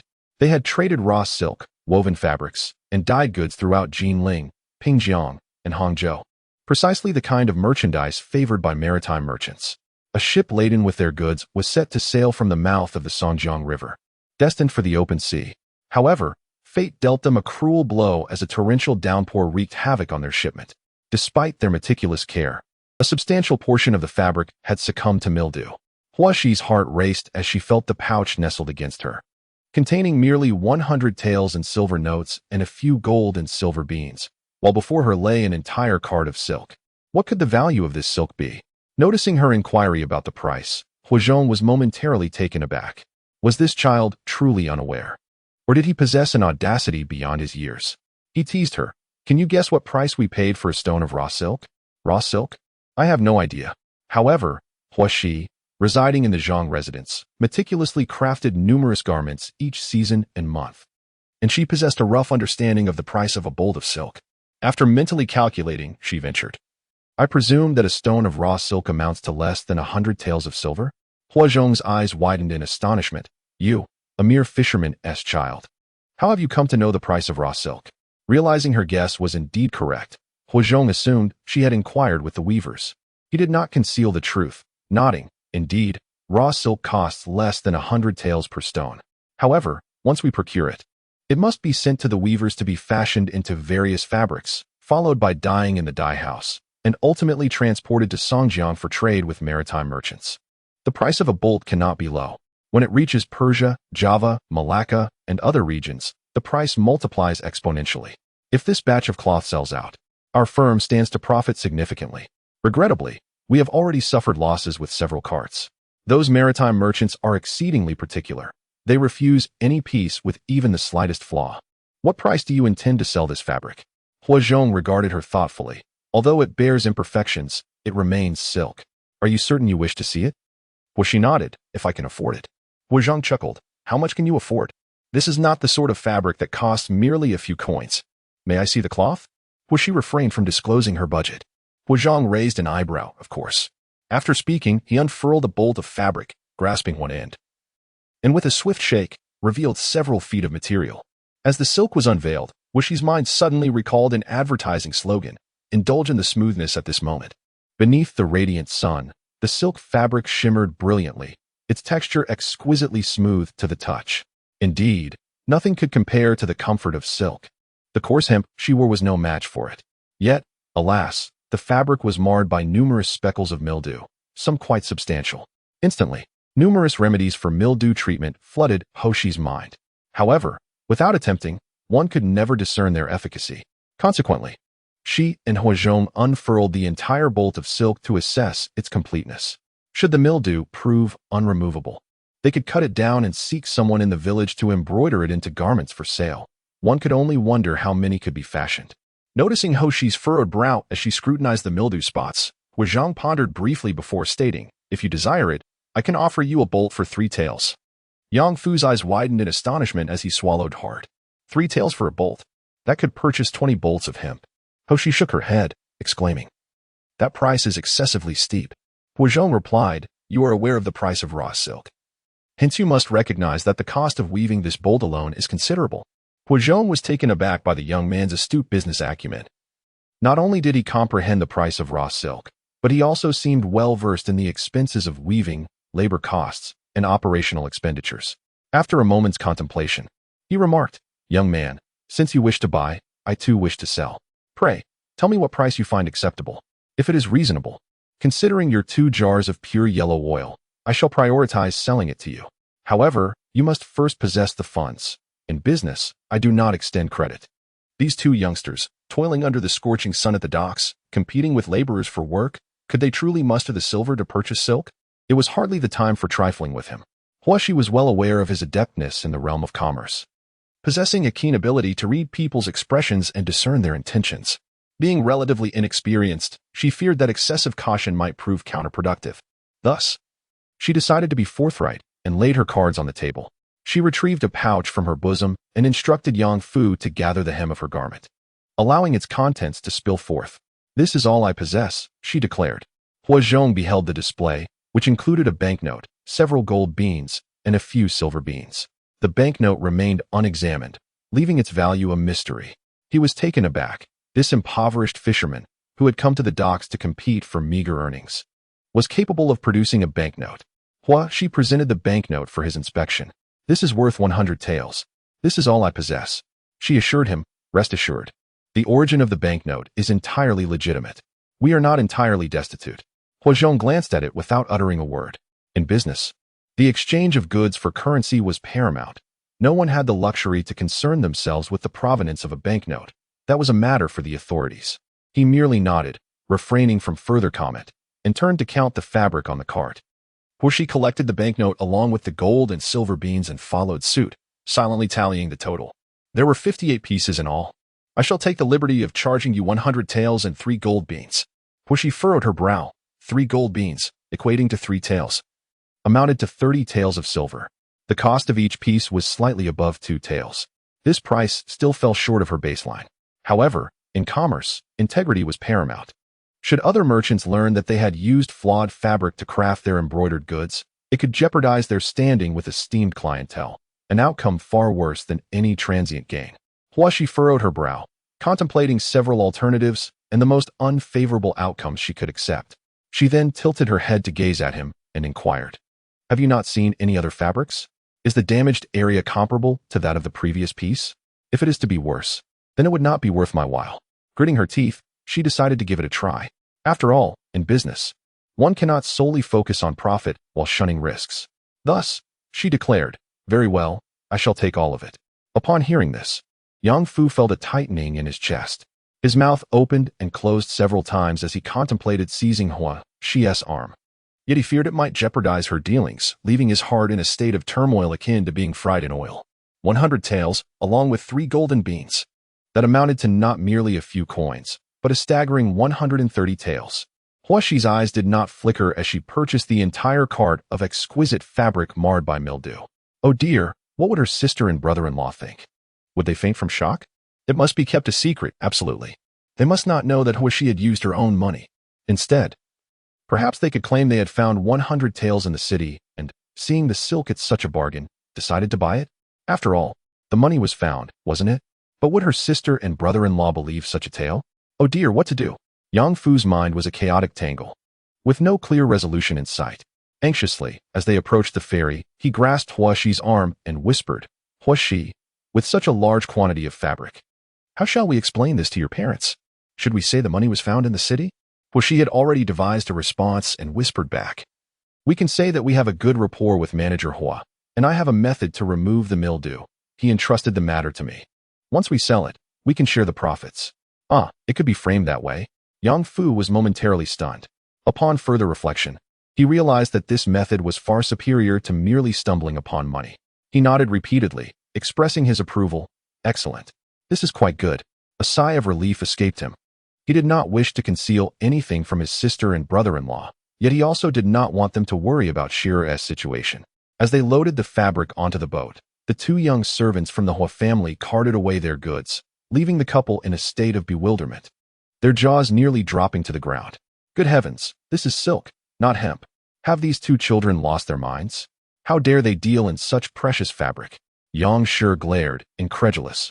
"Where did you 2 procure the silver to acquire this cloth?" Hua Xi then urged Yang Fu to take the helm of the boat, seating herself and her husband at the stern, where she reiterated her earlier conversation with Yang Fu. "No payment? You expect us to assist you? They have so many shops and servants at the Hua family. Can they not manage this?" "Well, it's not that they cannot manage, but only I possess the method to eliminate the mildew. They lack the means. Then why not share this knowledge?" "Sister, you are being foolish. This is a secret technique, and who would willingly divulge it? They are not spending any money to acquire it." Hua Xi shook her head. "There are a few methods, but I have not tested them, so I cannot guarantee success. We must experiment. What if it fails?" Hua asked, somewhat anxious. "Despite the mildew, it is still silk." Good heavens, what a revelation this was for him. Do not worry if it doesn't succeed. After all, we are not incurring any expenses. Was she, having concocted her own tale, had begun to believe it herself. After all, it was as if they had been gifted this opportunity for experimentation. Yang Fu glanced at her, and upon catching her gaze, quickly averted his eyes. Indeed, they spent not a single penny. It was a gift presented to them for trial. What a splendid notion to experiment without concern, and should fortune smile upon them, they could share the profits. How delightful! Observing the sincerity etched upon their faces, Yang felt compelled to trust them. If she truly possessed a method to eradicate these unsightly blemishes, heavens! With such an abundance of silk, how much could it fetch? Even a modest share would yield a considerable sum. With a sense of urgency, she grasped Huaxi's hand tightly. Xiu, tell me, what must we do? Mother will assist you. Her eyes fixed intently upon her. Huaxi gently reassured her with a pat. Mother, first scoop out some rice. Wash it to obtain the rice water. Let us begin by soaking the silk in the rice water. Is it truly that simple? By doing so, we might earn enough for the winter rent in the city. The family, consumed by the task, neglected even to prepare their evening meal, busying themselves with washing bowls, washing rice, and soaking the fabric. Huaxi retreated to her cabin, scribbling down the various methods she had recalled from her past life for removing stains and mildew, while also contemplating the necessary preparations. Lacking a specialized detergent for clothing, she resorted to time-honored methods. She knew how to distill alcohol using white liquor, yet without proper equipment. Any attempt to extract it would be futile, and testing the alcohol's concentration was impossible. Thus, using alcohol for stain removal was not a viable option. She devised several alternatives, her mind preoccupied with the matter until sleep claimed her, dreaming of being enveloped in various silks. Chapter 55. Purchasing oranges at the break of dawn the following day. Huaxi awoke. She emerged from her cabin to inspect the silk soaked in rice water, noticing that the mildew had faded somewhat. Gently rubbing the fabric, she still observed faint yellow traces lingering. Upon hearing the commotion, Yang emerged from the cabin, her brow furrowed in concern. What a pity, she lamented, such fine fabric. Mother, it is not so easily removed. Otherwise, it wouldn't have ended up in our possession. Yang nodded in agreement. After a moment's contemplation, she recalled that when their garments made of rami became stained, they would use charcoal ash or plant ash to gently rub the marks away, rendering them less noticeable. Perhaps we should try using charcoal ash or plant ash, she suggested. That won't do, came the reply. The alkalinity of plant ash is too strong. It will corrode the silk fabric. Yang was perplexed by the term alkalinity, but understood that it was not a viable solution. She frowned, lifting the silk cloth to inspect it, and sighed in dismay. After breakfast, Huaxi addressed Hua Erhuai and Yang Fu, who were preparing to take the cleaned fish into the city for sale. I shall accompany you. Huaxi shook her head, stating, I will not enter the inner city. The rice washing water is of little use. Staying behind would only leave me anxious. She advised Yang to soak more fabric and then waited at the ferry while they proceeded into the city. Oh dear, what will father say? Yang Fu turned to her and asked, Aren't you coming with us to sell the fish? She replied, If you go with father to sell the fish, I will go buy supplies myself. This way, we won't waste time on both ends. Are you sure you can manage alone? Should I accompany you? He inquired with concern. That will be fine. Just be careful, Yang Fu cautioned her, offering a few more words of advice. Huaxi waved goodbye to the two of them and turned to leave. The rice washing water and diluted salt water were ineffective for stain removal, and she could not produce the required concentration of alcohol at that moment. Thus, she had no choice but to experiment with soap water and citric acid. As for lemons, they were likely unavailable, so she would have to extract what she could from oranges instead. Huaxixian first visited a grocery store and a rouge shop to procure some scented pomade, deliberately selecting inferior and less aesthetically pleasing products. After all, the ingredients were fundamentally the same, and there was no necessity to squander a fortune on the exquisite variants. Each piece was no larger than half a palm and priced at 10 or 21, which made her contemplate selling pomade herself. She spent a couple of silver taels to acquire a substantial bag, which she hoisted onto her back before heading to the apothecary to purchase some lime. Subsequently, she sought out a vendor selling fruits, specifically in search of sour oranges. The more acidic, the better. As she approached, she heard the vendors calling out, Fresh oranges from Yingzhou. If they're not sweet, you want to a thing. And citrons from Huangyan. If they're not sweet, we'll pay you. Huangyan citrons? The ones that release a fragrant mist upon peeling, yielding sweet nectar upon tasting? She had to see for herself. Hua Shixian squeezed her way forward, offered 5 won, and acquired one. As she deftly peeled the skin, a delightful aroma wafted toward her. She picked up another and carefully tore open the membrane, revealing the flesh that had congealed into a creamy texture. No wonder they were called citrons. As she savored it, her mouth filled with juice. Sweet. Indeed, the vendors sold them for a few won per piece, while she had paid 5 won for one. Worth it. She purchased 10 more, then paused to buy another 10. Glancing at the Yingzhou honey oranges, she deemed them appealing as well, purchasing several jean at 15 won per jean.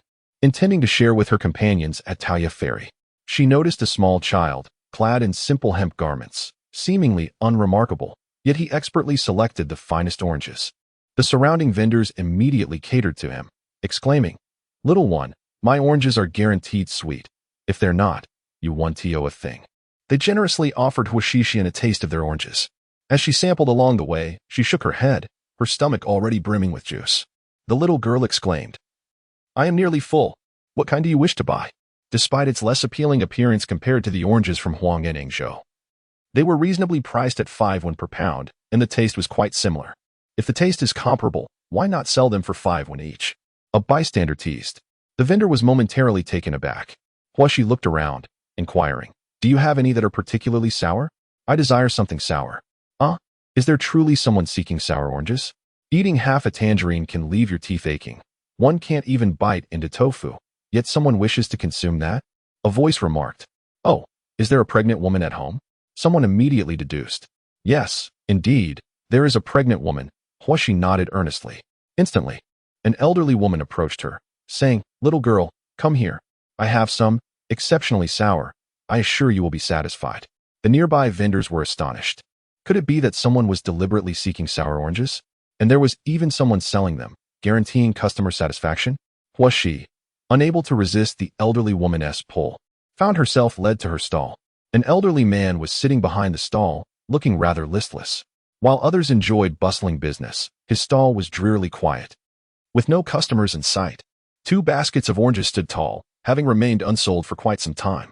Seeing that his wife had attracted a customer, the old man hastily lifted himself from his seat, awkwardly beckoning, "Little girl, take a look, take a look." His demeanor was clearly that of someone unaccustomed to promoting sales. With an innocent expression, the surrounding vendors began to watch with curiosity who would buy such sour oranges. It seemed the child was easily fooled. The elderly woman hastily selected one from the basket, sliced it in half, and offered it to Huashi for a taste. Huashi brought over half, selected one, tore off several strips of the white membrane, and placed it in her mouth. Instantly, her eyes squinted from the sourness, her face contorted in a grimace, and her entire body trembled. Goodness, the acidity was overwhelming. It felt as if her teeth might shatter. Was it sour? The old woman watched her intently, a hint of anxiety evident upon her face. Huashi, unable to open her eyes, nodded repeatedly. Sour. Extremely sour. With such acidity, it's a wonder the business thrives. The old man appeared dejected. His oranges were indeed more acidic than others. While others could afford to hire fruit farmers for grafting, he could not. And such techniques were closely guarded secrets. Even if he were willing to spend money, he could not acquire them. With a mere 10 orange trees in his yard, they yielded hundreds, if not thousands of pounds each year, yet they remained unsold, rotting on the branches. The children at home were indifferent to them. They would only pick 1 or 2 when tempted, but soon lost interest. In stark contrast to the old man's disappointment, the old woman was quite pleased. "Well, dear child, can you meet my request? Would you care to buy some?" She scrutinized Huashi nervously, intent on capturing every nuance of her expression. "How much are you selling them for? If the price is right, I shall purchase a few." The old woman, her heart lifting, contemplated. "You remind me of my grandson, so I shall give them to you for 2 won per pound, if you wish to buy." The vendor nearby widened his eyes. Others sold sweet oranges for merely 5 won per pound, yet she was offering these sour ones at 2 won? 3 won for 2 pounds. I will take them all. All of them. These 2 baskets must weigh 50 or 60 pounds. The old woman was taken aback, and the old man was equally astonished. Indeed, 3 won for 2 pounds. I shall take them all. Chapter 56. Unforeseen circumstances. Upon hearing that she intended to purchase all the oranges, the elderly couple exchanged glances and joyfully exclaimed, "All right, we shall sell them to you." The price was 3 won for 2 pounds, which, although not higher than others, was certainly preferable to the prospect of unsold goods. Huashi observed their flustered attempts to weigh the fruit, with 2 baskets totaling 62 pounds. They struggled to calculate the total. She interjected, stating that the sum was 93 won. The couple sought assistance from others to confirm the amount. Once they verified the figure, indeed, it was 93 won, and they praised Huashi profusely. Huashi produced 100 copper coins and handed them over, inquiring, "Could you assist me in carrying these to the ferry at the outer city?" "Of course we can," they replied eagerly. The couple accepted the coins, counting them meticulously. The elderly woman, delighted, tucked the coins into her bosom, while the old man, seeing her secure the payment, cheerfully picked up the carrying pole and affixed the baskets to either end. A young child led the way, while the elderly woman followed closely behind, protecting the baskets with great care, fearful that some might topple out. The old man, with a buoyant spirit, carried the baskets and trailed Huashi, his steps light and unburdened as they made their way to the ferry. However, how could one know if the oranges would sell unless they were tried? Hadn't they already sold? The 2 elderly individuals, their pockets filled with copper coins, walked with a spring in their step. Huashi pondered how she would manage to purchase an entire load of oranges. It had been quite some time since they had indulged in fruit at home, and the little one was now ready for solid food. Though could the child truly consume these oranges? Or was there a hope that these oranges might remedy some ailment? With outsiders present, it was unwise to ask too many questions. Thus Huai and others merely assisted in loading the oranges onto the boat, freeing up the baskets for the elderly couple. As the elderly couple prepared to depart, Huashi pondered the utility of citric acid, and noticing the abundance of fabric, she addressed them, saying, "Esteemed sir and madam, do you still have such oranges at home?" You still want them?" they inquired. "Yes. Do you have any left?" "Indeed. How could we not? There are plenty still hanging on the trees. Every year they rot and fall to the ground, becoming fertilizer." Upon hearing her desire, the 2 elders nodded eagerly, their faces beaming with delight. "Little one, do you truly wish for them?" the old woman asked, glancing at Yang and Huai. Observing their silence, she turned her gaze toward the youngest child, intrigued by her response. Seeing Huashi nod, she joyfully exclaimed, "Very well, we still have some at home. Shall we bring them to you tomorrow, dear?" Huashi confirmed, "We will await your arrival at dawn. Please bring 2 loads. And we would like the green ones as well. By the way, if you are willing to assist in peeling the skin and only bring the pulp, I shall pay you an additional 25 won for each load." Peeling the skin? Although this would reduce the weight, the added payment was tempting. The couple readily agreed. "All right then, that's easy enough. Our children can manage that. Tomorrow, we will only bring the pulp." As they watched the 2 elders depart with their empty baskets, their steps light and cheerful, Yang, Huai, and Yang Fu turned their attention to Huashi. "Father, mother, I have a use for these oranges. I intend to extract a substance from them to cleanse the fabric." "Using oranges? Can they truly clean?" Huashi contemplated for a moment. It should be possible, but we must see how effective it truly is. "All right, so what shall we do?" "Your parents will assist you." "Very well. Father, have you purchased the basin?" "I bought 3. You may go in and take a look. If they are not suitable, I will buy more." Huashi entered the cabin to inspect the basins, which were stacked together and secured against the ship's wall. Approaching them, she noted that they were about half her height. They should suffice. Silk is precious and cannot be soaked for prolonged periods. It is impossible to wash dozens of bolts of fabric all at once. Such conditions do not exist. Soaking 3 pieces simultaneously would be adequate for her and Madame Yang to take turns washing them. Upon exiting, she addressed Madame Yang. "Mother, could you please heat some water, but do not let it boil. Once it begins to bubble, remove it from the heat." "Understood." Just as Madame Yang was about to leave, Huashi called her back and handed each of them a Huanyan citrus. "Let us all have a taste. They are 5 won each." "What? 5 won each? Goodness, that is rather extravagant." Madame Yang and Huai exchanged glances, their hands gripping the precious oranges, hesitant to take a bite. "You only bought 20? That must cost a full tael of silver." Huai earned less than that from selling fish today. Feeling a pang of regret, Huafu swiftly peeled one and tossed a segment into his mouth. "Well, we've already bought them." He paused and chewed thoughtfully, his eyes lighting up. "Delicious. So sweet. Sister, brother-in-law, you must try this. It's truly delightful. Goodness, no wonder they cost 5 won each." Madame Yang swallowed hard, tucking the orange into her bosom. "I'll save this for you and Shi'er." Madame Yang was given a piece to taste, and though she could not refuse, she chewed carefully.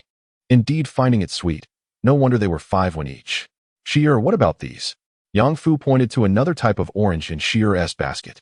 Upon hearing this, the Yang family and Hua Erhuai nodded in agreement, acknowledging Hua Shi's thoughtfulness. Yang Fu cradled the basket, feeling a twinge of regret as he gazed at the abundance of oranges. His sister and brother-in-law would seldom indulge in such luxuries. Hua Shi gently remarked, to gain, one must be willing to part with something. In business, sacrificing small profits is essential to reap greater rewards. Just like when we sold crabs in the city, if we didn't slip a little something to the attendants, would they ever bother to call the manager for us? Upon hearing this, Yang Fu felt enlightened and resolved to organize the items. He then spotted a fragrant piece of fat in the basket and exclaimed, Xia, this is fragrant fat. Did you really buy so much? His heart sank again at the thought. Hua Shi nodded. Yes, it's also for washing fabrics. Is it really that much? Yang Fu asked, surprised. Hua Shi shot him a glance. Have you even considered how much fabric we have? Realizing it was indeed a substantial quantity, he embraced the items and set about arranging them. Chapter 57. Awaiting the income, Yang Shi was deeply concerned upon seeing that Hua Shi had not only purchased oranges, but also a considerable amount of fragrant fat. A luxury item they typically refrained from buying. She silently reminded herself of the importance of making a profit. Otherwise, the money would slip away, leaving her with a painful sense of loss. Sheer, have you spent that silver you had? Be sure to ask your mother for some more later. All right, but if the silver runs out, you must tell mother, Hua Shi replied. After Yang Shi finished speaking, she turned to boil water. Meanwhile, Hua Erhuai had already taken the boat away from the dock, calling out to Yang Fu as they sold goods and collected shrimp and crabs. Hua Shi and Yang Shi busied themselves with hot water to dissolve the fragrant fat, using the mixture to eliminate mold stains. The faint spots faded easily with gentle rubbing. However, the larger marks could not be removed, leaving behind a ring of faint yellow stains that were quite conspicuous. Hua Shi then set about extracting citric acid. Hua Erhuai and Yang Fu entered the village to gather vegetables, collect eggs from chickens and ducks, and procure burlap. The boat remained anchored outside the village, where Yang helped Hua Shi. The two of them peeled the purchased sour oranges and squeezed out the juice. After extracting all 62 pounds, they ended up with a basin of juice, which amounted to merely a few dozen pounds. They then began to heat the mixture and neutralize it with lime paste. When the solution turned a bluish-green hue, Hua Shi removed it to allow for sedimentation. Next came the processes of salt removal and decolorization. After a laborious 2 hours, they finally obtained a colorless, clear liquid, which was the citric acid solution. Of course, for long-term preservation, it should ideally be concentrated to form crystals. However, the citric acid solution they had at present could suffice for immediate use. Citric acid is a valuable substance, serving as a food additive, souring agent, preservative, and freshness-retaining agent. For instance, vendors selling lotus root often soak it in citric acid to prevent spoilage and maintain its vibrant color. Additionally, citric acid can help protect and fix colors. For Hua Shi, it was also a means of stain removal at that moment. Suddenly, something flashed past, and Hua Shi tilted her head in curiosity, wondering what it was. But she could not grasp it. Mother, please bring me the cloth from the rice washing water. All right, Yang responded, fetching a basin. Hua Shi then dipped a soft brush into the citric acid solution and applied it to the moldy spots, instructing Yang to gently rub the area. As dozens of pounds of sour oranges were processed by Hua Shi, Hua Erhuai anchored the boat in the middle of the river, and he and Yang Fu watched intently, their eyes unblinking, filled with both anxiety and tension. In addition to consuming over 60 pounds of oranges, considerable quantities of lime were utilized. A substantial basin of rice was scooped, and half a jar of salt was procured, alongside a large packet of fragrant incense. If this endeavor fails, no, it must succeed. Heavenly deity, earth god, river god, and all the gods of the four corners, I implore you to bestow your blessings. Please ensure that Sierra can cleanse the mold stains from these silks. Yang Fu clasped his hands together and bowed in all four directions, pressing his palms against his forehead. Eyes shut, murmuring fervently. The tension caused Hua Erhuai to sweat profusely, momentarily forgetting the infant in his arms. As he held the child tighter, she let out a wail, startling everyone. Yang's hands faltered, nearly dropping the precious silk, which Sierra had advised her to handle gently, fearing any discoloration. Yang rubbed the fabric delicately, eager to observe yet hesitant.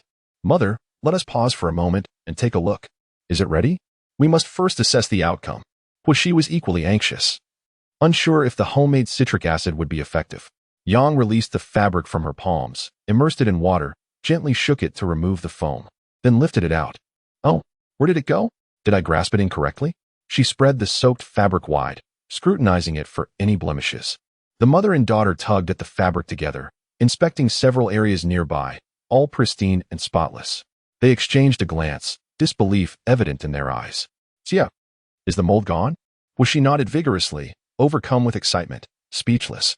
Has it truly vanished? Poor Erhuai drew closer, cradling Hun Yin. Let me see, sister. Show me. Mother. Let's try another spot with mold. Very well. Yang was filled with excitement, urging restraint as they attempted another area. The mother and daughter teamed up once more.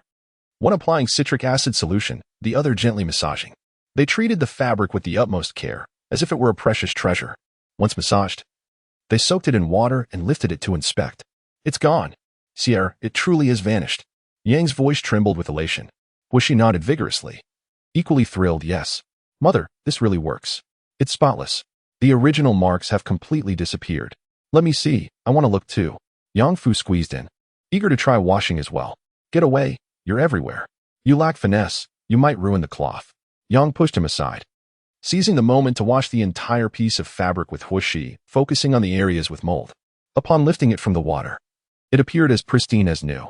This left the entire family in a state of exhilaration, their faces alight with disbelief. Is this sour orange truly effective? It can eliminate mold. Sierra, how much does this silk cost per bolt? Yang's voice quivered as her gaze fixed on Huashi. Huashi tilted her head, recalling. It seems the silk shop sells it for over 10 taels per bolt. Over 10 taels. Good heavens. If we only take a tenth, we could earn at least a tael of silver for each bolt, right? And what about 58 bolts? How much is that? They exchanged glances, grappling with disbelief. Noticing his sister's excitement, Yang Fu opened his mouth, glancing at Huashi. When he caught her indifferent look, he pressed his lips together tightly. He had promised Sierra he wouldn't say anything. Huashi raised an eyebrow at him, then turned to Yang. Mother, I doubt we could sell that many for such a price. The silk fabric, after having endured rain, though the mildew stains were ultimately removed, has indeed been washed with water. Its price is likely to face significant reductions. However, this is silk, even with a discount. Can it truly be cheaper than cotton or linen? Yang and Erhuai gleefully lifted the fabric, inspecting it meticulously until no trace of mildew could be found. Carefully, they submerged it in clean water to rinse it thoroughly, followed by soaking it in citric acid water to set the color, preparing it for air drying. Yang, gazing fondly at the silk in the basin, caressed it gently, taking great care not to damage it. With joy, she exclaimed, "This is silk. Even if it sells for only a few taels, it will never be undervalued. None of us have ever worn satin before." Her eyes remained fixated on the fabric, reluctant to look away, where she felt a twinge of sympathy for them, aware that in their current circumstances, they were not yet able to wear silk. However, thinking about the impending income, Yang joyfully nudged Wen Yin with her forehead, saying, "When winter arrives and mother has money, we can go into the city to rent a warm room for Nian. Won't our Nian be delighted?" Nian, with a beaming smile, danced with glee, reaching out for her embrace. Yang playfully responded, "Let your uncle hold you. Mother still has work to do. I need to earn silver for Nian. Be a good boy now." Huai then handed Nian over to Yang Fu for a cuddle, and he happily set off to row a boat. The prospect of incoming silver invigorated him. It truly was splendid news. Meanwhile, Huashi was preoccupied with soaking the silk and removing the mildew stains. In contrast, Mu Yin was glowering at the jars of lard, frustrated that while others sold it for 2 taels of silver, he was being charged 3. It was particularly vexing considering he had graciously sent someone to amend her records and wrap things up. The little deceiver is truly detestable. He instructed Mu Li to take 2 jars to the lady. Mu Li glanced at the 8 jars of pure lard on the table and questioned, 2 jars for the lady? Mukin swallowed hard and suggested, "Young master, why not reward us each with a jar?" Mu Yin cast a cool glance in his direction, saying, "I shall deduct your wages for this month." "What?" Mukin lamented. "Why, young master? Why must you deduct our wages again?" The young master had a penchant for penalizing their monthly pay whenever he was in a foul mood, which was quite frustrating. 2 taels of lard. And you wish to purchase 3? The excess shall be deducted from your wages. Mukan's mouth fell agape in disbelief as he gazed at his master. Then with great difficulty turned to Mu Li, asking, "Is the young master serious?" Mu Li paid him no mind, merely lamenting the loss of his own purse. Meanwhile, Mu Yin tapped his fingers on the table, calculating that 8 jars of lard amounted to an excess of 8 taels of silver. Did he appear to be a fool? A little deceiver indeed. Chapter 58. Recompense. The National Academy is divided into 6 halls for graded instruction. Guangye Hall, Chongji Hall, and Zhengyi Hall serve as the introductory level. Those who are younger or only familiar with the 4 books, yet not the 5 classics, are placed in the introductory halls. Those well-versed in the 4 books and 5 classics, as well as the 3 classics and the 21 histories, advance to the intermediate hall. The curriculum for both the introductory and intermediate levels spans a year and a half, while the advanced hall, known as the laxity hall, has a 1-year curriculum. After months of study and passing examinations, students may serve in various governmental offices such as the 5 prefectures, 6 ministries, the censorate, the Tongjing office, and the Dali temple, with an internship period ranging from 3 months to a year. In this dynasty, there is no imperial academy, and all the offspring of nobility congregate at the National Academy. Resembling a miniature court, Mu Yan is in the introductory Guangye Hall, where his status is precarious, and no one proactively seeks to befriend or curry favor with him. Moreover, with his aloof demeanor, the few classmates capable of engaging in conversation with him were exceedingly rare, leading to an even deeper silence. The studies of propriety, music, law, archery, charioteering, calligraphy, and mathematics were mastered best by Mu Yan. After all, he had been closely guided by his grandfather from a young age, learning to walk while practicing horse stances. The noble offspring of the Imperial Academy were often heirs to titles, or at least in line to inherit, and their families cherished them, scarcely allowing them to face any hardship, fearing even the slightest misstep. They would never permit them to endure the rigors of equestrian archery and martial training, which inevitably bred envy among others. Those who looked upon him unfavorably would constantly seek to trip him up. However, Mu Yan harbored disdain for such sentiments and felt no psychological burden in executing his plans. After completing the archery class, there was still a calligraphy lesson to attend. The students were sprawled across their desks and chairs, suffering from sore feet, hands, backs, and necks. Only Mu Yan took out a jar of pure yellow butter, unscrewing the lid before retrieving a large steamed bun, intent on enjoying it with the butter. The moment he opened it, the previously lethargic group of students sprang to life. What was that delightful aroma? Their stomachs began to rumble with increasing intensity. Pure yellow butter. The chubby Su Sanbao immediately widened his eyes, scrambling from his desk to Mu Yan's side. Mu Yan, where did you get this? I sent someone to buy it. But they couldn't find it. I had the kitchen prepare it, yet the taste was not the same. Su Sanbao inhaled deeply, savoring the scent. Yes, this is the flavor. It's the one I had before. I want it. Mu Yan, dear Mu Yan, please, grant me a taste. I want a bite too. Mu Yan, we are all classmates. You cannot indulge solely in your own pleasures. You seldom paid attention to me before, yet now we are classmates. A faint smile played at the corners of Mu Yan's lips, only to be quickly suppressed. It was passed on to me by another, if you desire it. I shall gladly transfer it to you. He tightened the lid, exuding an air of camaraderie. I want 3. Su Sanbao interjected eagerly. Upon recalling that Mu Yan had received it from someone else, he shouted again, 4. Mu Yan's gaze remained fixed on the golden butter in his hand, unmoving. 5, 6, 10. Do not dare to compete with me. Otherwise, I shall refrain from bringing you any delicious treats next time. Su Sanbao threatened. Well, this threat proved quite effective.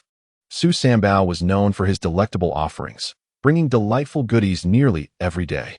His generosity was not born from a genuine love for sharing, but rather from his penchant for flaunting his culinary treasures and enticing others. His family was well aware of this trait and indulged him. Being the youngest son among 3, with his 2 elder brothers having passed away, he was the sole heir. Should anything happen to him, the family title would fall to a lesser branch. His mother doted on him, willing to accommodate his every whim. Whenever he threw a tantrum, both she and his grandmother would cater to his demands. Thus, it was common to see him arriving at school with a large bag of treats. Su Sanbao's threat worked wonders, as no one dared to challenge him. With no qualms, Mu Yan accepted a golden bean and tucked it away. Although he hesitated for a brief moment, in the entire classroom, Su Sanbao was the only one who exhibited such a pure-hearted nature, treating him with a degree of sincerity. If someone else were to purchase it at a higher price, it would indeed be more advantageous. However, the Su family of Yongkong, particularly Su Sanbao's mother, possesses considerable wealth, with an especially generous dowry, and her maternal family is equally affluent. Mu Yan glanced at the bulging pouch at Su Sanbao's waist, his expression darkening. And the expenses must be met. Did he and his mother not require sustenance? Nguyen absent-mindedly felt the golden beans he had just collected in his pouch, maintaining an indifferent demeanor as he sat down in a chair, unfurling a book and beginning to grind ink. Meanwhile, each morning, the family of Huaxi would row their boat to the outer city wharf, initially sending Hua Erhuai and Yang Fu to sell fish, while she and Yang stayed aboard to soak and wash cloth. At the hour of Qin, they commenced receiving oranges from the elderly couple, Li Laohan and his wife, who sold them for lemon juice. The day after Huaxi purchased oranges, it was Li Laohan's son and daughter-in-law, pushing a cart alongside the elderly couple, who delivered the fruit. They feared that others might entice them with small profits for the remaining oranges. The family, half in disbelief, picked oranges overnight and sat in the courtyard peeling them until the late hours. As they peeled, doubts clouded their minds. Who would want oranges that required peeling before being delivered? How long could they be stored? What purpose would they serve? The children at home refused to eat the sour oranges. Early the next morning, fearing that the elderly couple might be deceived, their son and daughter-in-law transported 2 loads of oranges to the outer city wharf alongside them. Only after they received over 200 when did they finally believe it. Thank you. We shall peel them and deliver them punctually tomorrow. Li Laohan's son, unable to contain his excitement as he watched his parents accept the coins, repeatedly assured Huaxi and Yang. Imagining the several hundred pounds of oranges on their tree and the considerable copper coins their household would acquire this year, he was filled with joy. After their family departed, Huaxi and Yang set to work juicing and refining the lemon juice. Once Yang Fu and Hua Erhuai were brought aboard, the family began to collaborate harmoniously. In Chapter 59, at a loss for where to begin, the silk fabric could not be dried on the boat due to its abundance. Thus, Huaxi instructed Hua Erhuai to find an open, uninhabited field onshore, where they could secure the fabric with hemp ropes, wash it, and let it dry. Hua Erhuai took the mother and daughter to the shore while he and Yang Fu rowed the boat to sell their goods, planning to return for them at sunset. After several days of diligent effort, the 58 pieces of silk fabric they had purchased were thoroughly washed, rinsed in pristine groundwater, soaked in citric acid solution, air-dried, ironed, and carefully wrapped in original paper. However, a few pieces bore stubborn mildew stains that resisted cleaning. Yang felt regretful about this, yet Huaxi considered the outcome remarkably favorable. She had not anticipated that the citric acid extracted through traditional methods would effectively eliminate the mildew stains. This was partly due to the citric acid's efficacy and partly because the fabric had not been exposed to rain for long. Had the mildew been allowed to set in for an extended period, it would likely have been far more challenging to remove. The family was quite satisfied with the results. Huaxi gazed at the hold, brimming with silk fabric, and began to contemplate how to handle it. Should she venture into the inner city to seek a shop for selling? That would likely lead to price reductions. Alternatively, should she knock on doors at residences? That was a possibility, but it would mean heading to the outer city. As for the selling method, she pondered whether to sell them individually or find a shop to clear the entire stock. Seeking a shop would inevitably lead to price cuts. Thus, selling them piece by piece, like crabs, would yield a better profit, albeit with more effort. Selling 50 or so pieces would undoubtedly take considerable time. Moreover, as 2 fishermen approached to sell silk, they would need to explain the fabric's origins for quite some time. Huaxi felt a bit overwhelmed by the prospect. Despite knowing that this fabric represents a significant financial investment, the family finds themselves at a loss regarding how to proceed. As for the few slightly flawed pieces, what shall they do with them? Should they be kept for making garments? Imagine a family adorned in silk clothing, casting nets to catch fish, mending nets, and drying them under the sun. A shiver ran down Huaxi's spine at the thought. Such ostentation could incite envy and jealousy. Their family must coexist within the fishing community, and thus, it is prudent to avoid drawing excessive attention. Integration is essential for future prospects.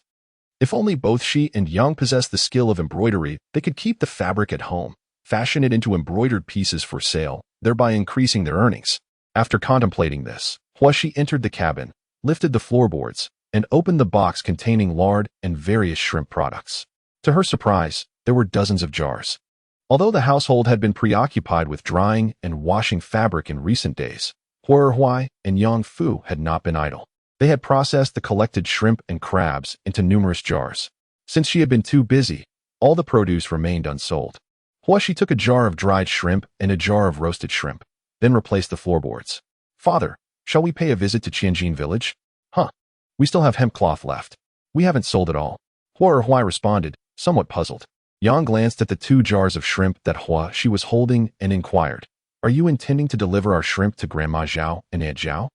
Well, she nodded, "Yes. Now that our cloth is washed, we find ourselves with some leisure time. Last time, Mother mentioned collecting some clean chicken and duck meat to make dried duck and wind-dried chicken for sale. This time, we can gather some in the village." Yang nodded eagerly. Indeed, with the focus on the silk fabric these past few days, we completely forgot about that. Mother's skills are quite commendable. Once we collect the meat and prepare it for drying on the boat, we can gradually sell it during the winter and save up some silver. In the wintry season, the family planned to disembark and rent a house, fearing that fishing in the river might prove inconvenient, yielding a scant catch, which would be just enough to sell. Recently, their waterside general store had stabilized, netting a modest profit of 1 or 2 coins daily, which was decidedly more reliable than earnest fishing. At this moment, Yang was filled with enthusiasm. Upon hearing this, Huai and Yang Fu also found the idea appealing, and thus the family steered their boat towards the village ahead. "Mother, the rice is ready for harvest," Yang said, cradling Huanyan, who was glancing around. She too turned her gaze to the rice fields. "Indeed, this year marks another bountiful harvest. Sierra loves rice. Let us purchase some new rice from Grandma Zhao in the village and prepare a meal for you." Yang Fu, brimming with delight, responded, "Sister, let us buy more. The new rice is fragrant." Yang shot him a sidelong glance, remarking, "Back in the days when we struggled to find enough to eat, I never saw you complain about the stale rice." She playfully tugged at the giggling Huissier. "Come, let us find Grandma Zhao." As Huissier followed, her gaze wandered to the rice stubble by the roadside. "Grandma Zhao, Aunt Zhao, we have arrived," Yang Fu called out, carrying a basket and holding Huissier's hand at the entrance of Zhao's home. After a brief moment, footsteps echoed from within the courtyard, and the door creaked open. A young man, around 18 or 19, stood in the doorway, gazing at them. Huissier and Yang Fu blinked in surprise, looking up at him. "Is that you, Brother Zhao Sui?" Huissier inquired, tilting her head. Zhao Sui smiled slightly, his interest piqued by Huissier, though he had never met this family. He had often heard them mentioned at home. Nodding, he replied, "Indeed, you must be the little Huissier dressed as a boy," as he observed her with a grin. Huissier beamed and nodded in affirmation. "Yes, that's me. It is my first time meeting Brother Zhao Sui despite having come here numerous times." "Greetings to you, Brother Zhao Sui," I said, cupping my hands in respect. Zhao Sui smiled and returned the gesture. "What are you all doing standing at the door? Come in, come in." The voice of Grandma Zhao echoed from the courtyard. At that moment, Mrs. Yang, carrying Huanyan, arrived and entered the courtyard alongside her. Mrs. Yang scrutinized Zhao Sui and, along with Grandma Zhao and Aunt Zhao, praised his outstanding character. "He looks different from others, doesn't he? No wonder he can work at the river dock and receive imperial rations. I heard he earns a monthly salary of 1 stone and 2 dough, along with additional provisions from fishermen. It's a leisurely and respectable position." She glanced at Yang Fu, who had learned quite a few characters from Shio these days, pondering whether he might also pass the examination and enjoy imperial benefits in the future. Then she shook her head, deeming it unlikely. Learning even the most basic characters took several days, with progress often marred by forgetfulness. It was better to nurture Nian properly. After casting a fond glance at Nian, who responded with a toothless smile, she turned her attention back to Zhao Sui. Chapter 60. Recruitment. Aunt Zhao and Grandma Zhao exchanged proud smiles at the bashfully praised Zhao Sui. Yet, outwardly, they feigned disdain, saying, "Oh, he is merely an inconsequential clerk. Does he truly deserve such commendation?" Mrs. Yang interjected, "Regardless of being a clerk, he is still part of the officialdom, and in the eyes of us fishermen, he is indeed an officer who oversees us." After speaking, she gazed at Zhao Sui with envy. Zhao Sui straightened his posture. She had listened and inquired, and by now, she was well aware of the nature of Zhao Sui's position at the river dock. Although there is merely one official from the 9th rank overseeing the river dock, accompanied by a rankless clerk and supported by 4 or 5 miscellaneous staff, they manage the livelihoods of hundreds, if not thousands, of fishermen. The presence of a single ranked official does not imply that their river dock is impoverished. Rather, it is the norm for nearly all river docks to be configured in this manner. This particular dock, being in proximity to the capital, is additionally allocated 2 public officials, while most others typically consist of just 1. The Ministry of Personnel has established the official hierarchy of river docks based on the annual tax revenue generated from fish catches. Docks generating between 300 to 1,000 stones of rice are assigned 1 official. Those generating between 1,000 to 5,000 stones have 2, and those yielding between 5,000 to 10,000 stones are allocated 3 officials. However, in this dynasty, there are scarcely any river docks capable of collecting between 5,000 and 10,000 stones. Consequently, most docks are staffed by 2 officials, with many having only 1. While the number of officials is limited, it is aptly said, though the river dock may be humble and dispersed, its officials are as leisurely as celestial beings. Even a 9th-rank official must possess a legitimate degree from the imperial examination. Zhao Sui, being merely a scholar, is just one among several miscellaneous workers, and it is no simple task to displace the other ranked clerk at the river dock, unless the rival commits a grave error, such as embezzling taxes from the fishermen, or if Zhao Sui achieves significant merit or ascends through the imperial examinations, it remains quite challenging to attain a higher position.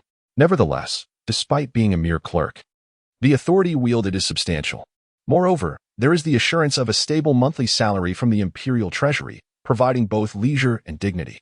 It is no wonder that the Yang family harbors envy, while the Zhao family stands tall within the village. Is this true? Are we fishermen being requisitioned to transport grain? Huashi, feeling somewhat dazed, is still waiting to sell cloth. How could they possibly commandeer boats? For how long? Is it a forced requisition or voluntary? Yang was taken aback. Was it not customary for farmers to transport their tax grain to the local county offices? Why then were they requisitioning boats from us? Where was the grain destined? Upon hearing the news, the Zhao matriarch and her daughter-in-law lost their composure and hurried to offer reassurances. Do not panic, do not panic. The requisition of boats from you fishermen will come with compensation. Zhao Sui, you should have a thorough discussion with your aunt from the Hua family. Zhao Sui casually recounted the circumstances surrounding the boat requisition at the river port. During the reign of the original Emperor Taizu, when the capital was established in Jinling, there had been no significant movements of grain from south to north. Even when military provisions were dispatched northward, it did not necessitate the farmers transporting grain themselves. However, the new emperor, who was originally enfeoffed as the King of Yin, had his power base in the northern territories, with hundreds of thousands of troops stationed at the northern borders. Thus, he revived the 5 major granaries of the previous dynasty: Huayan, Shuzhou, Linqing, Daizhou, and Tianjin. Farmers were required to transport grain to their respective counties for tax payment, and were also compelled to provide boats to convey the grain to these 5 granaries. Should there be a demand from the north, grain would be requisitioned from these 5 granaries or other local granaries for transportation to Tongzhou. Since the establishment of Taizu's dynasty, grain taxes were collected exclusively in the form of food, eschewing the collection of silver or gold. Furthermore, it was stipulated that farmers must personally deliver the grain and bear the costs and losses incurred during transport. The collection of grain was supervised by local grain officials, ensuring that the local elders and townsfolk fulfilled their obligations. This time, various counties near the capital were tasked with transporting a portion of the new grain to the Huayan granary, with the river port overseeing the requisition of boats. The volume of grain to be transported was considerable, and nearly all available boats, save for those entirely unfit for use, were included in the requisition list. Huashi and Yang were left in stunned silence. Their family's waterside grocery store had finally begun to find its footing, and they were hoping to save more money to rent a house on land before the winter set in. They have scarcely saved up any money, and now their own boat has been requisitioned. The journey north to Huayan is uncertain in duration. What will happen to Nyener? Yang's lips moved in silent contemplation, her heart brimming with anxiety. Yang Fu glanced around, his distress palpable, and turned to look at Huashi. Huashi furrowed her brow as she addressed Zhao Sui. Brother Zhao, when will the requisition take place? How long will the journey take? What arrangements will the river dock make for us? Zhao Sui replied gently. It will be soon. The requisition order has already been dispatched to various villages. Soon, the farmers will begin transporting grain to the county offices. They will not wait for the tax grain to be fully stored. Instead, they will deliver the taxes while simultaneously shipping grain to the Huayan storage. That means it won't be long, Huashi remarked, her understanding evident. Zhao Sui continued. The distance from Jiangning to Huayan is approximately 400 miles by water, and with the current in our favor, we should arrive in about 2 days. As for the arrangements by the river dock, the size of the boats will determine the quantity of grain they can carry. The amount of grain transported will be proportionately deducted when the fishing tax is collected at the end of the year. Upon hearing this, Huashi cast him a glance. She had initially thought that the requisition of boats would come with some form of compensation, perhaps a certain amount of silver for each vessel. After all, wasn't this akin to a public duty? Shouldn't there be travel allowances for such duties? However, it seemed that was not to be the case. The potential reduction of the fishing tax at year-end? The specifics of that were still uncertain. It appeared that any expenses incurred along the way would have to be borne by the fishermen themselves. Not only would they be unable to catch fish, resulting in lost labor, but they would also have to finance their own travel expenses. Ouch, that is indeed painful. Fortunately, her family still had some savings and provisions. For those who relied on daily catches to meet their living expenses, this would undoubtedly be a significant burden. Farmers are burdened not only with the obligation to transport their taxed grain to its destination, but also with the additional costs of transportation, losses incurred, and the exploitation by petty officials. One might assume that fishermen would be free from such troubles. However, it appears that they are not spared from these concerns. She turned her gaze towards Nyener, who was quietly held by Yang, listening attentively to the adults, evoking a pang of compassion within her. Would they really take Nyener along on their northern journey, drifting on water for several days? Leaning closer, she gently tugged at the child's small hand. And upon seeing Nyener respond with a cheerful smile and playful sounds, her heart swelled with affection. Yang also tenderly caressed Nyener's small face, sharing in the sentiment. Uncertainty loomed as they did not yet know what conditions awaited them. The boat would be laden with grain, and Nyener's comfort and well-being became a pressing concern. Everyone followed the gaze of the mother and daughter towards Huanyan. Grandmother Zhao, feeling a surge of maternal instinct, took Nyener into her arms. Oh dear, our Nyener is still so young. How can she be squeezed in with a pile of grain? What were they to do? Zhao Qian, feeling envious, nestled closer to her mother-in-law, playfully teasing the lively and adorable Huanyan, while also expressing her concerns. Yang turned towards Zhao Sui, her voice trembling slightly as she posed a question. Can we pay in silver to offset the requisition? Chapter 61. Steadying the course upon hearing Yang's inquiry. Huaxi's expression mirrored her hope as she looked towards Zhao Sui. After a moment of contemplation, he shook his head. Observing this, Huaxi quickly composed herself. They had come this far, and their business remained unfinished. She instructed Yang Fu to retrieve several pieces of silk from the basket, addressing Zhao Qian, "Aunt, these are the silks we collected in the city. The fabric is of fine quality, though it has acquired some mildew due to exposure to rain." They contemplated that, given Aunt's exceptional embroidery skills, they might devise a way to either cut away the mildew spots or conceal them with intricate stitching, potentially rendering the fabric usable. The mother-in-law and daughter-in-law slowly unfurled the silk, revealing a dazzling array of colors that shimmered before their eyes, the fabric soft and smooth to the touch. It is a well-established truth that no woman can resist the allure of silk. The delight in their eyes was palpable. The business run by Huazhang catered to the affluent elite, offering not only superior quality silk but also hues that exuded opulence and sophistication. The two women were captivated. Even Zhao Sui could not resist running her fingers over the fabric. The mildew spots were rather inconspicuous. Zhao Qianshi examined the fabric for any signs of mold. Huaxi felt a sense of secret satisfaction. The citric acid she had concocted proved effective. Although the mildew spots were somewhat pronounced after treatment with the citric acid, they had become far less noticeable. However, it was imperative to feign ignorance of the imperfections. Selling the silk as pristine would be out of the question. She addressed them, stating, "Though subtle, the blemishes remain. This silk cannot be sold in its current state. We must either cut away the affected areas or cover them with embroidery. My mother and I lack the embroidery skills, and we cannot wear the silk ourselves. It would be a waste in our hands." Zhao Nai and Zhao Jun pondered whether to proceed. The two women exchanged glances and then turned to Zhao Sui, nodding in agreement. The prospect of acquiring such exquisite silk was enticing. They could transform it into embroidered pieces or even fashion garments for Zhao Sui, while also crafting a silk undergarment for themselves and a few silk handkerchiefs for future use. Zhao Qianshi joyfully declared, "Aunt, let's dispense with formalities. We shall keep these pieces of silk. But what is the asking price?" Huaxi exhaled in relief. Her family could keep the fabric, thus sparing her the trouble of seeking various means to sell it.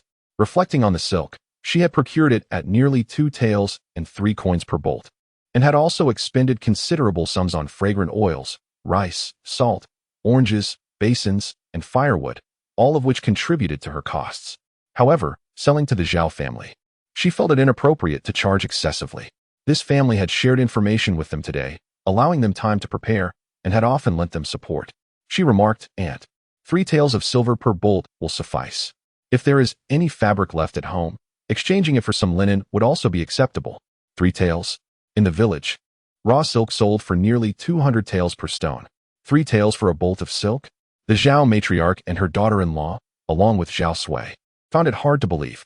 Huashi continued, "We are grateful for all the assistance you have provided, helping us source fabric and selling us vegetables, poultry, and eggs. Now, you have shared such valuable information with us, for which our family is immensely thankful. The silk serves us no purpose. If you and Grandma Zhao find it useful, please take it. It would also lighten our burden on the boat." Upon hearing this, the Zhao matriarch and her daughter-in-law felt a sense of relief and warmth. "Oh, how eloquent this young one is." Grandma Zhao pulled Huashi closer, caressing her affectionately. Bolts of silk that usually cost 7 or 8 taels, or even more, could now be acquired for 3. Although there were minor imperfections, they could easily be concealed with embroidery, and if not, they could simply be cut away. Zhao Qian's eyes were fixated on those few bolts of silk, her mind swirling with ideas for floral designs, envisioning making elegant silk garments for her eldest son. In due course, she could also craft a few silk handkerchiefs for her personal use. A wave of contentment washed over her heart. "Have you suffered any losses?" asked Sanliang. "No," came the response. "This is the price we have set." Both parties were hesitant. Huashi then remarked, "We hope that in the future, Granny Zhao and Aunt Zhao will continue to assist us. This time, our visit to the village is not only to purchase cloth, but also to gather some fresh chicken and duck meat. We would be grateful if Granny Zhao and Aunt Zhao could help us procure some that is ready for slaughter." Granny Zhao, with a hearty slap on her thigh, exclaimed, "What is the fuss? 3 taels it is. We are grateful for your patronage. If you have any needs in the future, do not hesitate to come to me or Aunt Zhao." She then instructed her daughter-in-law, "Quickly bring in the cloth and store it properly. Take your sister from the Hua family to collect the cloth, while I take these 2 little ones to gather the chickens and ducks." Zhao Qian nodded and, along with Zhao Sui, carried 5 bolts of silk into the weaving room. Huashi followed inside and counted the cloth in the weaving room, totaling 12 bolts of rami, worth 1 tael and 8 coins. She also spent over 8 coins to purchase a stone of freshly hulled rice from the Zhao family, in addition to various grains, vegetables, chicken, duck, eggs, and meat, totaling 11 taels of silver for Zhao Qian. Initially, she had intended to buy more chicken and duck meat to prepare a larger batch of dried duck and chicken for sale when the weather turned cold, but the shipping of grain would likely hinder that plan. Granny Zhao enthusiastically led Huashi and Yang Fu to households in the village that raised chickens and ducks. The price was reasonable, 13 won per pound for live chickens and 15 won for live ducks, with many willing to slaughter them for sale. Upon returning to the Zhao household, they loaded the cloth again and borrowed a cart from a neighbor to transport the grains and vegetables. With the assistance of Zhao Liang and his son, they pushed the 2 carts to the riverbank.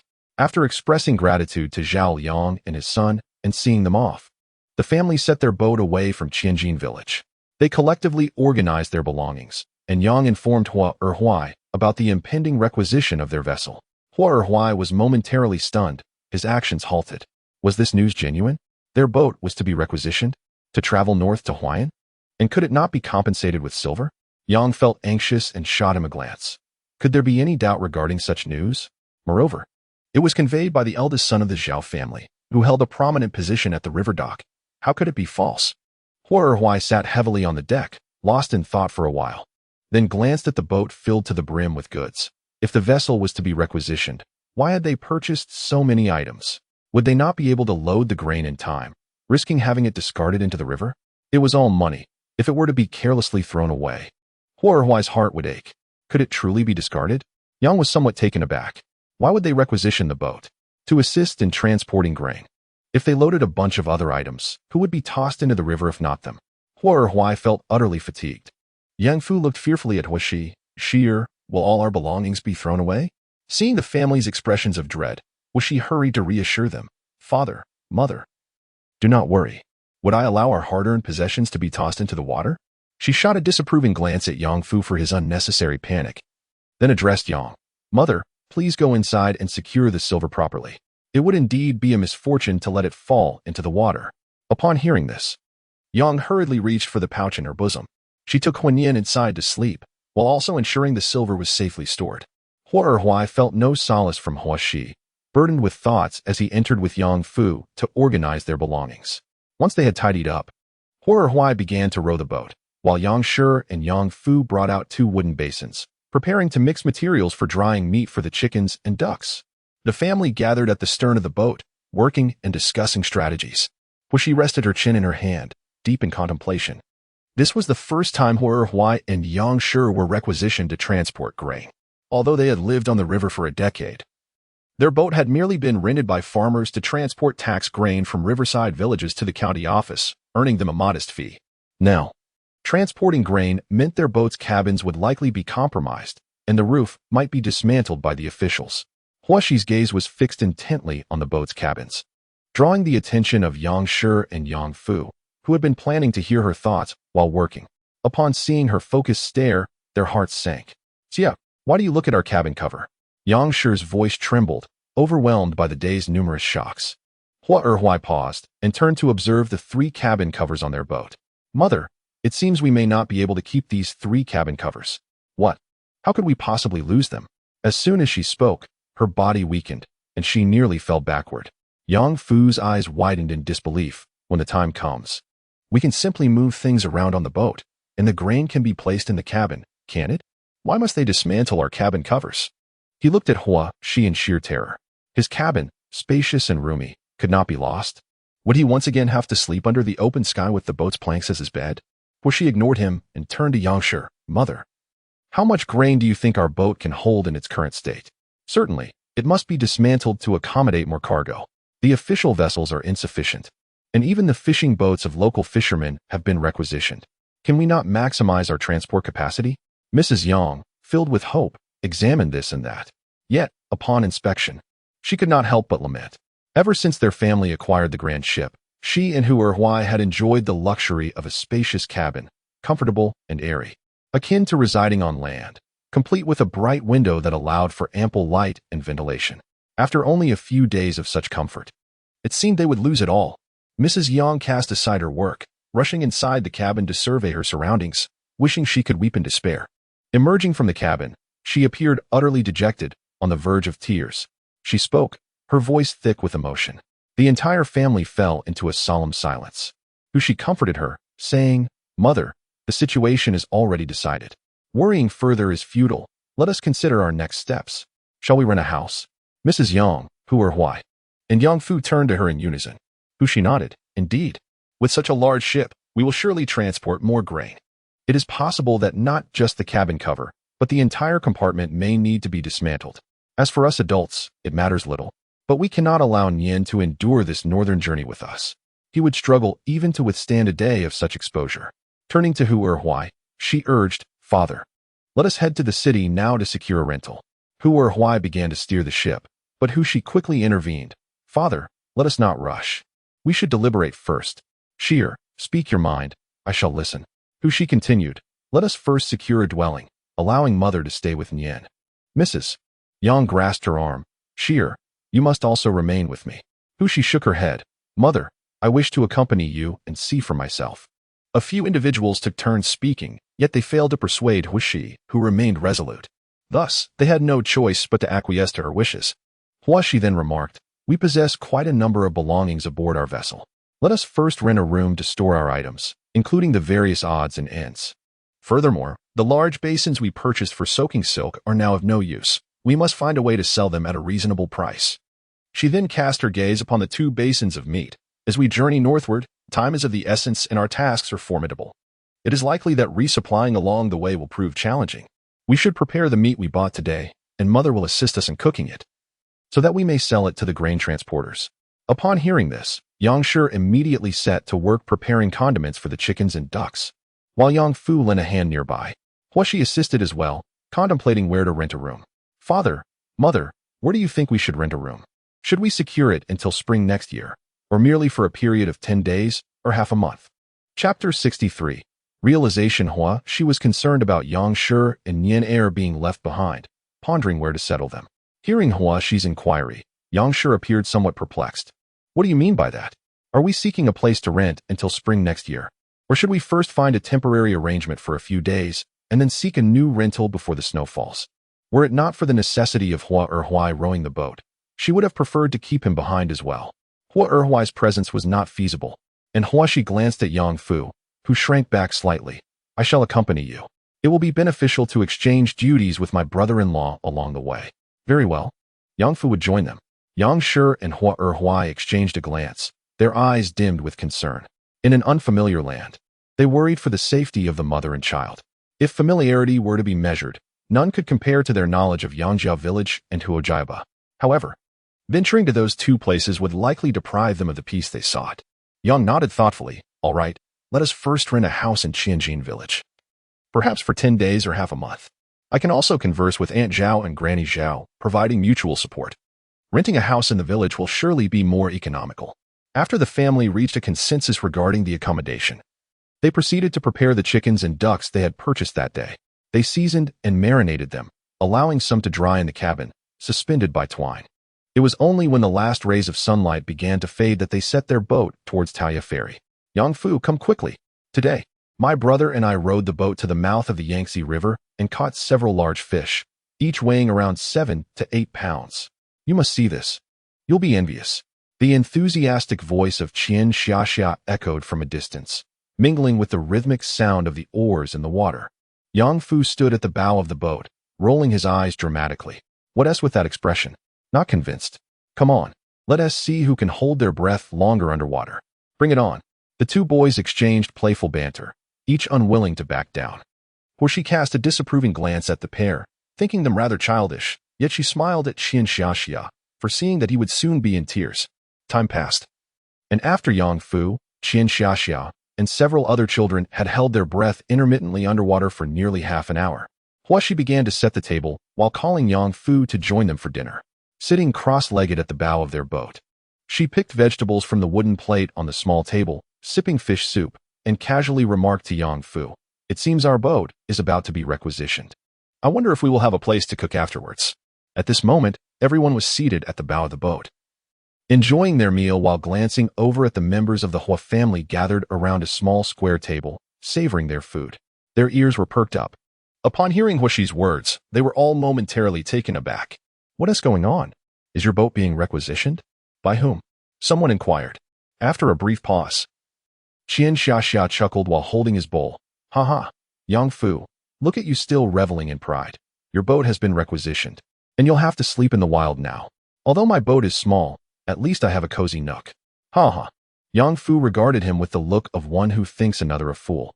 Huashi offered Yang Fu a pair of chopsticks laden with vegetables, saying, Uncle, do eat more. Who knows, we might soon be reduced to eating rations. Qian Xiaxia's movements while eating were quite cheerful, and the salty fish and mixed grain in his bowl seemed particularly delightful at that moment. Hua Erhuai could no longer contain himself. Previously, Shio had kept him from speaking. But now, upon hearing the group's concerned inquiries about his situation, he promptly stood up and declared, Today we received news that the River Dock Authority intends to requisition our fishing vessels to transport grain north to Huayan Warehouse. What? What is going on? Erhuai, what did you say? The River Dock Authority is requisitioning our boats to transport grain to Huayan? Hua Erhuai nodded. Is the information accurate? Indeed. It was stated directly by the officials of the River Dock Authority. We've been dealing with them for fabric, and they wouldn't lie to me. What? What are we to do now? This hasn't happened in previous years. To Huayan? How long will that take? How will the requisition be carried out? Is it all the boats? Is there any compensation? The crowd clamored with questions. As long as the boats aren't severely damaged and unable to carry grain, they will all be requisitioned. What? Are we going to have to sleep in the wild? Yang Fu cast a glance at him and remarked, Are you foolish? The river dock has requisitioned our boat. They lack vessels, and consequently, they have no crew either. Who would commandeer a boat without its crew? Such a simpleton. Why hurry? Share your insights with us. The allure of the meal in front of them instantly dissipated. They could hardly eat and collectively made their way from the bow of their boat towards the direction of the Hua family. The neighboring vessels were crowded with people. Hua Erhuai relayed the news he had gathered, and the group erupted into lamentations. The debts from the last tempestuous storm remained unsettled, and now their boats were to be requisitioned. Their fishing endeavors thwarted, they found themselves incapacitated, yet devoid of any compensation, left to fend for themselves. That night at Taoyi Ferry, the lanterns shone brightly throughout, their reflections dancing upon the water's surface, undulating gently with the night waves, never finding tranquility. Huaxi also found herself restless, tossing and turning, contemplating how to accommodate the Yang family and Yen'er, while also mulling over the journey northward. Transporting grain northward bore no compensation. Although it would be deducted from the fishing tax at year's end, the exact amount, or if any deduction would occur at all, remained uncertain. It was clear, however, that the delay in fishing would inevitably disrupt their business for several days. Questions lingered. How much grain would their boat be burdened with? Would all 3 of their cabins be emptied, or could they retain 1 or 2? In this journey of transporting grain northward, was there anything they could accomplish? Chapter 64. Guidance. The following day, when Huaxi awoke, only her family's boat remained at Taoyi Ferry. She glanced at the sky, which was just beginning to brighten. Mother, have they already gone to haul in the net so early? Huaxi nodded, preparing herself to assist the Yang family in preparing breakfast. No need for you. I can manage, her mother replied. Yang swiftly added several fresh shrimp and a handful of bean sprouts to the rice porridge, smiling at Huaxi as he said, "We have these bowls of bean sprouts to enjoy daily, and we can also share them with everyone for added flavor. They all praise you, you know." Some households have even taken to planting scallions, garlic sprouts, and bean sprouts at the bow of their boats. Huaxi smiled gently and squatted at the bow to water the pots of scallions and garlic. Yang looked on with a beaming smile, feeling that since the arrival of Xi'er and Yen'er, their home had become increasingly warm and inviting. "Xi'er, how about switching places with your uncle? You could sleep at the bow. Mother wakes up early to prepare breakfast, and it might disturb your rest. But the stern is not ideal either, as the fish box emits a strong odor. Perhaps we could move you to the middle cabin?" "It's fine, Mother. I sleep quite well. The bow suits me perfectly. You haven't disturbed me in the mornings." The child was perceptive, and Yang had no choice but to acquiesce. "All right then. If I do wake you, just let me know." Huaxi nodded. Since her arrival, their family had begun to rise later than others. Yang and Huerhui had adjusted their schedules to allow her more rest. Before long, Yang Fu and Huerhui had also risen. After the family enjoyed their breakfast and discussed their plans for the day, they set the boat towards the city. Today, they hadn't filled the fishing basket entirely, as the catch was modest. Huaxi suggested that Huerhui sell the fish at the market alone, while Yang stayed on the boat to tend to Huanyin and prepare chicken and duck. She decided to accompany Yang Fu to the outer city dock to gather information. She was unfamiliar with the various docks along the current of the canal and had little understanding of the situation in Huayan. It was essential to investigate. At the outer city dock, Wazhong was busy directing the workers below as they unloaded and loaded goods, overwhelmed with tasks. Until all the goods were transported and the ship departed, he finally accepted the water flask handed to him by his subordinate and took several hearty gulps, regaining his composure. Wiping the remnants of moisture from the corners of his mouth, he noticed 2 eager youngsters gazing at him intently. With a gentle smile, he passed the flask to a nearby attendant and beckoned to Huaxi and Yang Fu.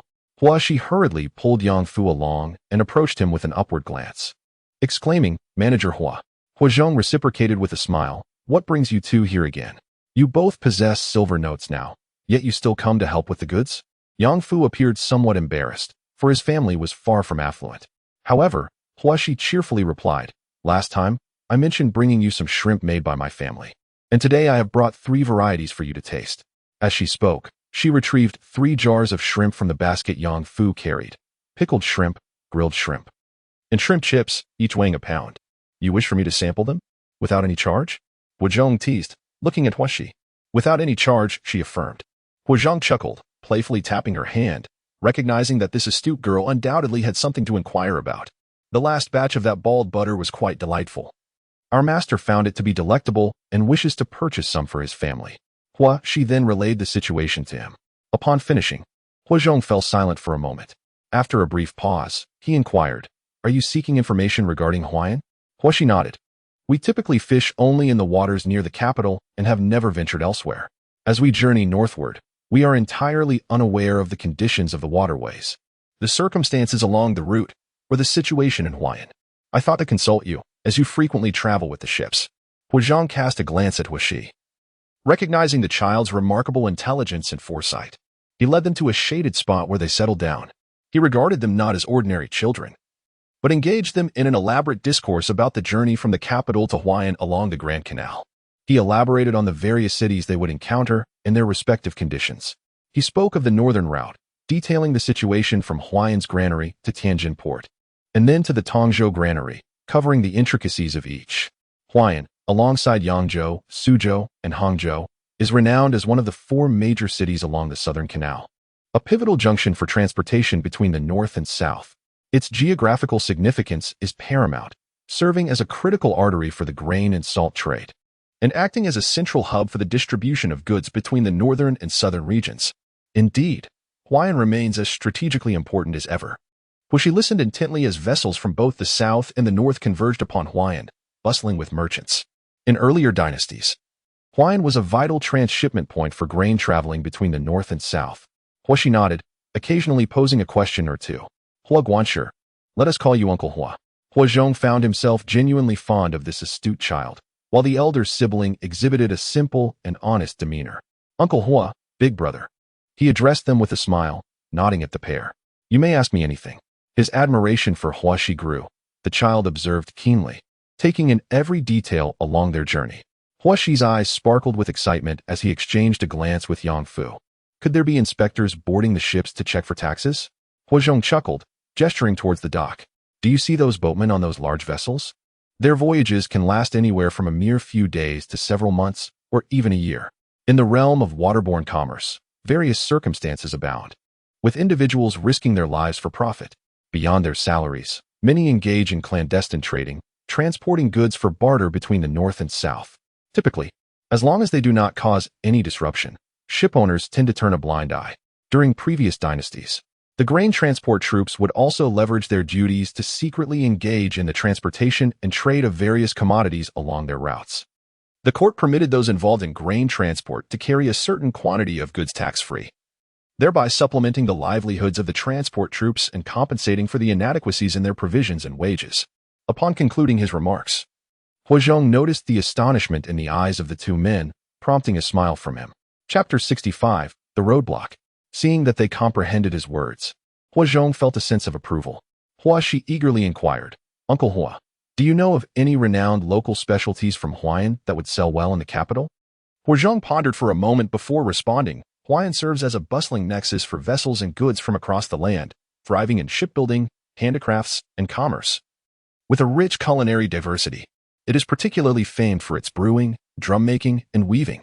In Huayan, one can find ginseng from Liaodong, sable fir, and pears and dates from northern provinces. Additionally, there are ginger, pepper, lotus root powder, medicinal herbs, tea leaves, fabrics, silk, and paper transported from the south. The region also boasts bamboo and timber from Jiangxi and Huguang, along with oils, rattan, and porcelain, not to mention sugarcane from southern territories. Observing Huaxi and Yang Fu counting on their fingers, he remarked with a chuckle, in our capital, which boasts a population of millions, there will always be buyers for quality goods. After hearing this, Huaxi rose with utmost seriousness. Zhao respectfully performed a formal bow towards Hua Zhong, expressing his gratitude for the guidance received, promising that one day, as he matures and flourishes, he will repay Hua Zhong for his support and care. Yang Fu, momentarily taken aback, imitated her gesture and bowed to Hua Zhong as well. Hua Zhong assisted the 2 of them to their feet, feeling a profound sense of appreciation and satisfaction with their actions. He recognized that this young lad, Huaxi, possessed the remarkable ability to seize opportunities amidst crises, indicating potential for growth. He pondered how much inspiration Huaxi had derived from his earlier words, yet he was confident that during this northern journey to transport grain, the young lad would encounter splendid opportunities. Huaxi declined any monetary compensation, leaving behind 3 bottles of shrimp delicacies as a token, before bidding farewell to Hua Zhong. She then took Yang Fu and meandered through the bustling outer city, gravitating towards the crowded areas. They sought to investigate which goods were in high demand. Huaxi, should we venture into the inner city for further inquiries? There are many wealthy individuals there, Yang Fu suggested, his previous lethargy replaced with a newfound vigor and determination. Huaxi paused momentarily before shaking her head. She had already formulated a plan in her mind. The inner city was familiar to her, having explored it before. It would be prudent to avoid entering now. Encountering Wu Yukai could jeopardize their efforts. Before they reached the outer city dock, they spotted Hua Huai being tugged at by 2 individuals. Just as Huaxi was about to step forward, Yang Fu restrained her. It's your brother-in-law's mother and brother, he exclaimed. What brings them here so suddenly?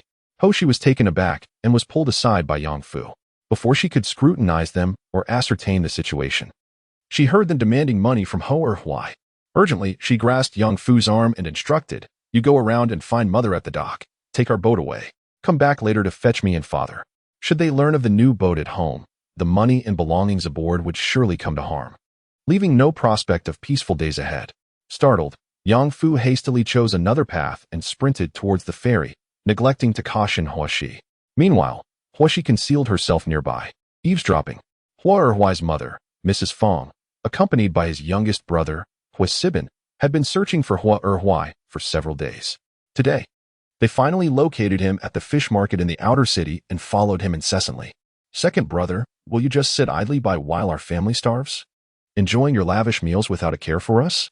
Upon hearing these words, Hua Erhuai turned to his youngest brother. When he was born, Hua Erhuai was already 7 or 8 years old, and he had nearly grown up on his back. He remembered how, in those days, he would scavenge for food to quell the infant's cries of hunger. Later, seeing the boy grow thin while their parents wept and pleaded, he had offered 2 old garments and married into the Yang family. "We fish all day and earn just enough to eat. At least we have a dozen acres of land and grain to sustain us. It's better than our current plight. Without fishing, we wouldn't even have food. How could we indulge in luxury?" Hua Sibin, sensing his brother's cold demeanor, hastily sought assistance from their mother. Mrs. Fong then lamented to Hua Erhuai. "Erhuai, do you still harbor resentment towards your parents? It was only because we could no longer make ends meet that we sent you to the Yang family. They are wealthier than us and can ensure you have enough to eat. It's far better than being with us. Indeed, second brother, had I been older back then, I would have desired to marry into the Yang family myself." Hua Erhuai cast a languid glance at him. Marry into the Yang family? In those years, he was utterly consumed by his infatuation for a wayward woman, exhausting his family's wealth yet still falling short of securing her hand in marriage. His parents even sought financial assistance from him. If he had intended to marry into her family, he would have done so long ago. Hua Erhuai sought to leave, but Fong stubbornly clung to the fishing basket. He held his breath, feeling pity for him. "Who would pity me? My spouse and I have drifted on the river for a decade, our bodies steeped in cold, and we have been unable to keep any of our children. I have not a single descendant. Who would pity me?" Hua Erhuai clenched his fists tightly, turning away from Fong.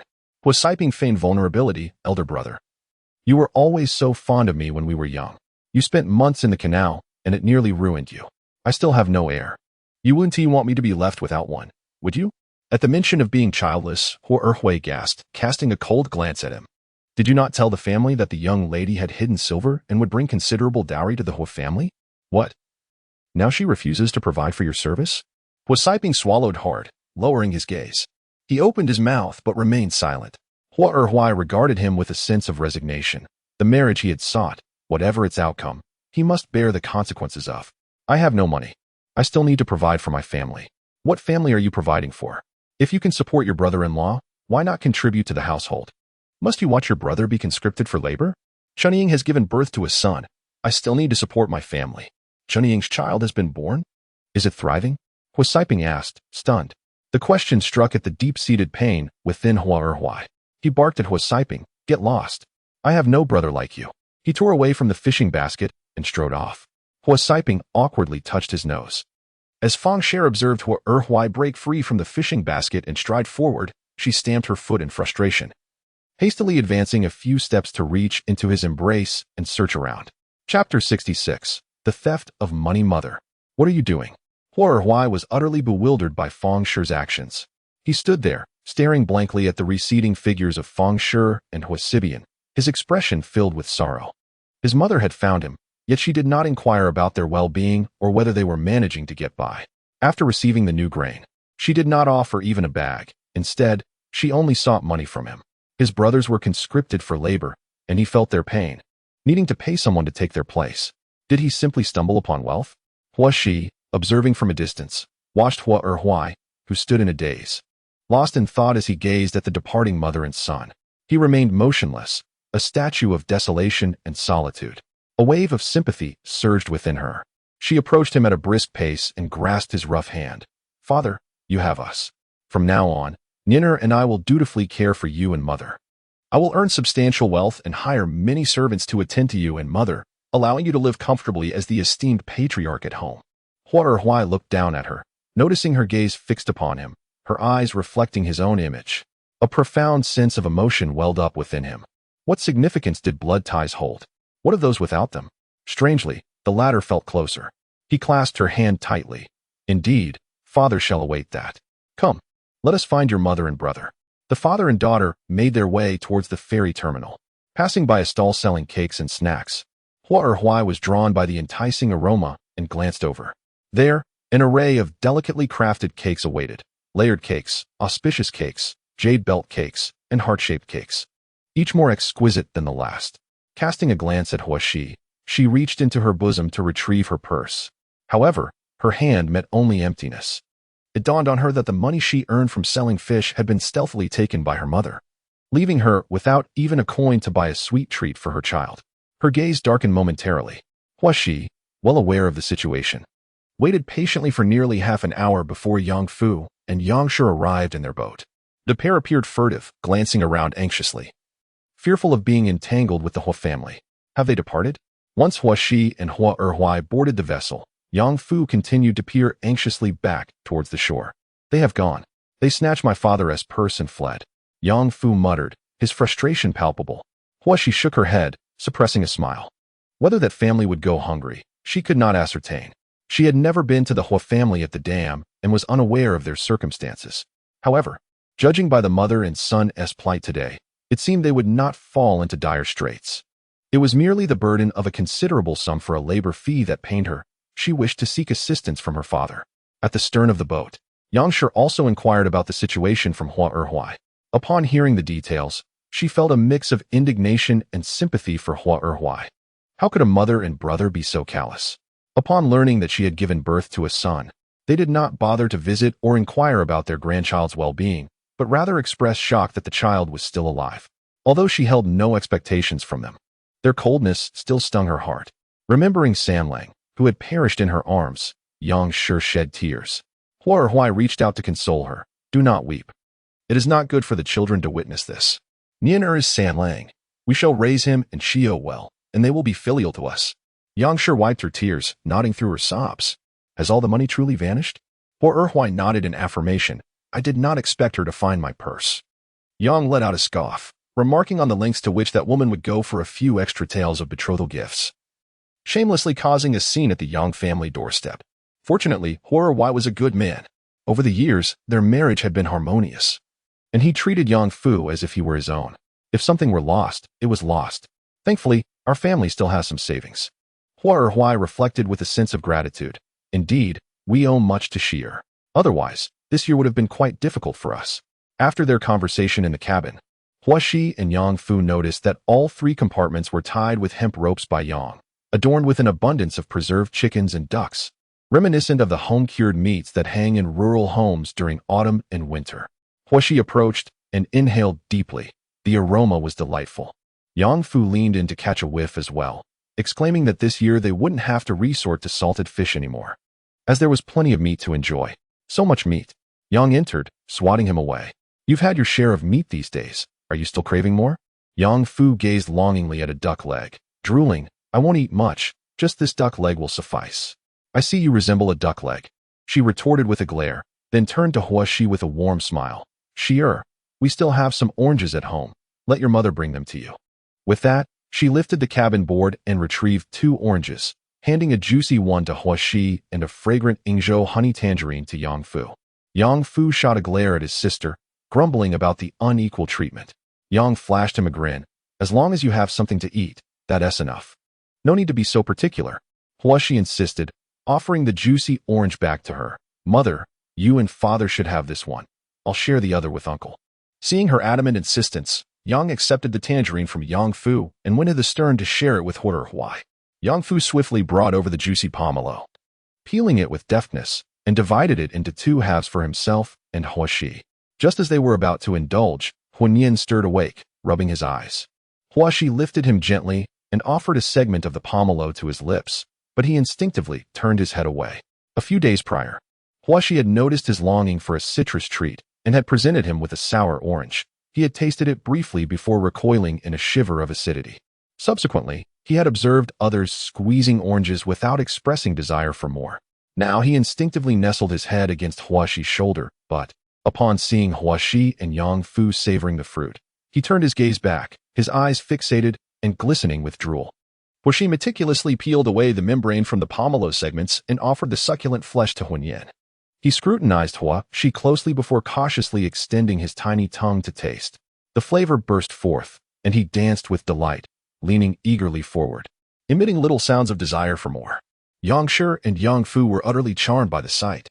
It was only after Huaxi fed him a small morsel that she decided to stop, noticing his insatiable longing. Huaxi tapped his tiny hand and pointed at his lips, saying, "No more, or you won't grow any teeth." The little one, unsure if he comprehended, pouted slightly, appearing somewhat aggrieved, and leaned towards Yang Shi, reaching out for a hug. Yang Shi embraced him warmly, cooing, "Let us wait until you grow up to enjoy more. Shall we? When you're older, mother will buy plenty for you." Seeing Huanyan's gaze still fixed on the pomelo in Yang Fu's hands, she shot Yang Fu a pointed look, urging, "Hurry up and eat." Startled, Yang Fu hastily devoured the remaining pomelo segments, his cheeks bulging as he chewed. Huanyan then turned his attention back to Huaxi, who had also consumed all her share, shaking her head at him to indicate there was none left. Huanyan cast a somewhat aggrieved glance at Yang, which tugged at Yang's heartstrings. "Oh, dear Nyener, are you not eating? Mother will take you to boil some eggs." She cradled Nyen and headed to the bow of the boat to prepare the eggs. Meanwhile, Huaxi delved into her cabin, intending to inventory the supplies on board. In Chapter 67, One Must Be Bold, Huaxi and Yang Fu collaborated in taking stock. As she examined the items, she urged Yang Fu to note them down. Whenever he encountered unfamiliar characters, she would take over the task of recording them. Over the past few days, Yang Fu had also learned quite a few characters, beginning with the names of his family members and the goods on the boat. He used a charcoal pencil to jot down numbers in the notebook that Huaxi had prepared for him. He absorbed the prices of ordinary goods and the profits they generated, enabling him to manage inventory and keep accounts at home. Reflecting on Huazhong's words from earlier, Huaxi scrutinized the miscellaneous items aboard their vessel and concluded that they must not be transported. It was not that they were forbidden, but rather that these goods were intended for fishermen and held little value. Their presence would only add unnecessary weight to the boat. Among the unsold liquor, which was of ordinary quality, the 53 pieces of silk remaining in the hold were imperative to take to Huayan, and she resolved to acquire additional fabric for the journey.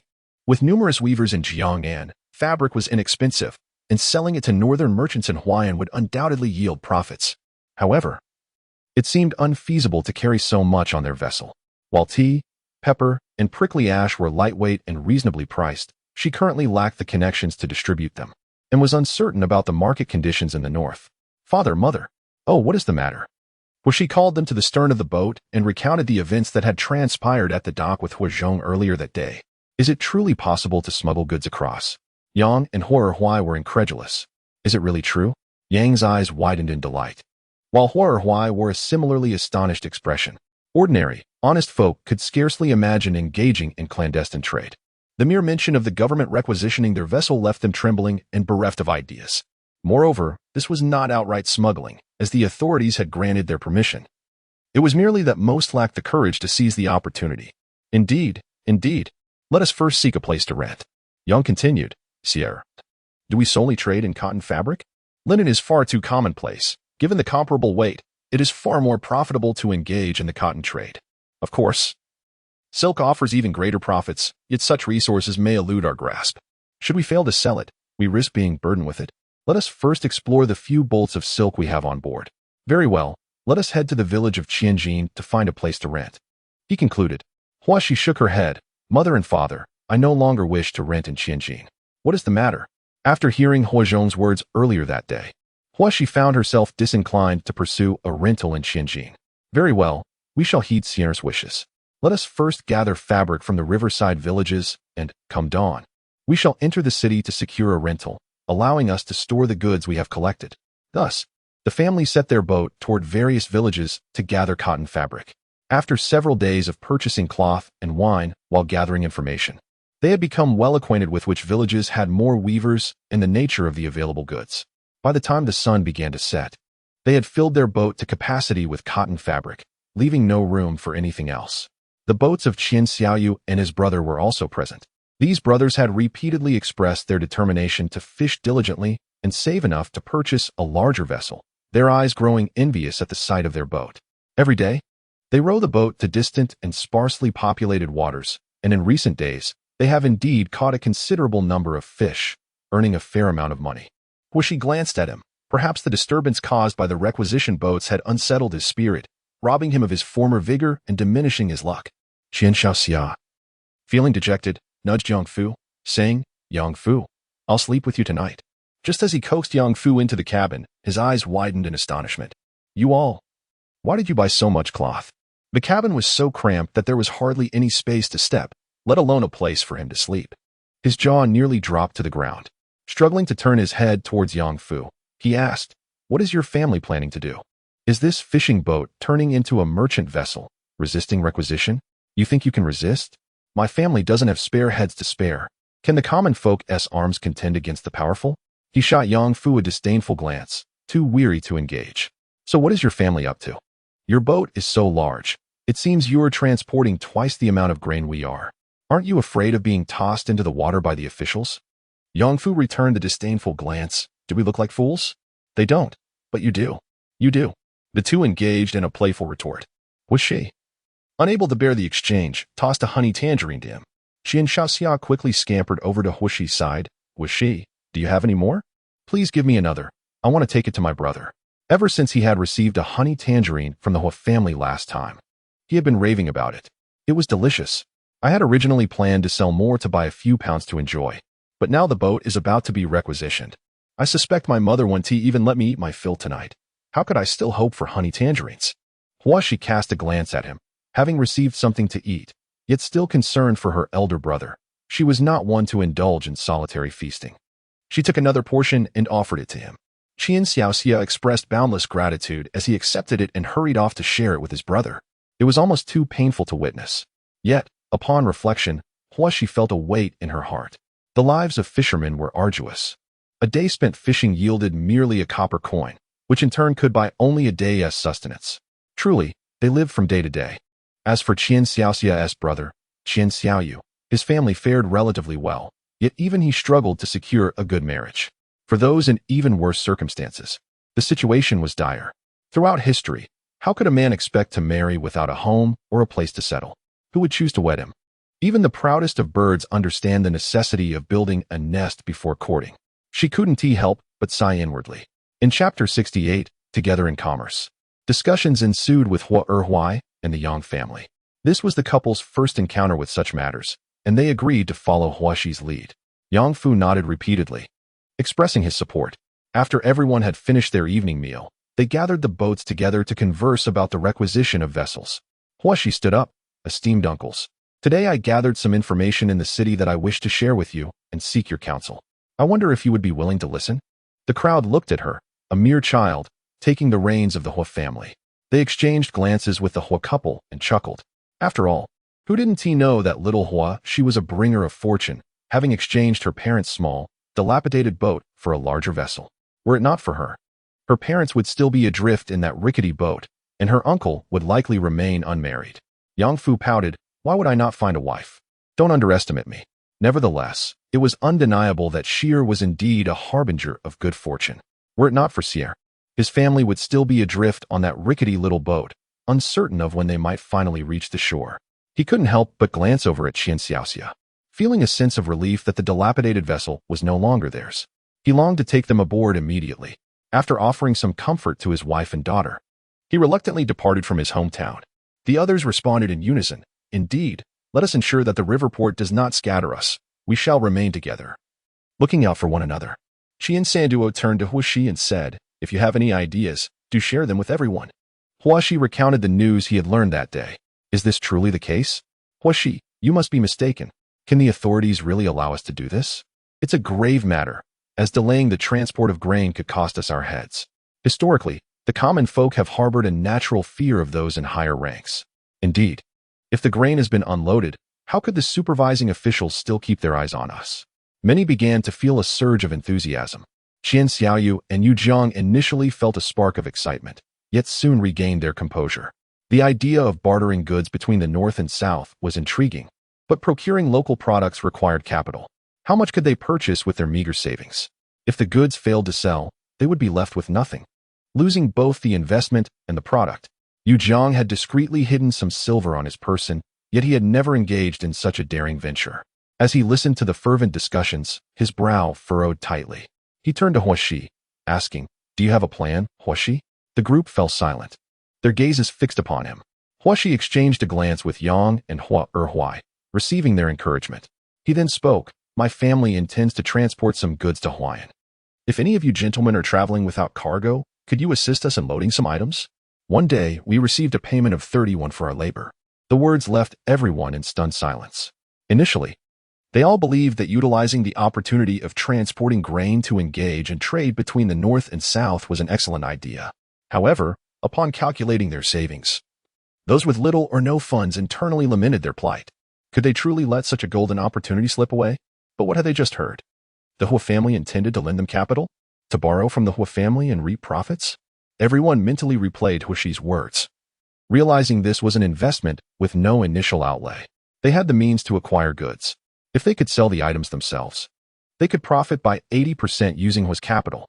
Should they fear a loss, they could entrust the Hua family to handle the sales, securing a 60% profit. Either way, they faced no losses and stood to gain immensely. Old Master Zhou hurriedly grasped his grandson Zhou Xing's hand and rose.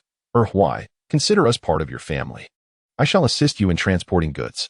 When we reach Huayan, if we find something appealing, we hope you can lend us some capital as well." Huai cast a glance towards Old Master Zhou, noting that his boat was significantly smaller than their previous vessel. It was crowded with his elderly wife and grandson, the three of them making up the entire family, with the elderly and the young present.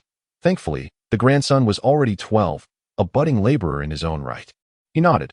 "All right then, count your family in." Those who had fallen into debt due to the recent tempest also hurriedly stood up, expressing their willingness to transport goods for the Hua family. Qian Xiaoyu also rose. "Huoshi, my boat with Xiao Xia will carry goods for you." Sun Shi quickly cast a glance at Qian Xiaoyu and Xiao Xia. She contemplated gathering supplies to bring to Huayan, uncertain of what to procure, akin to the Hua family, perhaps purchasing some fabric to transport. To her surprise, her eldest son expressed a desire to assist the Hua family in delivering goods. Qian Senduo understood her intent and gently restrained her, signaling her to remain silent for the moment. Aside from 2 or 3 vessels, nearly all the boats expressed a willingness to help the Hua family with their cargo. Huoshi promptly instructed Yang Fu to record this information. Subsequently, she and Yang Fu boarded the ships one by one to inspect the available space in their holds, estimating the capacity for goods. Their own vessel could accommodate 53 bolts of silk, with additional space for 30 bolts of cotton. If they could reserve a cabin, even more could be stowed away. However, it was prudent to keep this discreet. Thus, they chose to distribute the goods across the holds of various ships to maintain a low profile and avoid drawing attention. After inspecting the vessels, they found only 23 that could assist in transporting her cargo, each capable of carrying at least 10 bolts of fabric. This meant they could potentially transport nearly 300 bolts of cotton to Huayan. Today, she had spent 40 taels to purchase 100 bolts of cotton, leaving her parents with less than 10 taels. Furthermore, they needed to acquire an additional 200 bolts, which would require another 80 taels. With her parents' funds dwindling, she pondered how to access the silver notes needed for this purpose. Chapter 69. Hope the Yang family and Hua Erhuai watched as Yang Fu clumsily sketched circles on the paper, noting down characters they could not comprehend. They felt both gratified and helpless, unable to assist their child. "Sierra, Fu mentioned that each family can help us carry 10 bolts of fabric. Should we purchase more cotton?" Huoshi nodded. "This opportunity is rare. Since we've agreed with everyone, we should make the most of it.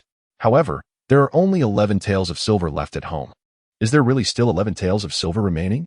Along with the 40 taels from the cotton cloth, our family possesses over 50 taels of silver?" Yang Fu's mouth fell agape. Their household now not only boasted a grand ship, but also a reserve of 50 taels of silver? "Close your mouth. Stop gaping." Yang Shi chided, feigning a strike at him. "I am not gaping everywhere," Yang Fu protested, feeling wronged. Hua Erhuai gently patted Yang Fu's head, saying, "Our Fu is the most protective of the family. He is not one to spread rumors." "Indeed," Yang Fu nodded, tilting his chin towards his sister. "Brother-in-law, our family possesses such wealth now." He gazed at Hua Erhuai, his face beaming with joy. There was hope for purchasing land and constructing a house. Hua Erhuai, upon calculating, was equally astonished. Could they truly have amassed such wealth? 50 taels of silver? It was something he had never dared to dream of before. Huashi was somewhat speechless. 50 taels would barely suffice for building a house and purchasing land, let alone providing enough grain for the family. The conversation was drifting off course. Mother, everyone at Taoya Ferry is eager to help us bring cloth. Given the circumstances, we will need to purchase 200 bolts. 200 bolts? How much silver would that require? Yang Shi's eyes widened in disbelief. 200 bolts is an immense quantity of cloth, enough for a lifetime. It would cost 80 taels. 80 taels? Hui gasped. Our family does not possess such funds. We still need to rent a house. Yang Shi fretted. Moreover, you mentioned that in Huayan, people are willing to lend money for purchasing local products. Where would we find the funds then? We cannot expect everyone to wait until we sell the silk before settling the debts, can we? Yang Fu, upon hearing this, cast a nervous glance at Huashi. After all, Shi'er was the one holding silver notes. How could there be a lack of funds? But since Shi'er remained silent, he chose not to speak either. Huashi lifted her eyelids to glance at Yang Fu, pondering for a moment before addressing both Yang Shi and Huai. Father, Mother, today when I visited Manager Hua, I borrowed some silver. You borrowed silver from Manager Hua? The couple stared at her in astonishment, taken aback that their daughter was seeking funds from others. Yang Fu glanced at Hua Shi before averting his gaze. Hua Shi, with a languid sweep of her eyes, nodded at Yang Shi and Huai. Yes. Today I mentioned to him my intention to transport silk to Huayan for sale, but I was concerned about potential expenses. Manager Hua graciously lent me some silver. Sufficient for our fabric purchase. Will that be enough for the expenses in Huayan? It will be. Mother, do not worry. Huai and Yang Shi exhaled in relief. Manager Hua truly was a benevolent soul, not only entrusting them with such precious silk, but also willing to lend them money without fear of them absconding. He was indeed a good man. They resolved to express their gratitude to him at their next encounter. Yang Fu bowed his head, not adept at deceit, yet he heeded Hua Shi's words. Once the family concluded their discussion, aware that an early trip to the city awaited them, they retired for the night. However, many at Taoya Ferry were secretly contemplating the matter. A few families with some spare funds, inspired by Hua Shi's words, began preparing to venture into the city to explore possibilities, even considering bringing back rare goods from the south to sell in Huayan. Such was the thought of Sun Shi, who first counted the family's silver, calculating what items she could procure, and she pondered late into the night without sleep. The noise disturbed Qian Sanduo, who furrowed his brow and exclaimed, "Are you not going to sleep? You go ahead and sleep." This woman was quite resourceful, planning to reserve their boat for her own cargo. The son intended to assist the Hua family with the cargo while also attempting to intercept it. Had he not acted swiftly to pull her back, it could have led to offending someone. Sun cast him a sidelong glance. With such a lucrative opportunity before us, I cannot bear to remain idle. Besides, the small fry do not seek our money, since both brothers are helping with the cargo. Can we not benefit from our share of the venture? Sun harbored her own calculations, which Qian Sanduo was well aware of. Unable to persuade her otherwise, he acquiesced to her plans, deciding to keep a watchful eye to avoid any potential conflicts. Old Master Zhou and his wife, Mrs. Tian, along with their grandson, had not yet retired either. They advised their grandson Zhou Sheng, "Shenger, your grandparents are growing old. In the future, make sure to maintain relations with the Hua family and Yang Fu Hua. They possess many ideas, and by associating with them, you can broaden your horizons and save some money for yourself, which will be beneficial when establishing your own family." Zhou Sheng, shy by nature, had endured a difficult upbringing after losing his parents, drifting along the river with his grandparents and struggling to make ends meet. He could hardly save a few coins in a year. With the old and the young all depending on him, the meager catch left them often hungry. Further deepening his silence, he listened quietly, nodding, "I understand, grandfather. I will heed your words, grandmother." Meanwhile, Yu Jiang was also contemplating the matter. What goods would be lightweight, easily sellable, and highly profitable? Filled with fervor, Yu Jiang resolved to sell the fish in the city the following day and then explore to see what items might sell well, while also discreetly gathering some information. On the morrow, the fishing families at Taoya Ferry set out early, rowing their boats away from the dock.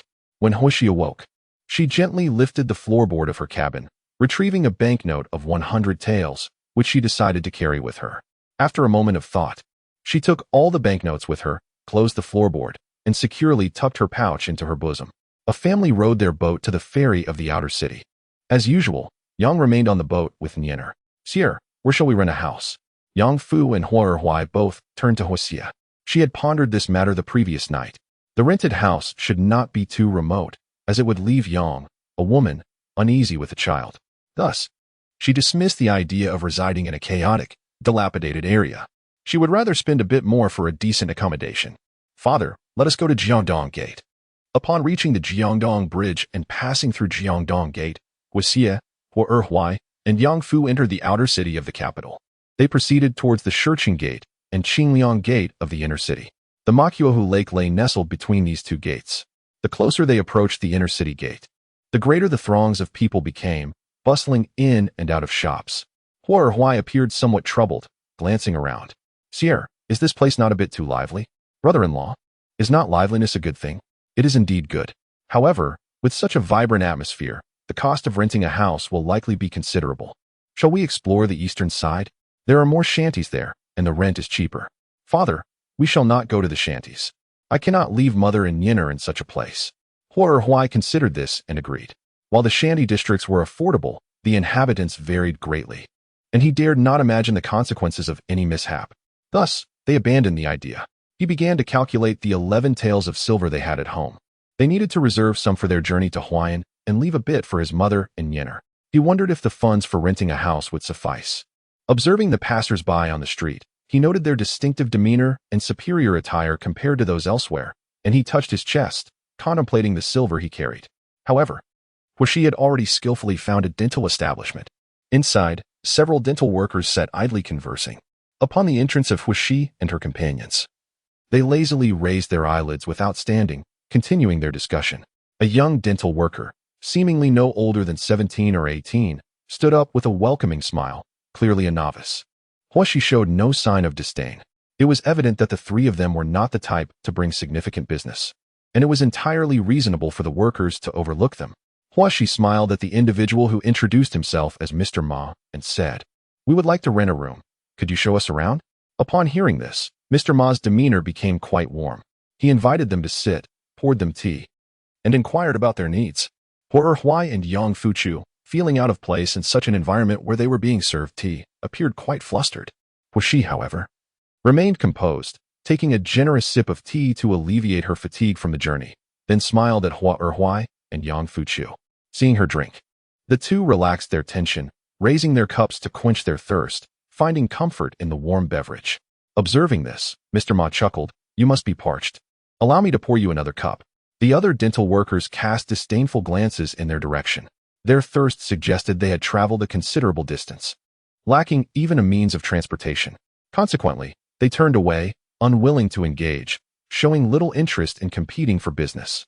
Huxi remained steadfast, while Hua Erhuai and Yang Fuchu shifted uncomfortably under the scrutiny of others.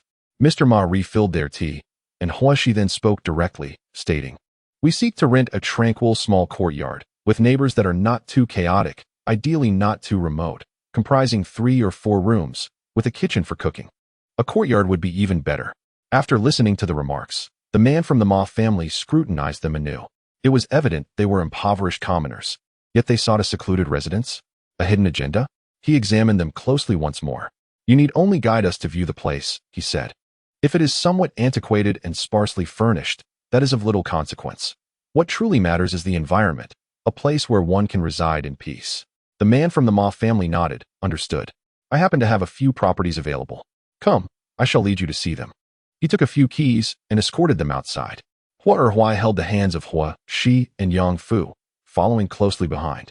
The trio trailed the man from the Ma family as he showed them the houses. Throughout his probing inquiries, Huxi remained reticent, engaging only in subtle inquiries. After viewing several properties, neither Huxi nor Hua Erhuai found them satisfactory. Upon reaching the 4th property, the man from the Ma family remarked, "This should meet your requirements. A private entrance, a main house, a hall, side rooms, a kitchen, and even a small courtyard." Huxi surveyed the courtyard. The surrounding environment appeared quite pleasant, with neighbors reportedly being scholars, suggesting a tranquil atmosphere devoid of disorder. The man from the Ma family continued his persuasion. "This courtyard is primarily rented to students coming to the capital for examinations, who stay briefly to study. It is not far from Mocho Lake, where students often venture to compose poetry or retreat indoors to read. avoiding unnecessary distractions. You may rest assured here. Yang Fu expressed satisfaction with the surrounding area, while Huishi felt particularly pleased with the small courtyard that boasted a well. Although the house was somewhat dilapidated and sparsely furnished, having an independent water well for drawing water was a significant advantage. For Yang, fetching water was cumbersome while carrying Nyener, and leaving Nyener at home was a source of anxiety. There exists a well, perfectly situated. However, Hua Erhuai deemed the previous residence more favorable. It was a spacious courtyard that offered neighboring companionship on either side. Should any issues arise with the Yang family or Nyener, there would be assistance at hand. Conversely, Huishi expressed her disinterest in such a communal dwelling. Although the rent was modest, merely 1 qian per month, and the house was furnished with a bed and a trunk, allowing for immediate occupancy, the identity of the neighbors remained uncertain. What was the rent for this courtyard? It required 3 qian per month, with a minimum lease of 6 months, payable in advance for 3 months. 3 qian per month? And a 6-month commitment? Hua Erhuai furrowed his brow. A 6-month lease would extend their stay until the end of March next year. The rental cost would consume nearly 2 taels of silver, not to mention the additional expense of acquiring beds and furniture, which would further deplete their funds. Moreover, was it truly necessary to commit to such a lengthy tenancy? Hua Erhuai glanced at Huishi, who acknowledged that the duration did seem rather extensive. Yet, at 3 qian per month, it was a sum they could manage given their current circumstances. Presently, their household earned a net profit of 2 qian daily from selling sundries and fish. Could they negotiate the rent? The landlord shook his head. Properties in this vicinity were in high demand. As the examination season approached, students from various locales would be arriving in the capital, leading to an inevitable increase in rental prices. Securing a place would become increasingly difficult. Hua Erhuai felt a pang of reluctance. Residing here, with the expenses of repairs, furniture purchases, and rent, would easily amount to 3 taels of silver. That would leave them with merely 8 taels. The family still needed to sustain themselves and stock supplies. With diminished winter catches, their earnings were meager, and they faced the impending fishing tax at year's end. Should their endeavors in Huaiyan prove unsuccessful, these savings would need to last them until spring. However, Huishi found the small courtyard quite appealing. Renting it for 2 or 3 taels for 6 months struck her as a prudent decision. She gently shook Hua Erhuai's hand. He glanced down at her, comprehending her intention. Gritting his teeth, he nodded towards the boatman. The boatman cast a glance at Huishi before turning his attention back to Hua Erhuai, joyfully leading the trio to the dock to finalize the rental agreement. After settling the rental and deposit fees, the keys to their new abode were handed over to Huishi and her companions. To avoid complicating matters, Huishi requested the boatman to recommend a skilled craftsman to renovate the house. Within a little over an hour, the necessary cleaning and repairs were completed. They then procured a bed and some basic furniture, as well as kitchen utensils. By the early hours of Shin, the small courtyard was beautifully arranged. Chapter 71. Following, the fishermen of Taoya Ferry had gathered all the information they needed and calculated their plans. With a clearer understanding, they felt less uncertain than in the previous days. At this moment, according to Huishi, the wine was akin to a refreshing beverage, suitable for both men and women. Even children could sip it. Who could resist such a drink? The wine at Taoya Ferry was reasonably priced. 2 taels cost merely 3 won, and one could exchange a fish for a gourd of wine. Everyone was willing to indulge. Life on the water was monotonous, with the same tasteless dried fish consumed day in and day out, rendering even the freshest river delicacies bland. A little wine could enhance the flavor, making mealtimes more enjoyable. Hence, since the opening of the Hua family's grocery store, wine had proven to be the most profitable item. As the evening meal concluded and the last rays of sunlight faded, Hua Erhuai and Yang were busy serving drinks to the gatherings. Illuminated by the soft glow of lanterns from the bows of their boats, Huishi relished this vibrant atmosphere, savoring the warmth of human connection. After a brief observation, he summoned Qian Xiaoxia and Zhou Sheng, along with a few other young lads, to assist in transferring the cotton cloth from their boat to the vessels of various families for storage. They were to collect 200 bolts of cotton cloth from the village the following day, necessitating the clearing of space on their boat. It was not until all the cotton cloth was relocated that Huishi and Yang Fu ceased their efforts. They took out some honey oranges, which they had been reluctant to consume, and distributed them among the assisting youths. Zhou Sheng and the others were hesitant to eat, choosing instead to pocket the fruit for sharing with their families back on their own boats. Qian Xiaoxia, however, peeled half to share with his brother. Keeping the other half for himself, which he leisurely enjoyed while sitting beside Yang Fu on He's boat. He intended to remain in Yang Fu's cabin for the night. With the boat now emptied of its cargo, there was ample space for him to stretch out and rest. The adults observed the few young lads relishing He's oranges, swallowing hard at the sight. Typically, they would not indulge in such luxuries, as spending money on fruit was rare for them. Yet, they lacked the audacity to request He's family to share more. He's family had already been generous once before. Today, I noticed individuals along the riverside villages beckoning to boats to assist in transporting grain to the government office, offering a fare of 30 to 50 won per trip. Do you wish to take up this work? Someone suddenly inquired. Really? Where is it? I haven't seen anything. Along the tributaries of the Qinhuai River. The villages were in dire need of boats for grain transport. If you head that way, you will find villagers waiting by the shore to hire boats. Is that so? I shall go and take a look tomorrow. If I can manage a few trips in a day, it could yield a decent amount of silver, far better than fishing. Others nodded in agreement, noting, indeed. I have struggled to sell fish for even 30 to 50 won these past few days. Do they not have carts or oxen in their village? Must they rent boats? The cart and ox-drawn vehicle swayed along the road, incurring considerable wear and tear. How could they compare to the stability offered by a boat for transportation? Moreover, do we not load as much onto our vessel as he does onto his cart? Thus, I shall also head to the riverside village tomorrow. Qian Xiaoxia nudged Yang Fu, saying, My brother and I shall go as well. Will you join us? Yang Fu then turned to Ho Shi. Ho Shi glanced back at Ho Erhuai and the Yang family. Noticing they were looking in their direction, she pondered for a moment before responding. We shall first collect the cloth tomorrow. After gathering the fabric, we can proceed to explore. It is imperative that we secure the cloth first. Should news leak out, the fishermen transporting grain north might carry cloth along, causing prices to soar. Let us first gather the 200 bolts of cotton fabric, then assist with the grain transport while discreetly seeking information. Ho Erhuai and the Yang family nodded in agreement. The next morning, Ho Erhuai rose early, rowing the boat to gather fishing nets and shrimp and crab traps. He then directed the boat towards a village abundant with weavers. Yang Shi prepared breakfast aboard the vessel, and before they reached the village entrances, breakfast was ready. Ho Shi and Yang Fu had also awakened. After the family enjoyed their meal, they entered the village to collect the fabric. After visiting 3 or 4 villages, they successfully gathered the 200 bolts of cotton. Yang Shi then mentioned her desire to collect some chickens and ducks to prepare various meat dishes for sale in winter, so they continued to gather poultry from the villages.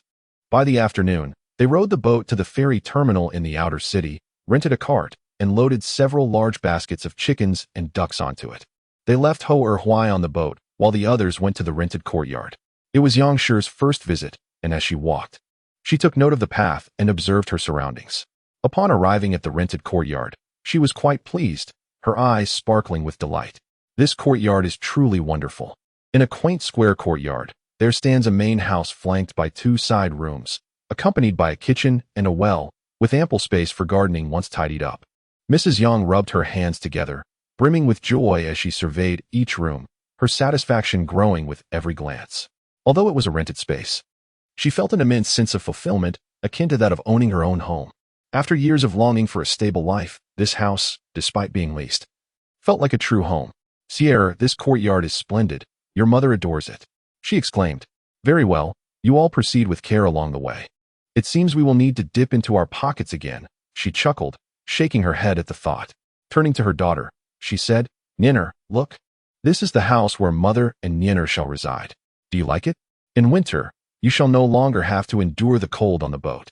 Are you happy? Niner grinned widely, her little mouth forming a joyful oh in response to Mrs. Yang's words. Just then, Hua Shi and Yang Fu emerged from the alley, catching the eye of Mu Yan.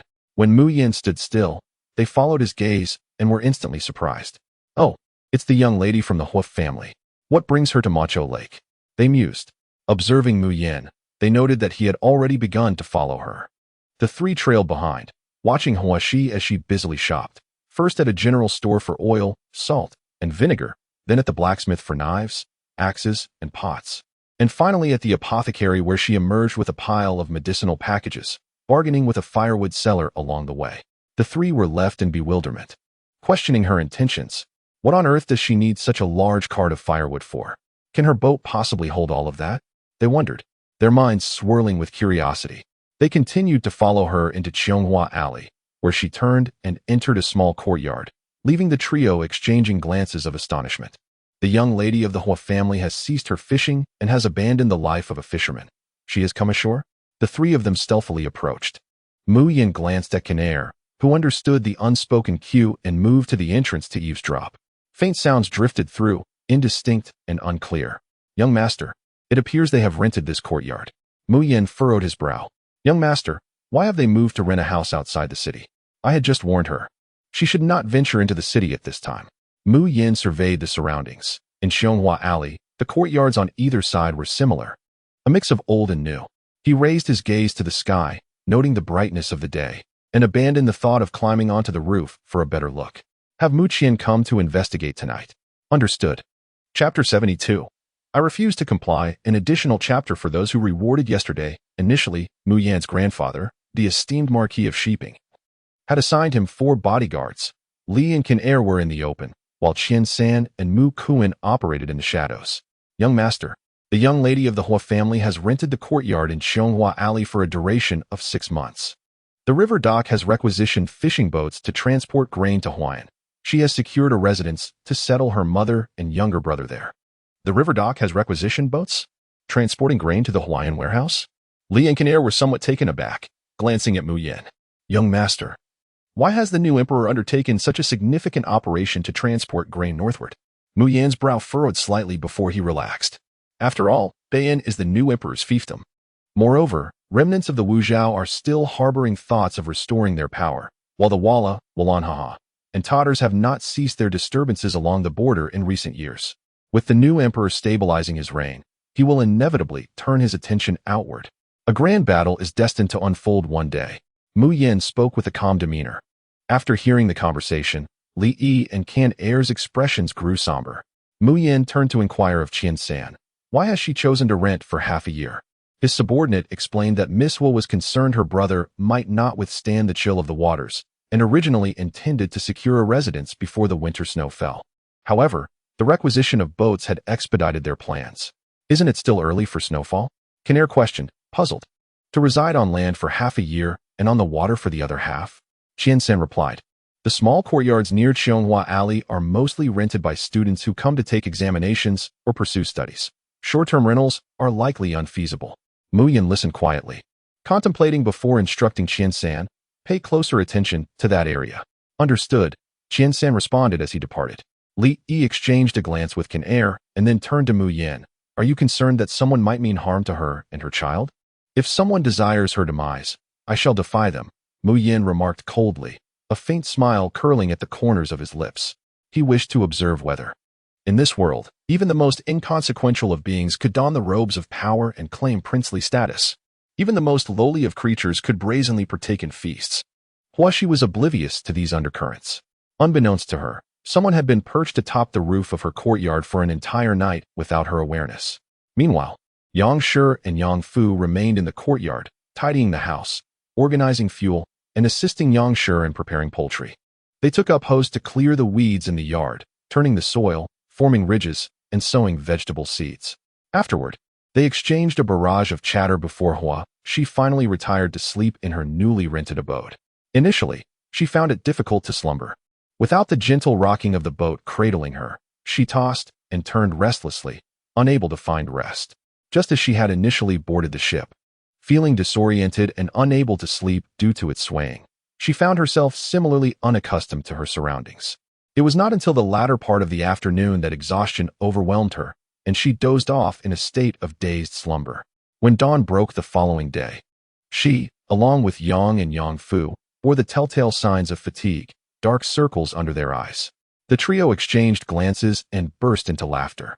Indeed, after drifting on the river for an extended period, the solid ground beneath their feet felt peculiar, rendering them unable to find rest. After Yang spoke, laughter echoed among them once more. After Huashi and Yang Fu completed their morning routines, they ventured into the kitchen to assist Yang. The small kitchen in the courtyard may not have been spacious, but it was a far cry from the cramped quarters of the boat where they had to make do with a tiny earthen stove for cooking. Yang took but a moment to acclimate, and soon found her rhythm, exclaiming, "Now this is a kitchen." Standing before the large iron pot, she wielded a hefty spatula. flipping the vegetables with a newfound freedom that contrasted sharply with the cautious movements required on the boat. Yang Fu, tending to the fire, felt a sense of ease wash over him. It was no wonder so many fishermen yearned for life on land, with solid ground beneath their feet. Stability felt like true living. Huishi filled a lunchbox to the brim with steaming rice and a medley of vegetables and meat. These would serve as midday sustenance for her. Hu Erhuai and Yang Fu, requiring only a brief warming aboard the ship. She wrapped a few buns in a dried lotus leaf, intending to bring them to Hu Erhuai for breakfast. Additionally, she filled several bamboo tubes with boiling water and gathered a full bucket of clean water to place in her backpack. As the three of them shared their meal, Huishi reminded Yang, "Mother, do remember the way when you go out. Don't get lost." "Rest assured, Mother has a good memory," Yang replied confidently. "Have no worries. I can take care of myself. Who would dare to follow me? If someone tries, I won't hesitate to teach them a lesson. Sister, when you encounter difficulties, do not hesitate to call out loudly. There are people around you who will surely lend a helping hand. Are you still unaware of this? It is unnecessary for me to remind you. Listen carefully to your brother-in-law and Sierra. Act with thoughtfulness and refrain from causing them any trouble." Yang Fu, feeling disgruntled, pouted towards Yang Shi, for he is an uncle and a senior, after all. Yang Shi bared her teeth at him, questioning his actions with disdain.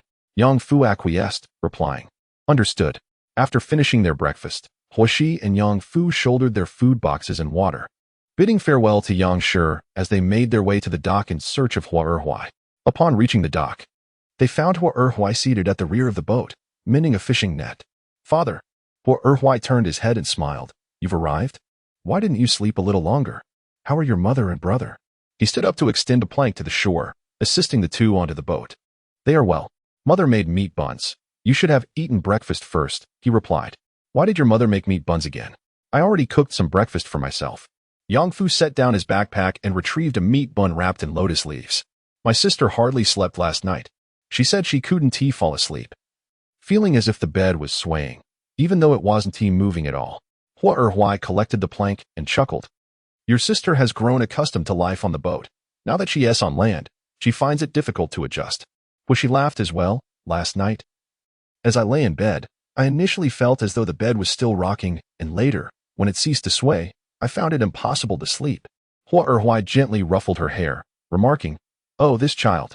When we first set sail, the motion of the boat made her dizzy, and she couldn't sleep for several nights without being held in Yang Shi's arms during the day. Now that she is back on land, she finds herself unaccustomed to it." Unable to contain his sympathy, he gently ruffled her hair. Hu Erhuai took the lotus leaf pouch from Huishi and selected a meat bun, wrapping the rest back up. "Father will have just one. Save the rest for your lunch." Huishi retrieved two more from the pouch and pressed them into his hands. "Father, please eat. If we manage to secure the task of transporting tax grain for the farmers, you will need your strength." She added, "Mother has prepared meat dishes and steamed rice for us. We shall feast until full at noon." "How has your mother become so extravagant?" he remarked, though a smile graced his face as he relished the 3 buns in his hands. It was rare to indulge in large meat buns so early, especially with a hearty lunch of rice and meat awaiting. Life, it seemed, was indeed improving. With one hand savoring the bun, Hu Erhuai reached for the oar. "Brother-in-law, you eat. I will row," Yang Fu insisted, pushing his hand away. "Uncle, steer the boat towards the riverside village in Jiangning County." "Understood," Yang Fu nodded, promptly guiding the boat out of the city dock. Chapter 73, a fortuitous opportunity. As they navigated towards the riverside village, Huishi observed several villagers standing at the water's edge, waving at passing boats. "That one, the large boat. Yes, you there with the flag." Huishi turned to glance at their own boat's banner, touching her nose in realization. Indeed, there were few literate villagers these days. She urged Yang Fu to steer the boat closer. Hu Erhuai stowed away the fishing net he was mending, took the oar from Yang Fu, and directed the boat towards the villagers who were waving. "Are you willing to take on work?" One of them called out to Huishi and the others. 2 young individuals stood together. The young man who waved and spoke to them was quite lively, stepping a few paces closer to scrutinize the ship belonging to the Ho family. This vessel was significantly larger than the typical black awning boats, capable of holding the tax grain of an entire village. A look of surprise crossed his face as he exchanged glances with his companion. Hoshi also examined the young fellow before him and his companion, glancing at the monument behind them. "Are you from Feng and village?" The young man was taken aback. "You can read?" This child, so young, could indeed read. Have the fishermen of today become literate? He couldn't help but take another look at the impressive vessel before him and then at the people aboard. Yangfu shot him a glare. Is it so surprising that we fishermen can read? The young man awkwardly chuckled and shook his head. No, that's not what I meant. He then gave Hoshi a thumbs up. The lad is impressive. I just can't read the characters on your sign. Hoshi recited, Ho's Waterborne General Store. And the two young men echoed him, realizing that the Ho family not only fished but also sold goods, which explained their ability to afford such a significantly larger ship. Noticing their astonishment, Hoshi inquired, You mentioned seeking work. Do you need assistance transporting tax grain? The young man nodded vigorously. Yes. Are you willing to take on this task? Upon seeing Hoshi nod in agreement, he continued, How much grain can your boat carry? Ho Erhuai pondered for a moment before replying. My boat can carry several tens of stone of grain. Several tens of stone? The young man exclaimed. That means it could hold the tax grain of an entire village. The man was filled with joy as he exchanged glances with his companion. They had been dispatched by the village chief to the riverbank to hire boats, initially hoping to secure several vessels. To their surprise, fortune favored them with a large boat capable of accommodating the entire village's tax grain. How much do you charge for the boat? Huashi inquired. 31 for a cart, came the reply. After a moment of contemplation, she proposed, We shall offer you 2 taels of silver. The man lowered his head to calculate. 2 taels equated to 201, and the boat could carry dozens of stones of grain. Enough to hold the entire village's tax. A few in per household was hardly a burden. He quickly instructed his companion and dashed back to the village. The other man, somewhat slow-witted, held Huashi's gaze for a while before turning to Hua Erhuai, saying, We agree that you cannot take on any other jobs. He was concerned they might abandon the arrangement. Hua Erhuai nodded reassuringly. Rest assured, we shall wait here. He guided the boat closer to the shore. Growing bored of the wait, Huashi set out shrimp and crab traps along the water's edge and managed to catch several crabs and a few pounds of shrimp. After several trips to retrieve their catches, the young man returned, accompanied by the village chief and several villagers, pushing along a dozen carts. Without much ado, they paid half the fare and began transferring the grain from the carts onto the boat. Huashi observed that less than half of the boat's capacity was filled with tax grain. Was this all the tax from a single village? Was it merely a small settlement with limited farmland? The village chief then took it upon himself to elucidate the situation to Huashi and the others. In the beginning, the founding emperor established the dynasty, and due to his humble origins as a farmer, he implemented a national policy of light taxation and reduced levies.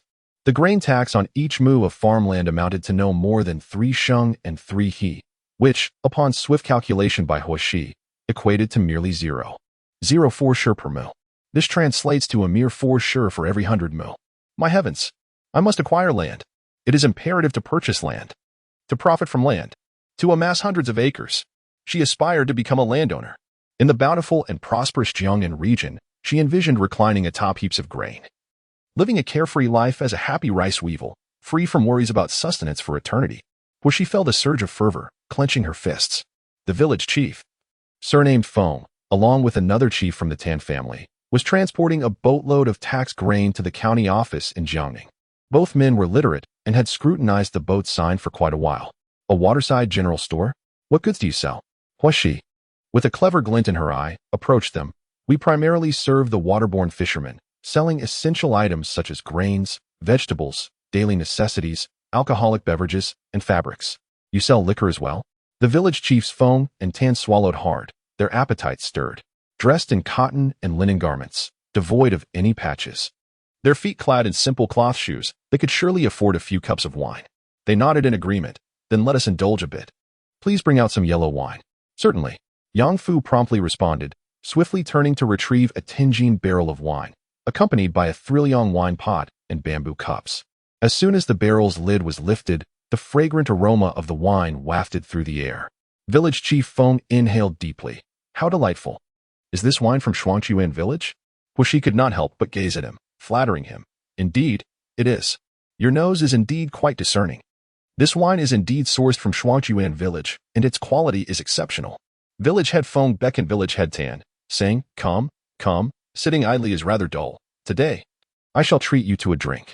Very well, I shall gladly bask in your generosity, village head Tan replied, eagerly approaching. A few young men accompanying the grain transport and some village elders joined in the revelry. Village head Feng, flattered by their praise, readily agreed. Indeed, there will be plenty. Today, the treat is on me. Everyone has worked hard. Allow me to offer you a drink. Cheers erupted from the crowd. Hua Shi and Yang Fu Huai were equally delighted. One busied himself with pouring the wine, while the other passed bamboo tubes and cups. Hua Huai merrily rowed the boat. Observing the villagers from Feng and Tan savoring their drinks with squinted eyes, Hua Shi suddenly realized she had overlooked an essential detail. How could one enjoy wine without some delectable snacks or fruits? Otherwise, today could have been even more profitable for her. Such a splendid opportunity. With the laborers accompanying the boss, and the rare chance of the boss treating them. This was a moment to seize for extra earnings. What a regrettable oversight. Ah, but wait. There are grilled shrimp, dried shrimp, and spicy shrimp. She approached again, esteemed village heads. Would you care for some snacks to accompany the wine? At that moment, village head Feng, feeling that solely consuming wine was rather tasteless, perked up at Hua Shi's inquiry and eagerly nodded. Yes, please do share what you have. Hua Shi then ventured into the cabin and soon emerged, cradling several porcelain jars. She also rummaged through her household items to find a few pairs of chopsticks and wooden plates. Yang Fu called out, "Uncle, please bring out our folding table." With a response, Yang Fu secured the wine basket and went inside to fetch the table. Hua Shichao signaled to the two village heads, "Here we have grilled shrimp, dried shrimp, and spicy shrimp. I will serve you some to sample. Choose what you like." When Yang Fu returned with the table and set it up at the stern of the boat, Hua Shichao took a selection of each type of shrimp and arranged them on wooden plates, offering chopsticks to the village heads. The two village heads eagerly picked up a piece of spicy shrimp and placed it in their mouths, their eyes immediately lighting up with delight. Delicious. Sweet. Is this made from live shrimp? Hua Shichao nodded in affirmation. Indeed, fresh live shrimp, seasoned, and then quickly cooked in hot oil, locking in the flavor. It is both fresh and sweet, with a tender texture. A chorus of swallowing could be heard as several villagers and young men glanced at the village heads, awaiting their verdict. The village heads sampled another piece, savoring the taste with deliberate appreciation. Then, one of them gave a thumbs up to Hua Huai, who was steering the boat. Only those who make a living from the water could create such exquisite river delicacies. This shrimp is remarkably fresh and delightful. Hua Huai chuckled. This is our only skill. Compared to you, it would take us years of fishing to earn enough to buy the grain on this boat.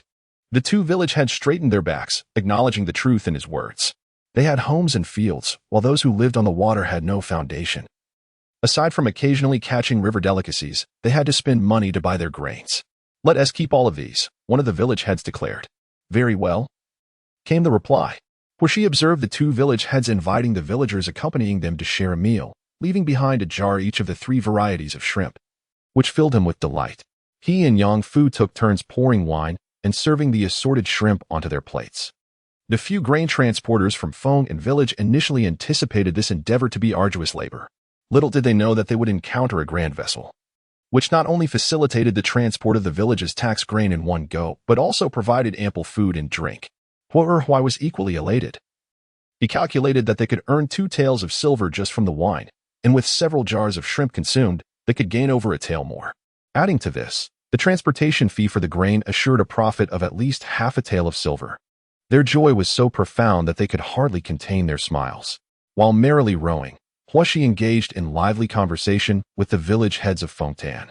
With Yang Fu and Hua Shi continually lavishing praise, instilling in the villagers a sense of superiority over their fishing class, causing them to stand tall with pride. They were particularly generous with their requests for food and drink, settling their payments with remarkable ease. The boat swiftly reached Jiangnan County, where countless carts awaited to assist with the transport. That day, Hua's boat facilitated 5 trips of tax grain for the farmers, earning a tael of silver. The wine and assorted shrimp aboard also fetched a profit of 1 tael and 5 coins. In total, they amassed 2.5 taels of silver that day.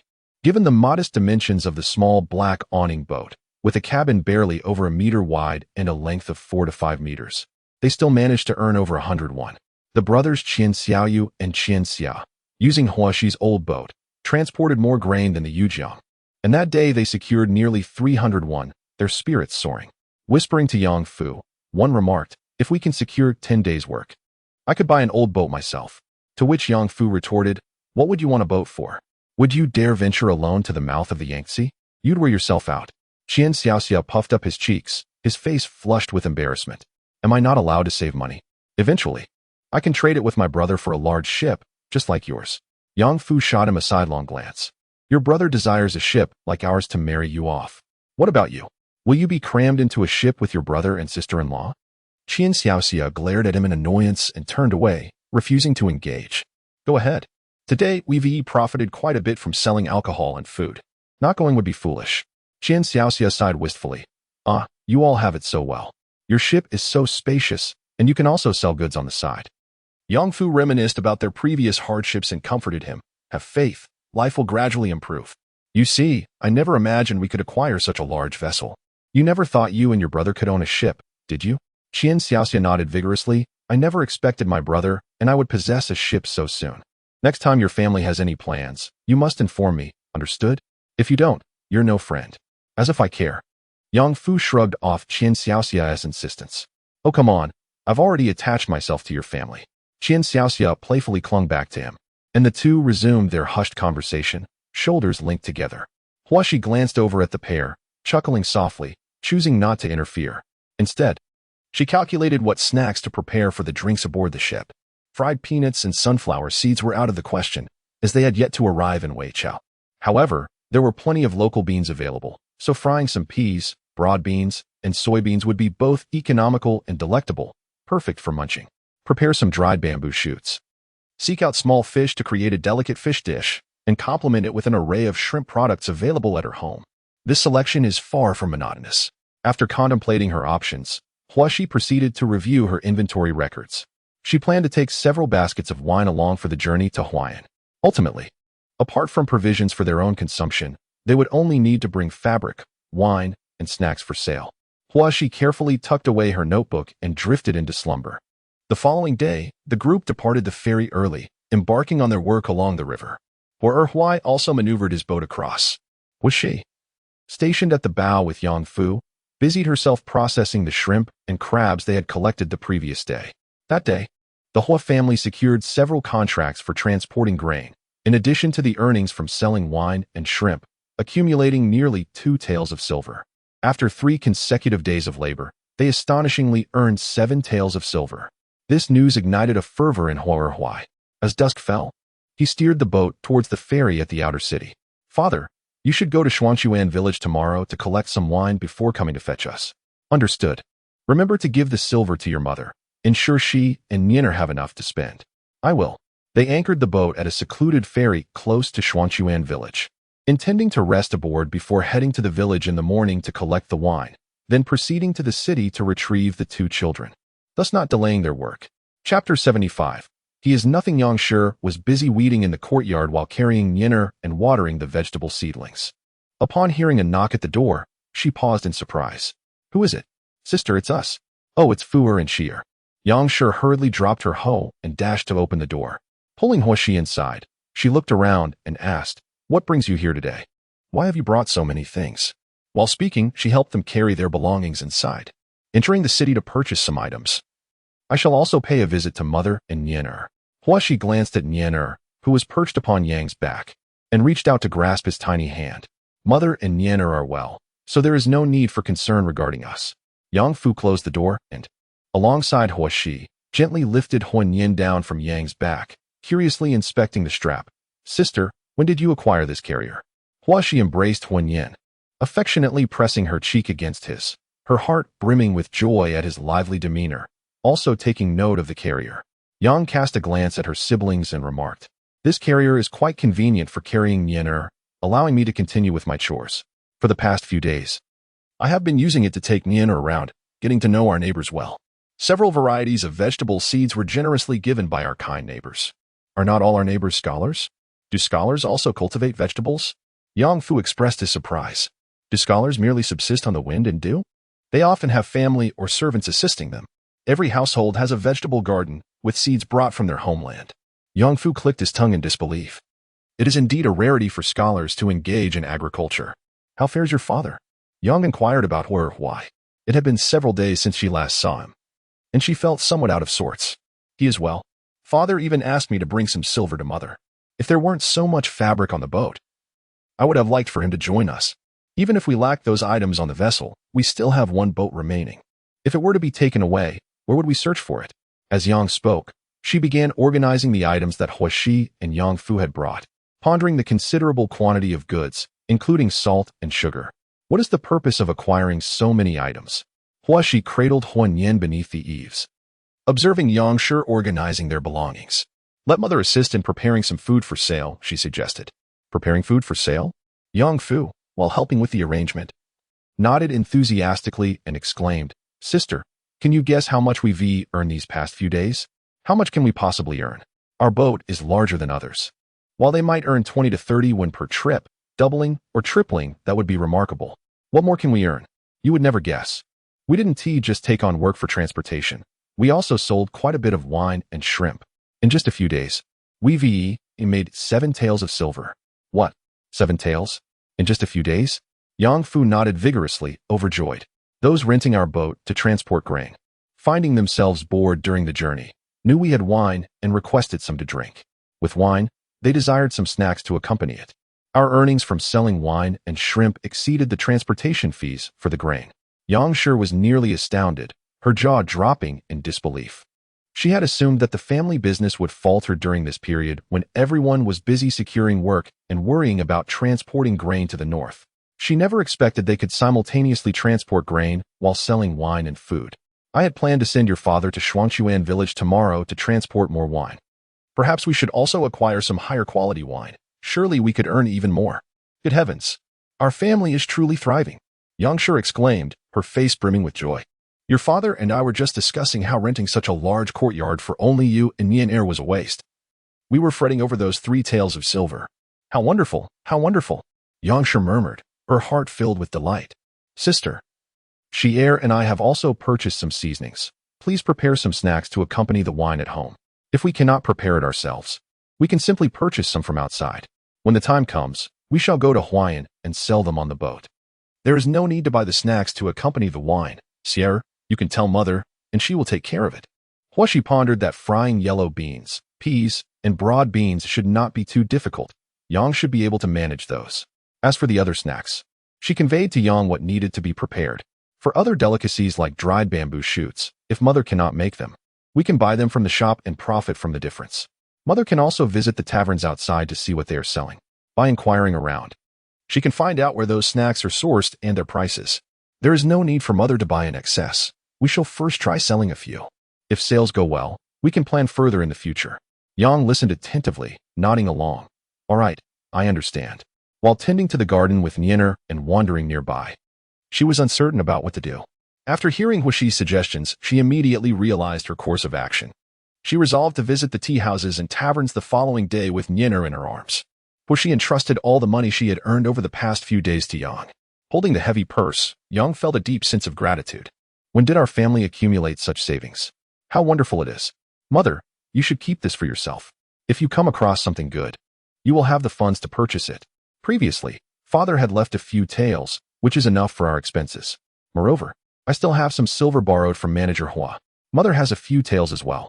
After renting the small courtyard, we had 8 taels left, which we split equally between me and Huai, each taking 4. Now I have given you all the 7 taels I earned. Father still needs to collect the wine. Upon hearing this, Yang promptly tucked away his purse. After securing it, he joyfully prepared dinner with Hua, Shi, and Yang Fu in the small courtyard. And the 3 enjoyed a delightful meal together. Meanwhile, the little trickster, engaging in fishing, selling fish and crabs, and running a general store on the waterways, led a life far more intriguing than his own. His grandfather had once proclaimed him the future Marquis of Sheeping, subjecting him to rigorous training from a young age. However, just a few years later, his grandfather passed away. His uncle, his adoptive father, echoed the sentiment, teaching him the intricacies of managing the marquisate. Yet, within 2 years, his adoptive father also succumbed to death. Once, everyone had revered him. Now, he was but a shadow of his former self.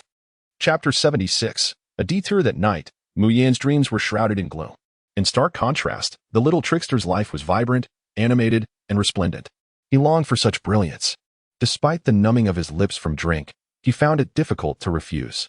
If he were to drink a little less, his mother would be in tears. Fear gripped him. Lier helped him dress and carried his satchel, preparing to escort him to the Imperial Academy. Young master, it is still early, Li Er remarked, glancing at the sky. Do you not usually arrive at the academy right on time? Mu Yan, with his hands clasped behind his back, paid no heed. A glance exchanged between Li Er and Can Er led them to follow him into the carriage, which set off towards Cheonghua Lane. Inside the carriage, Mu Yan spoke softly. To Cheonghua Lane? Are we not going to the academy? Just as Can Er was about to inquire further, he was pulled back by Li Er. The carriage turned around, heading towards Cheonghua Lane. Before they reached their destination, Mu Yan called for a stop. Young master, shall we disembark? Can Er asked from the back of the carriage. Mu Yan himself was uncertain of his intentions, merely sitting vacantly in the carriage without the urge to alight. After a considerable while, a gentle knock on the carriage wall signaled, "Let us go to the Guozijian." What is the purpose of this? Just to take a stroll? Can Er looked bewildered. Li lightly flicked the reins, and the carriage resumed its motion. After some time, Can Er could no longer contain his curiosity. Young master. Are we here to find Miswa? Yet the young master remained seated. Have we run out of the bald yellow oil? Did we not purchase 8 bottles last time? 2 were given to the madam, 2 sold at the Guozijian, so there should still be 4 left. Has the young master consumed it as if it were water? Just as Can Er was about to voice another question, he was silenced by Li Yi's indifferent glance. Very well, I shall remember to buy the bald yellow oil next time. In truth, he wished to partake in it as well. When Huishi and Yang Fu stepped outside, they only caught sight of a carriage departing in the distance. What a splendid carriage it was!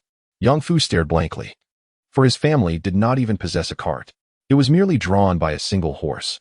There were also carriages drawn by 2, 4, or even 8 horses. Huishi gazed ahead on the road, recognizing that although this carriage was pulled by a single horse, it was clearly not something an ordinary household could own. It seemed that Cheonghua Lane was indeed a place of hidden talents. Yang Fu's mouth fell agape. There are carriages drawn by 4 or 8 horses. Huishi nodded. Such specifications belong to the royal families and nobility. One rarely sees them in the outer city. She glanced at him. What is so remarkable about a carriage pulled by a single horse? Once we earn some money, we shall purchase one, and you can ride in it to your heart's content. The founding emperor does not prohibit commoners from owning carriages. In due time, when they had the means, she would also acquire a horse and a carriage, allowing Yang Fu to ride until he was exhilarated. Yang Fu nodded enthusiastically. Yes, let us save diligently. Once we have wealth, we shall live comfortably on land, and keep a horse at home to ride into the inner city. Indeed, let us depart and seek out father. He must be famished. Hurry along. Yang Fu tugged at her, prompting a brisk jog towards the ferry terminal. The Hua family had secured work for another 2 days, earning over 3 taels of silver. The following day, just as they were about to leave the Jiangning County dock, the officials posted a notice instructing fishermen to register at the river port for the transportation of grain northward. The river port, not far from the county magistrate's office, had its own independent administrative building. Yang Fu remained on the boat while Huishi and Hua Erhuai proceeded to the river port. The river port was modest, consisting of merely an entrance courtyard. Should all the fishermen crowd into the office, there would be scarcely a place to stand. A few constables hastily moved tables and chairs to the entrance of the port to facilitate the registration process, with even the highest-ranking river port officer stepping in to assist. The entire staff of the river port comprised a 9th-rank officer, an unranked clerk, and 5 miscellaneous workers, a mere 7 individuals in total. 2 tables were inundated with fishermen, each seeking answers to their inquiries. Huishi spotted Zhao Sui, a scholar who, among the minor workers, held a position of authority, ranking 3rd within the river port. He was diligently recording names in the ledger, pen in hand, without raising his gaze. Huishi eagerly pulled Hua Erhuai toward Zhao Sui. As their turn approached, Hua Erhuai, the boat captain, began to speak. Zhao Sui, upon hearing their voices, lifted his head. Huishi quickly smiled at him. Greetings, brother Zhao. Zhao Sui returned the gesture with a nod, recognizing them amid the throng. With little time for pleasantries, he focused on his task of registration. Huishi leaned over the table, seizing an opportunity to inquire, Brother Zhao, when will the grain be transported? Tomorrow afternoon, we shall commence the loading of the vessels, and at the break of dawn the day after, the first batch shall set sail.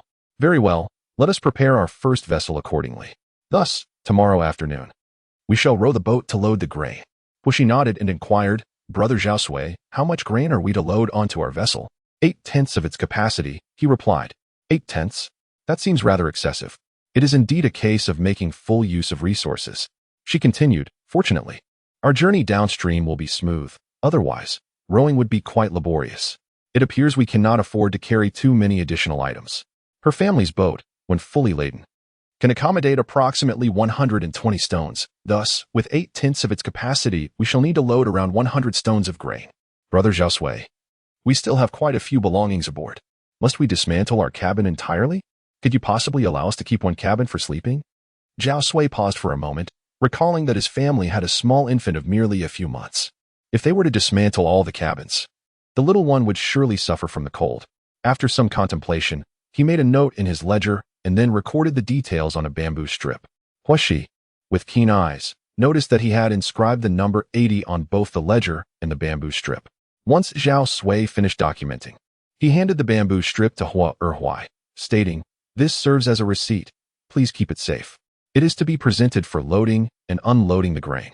Huashi glanced at the strip, observing her family's name, the vessel's particulars, and the number 80 inscribed upon it. Brother Zhao Sui, does this number represent the weight of grain our boat is to carry? If the county officials were to dismantle it, I fear not even a decent board would remain. Huashi understood the implications, letting out a substantial sigh of relief. She grasped the somewhat dazed Hua Erhuai and expressed her gratitude towards him. Zhao Sui merely nodded in acknowledgement before returning to his tasks. It was only after she pulled Hua Erhuai aside that he regained his composure. Just now, I overheard Shi'er conversing with Zhao Sui, and I found it somewhat hard to believe. Sure, did the young man from the Zhao family truly say he could reserve a cabin for us? Chapter 77. What a coincidence. Hua Erhuai was incredulous that their vessel could accommodate an additional cabin. Observing his skeptical demeanor, she nodded affirmatively. Yes. Brother Zhao Sui likely thinks we need to head north with Nyener, and given the delicate circumstances, he has taken the initiative to leave us a cabin. Upon hearing this, Hua Erhuai felt a mix of joy and anxiety. He grasped Huashi's hand and, steering clear of the crowd, whispered, "But we haven't brought Nyener with us. Isn't this akin to deceiving the authorities? We, as common folk, cannot provoke the officials. Have they inquired about anything?" Huashi dismissed his concerns. "It is merely a matter of securing a cabin. Besides, having something a bit unique is advantageous. There will always be those who elevate some while diminishing others. A touch of uniqueness could imply that there are influential figures in our corner, facilitating smoother dealings along the journey." She reassured him. "Father, rest assured, there is nothing amiss. You, I, and Uncle still need a place to shelter from the wind and rain on the ship, don't we? After all, my uncle and I are still just children." Hua Erhuai paused in realization. Indeed, they had 2 children aboard. His heart lightened. His gaze drifted to the bamboo strip in his hand, 2 fingers wide and palm length, inscribed with characters he did not recognize. He quietly inquired, "What did the young man from the Zhao family say regarding the quantity of grain noted on this bamboo strip?" 80 stones. 80 stones. Hua Erhuai tilted his head, calculating in his mind how much grain their ship could carry in the days to come, and he felt reassured. "I just heard that the ship can carry 8 parts of its load, which means it should hold at least 100 stones. Yet, it is only transporting 80 stones of grain." Hua Erhuai's heart raced, and he glanced towards Zhao Sui. If the ship were to be fully loaded with 100 stones of grain, there would scarcely be room for the bundles of cloth, wine, and bedding. Hoshi nodded in agreement. After all, it is often said that having connections in court makes one's path to an official position easier. There is someone at the river port who is well acquainted and can provide them with considerable convenience. Hua Erhuai nodded vigorously in affirmation. "This evening, we shall visit Mother to prepare the items for Huayan, and Father will come to fetch us early tomorrow. It seems we shall have no time to see Mother in the morning." Agreed. Hoshi and Yang Fu entered the outer city and encountered Kinair near Chonghua Lane. "Miss Ho." Upon seeing him, Hoshi hesitated momentarily, surprised by the coincidence, before quickly smiling at him. "Greetings, elder brother. My surname is Mu. My father is Zhao, and my name is Mu," he replied. Hoshi nodded, returning his smile. "Brother Mu." "Which Mu?" Yang Fu inquired, curious about the origins of his name. It appeared he had not yet mastered enough literature to grasp the nuances. Kinair observed Hoshi and internally commended her. Indeed, she was a child of a noble family. As for the other, he likely did not even know his own surname. "What a coincidence. I am accompanying my young master for a leisurely stroll by Imocho Lake and happened to run into you." Hoshi turned to look around, but did not see the proud young master nor his accompanying guard. "Indeed, what a coincidence. We usually spend our time on the water." "I know, which is precisely why it is a coincidence. Yes, there are several types of shrimp, but they are all on the ship. Seeing the look of regret on the other's face, Huashi pondered for a moment and replied, if you can make it to the outer city dock tomorrow morning, I shall bring it for you. Can Air's eyes sparkled with excitement. Very well, I will wait for you at the outer city dock first thing in the morning. What is an early morning after all? He had spent the last few days waiting in Xianghua Alley without success. With Huashi's assurance, Can Air left with a light heart, relieved that he no longer had to keep watch. The prospect of selling his homemade goods brought joy to Yang Fu, as money would soon flow in. Shi-er, what is that brother's surname? Mu. When the emperor or feudal lords conduct ancestral sacrifices, there are strict regulations. The father sits to the left, known as Zhao, while the son sits to the right, referred to as Mu. It is indeed that Mu. This evening, I shall teach you to write Zhao Mu. Yang Fu nodded, silently repeating in his mind the phrase about the seating arrangement. Pleased that he would learn 2 new characters and gain insight into the ancestral temple system. Before the two had turned into Xianghua Alley, they spotted Yang Shi, who was carrying items with both hands while cradling Yan Air on her back. Mother, sister. The two hurried over to assist Yang Shi with her burdens. And upon seeing Huan Yin's joyous dance, they approached to tease her. The family walked merrily towards the small courtyard they rented. Sister, did you go out? What did you buy? Yang Fu glanced at the numerous items in his hands, which included some food and daily necessities.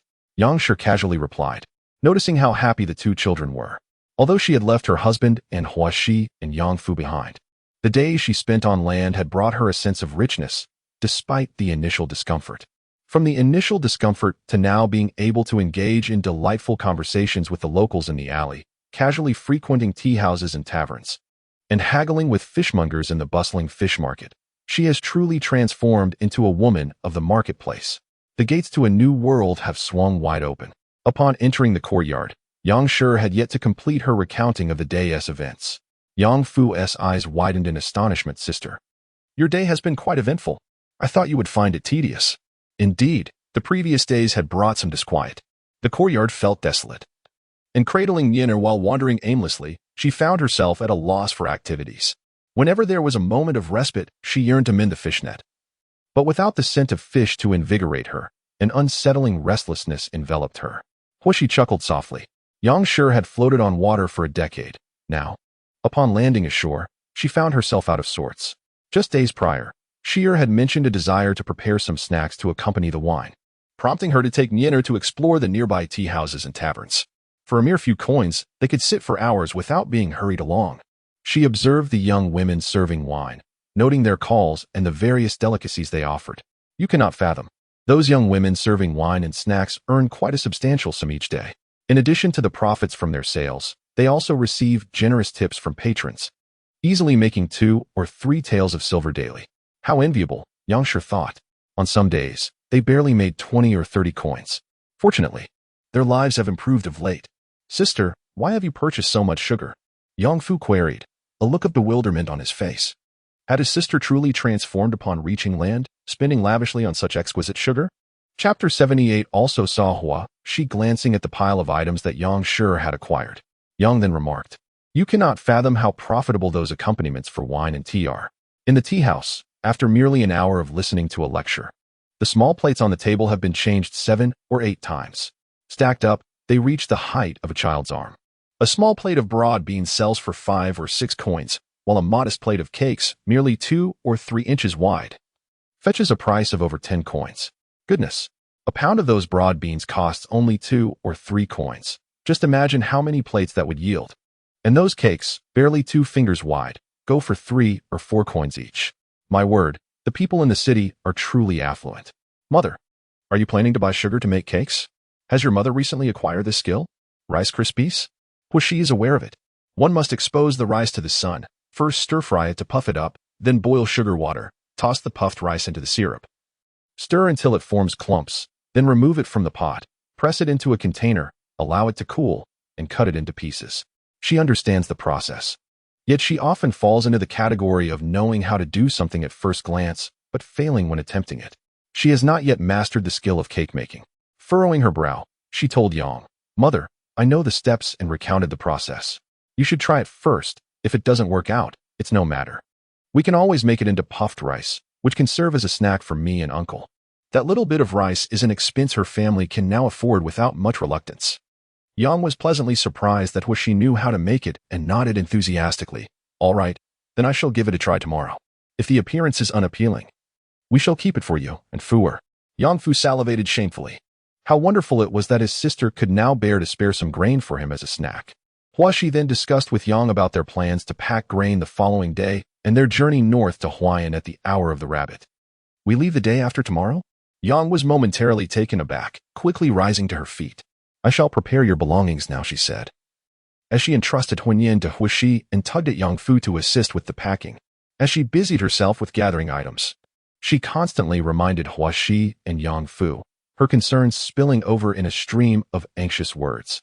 Huaxi and Yang Fu nodded in agreement, assuring her not to worry. Before long, they had assembled 2 large baskets and 2 substantial bundles. Their mother had procured several bamboo tubes, each varying in size from 3 to half a pound and 1 pound, to facilitate their storage of wine. They were each to receive 10 chickens and ducks. Given that their journey would not be lengthy, it was anticipated that everyone would carry sufficient provisions. However, they were cautioned against overpacking, lest they be unable to sell everything and burden the boat. Huaxi nodded in understanding. For accompaniments, their mother had fried a variety of legumes, soybeans, fava beans, and peas, packaging them into bags sufficient for sale. In the past few days, she had gathered some shrimp, crabs, and small fish from the fish market. The small fish had been fried and sealed in jars for their journey. As for the shrimp and crabs, she decided not to burden them with additional cargo from the boat.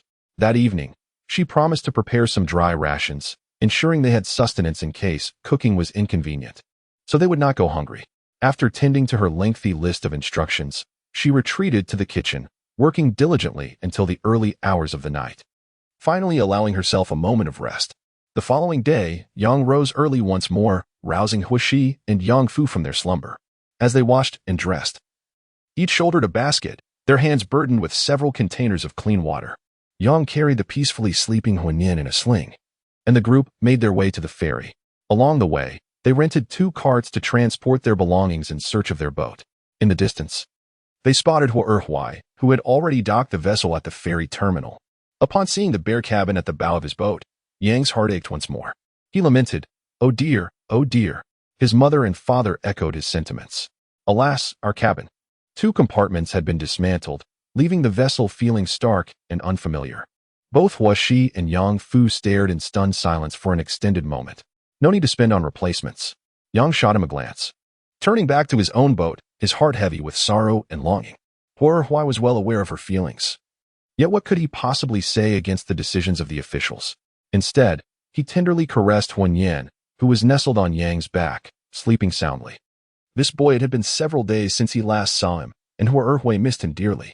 Make sure to give Nian an egg yolk every day. See if you can find any fruits in the market, and prepare some puree for him. Of course, Yang replied, casting him a bemused glance. Do you think I would deprive our Nian of his meals? After saying that, she beckoned him to help load the dismantled cabin boards onto the cart. Oh my! You've taken apart the entire cabin? A voice called out.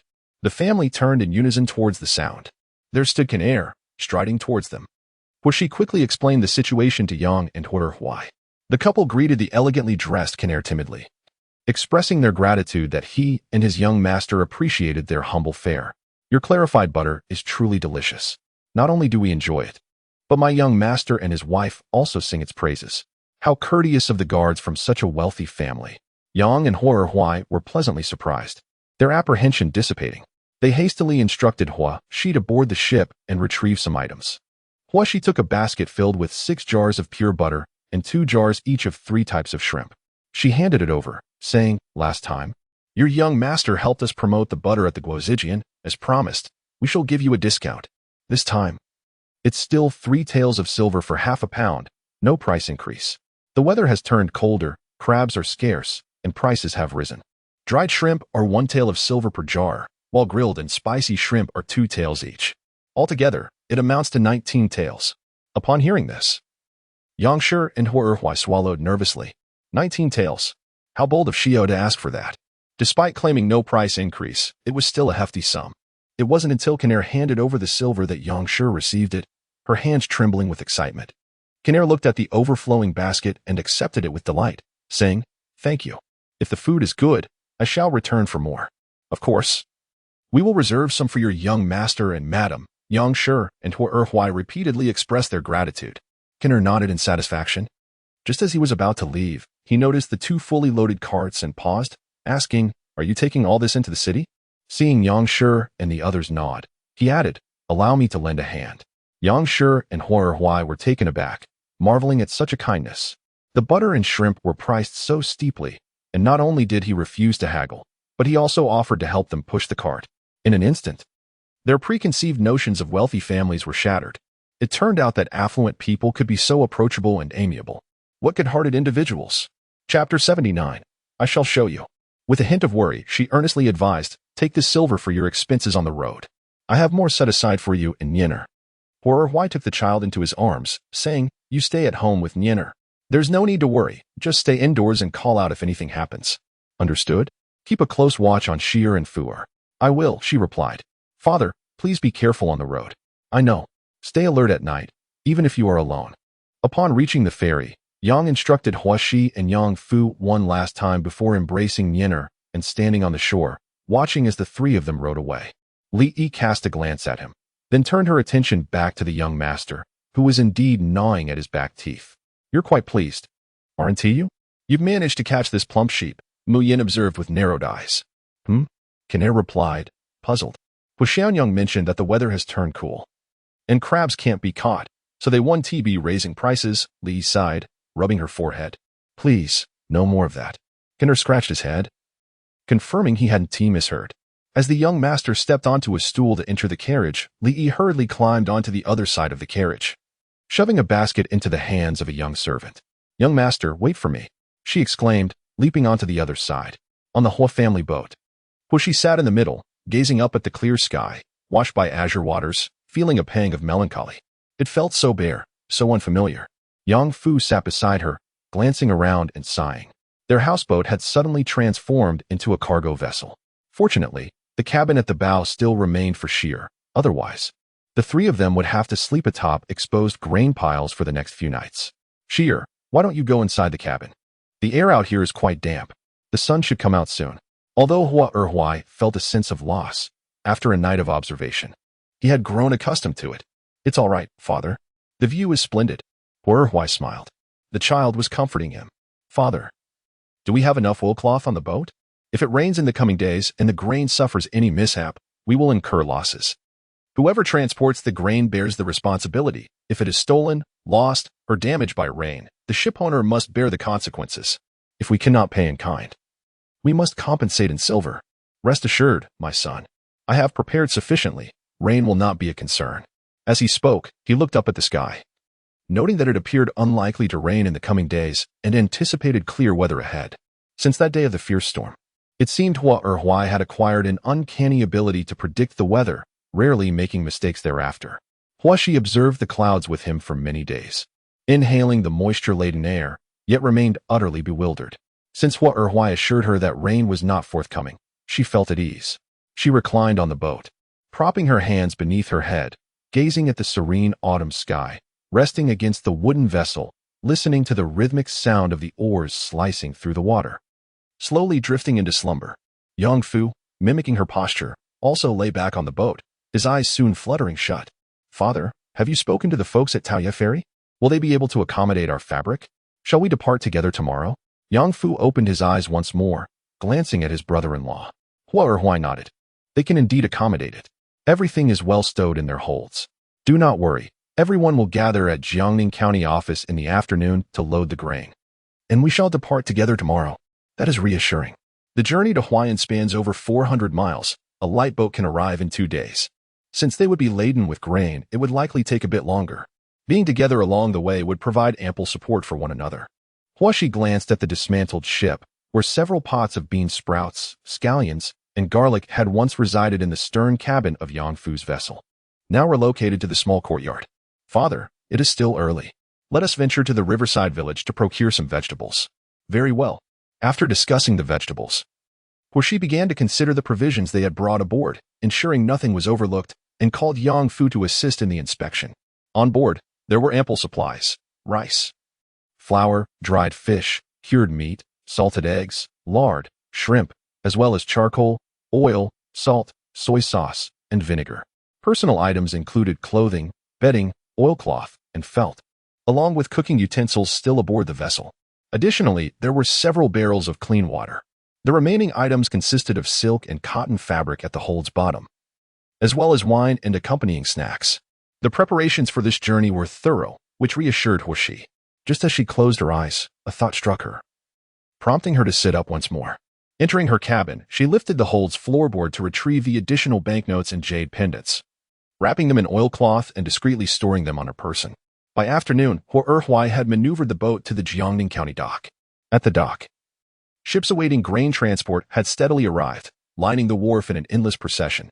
Meanwhile, on the shore, piles of grain awaited loading, forming small mountains of rice. In previous years, tax grain had been transported by farmers to the county office. Once collected by the officials, a portion was retained for local use. Designated for the salaries of local officials, stipends for the local nobility, provisions for students, and allowances for the elderly and the infirm.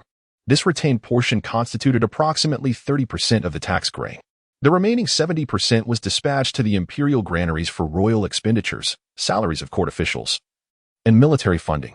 Like the previous dynasty, the Yuan dynasty, which established its capital in the northern city of Dadu, the region would collect taxes and grain, subsequently deploying the transport army to convey provisions to the 5 major granaries. Should Dadu require supplies, grain would be requisitioned from various local granaries to Tongzhou, from whence it would be delivered to the capital. In contrast, our current dynasty has made Nanjing its capital, and Jiangning County, situated in the outskirts of the capital, does not necessitate such elaborate measures. It suffices for them to transport grain to the county office, which would then dispatch it to the imperial city, rendering the transport army unnecessary. This year, however, grain must be sent northward. With insufficient transport vessels, boats belonging to fishermen have been commandeered. Huoshi gazed at the mountain of grain sacks, marveling at Jiangnan's reputation as a land of abundance. With ample water and bountiful harvests, the farmers can satiate their hunger. Yangfu, Huoshi. The voice of Qian Xiaxia interrupted her reverie. Turning to the source of the call, Huoshi and Yangfu beheld Qian Xiaxia and his brother, who were rowing their boat in line, awaiting their turn to dock and load grain. They waved in greeting. Qian Xiaxia pointed at the Huo family's vessel, laughing heartily. Ha ha ha, Yangfu, your boat's hold is dismantled. It's completely bare now. No longer will you have to envy us. Upon hearing Qian Xiaxia's laughter, Yangfu glanced at his boat, noticing that the central hold of Qian Xiaxia's vessel had also been removed, leaving only a bare hull, even less than his own. How dare he mock him? Yet, that boat had been their home for many years. Yangfu could only shoot him a glare, arching his neck defiantly as he pointed to the undismantled hold at the bow of his boat. We still have one left. Don't be envious. For there's south no place for you to sleep. Qian Xiaxia, incensed, waved his fist at him. Everyone is tasked with transporting grain, and even the only bamboo canopy on Yuzhang's boat has been dismantled. Why is it that only the Huo family's vessel retains a cabin? Many fishing boats have been stripped down to resemble cargo ships, with only a few retaining the oil canopy structure at the bow, which originally sheltered the stove. They haven't been dismantled. Now, sleeping must be done outdoors. Many fishermen have turned their gaze towards the Huo family's boat.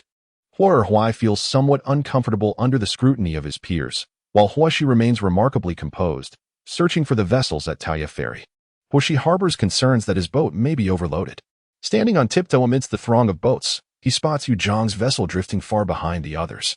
Upon noticing her gaze, he stands at the stern and waves. Huoshi smiles back and waves in return. Yu Zhang comprehends the gesture. Soon, he skillfully maneuvers his small boat through the gaps to reach the Huo family's side. His boat is modest in size, allowing him to swiftly glide to Huo's vessel. Huoshi leans over the side and inquires, Uncle Yu, how much will you load? 5 stones, Yu Zhang replies. Yangfu and Huo approach as well. 5 stones? Is that feasible? Yu Zhang nods affirmatively, absolutely. The current is in our favor. It won't take much effort. Huoshi inspects the items on his boat. Living aboard alone, Yu Zhang has retained his pots, bowls, and bedding, with 8 pieces of cloth stashed in the cabin. Uncle Yu, follow closely behind our boat. If you struggle to row, we will tow you along and help lighten your load. Yu Zhang nods enthusiastically. All right, I'll stay behind you. I'll follow you as well. Calls out Qian Xiaxia from a distance, urging her brother to bring their boat closer. You are positioned behind Uncle Yu. The crowd at Taoya Ferry witnessed this scene and began to line up spontaneously, allowing the ship of the Hua family to take the lead. This fostered a sense of mutual support among them, and their hearts settled into a state of calm. It was, after all, the first time for many to be conscripted. Numerous individuals had never ventured beyond the vicinity of the capital. They were uncertain of the direction to Huayan as they embarked on this journey. It was a comfort to travel together with familiar faces, bolstering their courage. Before long, the officials from the river dock arrived to register and assign numbers to all the conscripted vessels, utilizing the system of the 10 heavenly stems and 12 earthly branches. They categorized the first batch of grain transport ships into 60 segments, each comprising 10 vessels, with 1 escort officer assigned per segment. Huashi approached Zhao Sui, who was responsible for the assignments, inquiring if it were possible to group the vessels from Taoya Ferry into consecutive numbers, thus providing mutual support. Zhao Sui pondered for a moment and nodded in agreement, recognizing the benefit of having familiar faces together, which would also facilitate the management by the escort officer. In total, Taoya Ferry possessed 27 ships, which consequently received 3 designations. Zhao Sui instructed Huashi to follow him in identifying the vessels from Taoya Ferry. They were assigned the designations Bingzi, Bingyin, and Bingchen. The Hua family S vessel was designated as Bingzi No. 1, Yu Jiang as Bingzi No. 2, and Qian Xiaxia as Bingzi No. 3, thus establishing the order. Among the various ship owners, Zhao Sui discovered 3 solitary vessels and incorporated them into the Taoya Ferry fleet, distributing the transport flags to each family, instructing them to display the flags at the bows of their ships. Huashi gazed at the triangular flag with a crimson border and white background, directing Yangfu to place the flag inscribed with Bingzi No. 1 at the position where their original sign had been, allowing it to flutter prominently in the wind. Zhao Sui, do you know who our escort officer is? Huashi inquired. Zhao Sui shook his head. It is someone from the military. The specific individual remains unknown. I would like to express my gratitude to Xiaohua. Please exercise caution on the road and heed the instructions of the escort officials, refraining from any verbal disputes with them. I am also thankful to Brother Zhao Sui for his guidance. Observing the familiarity between the Hua family and the officials from Hebei, the members of Taoya Ferry finally felt a sense of relief amidst their anxious hearts. After distributing the boat numbers, the loading of grain commenced. Everyone strained their ears to catch the calls of the officials on the shore, as the entire dock was filled with a cacophony of noise, each person fearful of missing their call. Starting from Jiazi No. 1, the boatmen whose numbers were called swiftly maneuvered their vessels, while the porters began to transport the grain onto the boats. Once the grain was loaded, the boats departed from the dock, lining up in the nearby waters to await departure the following day. Bingzi No. 1. Bingzi No. 1. Here it comes. Upon hearing the call for their vessel, Hua Erhuai hastily steered the boat forward. Huashi and Yangfu also rose from their seats and positioned themselves at the stern. The officials on the shore glanced at the flag on the bow of the Hua family S-boat, then verified the bamboo slip in Hua Erhuai's hand. Taking a moment to inspect the vessel before making a mark in their ledger and loudly announcing, Bingzi No. 1, 80 stones. Bingzi No. 1, 80 stones. The call echoed downward, prompting the porters to spring into action. Approaching the grain mound, they turned their backs to the sacks, bent down, and positioned their hands behind them at shoulder height. The unloaders atop the grain mound then placed the sacks onto the porters' backs. The porters lowered their bodies, firmly grasping the ends of the sacks, and bent forward to carry the grain onto the boat, watching as their vessel gradually sank lower into the water. Huashi cast a worried glance at Hua Erhuai. Hua Erhuai grasped her hand and stood at the riverbank, slightly leaning forward as he reassured her, do not worry. My father can row. I will alternate with your brother-in-law. Yang Fuchao looked up at him, responding affirmatively. Very well. The child's understanding warmed Hua Erhuai's heart. After a brief interval, the loading of 80 stones of grain onto the ship was completed. Bingzi No. 1. Loading complete. Setting sail. The announcement rang out. Upon hearing this, Hua Erhuai quickly ushered the 2 children aboard, rowing earnestly until the vessel departed from the dock. Bingzi No. 2. The dock echoed with renewed calls. Here it comes. Yu Zhang's voice rose above the din. Huashi cast a glance at him, noticing that behind him trailed the boats of Qian Xiaoxia and his brother, while the vessels at Taoya Ferry awaited nearby, poised for loading. The 3 vessels designated as Bingzi, Bingyin, and Bingchen, which were at Taoya Ferry, completed their loading just before dusk. Yet, the first batch of vessels set to depart the following day had not all been loaded. Torches were lit along the dock, illuminating the entire area, while the mountain of grain sacks, accumulated throughout the afternoon's loading, gradually diminished. Huashi stood at the stern of their boat, gazing toward the dock, which was as bright as day. The scene was bustling with county officials, various port workers, porters, boatmen, vendors, and a myriad of other figures. Shadows flitting about amidst the cacophony of voices. "Sheer, are you hungry? What shall we have for dinner?" Upon hearing Yang Fu's question, Huashi realized they had yet to partake in their evening meal. She patted her stomach and nodded in affirmation. "I am hungry. Uncle, what would you like to eat? We have vegetables and meat. Shall we steam some rice?"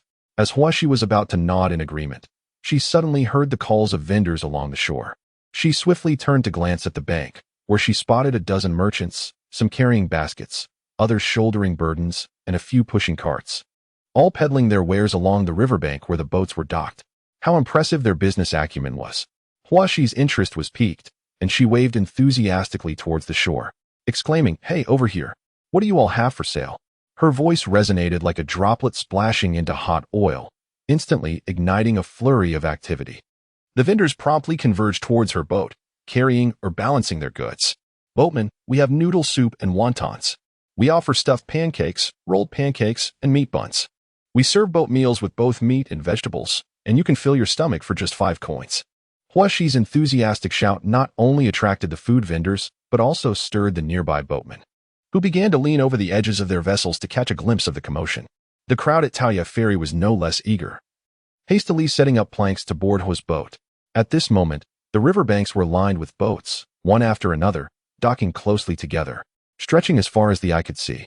Hua's boat was snugly nestled against the riverbank, and the vendors eagerly showcased their culinary offerings to Huashi and the gathering crowd, extolling the virtues of their craftsmanship. After pondering for a moment, Huashi moved closer to Huai, tugging at his sleeve and shaking it gently. "Father, today everyone has chosen our family to be the leader of the boats. We will rely on their goodwill along the way. Let us treat everyone to dinner tonight." Huai lowered his gaze to her, somewhat taken aback. Yet he did not refuse. With a gentle smile, he affectionately patted her head and said, "All right, our family's floating grocery store has received ample care from everyone, so it is only fitting that we treat you all to a meal." Yang Fu glanced at the father and daughter duo, pursing his lips. Though it pained him to part with the money, he understood that Xiao must have her reasons for this decision. Xian Xiao was overjoyed, exclaiming, "Uncle Hua, are you truly treating us?" Huai chuckled, "Indeed. My daughter Xiao has insisted on treating, so please feel free to select your favorite dishes." "Wonderful, Uncle Hua. You are the best." Xian Xiao gave a thumbs up to Huai and Sheer, then turned to the crowd gathered nearby and called out, "Everyone, listen up. The Hua family is treating tonight, so feel free to request whatever you wish to eat." "Really? Thank you, Hua family." "Huai, thank you so much." Zhou Sheng, nudged by his grandparents, stepped onto the Hua family's boat and quietly expressed his gratitude. "Thank you, Uncle Hua." "Oh, no need for such formality. Just ask your grandparents what they would like, and we'll have the vendors onshore prepare it for us," he replied. Zhou Sheng nodded happily and turned to inquire with his grandparents. Meanwhile, all the vendors onshore crowded over, with those nearby rushing to join as well. Looking around, there must have been dozens of vendors. The area around the Hua family's boat immediately erupted in lively chatter, akin to boiling water splashing into hot oil. "Yang Fu, let us head ashore," Qian Xiaoxia said, hooking her arm around Yang Fu's shoulder. Yang Fu cast a glance at Sheer and Huai before he and Qian Xiaoxia quickly made their way to the shore. "Uncle, keep track of the expenses so we can settle the bill later." "Ah, I'll remember," he replied. "Sheer, aren't you coming down?" Huai inquired of her. To which Huashi shook her head and replied, "Not now." "Father, what would you like to eat?" Huai expressed a desire for a meal. Thus, Huashi called out to Yang Fu on the shore, "Uncle, both father and I would like boat meals." "Understood," Yang Fu responded, turning towards the stall that prepared boat meals to place their order. "Father, 3 families of boatmen have joined our Taoyuan ferry fleet. Do you think we should include them?" Huai paused momentarily before nodding. "Yes, we should include them. I almost forgot. Since fate has brought them to align with our Taoyuan ferry, we cannot overlook them. In our endeavors, making more friends opens more avenues. It will be beneficial to have additional hands to assist us in the future. I shall go inquire." Huai then proceeded to seek out the 3 families of boatmen at the back of the fleet. At this moment, Huashi remained unaware of the significance of her actions or the objectives she aimed to achieve. She simply understood her intention to garner support and find allies. As she gazed at the multitude of boats stretching endlessly before her, a vague notion stirred within her mind, though she could not yet grasp it. Thoughts flitted through her consciousness like fleeting shadows. Before long, Yang Fu returned with 2 servings of boat meals. Noticing that only Huishi was present, he asked, "Where is your brother-in-law?" "He went to find the 3 boatmen who joined us today," Huishi replied as she opened the 2 servings of boat meals. "Wow, there are dishes and meat. This braised pork is a generous portion, and there are pieces of chicken as well. 2 meat dishes and 2 vegetable dishes. How much does this cost?" "This boat meal is quite good," she remarked. 15 won. 15 won. That's not expensive at all. The meat is substantial, and the vegetables and rice are plentiful, Yang Fu affirmed. With 2 vegetable dishes and a large serving of rice, it's only 5 won. One can eat their fill. Huishi savored a piece of chicken, finding its flavor quite delightful. Nodding in approval, she mused that 5 coins could sufficiently satisfy one's hunger, which was rather commendable. If her family were to sell boat meals along the route, they could likely earn a substantial profit. However, although provisions were available on the ship, the idea of selling boat meals had not previously crossed her mind, leaving them unprepared for such an endeavor. After taking a few bites of rice, she called out to Yang Fu as he was about to disembark. "Uncle, when the crowd thins, could you inquire with the boat meal vendor if they have any spare wooden boxes? We should purchase some." "Huh? What do we need those for?" he replied. "Enough with the questions, just do as I say," she insisted. Yang Fu glanced at her and nodded. "All right, I'll ask." Originally, the boatmen at Taoya Ferry had not stepped off their vessel since the dawn, awaiting the loading of grain. Now, their ships were brimming with supplies, leaving no space to even recline comfortably. Upon hearing that the Hua family was hosting a gathering, they eagerly disembarked, both to stretch their legs and to seek out the delicacies they desired. Other boatmen, drawn by the commotion, also made their way ashore. Before long, Hua Erhuai led the 3 new boatmen to the shore, where they settled at a food stall with a simple square table to chat and dine together. Huishi glanced at her portion of rice and decided to save it for the next day, knowing it would not spoil in this weather. As she looked up absent-mindedly, she noticed Zhou Sheng boarding the ship, carrying only a few buns wrapped in dried lotus leaves. A wave of sentiment washed over her. She called out to him, offering her additional portion of boat meal. "My father has eaten ashore, so I have an extra serving. Please take it to your grandparents." No, that's unnecessary. I've already gotten buns. 2 each is enough for us." Zhou Sheng declined the offer. Huishi pressed the meal into his arms, insisting he take it. It would spoil if left uneaten. It won't go bad in this weather, he thought, understanding her concern for them. Accepting the meal, he held it closely and said, "Thank you." Huishi waved her small hand dismissively. "We all share the same dock, so there's no need for such formality, Brother Zhou." He smiled at her before departing from her boat. Once aboard his own vessel, his grandparents received the items from him. Noticing the dumplings and the rice, they frowned slightly. "Why have you taken so much?" "You only needed 6 meat buns," his grandfather remarked. The rice was a gift from Huishi to him. Sighing softly, Zodage said, "Just eat. We shall partake together. Let us remember the kindness of the Hua family. In the future, let Sheng follow the Hua family. As they age, who knows if they will witness Sheng establishing his own family. If he has someone to support him, they can leave this world in peace." Chapter 82. Departure that night. The river breeze was cool. Everyone had eaten and drunk their fill, peacefully enduring the starry night. At the hour of the tiger, Huishi remained in slumber, only to be jolted awake by the sound of a gong. Groggy, she sat up and listened closely, realizing it was the escort officer calling them. She hurried to rouse the still sleeping Hua Erhuai and Yang Fu. The previous night, the riverbank had been lively, with Yang Fu and Hua Erhuai engaging in conversation and games until late, returning to the boat only after Huishi had fallen asleep. "Father, uncle, wake up. The escort officer is urging us." What is it?" "The gong is ringing. We must hurry." "Get up." Hua Erhuai immediately sat up, rubbing his face vigorously while urging Yang Fu, "Quickly rise, Fu. Accompany Sheer to wash your faces and awaken your senses. We are aboard the Pingxi No. 1, and we must set sail promptly. Hurry. If we delay even for a moment, we risk incurring the ire of the transport officer." Yang Fu promptly sprang to his feet, pulling Huishi along as they exited the cabin. The pair swiftly made their way to the bow of the ship, drawing water to wash their faces and rinse their mouths. Hua Erhuai swiftly tidied himself and proceeded to inspect the oars at the bow. The middle of the vessel was laden with 80 stones of grain, and moving from the grain sacks at the bow to utilize the oars at the stern proved to be a cumbersome task. Fortunately, both the bow and stern of the ship were identical, equipped with oars. Just as Hua Erhuai completed his inspection, a light boat glided alongside theirs. Pingxi number 1. Ah. Sir, this is Pingxi number 1. Please inspect the grain sacks and the vessel. We shall set sail punctually at the hour of the rabbit. Understood, sir. Hua Erhuai replied loudly to the soldier clad in military attire, not daring to steal another glance. After responding, he hurriedly propped up the oars and rushed back to examine the grain sacks for any leaks. Fortunately, being on the water meant that if they were on land, the rats would have already infiltrated the grain bags. Hua Shi and Yang Fu, having completed their morning ablutions, assisted in the inspection, climbing atop the grain mound to check each sack meticulously. Once they finished, they turned their gaze toward the rear of their vessel, searching for the boat from Tayedu. Uncle Yu, are you all right? Yu Jiang smiled at the two children, reassuring them, no worries, I am perfectly fine. Rest assured, I will follow closely behind your ship. Hua Shi nodded in acknowledgement. Yu Jiang was alone, without even a companion to lend a hand, making it quite inconvenient for him to eat or drink. Uncle Yu, we shall prepare a portion of our breakfast for you shortly. I have prepared some provisions. It's nothing, just a trivial matter. Yu Jiang opened his mouth but then tightly pressed his lips together, feeling a sense of comfort within. Although there was no hot food, having a cup of warm water was a luxury sought after. Hua Shi, while preparing breakfast, inquired about the expenses Yang Fu incurred last night. Less than 2 taels.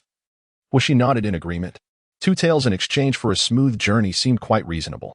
Hua Erhuai, upon learning of last night's expenditures, also let out a sigh of relief. With 30 boats, over 20 were concealed with cloth for their family, fostering unity among everyone and ensuring mutual support along the way. Presently, there were still some savings at home. Just yesterday morning, the guard from the shop selling lard had given them 19 taels. Their family had now become one with some savings. Hua Shi glanced at Hua Erhuai and noticed him gently exhale, which made her smile. Father, what did that escort officer look like? Was he easy to converse with? Hua Shi had not seen the man earlier, as it was still dark, and she had only heard his voice. Hua Erhuai had not observed closely either. Being an official, he did not dare to stare. He replied, I couldn't say. He appeared to be a young soldier. As the three conversed, they spotted an official boat, larger than theirs, swiftly passing by, filled with military officers. The trio hurried to the bow to gaze upon it. A contingent of escort officers and the chief officer were likely heading ahead to clear the path. Hua Erhuai observed the soldiers aboard, all armed and clad in armor, exuding an imposing presence, which filled him with respect. It seemed they were about to set off. Hua Erhuai lifted his gaze to the sky. Hua Shi also raised her head, uncertain of the current hour, as she had yet to master the art of telling time. At this moment, the dawn had not yet broken, and autumn had already set in, heralding shorter days and longer nights. Indeed, as soon as the rice was placed in the pot, even before the water reached a boil, the gong sounded to signal departure. The sequence began with the first ship, Jiazi, followed by Jin, Jichen, Jima, Jishan, and Jishu, then transitioned to the Bizi and finally the Bingzi, starting from the first vessel of Bingzi. A magnificent procession filled the riverway, departing from the Jiangning dock and heading straight for the Huayan granary. This was the first time Hua Shi and Yang Fu had witnessed such a spectacle. They forsook their breakfast, captivated as they stood at the bow of the ship, their eyes wide with astonishment. Looking ahead, they beheld the Grand Fleet, its flags fluttering valiantly in the river breeze. Turning back, they saw a dark mass of vessels. A seemingly endless line, many still docked and yet to embark. To their surprise, so many ships were stationed near the capital. Yang Fu occasionally exclaimed in wonder. This was merely the beginning. Hadn't the officials mentioned that they were the first batch? Hua Shi, overwhelmed by the grandeur of the scene, felt an exhilarating stir within her. It appeared that her waterside grocery business held great promise. With so many fishing families, nearly all the fishing boats had been requisitioned, meaning the citizens of the capital would soon be deprived of fresh river delicacies. Had she foreseen this, she would have stocked up some goods for Yang to sell during these days, certain that they would not only sell but perhaps fetch a high price as well. Alas, what a pity. Just a few days prior, she had been preoccupied with transporting grain for the farmers, inadvertently neglecting this opportunity. If there were further requisitions next year, she would be better prepared. After the family had enjoyed their breakfast and given a portion to Yu Jiang, Hua Shi began to ponder over the arrangements for lunch and dinner. There must be quite a few solitary boatmen like Yu Jiang. If she were to prepare some meals on her boat, she would likely be able to sell them. Unfortunately, the wooden boxes purchased by Yang Fu last night were few, leaving her with nothing to store her food. However, this is of little consequence. If there are indeed buyers, they can simply bring their own bowls to collect the food, which would save her a few coins. Moreover, she has an abundance of withered lotus leaves, which can also serve as containers. "Uncle, come help me," she called. Coming. The two began washing rice and steaming it, while picking and cleaning vegetables. Huai, rocking the boat, observed them and, noticing their generous portions, couldn't he help but caution. "You two should do less. What if no one buys? It would be a shame to waste it." "Understood, father." They prepared all the vegetables, washing and cutting them before blanching them in boiling water. Huashi did not intend to stir-fry. Instead, she would blanch them, mix in various seasonings, and then drizzle hot oil over them for aroma. It was simple and convenient, without excessive broth, thus requiring fewer bowls and dishes for serving. "Will it be delicious?" Yang Fu questioned skeptically. Huashi shot him a glare. How could it not be delicious? If the flavors are right, with vegetables, meat, fish, and shrimp, all at an affordable price, people will be clamoring for it. She dismissed him with a huff. Yang Fu rubbed his nose, glancing at Huai, who smiled back at him. "All right then, if it turns out to be unappetizing, my sister-in-law and I shall take it upon ourselves to consume it all. We can eat it tonight, and with this weather, it won't be spoiled by tomorrow. We can continue enjoying it then." Chapter 83, Sold Out, a little extra for you. Lovely and friendly readers, Yang Fu envisioned a delightful scenario where he would eat all the poorly prepared dishes made by Shi-er, ensuring she wouldn't be disheartened and avoiding waste. Little did he know that he would never have the opportunity to put his plan into action. At midday, the escort officer ahead signaled for the boat to halt, allowing a brief respite of 15 minutes. Upon hearing the welcome news, everyone collapsed onto the deck in exhaustion. After 3 continuous hours of rowing, laden with a full cargo of grain, this exertion was far more demanding than their usual leisurely fishing trips. Their hands felt as though they might break. Those aboard who could alternate their efforts fared better, but for those who could not, their limbs and backs became stiff and unresponsive, as if they belonged to someone else. Fortunately, Huai was able to switch places with Yang Fu, yet even so, transporting 80 stones of grain was an arduous task. "Father, let us eat quickly." "All right." Huai accepted the food offered by Huashi and devoured it hungrily. As he ate, he observed his 2 children, feeling an immense sense of comfort. They took such good care of him, alternating rowing duties and preparing food and water for him. His heart swelled with gratitude. Yang Fu, with a portion of food in hand, leaned over the side of the boat, extending it toward Yu Jiang. "Here, you." Yu Jiang's hands trembled from fatigue, making it difficult for him to receive the offering. After rowing for 3 hours straight, he had little energy left to prepare a meal for himself. Although there were pots and an earthen stove on board, he was too exhausted to make use of them. As it happened, the Hua family had prepared the meal. He was thankful to simply eat what was available. Yu Jiang gratefully accepted the food, expressing his appreciation. "Thank you so much. I knew following the Hua family was the right choice." These 2 children from the Hua family, so young, were already so considerate in their actions. As Yu Jiang unwrapped a generous portion of rice bundled in a dried lotus leaf, his appetite suddenly surged. The sight of 3 to 4 tails of fluffy white rice, fresh vegetables, pieces of chicken and duck, dried fish, and a few succulent dried shrimp made his eyes gleam with delight. The rice, adorned with savory sauce, exuded warmth from the hands that cradled the lotus leaves. Yu Jiang's hands, chilled by the river breeze, soon felt a comforting warmth. A delightful aroma wafted through the air, igniting Yu Jiang's appetite. He swiftly retrieved his chopsticks and began to devour the rice, exclaiming, "Delicious." On the Bingxi No. 3 vessel, the astute Qian Xiaoxia noticed Yang Fu serving rice to Yu Jiang.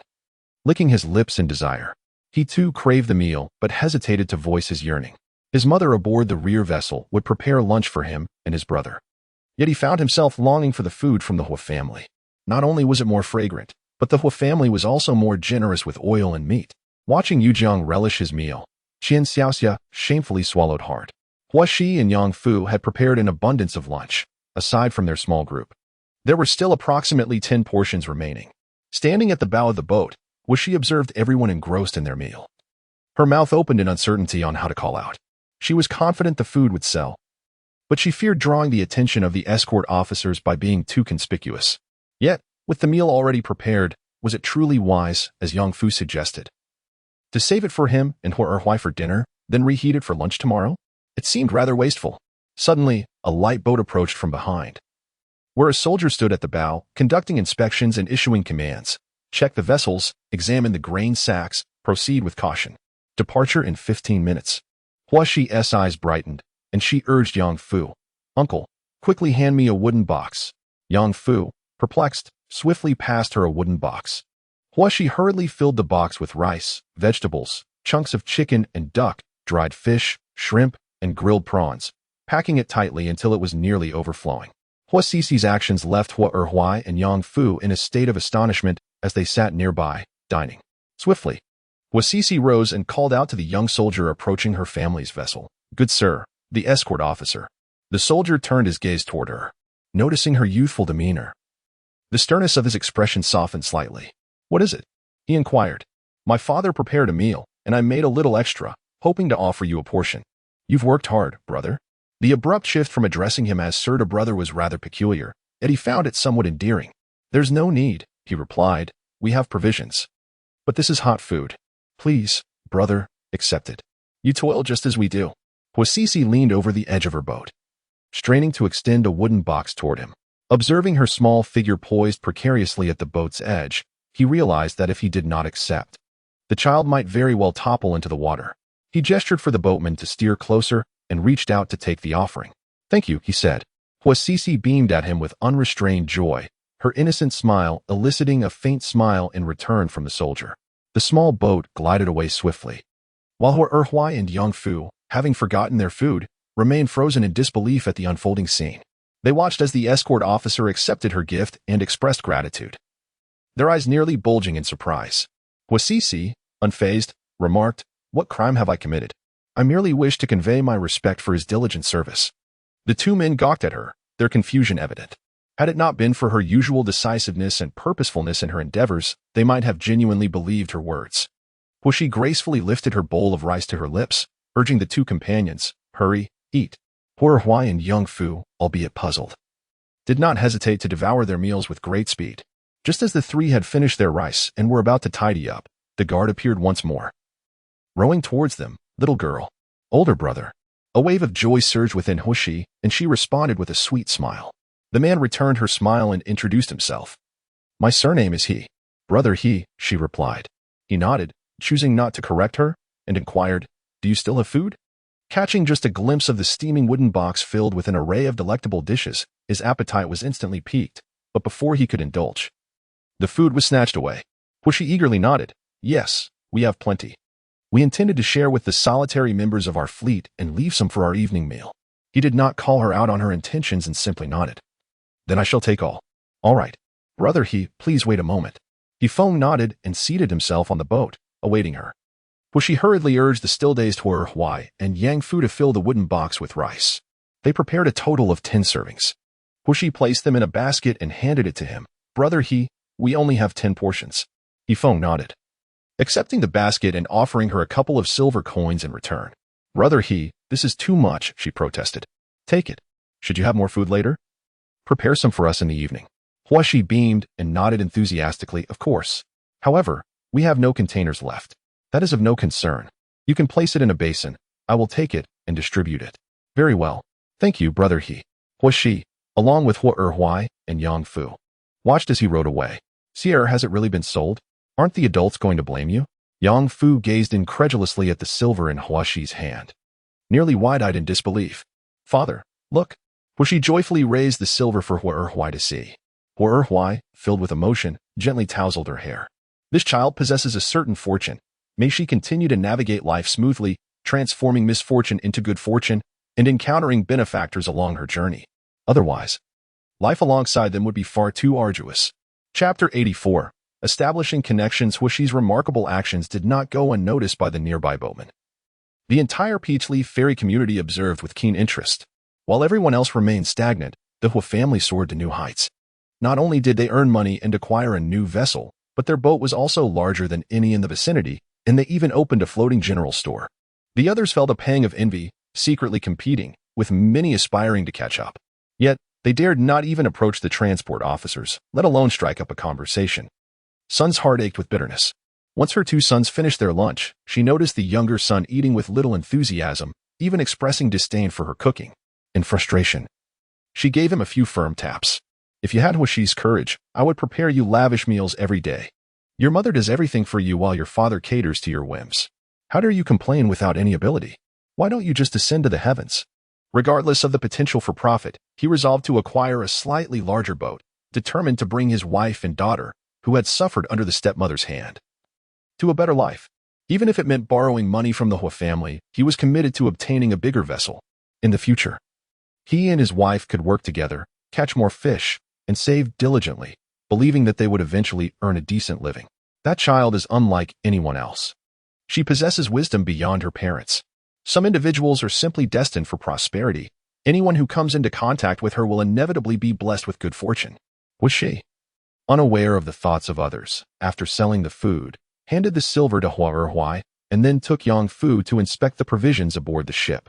Contemplating the evening meal, the Yang family had provided them with 10 chickens and ducks each, and they had only butchered 2 for lunch, leaving plenty to spare. Thus, their minds were put at ease. A quarter of an hour later, the fleet set sail once more. Huashi retreated to the cabin to rest for a while Yang Fu took over at the bow, allowing Hua to seize the opportunity for a brief nap. Upon awakening, Huashi stood at the bow, observing the serpentine procession of ships advancing steadily forward. Noticing that the day was still young, he suggested to his uncle, "Shall we go fishing?" "Certainly," came the reply. The two procured fishing hooks, tied fishing lines, and gathered some scraps of chicken and duck, along with a few grains of rice to fashion bait. They fashioned several lines with bamboo rods and cast them into the river. Qian Xiaoxia, seeing this, joined in the endeavor. Having grown up on the rivers and lakes, who among them could not fish? The escort officer, feeling a surge of competitiveness, thought, "If I cannot charm the officers, surely I can outfish Huashi and Yang Fu." Indeed, within just an hour, Qian Xiaoxia proudly boasted to Huashi and Yang Fu about his catch. "Aren't you tired of eating fish? Why not trade with us? We'll provide your dinner later." Huashi called out to him. Qian Xiaoxia nodded enthusiastically. "All right. Since I've caught plenty, I must prepare a portion for my brother too." Agreed. With Huashi's affirmation, Qian Xiaoxia eagerly ascended from the boat of Yujiang to that of the Hua family. Now that he was here, it seemed only fitting to stay and lend a hand. Given his willingness to assist, there was little reason to let him leave. Thus, Qian Xiaoxia remained aboard the Hua family's vessel to help out. Huashi directed Qian Xiaoxia and Yang Fu as they busied themselves. She commenced preparations for the evening meal.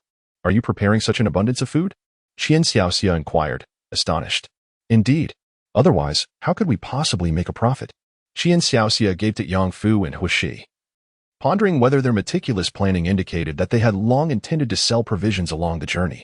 Observing their cabin, he noted even the presence of wine. How cunning of them, not to inform him. Had he known, he and his brother would have brought goods to sell as well. "Do not regard me with such suspicion, as though I were secretly profiting from you," he retorted. "Do not pretend your parents did not stash away goods aboard their vessel." Yang Fu scoffed in response. Qian Xiaoxia was momentarily at a loss. Indeed, his mother had packed a considerable amount of items, so much so that they nearly filled the grain compartments. They had to smuggle some onto his and his brother's boat. Moreover, even if you were to prepare food, do you possess the audacity to shout at the escort officer? Qian Xiaoxia shook his head despondently at the thought. He lacked the courage. His legs trembled at the sight of heavily armored guards, swords affixed to their waists. He was fearful. He instructed the duo to clean and prepare the fish they had caught that day, removing scales and entrails before frying them in the cooking pot. The aroma wafted from the hot oil, instantly enticing those who had rowed their boats all day, their stomachs rumbling in response to the delicious scent. They collectively gazed at the sky, which had taken on a yellowish hue, signaling that it was time to rest. Surely, one could not navigate the river at night with lanterns. The dark waters posed a risk of capsizing. Huashi meticulously fried a dozen fish, each no larger than a palm, before retrieving them and using the remaining oil to concoct a sweet and sour sauce. As the delightful aroma of the sauce wafted through the air, Qian Xiaoxia audibly swallowed, shamefully declaring his desire to partake in the fish that evening. Though typically weary of fish, he now found himself yearning for another bite. Huashi nodded in agreement. After all, she had prepared an abundance of chicken and duck, supplemented by fish and shrimp, ample enough to satisfy demands. Huashi drizzled the hot sauce over the fish, which sizzled enticingly. She then removed the 3 steamed chickens and ducks, allowing them to cool while she sauteed some vegetables in the still-hot pan. Once everything was ready, she arranged the dishes in a large basin for the soldiers on guard to serve themselves. After finishing the stir-fry, she set the vegetables aside and began to chop the now-cooled poultry. When all was prepared, Yifeng arrived in a small boat to announce that they could pause their journey. He maneuvered the vessel to his boat and accepted several large basins of food, offering Huishi a couple of silver coins in return. In response, Huishi promptly instructed Yang Fu to present a basket of wine to him. Brother He, this jar of wine is for you to enjoy. He Feng raised an eyebrow slightly, surprised that the Hua family had brought wine, but he refrained from refusing it and accepted it graciously. He offered her a nod of acknowledgement and departed in his boat without leaving any further coins. Yang Fu felt a twinge of sympathy. That wine was indeed of fine quality and worth a considerable sum. Yet, upon receiving a glance from Huishi, he felt reassured. After all, a basket of wine could easily fetch 2 taels of silver at market. Huishi considered the silver coin in her hand, reflecting on how she had prepared an abundance for the evening meal: 3 chickens and ducks, a dozen fish, and shrimp. A single tael of silver merely covered her labor. But receiving any payment at all was a commendable outcome. Turning around, he handed the money to Huai, who joyfully tucked it away. The nearby boatmen, upon the arrival of the escorting officer, had their eyes fixated on them. Noticing that there was still wine aboard the Hua family's vessel, their eyes lit up with excitement. They were reluctant to touch the meals provided, preferring to consume their own dry rations. Yet on such a humid, slightly cool autumn night, it seemed almost unacceptable not to indulge in a bit of wine. Huai, quickly fetch some wine for us to enjoy. The craving for spirits has struck. Bring me 2 taels as well. From the Hua family, I also desire 2 taels. All right, coming right up, Huai replied cheerfully. His wife had previously complained that the wine cask took up too much space, but he was more than willing to carry it regardless. Huishi and Yang Fu busily assisted in serving wine to everyone. They filled bamboo cups and tubes, passing them out one by one. Before long, they had amassed a significant pile of copper coins. For 10 jin of wine, they charged 1 qian and 3 fen.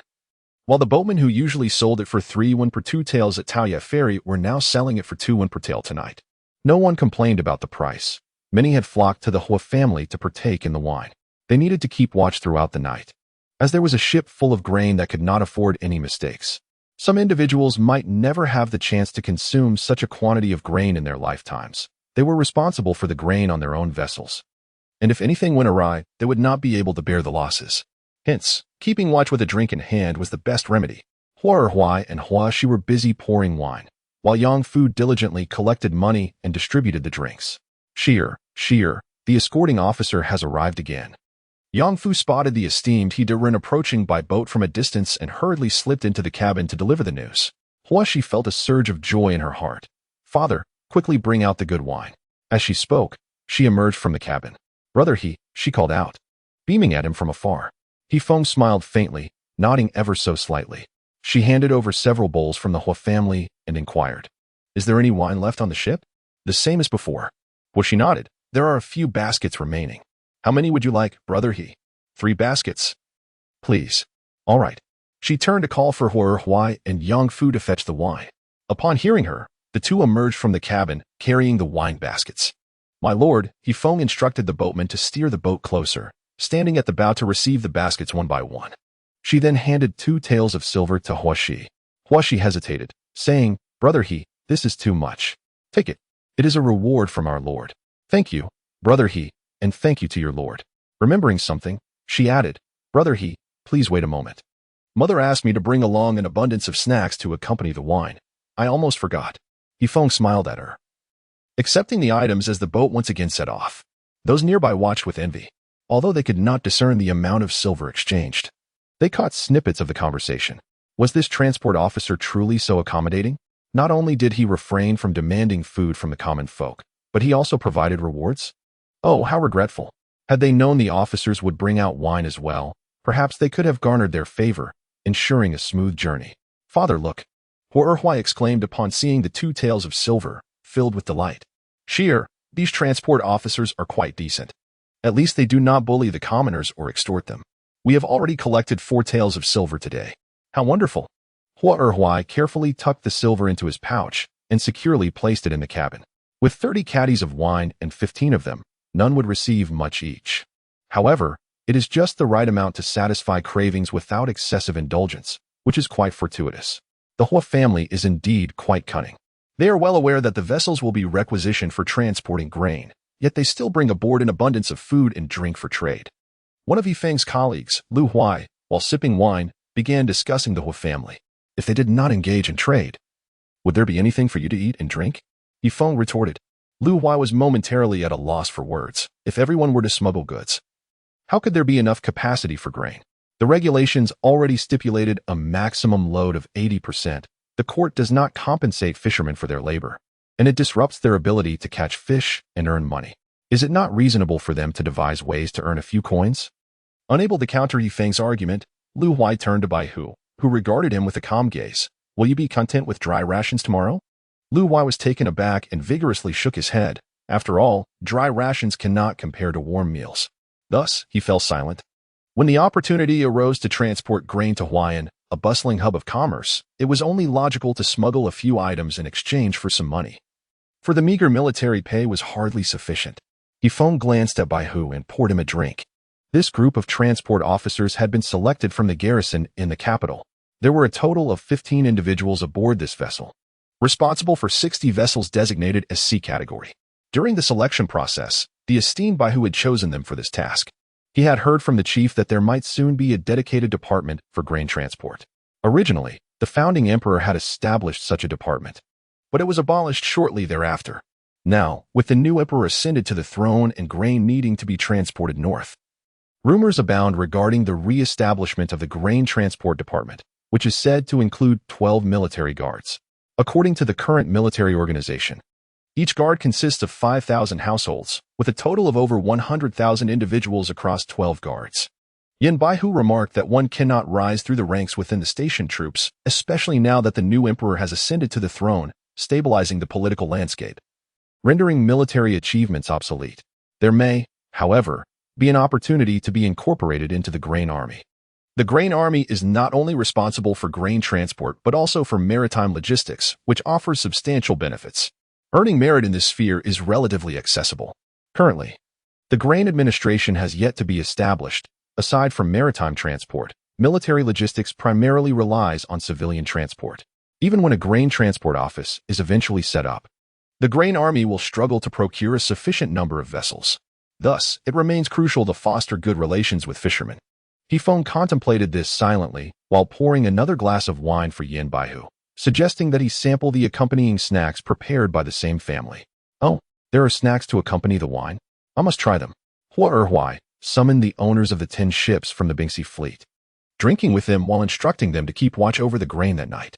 He advised them to pair up, with one on duty for the first half of the night and the other for the latter half, alternating as needed.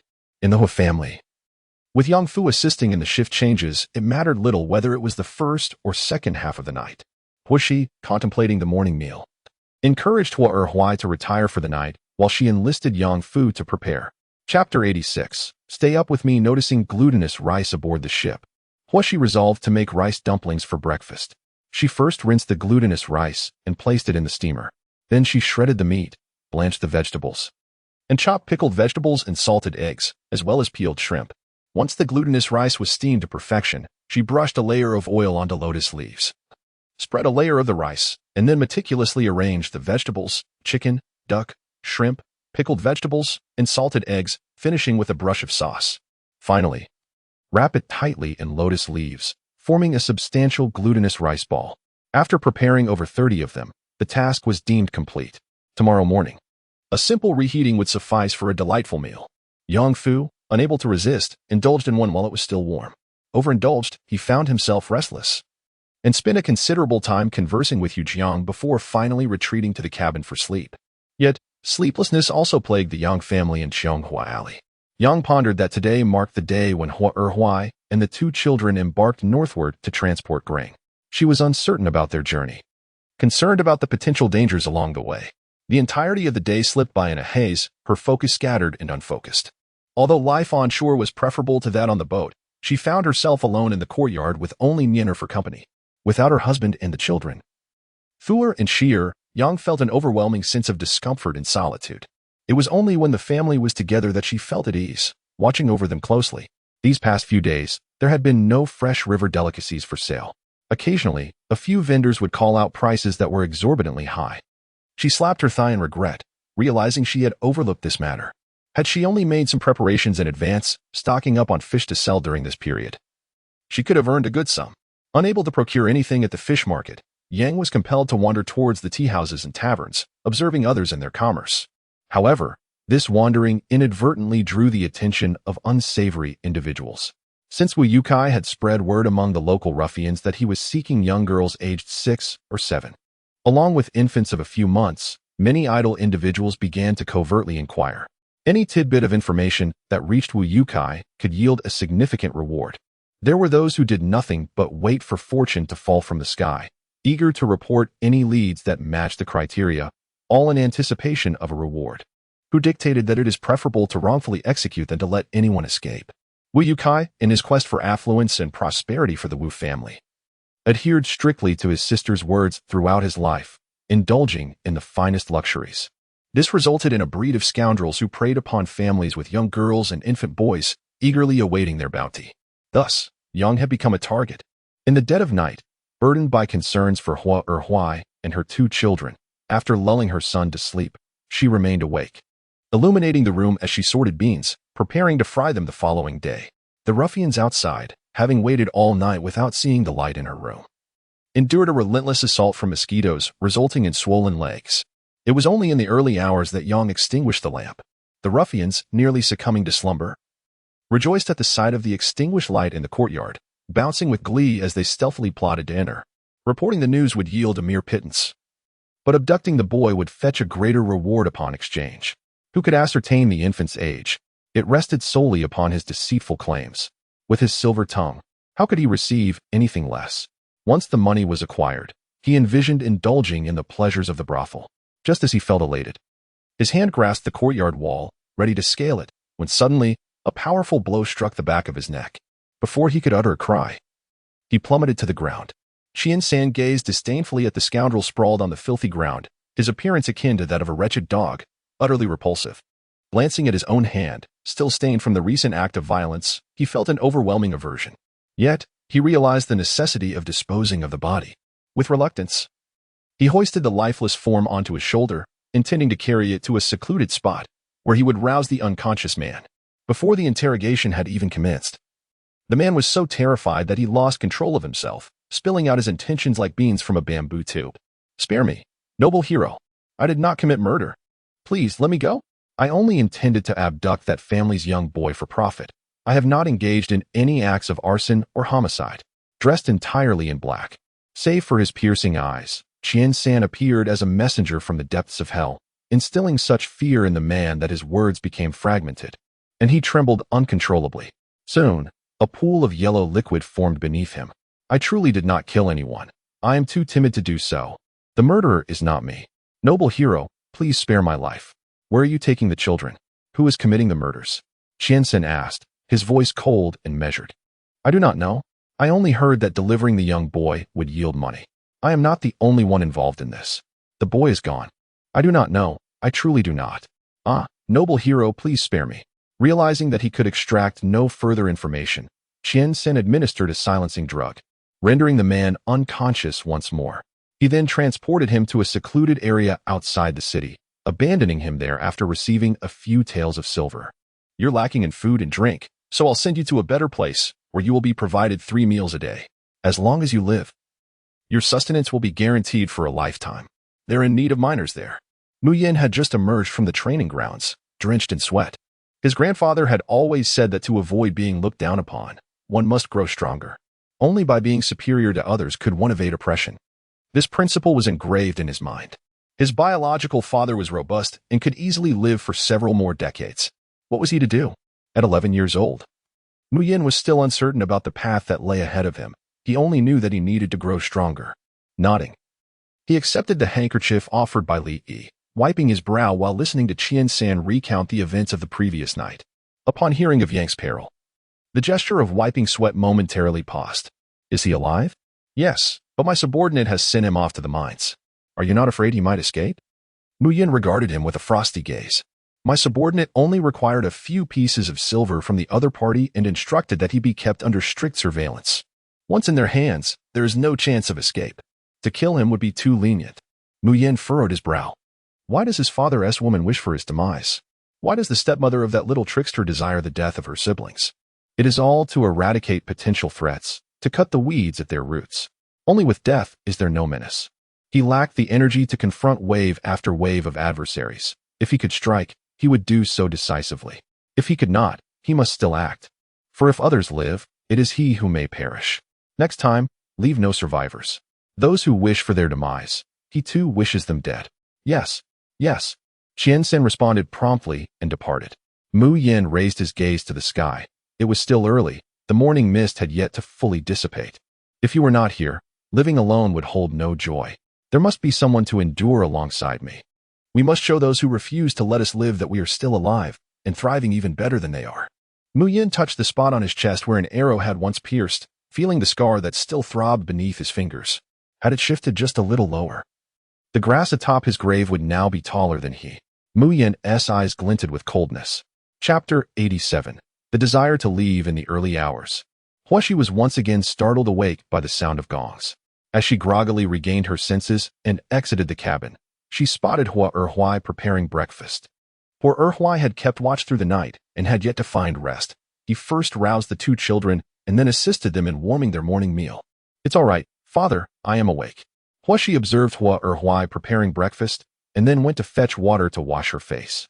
Standing at the bow of the boat to awaken her senses, the dark river surface was illuminated only by the faint glow of lanterns from various boats. At that moment, indistinct figures could be seen at the bow of each vessel, suggesting that everyone had risen. Upon closer inspection, she noticed that everyone was holding something. Bent over the boat's edge to wash it in the water, leaving her feeling quite embarrassed. She quickly closed her eyes, silently repeating to herself, "It's nothing, nothing. All is normal." Could one truly navigate a boat to the shore for such matters? No, that would be overly fastidious. Hua Erhuai had prepared a generous portion of glutinous rice balls for breakfast, and after consuming one, he felt so satisfied that sleep was far from him. As he sat at the bow, smiling while watching over the two children. However, after witnessing the earlier scene, she found it difficult to eat the rice ball in her hand. "Sheesh, why aren't you eating?" Yangfu inquired, relishing his meal, shoveling it into his mouth. "It's so delicious. Let us have she or make it again tomorrow." "I'm still waking up. I'll eat once I'm hungry," she replied, lowering her head to rewrap the dried lotus leaf in her hands. Hua Erhuai glanced at her with concern, knowing the children were still young and had been traveling tirelessly. "Not getting enough rest." In a gentle voice, he suggested, "Sheesh, why don't you go inside the cabin and rest a bit longer?" Huashi smiled at him and shook her head. Before long, Hifeng approached to collect breakfast, handing her a pouch that contained the money for both breakfast and lunch. Huashi accepted it and passed him around 20 large glutinous rice balls, also giving 2 to Yujiang. There were still a few left on the boat, ample for the 3 of them. At the hour of the rabbit, they set off promptly. Hua Erhuai assisted Yang Fu in rowing the boat, and once he saw Yang Fu was handling it, he finally retreated to the cabin to rest, fearing that Yang Fu might struggle alone with the oars. She busied herself at the bow, tending to the stove while engaging him in conversation. "Uncle, what do you suppose Mother and Yin are doing right now? Do you think they miss us?" "Of course they do. My sister must feel sorrowful for not being able to accompany us north. She has not been apart from my brother-in-law and me for 10 years. Now, left alone in the courtyard, she is likely to feel quite lonely." Indeed. Yang Fu also missed his sister, who had never been away from him for so many days. Meanwhile, the Yang family in Cheonghua Alley was awakened early by Yinner's cries. After feeding him and playing for a while, she took him out to the market to browse. She wished to contribute to the household by finding some affordable poultry or meat to prepare for winter, intending to sell it aboard the boat later. Unbeknownst to her, she was completely unaware of the events that transpired outside the courtyard wall the previous night. On another note, upon waking from his slumber, Hua Erhuai took over the oars from Yang Fu at the bow. Yang Fu then joined Huashi to prepare lunch. She asked, "We have been traveling for almost a day and a half now. Didn't they say it would take just 2 days to reach Huayan? Where exactly are we?" Looking around, they were surrounded by boats. Behind them, more boats stretched endlessly, winding for dozens of miles. Huashi gazed across the river, where vessels filled the waterway. The riverbanks mirrored this scene, lush and green, making it difficult to discern direction. "I cannot tell either," she replied, shaking her head. "A small boat like ours cannot compete with those laden with cargo. Our journey will naturally be slower." This was her first venture far from home, leaving her equally uncertain of their location. As noon approached, Hifeng arrived by boat, notifying those in charge of the Bingxi vessel to halt for a rest. As they approached the boat of the Hua family to have lunch, Huashi could not help but ask, "Brother He, where are we now?" How much longer until we reach Huayan? Really? Are we almost at Guazhou? Huoxi's eyes sparkled with excitement. The child was aware of Guazhou? He foamed. Seeing the child's exuberance, smiled gently, thinking he was merely tired of being on the boat. He replied softly, soon, by tomorrow afternoon, you will be able to disembark. Thank you, brother He. I will prepare a delicious meal for you tonight. He Feng chuckled and nodded before departing the boat. Once he left, Yang Fu, equally exhilarated, inquired, Sheesh, will we arrive in Huayan by noon tomorrow? He then looked at her with curiosity. Sheer, where is Guazhou? It seems you are familiar with this place. She nodded enthusiastically. How could she not know of Guazhou? Wang Angshi once pinned. Between Jinko and Guazhou lies but a river, with Zhongshan hidden behind layers of mountains. The spring breeze once again greens the southern bank. When will the bright moon guide my return? Wang Angshi, departing from his home at Zhongshan in Jiangning to take up his official duties in the capital, remarked that the distance from Jinko, modern-day Zhenjiang, to Guazhou, now within the borders of Yangzhou, was merely a river apart, with Zhongshan veiled behind numerous hills. Since the inception of the Grand Canal, Guazhou has been established as a ferry point, strategically located at the confluence of the canal and the Yangtze River, serving as a vital artery between north and south. Renowned as a ferry crossing since the Jin Dynasty, Guazhou is situated within Yangzhou's domain, where one must stop at the ancient ferry during the vibrant month of March before taking a carriage or boat into the inner city. Guazhou. Huoxi's eyes gleamed with anticipation. They were indeed heading to Guazhou. It turned out that from the capital, following the flow of the Yangtze upstream, it would take merely a day and a half to reach Yangzhou. It is truly a pity not to take a look. Unfortunately, this time it seems impossible. The soldiers guarding the food supplies aboard hundreds, if not thousands, of ships are vigilant, their spirits high, as the Guazhou ferry is likely to be bustling with people, leaving no room for error, and they may not even have the time to dock. What a shame. Huoxi was quite excited. Uncle, do you know Guazhou? Do you know Yangzhou? Yang Fu shook his head in confusion. Meanwhile, Hua Erhui was unpacking the meals for the three of them, adding, I've heard of Yangzhou from my father. It is said to be a gathering place for affluent merchants, where even ordinary citizens adorn themselves with gold and jade. Huoxi laughed, remarking that the notion of ordinary people wearing gold and jade was somewhat exaggerated. However, Yangzhou flourished due to the Grand Canal, connecting rivers and seas, and has historically been the stronghold of salt merchants throughout various dynasties. The wealth there is not merely a saying, it is a place where merchants undoubtedly congregate. He proceeded to enlighten the two about Guazhou and Yangzhou, captivating both Hua Erhui and Yang Fu. So Guazhou and Yangzhou are like this? I want to go. Yu Jiang, who had come to fetch the meals, was momentarily stunned, pondering whether there would ever be an opportunity to visit Yangzhou and witness its splendor. Chapter 88. Awaiting word has it that they would arrive at Guazhou by noon, and everyone was brimming with excitement, neglecting their meals. The speed of the boats increased significantly. Departing from the Jiangning dock, the group traveled upstream along the Qinhuai River for a day and a half, before finally merging into the Grand Canal.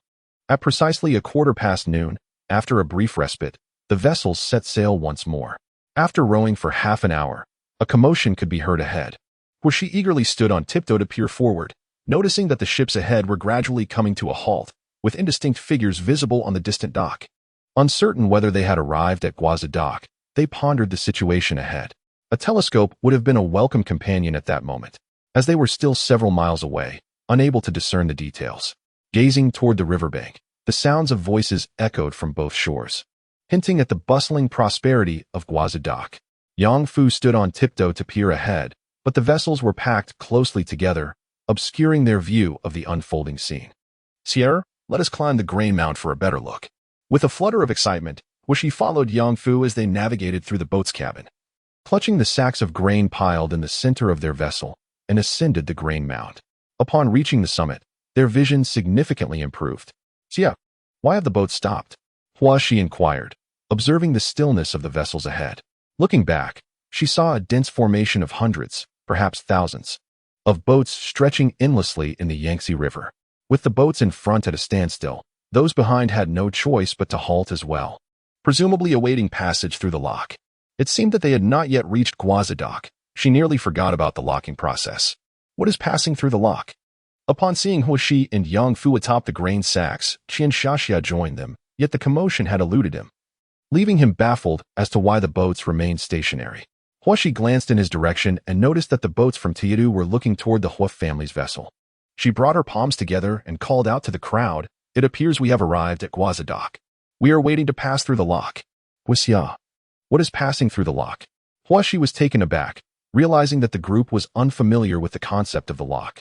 Upon reflection, in this day and age, with transportation being rather inconvenient and fewer individuals venturing far from home, most people simply fish in the Qinhuai River or the Yangtze River, seldom exploring more distant locales. Thus, I endeavored to enlighten them. The Grand Canal extends northward, traversing the 5 major water systems: the Qineng River, the Yangtze River, the Huai River, the Yellow River, and the Hai River. Due to the differing water levels of these rivers in relation to the canal, it is imperative to establish weirs or sluices at the confluences of the canal and each river to regulate the water levels, ensuring equilibrium for navigational purposes. For instance, during the spring, summer, and autumn seasons, the water level of the Yangtze is significantly higher than that of the canal, thanks to its abundant flow. However, in the winter, during the dry season, the Yangtze's water level dips below that of the canal. Conversely, the Huai River and Yellow River exhibit fluctuating levels, one high and the other low. For vessels to transition from the various water systems into the canal, it is essential to first harmonize the water levels of the 2 rivers, thereby allowing passage into the canal. There are numerous methods to regulate the water levels of the rivers. Typically, the most efficient approach is to employ sluices. As a vessel arrives at the rear sluice, the front sluice is closed while the rear sluice is opened, allowing water from the rear river to surge in, thus equalizing the water level between the 2 sluices. The vessel then begins to enter the chamber. When the vessel reaches the front sluice, the rear sluice is closed, and the front sluice is opened, permitting water to flow out, gradually aligning the water level with that of the forward river. The vessel then exits the chamber. Through the systematic opening and closing of the front and rear sluices, water is introduced and released, achieving balance in the water levels, thus facilitating smooth passage for the vessels. If a vessel from the Grand Canal desires to enter the Yangtze, the operation is reversed. Consequently, the Grand Canal serves not only as a conduit for transportation but also plays a vital role in flood prevention. My informative discourse left the listeners at Taoya Ferry and the nearby boatmen utterly astonished. Initially, I believed that transporting grain northward to Huaiyan would suffice. Yet little did I know the myriad intricacies involved. To my astonishment, the water levels between rivers vary significantly. How naive I was, the young scion of the Hua family. What means are employed to stem the flow of water in such a deep river? How can it possibly withstand the torrent? What of the vast river's current? Surely it must be at risk of being overwhelmed. Perhaps iron or stone slabs are utilized, someone ventured. Given the substantial weight of iron and stone, how much manpower and animal strength would be required to operate the sluice gate? Observing the group's partial understanding yet keen interest, she elaborated further. "It is constructed from wood or stone slabs," he declared, "with the sluice gate regulating the water level. Vessels from the Yangtze, Yellow River, or other waterways must undergo manual operation to open the gate. At that time, sluice gates were predominantly wooden, as iron gates are prone to rust and excessively heavy, making them difficult to lift. Thus, wooden gates were favored, although their sturdiness pales in comparison to that of iron gates. Consequently, the gates were generally not overly large, as they could not withstand excessive water pressure. As such, it is exceedingly challenging for even 1 or 2 vessels to pass through the sluice. As for how many ships could simultaneously navigate between 2 gates, she was uncertain, but based on current capabilities, it is unlikely to exceed 20 or 30 vessels. Larger commercial ships would fare even worse. Fortunately, their vessels are fishing boats, modest in size, and there are not many as large as hers. However, the initial fleet of grain vessels departing from Jiangning numbered in the hundreds or thousands, and it remains uncertain how long they will be delayed in waiting for passage through the sluice. Once Wuxi concluded his explanation, the group grasped the situation. Indeed, venturing outside has significantly broadened my horizons. Take the water levels, for instance. It turns out there is a disparity between rivers. Wuxi chuckled. Of course, there is a difference. We reside in the plains, while those who dwell in the mountains and hills are at a higher elevation, and some are even lower than us. The same applies to rivers. It is said that some dams have a vertical drop in water levels that reaches several dozen zhang. To navigate through, one must pass through numerous sluice gates, much like the later Three Gorges Dam, where the vertical difference exceeds 100 meters, requiring the passage of 5 locks from upstream to downstream. Upon hearing this, everyone stared wide-eyed in astonishment. A vertical drop of several dozen zhang? Good heavens! Wouldn't he that submerged both people and boats? Entire cities could be engulfed by water, transforming into submerged metropolises. The group looked up at the sky, pondering how high a difference of several dozen zhang could be simply unimaginable. He phoned, intending to notify everyone patiently to wait for the lock passage while explaining the process. Was taken aback when Hua's young lad articulated it all better than he could. He found himself momentarily speechless. This child, though young, possesses remarkable insight. He phoned cast another scrutinizing glance at the Hua family's vessel, and then at Huashi, increasingly convinced that the lad was extraordinary. Be patient and queue for the lock passage. Do not approach the shore, and do not disembark. Any loss of grain will result in severe consequences. He phone announced coldly from the boat, as he informed each person in turn. Upon hearing He Feng's stern command, the crowd instinctively recoiled, urging their children to step down from the grain sacks. Moments ago, in eager anticipation of hearing what Huashi had to say about the passage through the gate, everyone scrambled atop the grain sacks, attentively straining their ears. Huai quickly signaled to the two children, and Yang Fu hurriedly assisted Huashi in descending from the mountain of grain. We can't just wait idly by. Uncle, let us go fishing, Huashi declared, suddenly invigorated. No, let us catch fish with a net. With that, she darted into the cabin to retrieve the bait, calling out for Huai to assist her with the fishing net. Father, please help me bring out the fishing net. Once Huai produced the net, the other families, witnessing this, promptly brought forth their own nets. Once organized, they uniformly cast their nets into the river. The scene was truly magnificent. The fishermen, lacking in other skills, surely knew how to catch fish, and they were not about to be outdone. Starting from the boats surrounding the Hua family, everyone engaged in this fishing endeavor to alleviate their boredom. This flurry of activity left the boats trailing behind in a state of confusion. What was happening? Were the transport officials instructing everyone to fish while they waited? The farmers were collecting grain taxes, so should the fishermen also be gathering fish? Each was left in a quandary. In the spirit of conformity, they thought, regardless, everyone ahead is fishing, it must be the right thing to do. As the transport officials patrolled the river, they too were taken aback to see all the boats engaged in fishing. What on earth is happening? We are merely waiting to pass through the gate. Why is everyone netting fish? They shook their heads in dismay, lamenting the plight of the fishermen. The farmers still had their fields and grain to sustain them, while the government had commandeered the fishermen's boats, jeopardizing their livelihoods and rendering them destitute. They resolved to adopt a more amicable approach towards them, patiently awaiting the opening of the gate, while carefully watching over the grain sacks to avoid any negligence. The tone of the transport officials softened considerably as they issued their instructions. Huai, accompanied by Huashi and Yang Fu, joyfully cast their nets, as if engaged in a friendly competition with the fishermen from Taoye Ferry, reveling in the thrill of their catch. As the captain of the Bingxi No ship and the stern of the 27 vessels at Taoye Ferry, Huai encouraged everyone to catch more fish, promising an evening feast of grilled fish and wine, which further enlivened the atmosphere. After another hour had passed, the boats gradually began to move forward. When there were still about a dozen vessels ahead, a lockkeeper approached to measure the size of Hua's boat. Huai led the two children, who watched with curiosity. It was Huashi's first experience witnessing such an event. She opened her mouth to inquire but hesitated at the sight of the lockkeeper's serious demeanor. After a little more than half an hour, Hua's boat finally reached the rear lock gate, where she gazed curiously at the scene before her and the sides. Ahead lay a massive wooden lock gate, constructed of dark timber, meticulously stacked and joined from bottom to top. Each end was securely nestled into grooves carved into the walls. It was uncertain whether it was made of ebony, known for its durability against decay, albeit heavy. Observing the dock sides, she noticed an iron winch at each end, gear-shaped, connected to a metal rod that interlocked with the serrated mechanism. Huashi mused that the gate must operate by the movement of the iron rod. Standing beside the winches were several robust lockkeepers, ready to push the iron rod and raise the gate at the command of the lockmaster. Just as Huashi was contemplating this, her gaze fixated with curiosity when the lockmaster called out in a commanding voice, "Open the gate."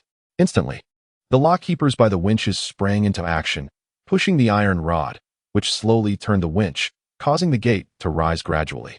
The waters of the rear river began to gradually flow into the box. Bingxi number 1, enter the box. The call from the box officer jolted Huai, who was watching intently. He promptly began to row with great haste, fearing reprimand for any delay. Yang Fu, equally concerned about the repercussions of tardiness, quickly joined in to assist. Together, They soon maneuvered the vessel into the box. Upon reaching the front gate of the box, another officer announced, Bingzi number 1. Halt the ship. Instantly, Huai and Yang Fu ceased their movements, withdrawing their hands from the oars. Huishi glanced back to see that the boats of Yu Jiang, Qian Xiaoxia, and others were also gradually entering the box. Unable to discern clearly from his position, Huishi climbed atop a sack of grain to count. Only one boat could pass through a single gate, yet the box was quite lengthy. After a few moments of counting, Huishi estimated that there must be around 20 to 30 boats. Uncle, could you count how many boats are behind us? Yang Fu stood atop the grain mound, raising his hand to count backward, while also instructing, Qian Xiaoxia, please count how many boats are back there. Qian Xiaoxia complied, relaying the order to Zhou Sheng. Count how many boats are behind us. The calls echoed backward and then returned forward. Sierra, at Taoya Ferry, all 30 boats of the 3 categories have entered. How wonderful it is that everyone remains together and has not been scattered. Huishi nodded. The vessels at Taoya Ferry were not large, and all had fit into the box. It seemed that a single box could accommodate only 20 to 30 boats. As the gates were opened and closed for water flow and vessel passage, another hour slipped by. Bingzi number 1, exit the box. At last, they were free. It had been a challenging endeavor. Anxious about the boats trailing behind not finding space, Huai rowed vigorously forward, propelling the vessel far ahead. He Feng waited by the boat, feeling a sense of relief as they finally emerged. Is everything all right? He inquired. Huishi quickly shook her head with a smile, assuring him that all was well and the supplies remained intact. He nodded in acknowledgement and proceeded to inspect each vessel. Having drifted upon the water for a decade, he had never witnessed such a scene. Navigating the river revealed the complexities of water level differences, the necessity of damming, opening and closing sluices, and managing the flow of water. It was truly a curiosity, though regrettably, the child's mother was not present to witness it. How do you understand all of this, Shir? Have you traveled on a boat before? Yang Fu queried with intrigue. Huishi replied, No, I have not. I learned from books. Are such details documented in those books? He pressed. Indeed, the authors have traveled to many places and chronicled their journeys and experiences, publishing them for others to read. Those who have not ventured far can gain knowledge through these texts, as if they had lived it themselves. Wow, then I shall read more in the future. Yang Fu exclaimed. Huai wholeheartedly encouraged Yang Fu to follow Huishi in learning to read, nodding and advising. You must diligently learn your letters with Shir. Once you have grasped enough characters, you will understand the knowledge contained within books. He gestured toward Huishi, emphasizing the stark contrast between those who read and those who do not, noting how much broader her horizons were. Yang Fu nodded in agreement, now aware of the advantages of literacy. As the boats passed through the sluice and had not traveled far, a cacophony of sounds reached their ears. Upon closer inspection, a grand archway appeared on the horizon, heralding their arrival at the Guazhou Wharf. We have arrived at Guazhou Wharf. Huishi exclaimed, her excitement palpable. Have we truly reached Guazhou Wharf? Huai and Yang Fu were filled with excitement, eagerly stretching their necks to peer ahead. Before them, the bustling dock was alive with the sounds of vendors calling out their wares. Boatmen, porters, carriage drivers, merchants, common folk, and wealthy families traveling to and from Yangzhou created a vibrant tapestry of humanity. The scene was abuzz with life, with various shops lining the dock, their banners fluttering in the breeze. This was Guazhou. Once they disembarked from the Guazhou dock, they could either take a carriage or a boat into the inner river. Reaching the city of Yangzhou, Huishi's eyes sparkled with anticipation. The rowers' hands slowed as they took in the sights. Guazhou was uncharted territory for them. Yet who had not heard of Yangzhou? In the enchanting month of March, we descend upon Yangzhou, they thought, realizing they had finally arrived. Should anything go awry with the grain transport, those responsible for its conveyance would surely bear the brunt of the authorities' wrath. Furthermore, there were strict time limits for the grain ships to reach their respective warehouses, and any delays would incur penalties. No one dared to be negligent. With no time to linger, the transport officials urged them onward, and they had no choice but to row with haste. Although she felt a twinge of regret at not being able to disembark, she quickly reassured herself. Yangzhou would one day welcome her back. Glancing behind, she noticed the river was densely packed with boats, wondering if the first batch had already passed through the lock.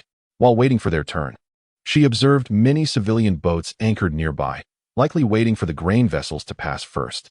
Given the current situation, it would be quite some time before they reached Huayan. She pondered whether there would be any developments concerning Yang and Yenner. Shir, what troubles you? Yang Fu inquired, sensing her silence.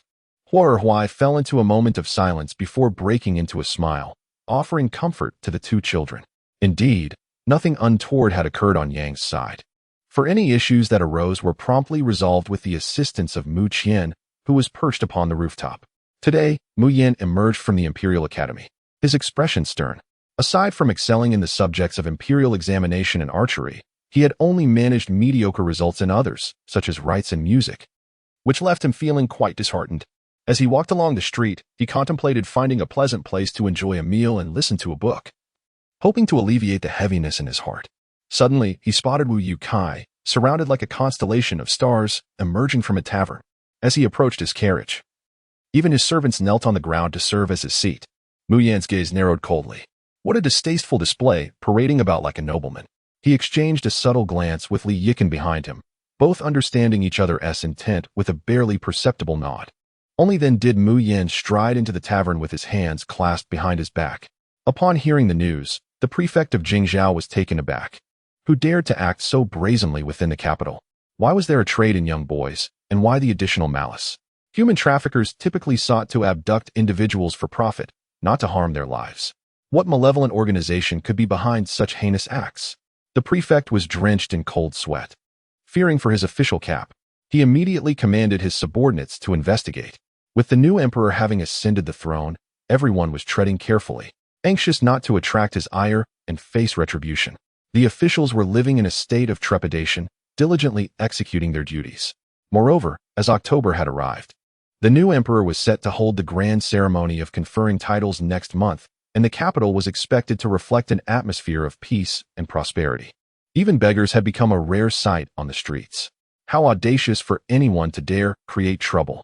Soon, every corner of the capital was thoroughly cleansed. Wu Yukai exhausted his entire fortune, and with great difficulty, managed to extricate himself from the situation. Before he could catch his breath, he was summoned to the duke's residence by Wu Shi, who vehemently reprimanded him. Pointing an accusatory finger at Wu Yukai, she furiously scolded. Do you possess any sense at all? How could you make such a fuss over this matter? Do you wish to undermine my position? Or do you believe that the Wu family, now that we have ascended into the ranks of officials, no longer requires my support? Wu Shi was engulfed in a tempest of anger. Was this fool entirely devoid of reason? For a concubine to rise to the status of a duchess was no trivial achievement. Despite her frequent social engagements, where wealth flowed like water and gifts were distributed abundantly, the number of noble women willing to converse with her was scant. This imbecile acted recklessly, nearly exposing their secrets. Rest assured, I have taken care of everything. There is no trace leading back to me, let alone to you, Wu Yukai responded nonchalantly. Upon hearing this, Wu Shi raised her hand and hurled a teacup to the floor, shattering it with a sharp crash. Fool, she exclaimed, utterly oblivious to her own missteps.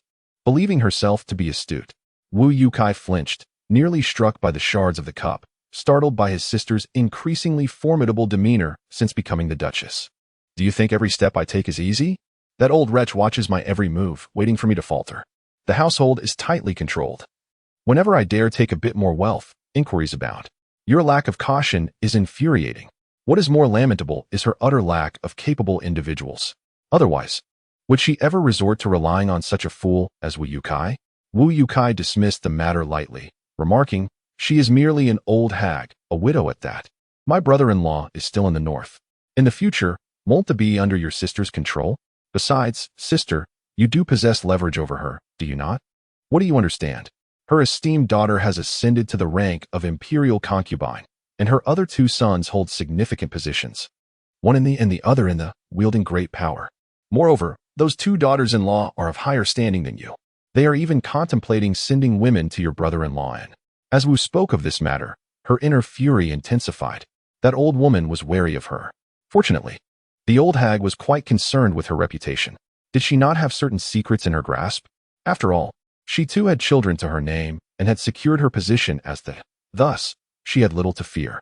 However, the foolishness of her maternal family did hinder her. The search for individuals would have to be paused. Those two bastards, even if they were alive, could hardly stir up any trouble. Should they dare to show their faces, I shall ensure they accompany that Li woman to her end. Wu Yukai nodded in agreement.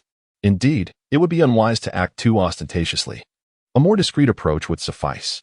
Sister, might you lend me some silver? The expenses for various arrangements have completely drained our household. Chapter 91. Mutual manipulation. Upon hearing Wu Yukai request money once more, Wu felt her chest rise and fall, biting her lip in frustration.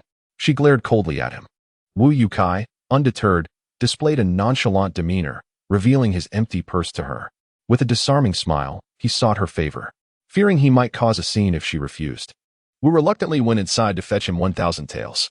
You know, when I was sent away from home, I was given nothing but a single bundle. I had no dowry whatsoever. After much effort to accumulate a little, one cannot endure your relentless demands. Wu Yukai, with a smile, tucked the banknotes into his pouch, patting it contentedly. Rest assured, sister, our family, myself, and you are one. Your well-being is ours. I understand, so do not worry. Wu Shi, weary, watched him depart, stifling a heavy sigh. When Wu's brother-in-law came to visit, objects were hurled in Wu Shi's room, and word quickly reached matriarch Wang. Wang's expression remained indifferent as she sipped her tea. She turned to the waiting granny's son. How have you fared in selecting the young ladies I instructed you to choose? Wang nodded. Yes, I have confidence in your abilities. Bring them to me for inspection, and ensure they are sent to Wenbi at the earliest opportunity.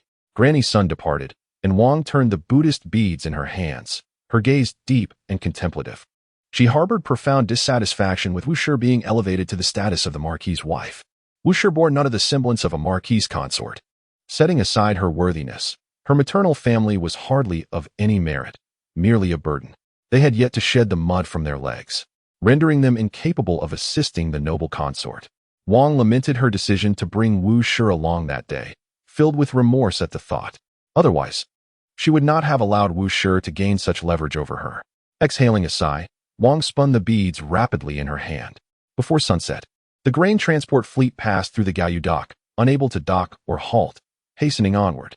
It was not until the last glimmer of twilight sank beneath the river's surface that the convoy officials permitted the vessels to stop. Hua Shi and Yang Fu had long prepared the evening meal in the daylight. When He Feng arrived by boat to collect it, they presented him with a variety of dishes, including fowl, meat, and river delicacies. He specially prepared a portion for him, brother He. This morning I mentioned that I would make you something delicious. This is prepared just for you. He Feng was somewhat taken aback, having forgotten about the matter, thinking it was merely a casual remark from the child. Nevertheless, he did not decline, accepting it and placing it on the boat. He nodded at Hua Shi and took out a pouch to hand over. I will prepare the wine and accompanying snacks. I will return shortly to retrieve the bowls. All right. We will certainly have them ready, Hua Shi replied graciously, not rejecting the offer. It was only after watching He Feng leave that everyone dared to tease Hua Shi. Hey, Hua, what delicious treat did you prepare for the adults? Share a bite with us. Sure, but you all must pay silver like the adults. I guarantee I will prepare a portion for you as well. Upon hearing this, everyone fell silent. Who would have thought that the official in charge of transport would pay for the food of the fishermen? Aren't officials typically known for taking without compensating? How astonishing. Hua Shi disregarded their jests and turned to enter his family's cabin. At this time, everyone had stopped their boats to enjoy their evening meal. And the Hua family was also dining. Yang Fu first served a portion to Yu Jiang, then joined Hua and Hua Shi at a square table for their meal. As Hua Shi ate, he poured out the silver coins from his pouch, which caught the undivided attention of the three. Wow. We have earned a total of 5 taels today, adding the 4 taels from yesterday. We have garnered 9 taels in just 2 days from selling wine and food to the adults, Hua exclaimed with delight. Father, you forgot that we also sold wine to everyone last night, which brought in over a tael. Hua nodded repeatedly. Yes, I had forgotten. Tonight, let us indulge in the sale of some wine. I estimate we may garner 1 or 2 more. Hua savored the food in his mouth, finding it exceedingly delightful. Brother-in-law, our supply of wine is dwindling. Oh, is it truly running low? What shall we sell tomorrow? Upon realizing the inability to profit from the wine, Hua felt a pang of anxiety. Indeed, father has completely forgotten about this matter. How splendid. We shall arrive in Huayan tomorrow. After 2 days of consuming the warm dishes prepared by the Hua family, who would wish to eat the bland cold meals. Even Lu Huai occasionally praises the Hua family. I shall see what delicacies await us tonight. Lu Huai opened the wooden basin, peering at the array of dishes, swallowing hard. Sir, allow me to serve you first. Lu Huai aimed to make a good impression before the esteemed official. He was interrupted by He Feng, who remarked, You may serve yourselves. The young lad mentioned that. In gratitude to the official, he had prepared a special dish for him. Feng presented the delicacy specially made for him by Hua Shi to Yan Baihu. The lad, not comprehending, thought he could not partake in the gourmet treat with the presence of the esteemed official. "Oh, what is it?" Yan Baihu inquired with interest. Observing the gathering of curious onlookers, Feng slowly unveiled the meal. "Fried rice. I have heard that Yangzhou is renowned for its fried rice. It is said to have originated as a convenient meal for travelers embarking on long journeys, alleviating the troubles associated with soups and broths. Thus, fried rice gradually gained fame. Does this lad possess such skills? Ah, has he even added crab meat?" Yan Baihu inhaled deeply, savoring the aroma, a smile spreading across his face. Feng chuckled. That lad gazed intently at the archway of Guazhou Wharf, clearly wishing to disembark and witness the festivities. Hence, he has crafted Yangzhou fried rice. Though I wonder from where he acquired this knowledge. Recalling what Huaxi had shared with everyone about passing through the gate, he remarked that the gentleman was unaware of Huaxi's conversation with the boatman, which he had articulated with remarkable clarity. I am oblivious to the intricacies of the matter. Yet he seems to possess a profound understanding. Oh, Yan Baihu appeared intrigued. He then relayed to Yan Baihu the information he had gleaned from Huaxi. Upon finishing, Yan Baihu chuckled, exclaiming, "Who says that the fishermen's sons are only adept at fishing and lack other knowledge? They are indeed quite perceptive." Feng also felt that the lad displayed remarkable insight. Observing the generous portions of fried rice, he was even more impressed. As he opened another dish, he was taken aback. "Oh, is this a dish made with crab roe?" The fried rice, which had been subtly prepared with crab roe, had not drawn much attention. But this dish, with its appealing color composition, prominently showcased the crab roe. If Huaxi were present, he would inform them that this dish was called crab-flavored shrimp with seasonal vegetables, which was indeed delectable. Yan Baihu's appetite surged, and he could not resist swallowing hard. "Let me give it a try." He scooped a spoonful and savored it thoughtfully. Noticing everyone's gaze upon him, he nodded in approval. "Fresh, fragrant, delicious." The others swallowed hard, imploring, "Sir, may we have a taste?" Yan Baihu glanced at his subordinates, the flag-bearers and minor flag-bearers, upon whom he would rely in the future, and generously declared, "Everyone, feel free to sample it." Upon hearing this, they eagerly picked up their chopsticks. "Delicious. We want more." However, with each person taking their share, the dish quickly diminished. Yan Baihu observed that the food was nearly gone and dared not take more, only envying Feng's fortune. Why did the boats under their management not offer such delightful fare? Chapter 92. The book contains a house of gold. Feng returned the lunchbox and, while fetching the beverages, presented a couple of silver coins to Huaxi. The gentleman had savored the 2 dishes prepared with crab roe and deemed them delightful. "This is your reward." "Thank you, my lord." "Brother please convey my gratitude to you," Huaxi replied, her heart brimming with joy as she carefully tucked the reward into her waist pouch in front of Feng. Observing her demeanor, Feng chuckled softly and nodded. "Be vigilant this evening. Pay close attention to the provisions to avoid any mishaps. Tomorrow, upon reaching Huayan, the supervising official will board the vessel to collect grain samples for inspection. Indeed, brother rest assured, we shall guard it diligently, ensuring that not a single grain is lost." Feng nodded in acknowledgement and departed by boat. "Sheer, what samples will be taken, and why must the grain be inspected?" Yangfu inquired, puzzled. The farmers' tax grains delivered to the Jiangning County office were already inspected by the officials, repackaged, and then loaded onto the boat. Why is there a need to take samples and inspect the grain again? Qian Xiaxia, having been crouched on the Yu River boat, refrained from moving when Feng approached. Now that he had left, she hurriedly climbed aboard the Hua family's vessel. "Indeed, I too wish to know," Qian Xiaxia chimed in. Noticing that both Yu River and Hua Erhuai were eavesdropping, Huaxi addressed them. "Of course, the grain must be inspected. We have journeyed for 2 days. Who knows what issues may arise along the way? Although the grain was inspected at the Jiangning County office, what if someone dares to swap it out along the route? To pass off inferior goods as superior? Is it not prudent to inspect the grain once more? Grain transport is a matter of utmost gravity. Any error could cost one their head. Who would dare to be careless? We haven't docked along the way. How could it be replaced?" Hua Shichao rolled her eyes at Qian Xiaoxia. They were both honest individuals, unaccustomed to such convolutions. Hua Shichao gestured horizontally across her forehead, causing Qian Xiaoxia to promptly seal her lips in trepidation. If a ship's worth of grain were to be swapped, it would be a matter of life and death. She resolved to ensure her brother and parents kept a vigilant watch. There was no way she would allow her entire family to be ensnared in such a predicament. And what is the purpose of taking grain samples? Yu Jiang inquired. Taking grain samples is to assess the quality and color of the rice, and to determine the appropriate storage facilities based on the type of grain, Wu Shichao explained. Are there numerous storage facilities? Yang Fu asked, intrigued. Of course, she replied. In the previous dynasty alone, the annual tribute grain amounted to tens of millions of stones. Just one storage facility cannot accommodate such a volume. Seeing Yang Fu's mouth agape in astonishment, Hu Shichao smiled and continued. Besides the 5 major official granaries in Huayan, Shuzhou, Linqing, Daizhou, and Tianjin, there was also the Jingdong granary in the capital, along with various smaller granaries in counties and towns. Some of these granaries can hold several 100,000 stones of grain, while others can only store tens of thousands. Each facility varies greatly. The group collectively gasped in disbelief. Heavens, tens of millions of stones? How much grain would that entail? How many granaries would need to be constructed? And how would one prevent pests and rodents? Is the grain sampling used to decide which granary to store them in? Yu Jiang asked again. Hu Shichao nodded. Tribute grain serves many purposes, including provisions for the imperial court, white rice for nobles and officials, as well as grain for civilian use, military provisions, and fodder for horses. Each type requires careful examination of the samples to ascertain quality and variety for proper storage. The group was astounded. They had merely assumed that transporting grain was a straightforward task, completely unaware of the intricate processes involved. Sierra, what exactly is white rice? Is it still only supplied to the court, nobles, and officials? Asked Huai. Father, the white rice refers to the japonica and glutinous rice collected from the 5 prefectures of Suzhou, Songjiang, Changzhou, Jiaxing, and Huzhou. Goodness. It is exclusively supplied by the 5 prefectures. No wonder it is so expensive.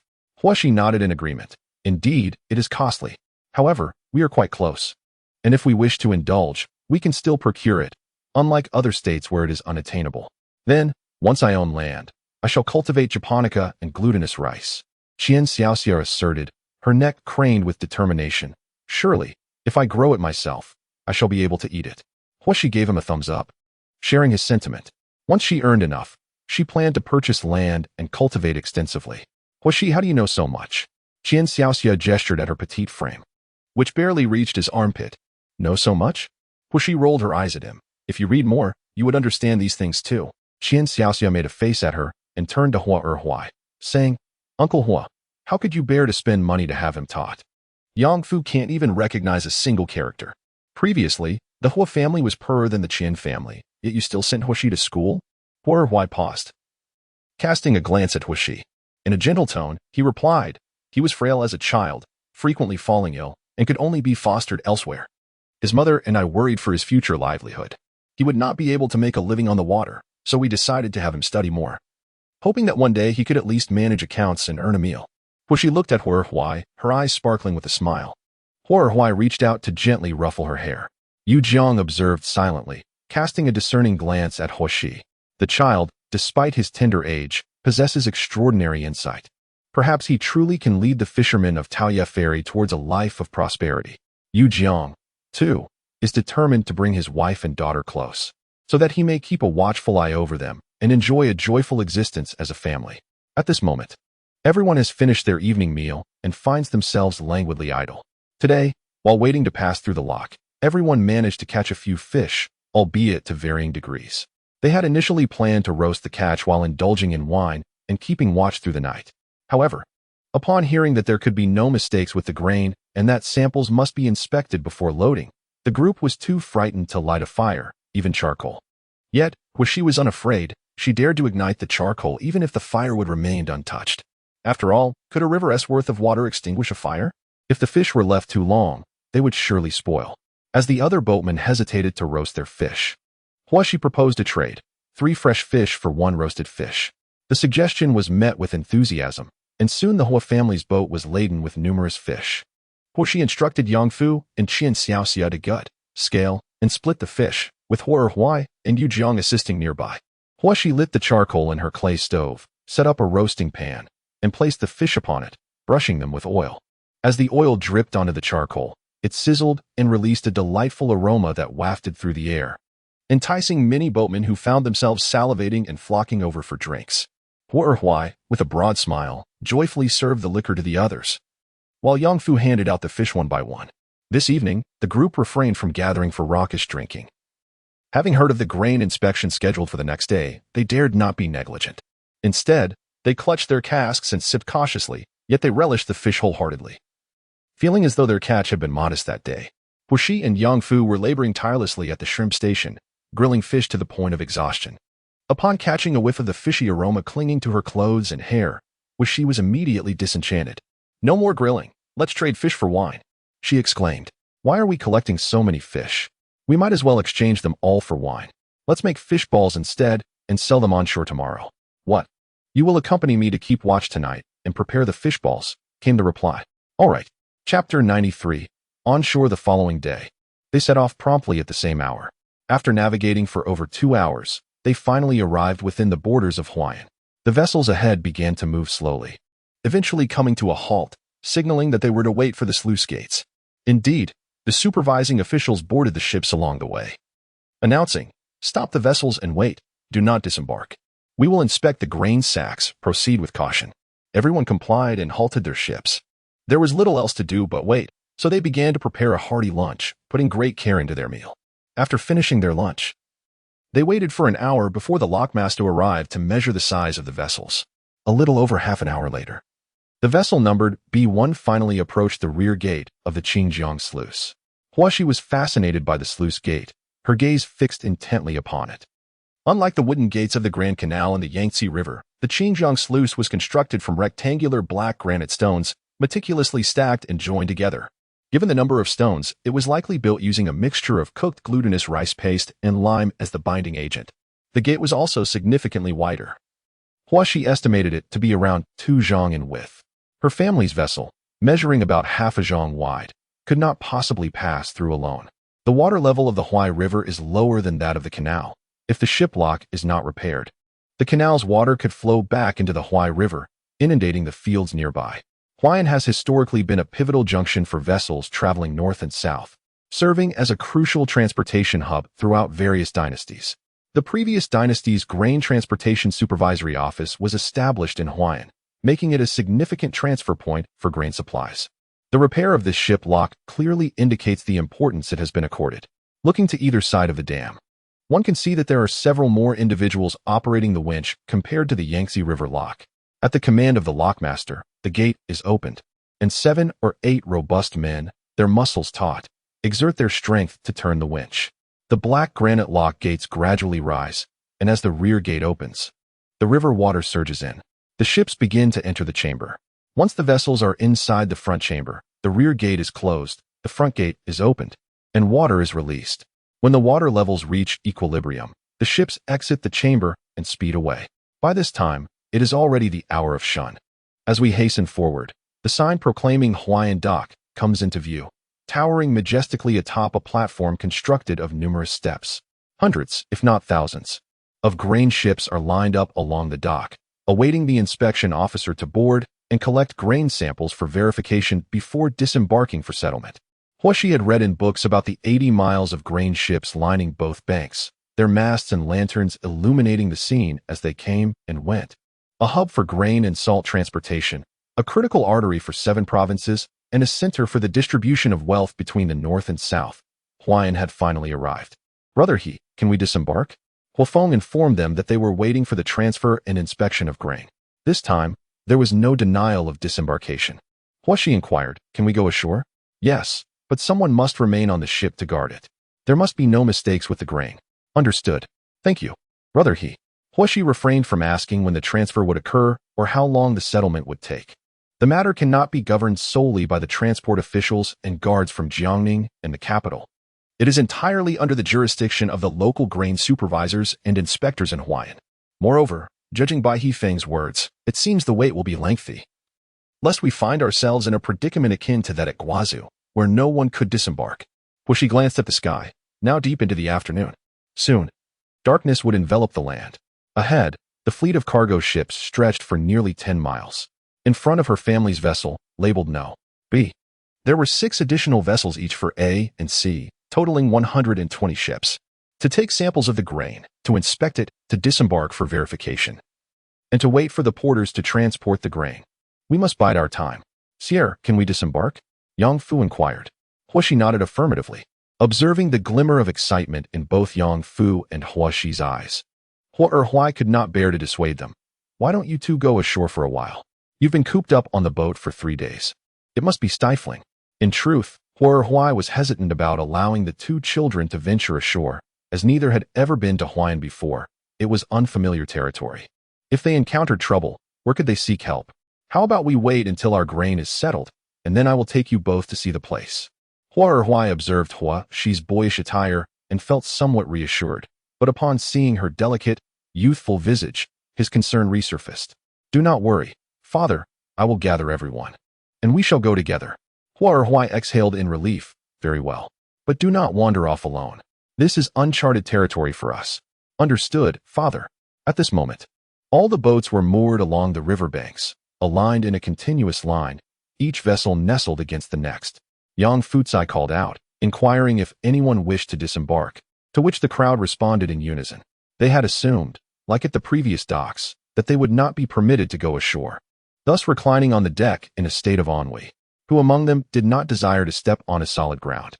Few could claim to have emerged from the Yu River. Most were families, living aboard their vessels, with many remaining behind to guard the provisions. Yang, can we truly go ashore?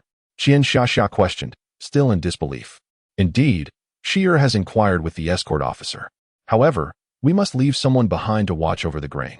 Qian Xiaoyu nodded in agreement. Very well. But do not act recklessly, heed Hoshi's counsel. Qian Xiaxia pouted, thinking the little brat should follow his lead. Yet, upon seeing his brother's glare, he acquiesced. Their mother, Sun, expressed her desire to go ashore as well. Master Zhou also advised Zhou Xing, who then joined the others in disembarking. Brother Yu, if the grain is not exchanged by tomorrow, I shall help you watch the boat while you take a look around. Rest assured, Yang Futsai replied, reaching for Hoshi's hand. Just before they stepped onto the land, Ho Erhui pulled them aside to offer his reminders. Futsai, take good care of Shi'er. Ensure you do not get separated. If danger arises, run and shout loudly. Father, I shall remember. You must guard the provisions and prevent anyone from boarding our vessel. Rest assured, father knows. Upon reaching the shore, Hoshi took a moment to regain her composure. The sensation of her feet on solid ground was entirely distinct from being on the boat. Standing on the earth, she felt as if the world was still swaying. Shi'er, are you all right? Yang Futsai asked, as Hoshi grasped his hand, closing her eyes briefly before shaking her head. I am fine. Just give me a moment to adjust. Qian Xiaoxia and the others were in a slightly better situation than Huaxi. They quickly composed themselves. As the clamor from the dock reached their ears, it stirred a restless energy within them, akin to a cat scratching at the surface. They yearned to rush forward. Yet remembering their parents' and elder brother's instructions to follow Hua, Shi, and Yang Fu, they restrained their impulses. Chapter 94. The dock. Huaxi, this won't do. You've been on the water for half a year, haven't you? Why are you still struggling to adjust? Qian Xiaoxia teased, only to be met with a sharp glare from Yang Fu. You say that, yet weren't you just swaying about yourself? Alongside them were not only these restless youths eager to disembark and watch the commotion, but also several adults like Sun Shi. They laughed and remarked, let us not single out Huaxi. We adults are struggling to adapt as well. After 3 days aboard the ship, we Haven T set foot on solid ground. Huaxi regained his composure and smiled at the group before following them toward the dock. Observing his companions, he noticed that most were empty-handed, save for Yang Fu, who had obliged Huaxi's request by carrying a basket. Inside were samples of cotton and silk fabrics, along with fish balls that Yang Fu and Hua Erhuai had prepared the night before, carefully fried to ensure they remained intact. As they approached the archway of the dock, the noise grew increasingly vibrant, igniting excitement among the crowd. Huaxi took in the lively scene, with numerous vendors selling food and various goods, creating an atmosphere bustling with energy. The people from Taoid Crossing were drawn in, slowing their pace and scattering the group. Spotting a tea vendor, Huaxi purchased 2 cups to quench his and Yang Fu's thirst. Noticing Zhou Sheng and Qian Xiaoxia trailing beside them, he kindly bought another cup for each of them. Qian Xiaoxia was just about to seek out his mother for some copper coins when he was instead presented with a cup of tea, which filled him with immense joy. He decided to abandon his mother and instead accompany the 2 uncles. As they walked, they gazed longingly at various vendor stalls, their ears perked up to catch snippets of conversation. Whenever they encountered something peculiar, they would pause to inspect it, moving in a rhythm of stop and go. Eventually, they stumbled upon an array of food stalls, and Hoshi, feeling hungry, indulged in purchasing quite a few delicacies to share among themselves. At this moment, besides Qin Xiaoxia and Zhou Xing, there was another companion named Ma Xiang. Each individual had their own interests, and as they wandered, they gradually became separated. Ma Xiang, being the eldest at 18, along with his brother Ma Ji, had reached the age of marriage yet remained unmarried. Their family was impoverished, leaving only the two brothers. Prior to their departure, the brothers had been troubled by their lack of savings to purchase goods for their journey north. It was then they heard from the Ho family that assistance could be provided in transporting goods, along with the possibility of borrowing money for purchases, alleviating their worries about selling the items as the Ho family could help with sales. The brothers were deeply grateful for this offer. Once ashore, Ma Xiang closely followed Ho Shi and Yang Fu, feeling capable of protecting them now that he was 18 and could be considered an adult. When Ho Shi purchased food, Ma Xiang and Zhou Shang, unable to decline, joined in sharing the feast. The pastries from Huayan were impressively large, generously filled with meat, and utterly delectable. Qin Xiaoxia remarked with enthusiasm about the price of 5 when each, exclaiming how delicious they were. Yang Fu shot him a glance, retorting that in the capital they sold for 6 when each, and were not even as substantial. 6 when you say? Ma Xiang inquired. Indeed, near the fish market street. Haven't you tried them? Don't you often venture into the city? I'm not as greedy as you are. In the capital, there exists a plethora of affluent individuals who indulge in the creation of small, yet exquisite pastries. This particular locale serves as a bustling dock, where many toil in laborious tasks. One wonders how such diminutive offerings could suffice to satiate hunger. As Huishi spoke, she continued to stride forward, nibbling on the stuffed pastry in her hand while observing the merchants and customers around her. We have the rattan ropes and hemp fabric brought from the capital. The quality is quite exceptional. I have fresh ginger and Sichuan peppercorns from the capital. I have lotus root powder. Huishi found herself captivated. Brought from the capital? She pulled Yang Fu and the others aside to watch closely. Huishi nodded. It must be from the Jia and Yi vessels. The Bing vessel is docked behind them. If they were to disembark, they would still be further back. They too were bringing goods to sell. Yang Fu, holding Huishi's hand, leaned closer to her ear and whispered. Huishi nodded. Indeed, the world is not devoid of clever individuals. This time, the fishermen were conscripted to provide their vessels without receiving a single coin, and it is only natural for them to devise ways to smuggle some goods for sale to earn a bit of pocket money. After observing for a while, Huishi moved forward, now more attuned to the clusters of individuals engaged in conversation. These individuals were not merely exchanging pleasantries. They were peddling their wares, negotiating prices. Huishi and her companions encountered several mysterious figures who approached to inquire if they desired salted fish. We are so tired of river delicacies. And they still asked the fishermen about salted fish. Qin Xiaoxia scoffed, finding these vendors utterly lacking in discernment. The mere thought of an endless supply of salted fish and dried fish throughout the year filled Qin Xiaoxia with disdain. Huishi smiled, choosing not to clarify. These individuals were likely not selling salted fish, but rather illicit salt. Huayan is a prominent salt trading county, where the profits from smuggling salt are substantial. Despite the current regime's severe penalties, first 100 lashes, followed by years of exile, there are always those willing to take risks. When one is unable to make ends meet, the allure of wealth through illicit salt trade is irresistible, and many are prepared to sacrifice for it. Qin Xiaoxia and Yang Fu were engaged in a discussion about who would purchase salted fish, while Huishi chose to remain silent, observing the surroundings as they walked. The group arrived at the busiest part of the docks. The hustle and bustle of Huayan's wharf surpassed that of Guazhou, vibrant and teeming with activity. People flowed in and out, and the shops were brimming with customers. The myriad of shop signs dazzled Huishi's eyes. The grand archway inscribed with the words Huayan Wharf stood tall and elegant, featuring 3 bays and 4 columns, its eaves intricately connected to the brackets, with a base reaching Huishi's waist. How beautiful! As several individuals admired the archway, Huishi's gaze shifted to the towering mountains of grain at the dock. Looking across the banks, a variety of vessels were moored, while porters continuously unloaded grain from the cargo boats. Imitating the vendors around her, she began to call out. Fish balls for sale. Fresh and delicious fish balls. Tasty and reasonably priced. Her youthful, high-pitched voice rang out, leaving Qin Xiaoxia, Zhou Sheng, and Ma Xiang momentarily stunned. Were they not just admiring the archway? How did she suddenly start selling something, exuding an air of familiarity as if she had frequented Huayan Wharf countless times? Soon, A crowd gathered around her and her two companions, eager to assist. "These are deep-fried. Auntie, they won't be cheap," she exclaimed. "All made from fresh fish. With no bones at all. It takes a pound of fish to make only a few fish balls. 10 for 4 is quite a bargain." The fish balls appeared substantial, exuding a fragrant aroma of oil, and soon the entire basket was sold. Observing Huaxi with a pouch brimming with coins, making a delightful clinking sound, Qian Shaoxia felt a pang of envy. Just moments ago, he had asked his mother for money, but she had only given him 2 coins before dismissing him.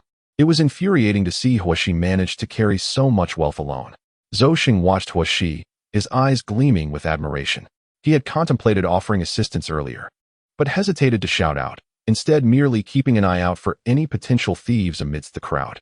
At that moment, he sensed the distinction between himself and Huaxi, as well as Yang Fu. Ma Xiang, accompanying a few children, had initially intended to play the role of an adult, safeguarding the little ones, but unexpectedly found himself learning a lesson from the 2 children. His face flushed, he too felt shy about calling out.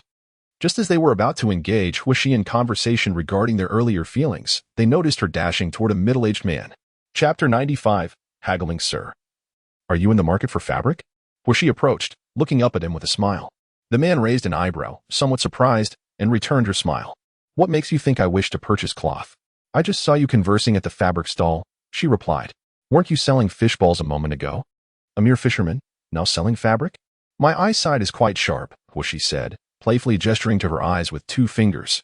The man burst into hearty laughter. "This child is quite amusing." Yang Fu and the others hurried over, eyeing the man with curiosity. Yang Fu tightly grasped Huaxi's hand, fearing she might be swept away by a beggar. "Are you together?" the man inquired. "Indeed. Are you interested in buying fabric?" "Cotton fabric," Huaxi replied. "If you do not require assistance, we shall seek answers from others." Just moments ago, I observed him engaged in conversation, lingering before the fabric stall. It is unlikely he is merely idling away his time. The man chuckled, beckoning, "Follow me." With his hands clasped behind his back, he strode ahead. Hu X intended to lift her leg to follow, but Ying F firmly grasped her arm. "Sir, does he truly intend to purchase fabric? We remain unaware of his destination. What if his intentions are nefarious?" Hu X soothingly patted him. "Do not worry, it is broad daylight, and we are accompanied by so many. What is there to fear? Should he lead us to a secluded place, we need not follow." Ying F glanced sideways. Noting that their number was limited, aside from Im Xiying, they were all mere youths. "It's all right.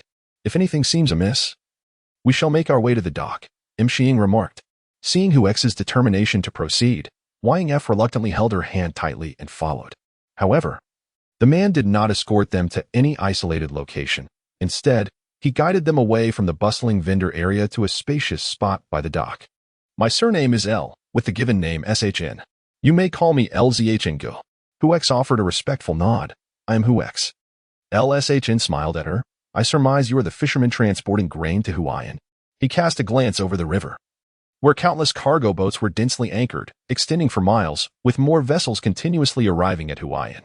During the previous dynasty, the grain army took advantage of the transportation of grain, smuggling southern goods to Huayan for sale, while purchasing northern products for transport southwards, thus profiting from this trade.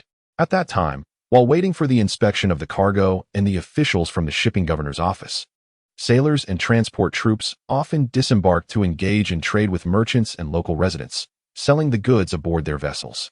They would also assist in loading the wares of Huayan merchants, thus allowing these traders to evade a certain degree of taxation, thereby reducing the transportation costs of their products. The profits from such trade were then shared between the merchants and the transport households, resulting in a mutually beneficial arrangement. Consequently, during the previous dynasty, the economy of Huayan and the canal cities along the coast flourished, with market trade thriving and an ever-increasing variety of goods available. With the new emperor's revival of the transport system, many sensed a burgeoning opportunity. Not only these merchants, but also the transport troops and fishermen were astutely aware of the situation, including the group of youths before him. However, most of these were merely adolescents. Have the fishermen's households now come to be predominantly led by children? El Shun scrutinized the young ones, particularly the smallest among them, who seemed to discern his intent to purchase fabric. "I surmise you are a fabric merchant?" Hu X, noticing El Shun's silence, ventured to speak first. El Shun chuckled. "Not denying the assertion, you are indeed correct. Pray, Can you guess whence I hail? Hu X pretended to ponder for a moment. I surmise you have come from Yinjin. Moreover, I suspect your purpose has likely been fulfilled. Even if you wish to purchase fabric, you may not require much. It was evident from his accent that he hailed from Yinjin and surrounding areas, which was not surprising, but to guess that his objective had already been achieved? Were the children of fishermen now so astute? How did he come to know? Having guessed correctly? Hu X felt a surge of pride and smiled at him. The lad was merely making an educated guess, observing El Shun lingering at the fabric stall without making a purchase. You remain unmoved, likely in pursuit of superior goods. Thus, I surmise that your journey south has achieved its intended purpose. The vessel may not accommodate much more, making purchases optional. Hence, you exhibit an air of interest while meticulously selecting items. Huoshi, feigning childishness, tilted her head with a haughty pout. Perhaps her charm was irresistible, prompting Lion to ruffle her hair affectionately. My mischievous grandson is of a similar age, caught in that stage where cats are detested and dogs are overlooked. And he pales in comparison to you. Are you yearning for your grandson? Would you care to examine the fabric we brought along? If we conclude this business, it would allow both our families to return home a tad earlier. Lion chuckled. All right, let us take a look. Huoshi promptly instructed Yangfu to lower the woven basket, retrieving a bundle wrapped in numerous layers of fabric samples. Qianxia, Zhouxing, and Ma Xiang appeared to be lost in thought, only to witness Huoshi engaging earnestly with the fabric merchant. This is cotton fabric, she stated. Huoshi nodded. Indeed, cotton from Jiangnan, not inferior to that from Songjiang. Lion remained silent, caressing the cotton sample Huoshi had spread out. He then glanced at another package in Huoshi's hand. Is this also cotton? No, it is silk, she replied, unfolding it for his examination. Lion, upon feeling its texture, inquired, has this satin been washed? Clearly, he was knowledgeable. Huoshi did not conceal the truth. Yes, but it has already been ironed. Lion shook his head. I only desire the finest quality, and returned to inspecting the cotton fabric. Huoshi felt a twinge of regret. She too longed to procure superior goods, yet was constrained by her budget. She still yearned for the cloud cotton from Jinling. However, aside from offering tributes, only the affluent and noble possess such goods. The silk shop is devoid of stock. Where, then, could she procure it? Thus, she ardently promoted cotton fabric. How much cotton do you have? Too much. He cannot possibly take it all. The lad was not mistaken. The fleet could not accommodate more. To be frank, there are 300 bolts. 300? That could indeed fit. What price do you seek? Yang Fu clenched his hand in anxiety, while Qian Xiaxia nervously focused his gaze, only to be hastily pulled away by Ma Xiang. It was inappropriate for them to linger there. Qian Xiaxia, perplexed, wished to observe Huoshi negotiating business, hoping to glean a trick or two. Why were they preventing him from watching? Your companions are quite commendable, praised El Shun. Huoshi nodded. Had they not been willing to assist, my family could not have transported so much fabric. This is our first venture into substantial trade. Kindly propose a reasonable price. If it is suitable, I shall sell everything to Master El. After pondering her words, El Shun extended his hand. Yang Fu remained confused, but Huoshi shook her head. Chapter 96. The 6 qian sold out. These 300 bolts of cotton had already been purchased from the weavers at 4 qian each, while the shops in the capital sold them for no less than 6 qian. She had sought to smuggle them to Huayan, incurring both favors and transportation fees, and had to borrow money externally. Initially, she had agreed to assist the boatman with a daily fee of 31 for the entire journey, which amounted to nearly 1 qian over 3 days. Huoshi shook her head. El Shun glanced at her, extending one hand while the other indicated 2. Huoshi continued to shake her head, and eventually gestured 6 directly, then extended her hand. El Shun chuckled. Whose child is this? How dare adults allow such a young child to engage in business negotiations? Observing the seasoned demeanor of the individual, he smiled and shook his head at Huoshi. Huoshi pressed her lips together. With 4 coins received, selling at 6 coins and 5 cents, for 300 bolts of fabric, she could earn 75 taels. Yet, the counterpart was unwilling to agree. Was he concerned about accountability? Huoshi shook her head. Lu Shun fell silent, sympathizing with the plight of the fisherman. Yet he was a merchant, driven by profit. Business is not charity. We do not possess such ample funds. Lu Shun paused, noticing the child's disheartened attempt to pack away the fabric samples, and recalled his own grandson. He stopped her, gesturing with his hand. This is the maximum price I can offer. 5 coins and 5 cents. For 300 bolts of fabric, her profit would dwindle to 45 taels. Huoshi felt somewhat dissatisfied. If you were to trade fabric in Jiangnan, the taxes would exceed this price. Moreover, there are additional transportation costs. Lu Shun raised an eyebrow. Taken aback that the child was aware of tax rates, he scrutinized her, contemplated for a moment, and revised his offer to 6. Huishi furrowed her brow. Lu Shun then remarked, "Your assertion regarding trading fabric in Jiangnan, with taxes and transportation fees, is indeed valid. However, at this price, I intend to procure cotton fabric at the Huayan dock, and I am not lacking in sources." Huishi clenched her teeth, casting him a glance. This man exhibited an upright demeanor. She considered herself fortunate to encounter him upon her arrival. Otherwise, had she met those cunning individuals, the negotiation would have been arduous, requiring excessive words, effort, and time. Thus, she nodded in agreement. "Very well, let it be this price. Can you collect it from our ship? We do not have carts for transportation." Lu Shun chuckled. "Certainly. Would you prefer I wait until nightfall to proceed?"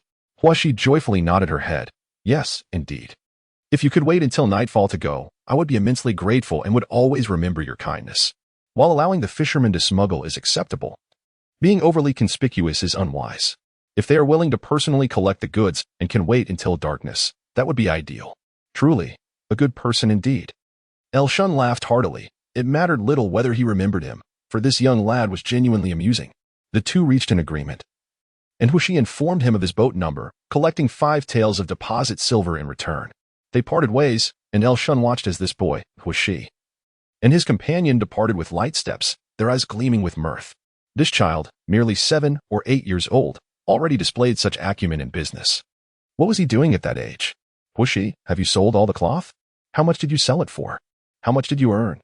Qian Shashia fired off questions in rapid succession. Yang Fu smacked him. "Why should I tell you how much I earned? So what if I ask how much money your family has? Would you be willing to tell me?" "Why would I?" Qian Shashia retorted, puffing up his neck. Yang Fu shot him a sideways glance. "Even if you wanted to, you wouldn't know the details.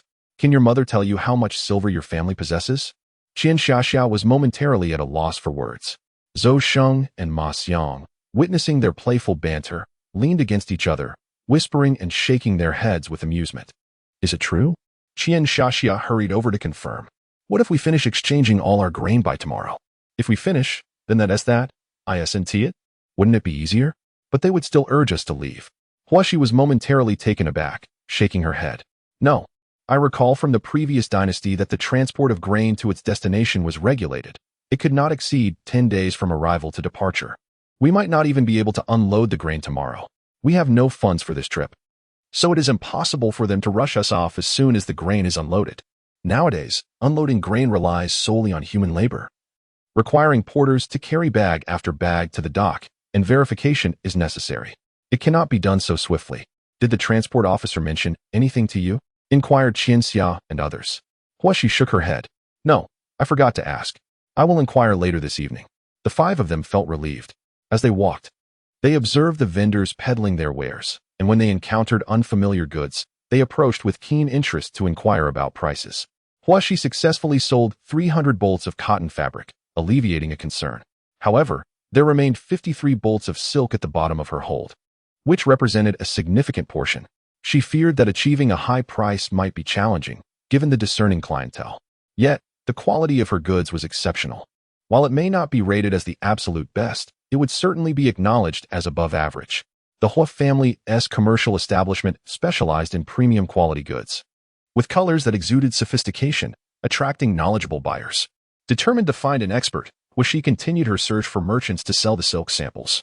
Unfortunately, as dusk approached, she had yet to secure a buyer, causing Yang Fu to grow increasingly anxious. Huishi reassured him, "It's all right. We still have time. Tomorrow we will head ashore earlier and inquire at the shops near the dock. Perhaps we will encounter some regular buyers there." Observing Huishi's effortless sale of the 300 bolts of cotton fabric, Yang Fu felt a pang of inadequacy, wishing to contribute but feeling helpless. Huishi had been diligently earning silver for the family, and he too yearned to assist. Huishi tilted her head to gaze at him.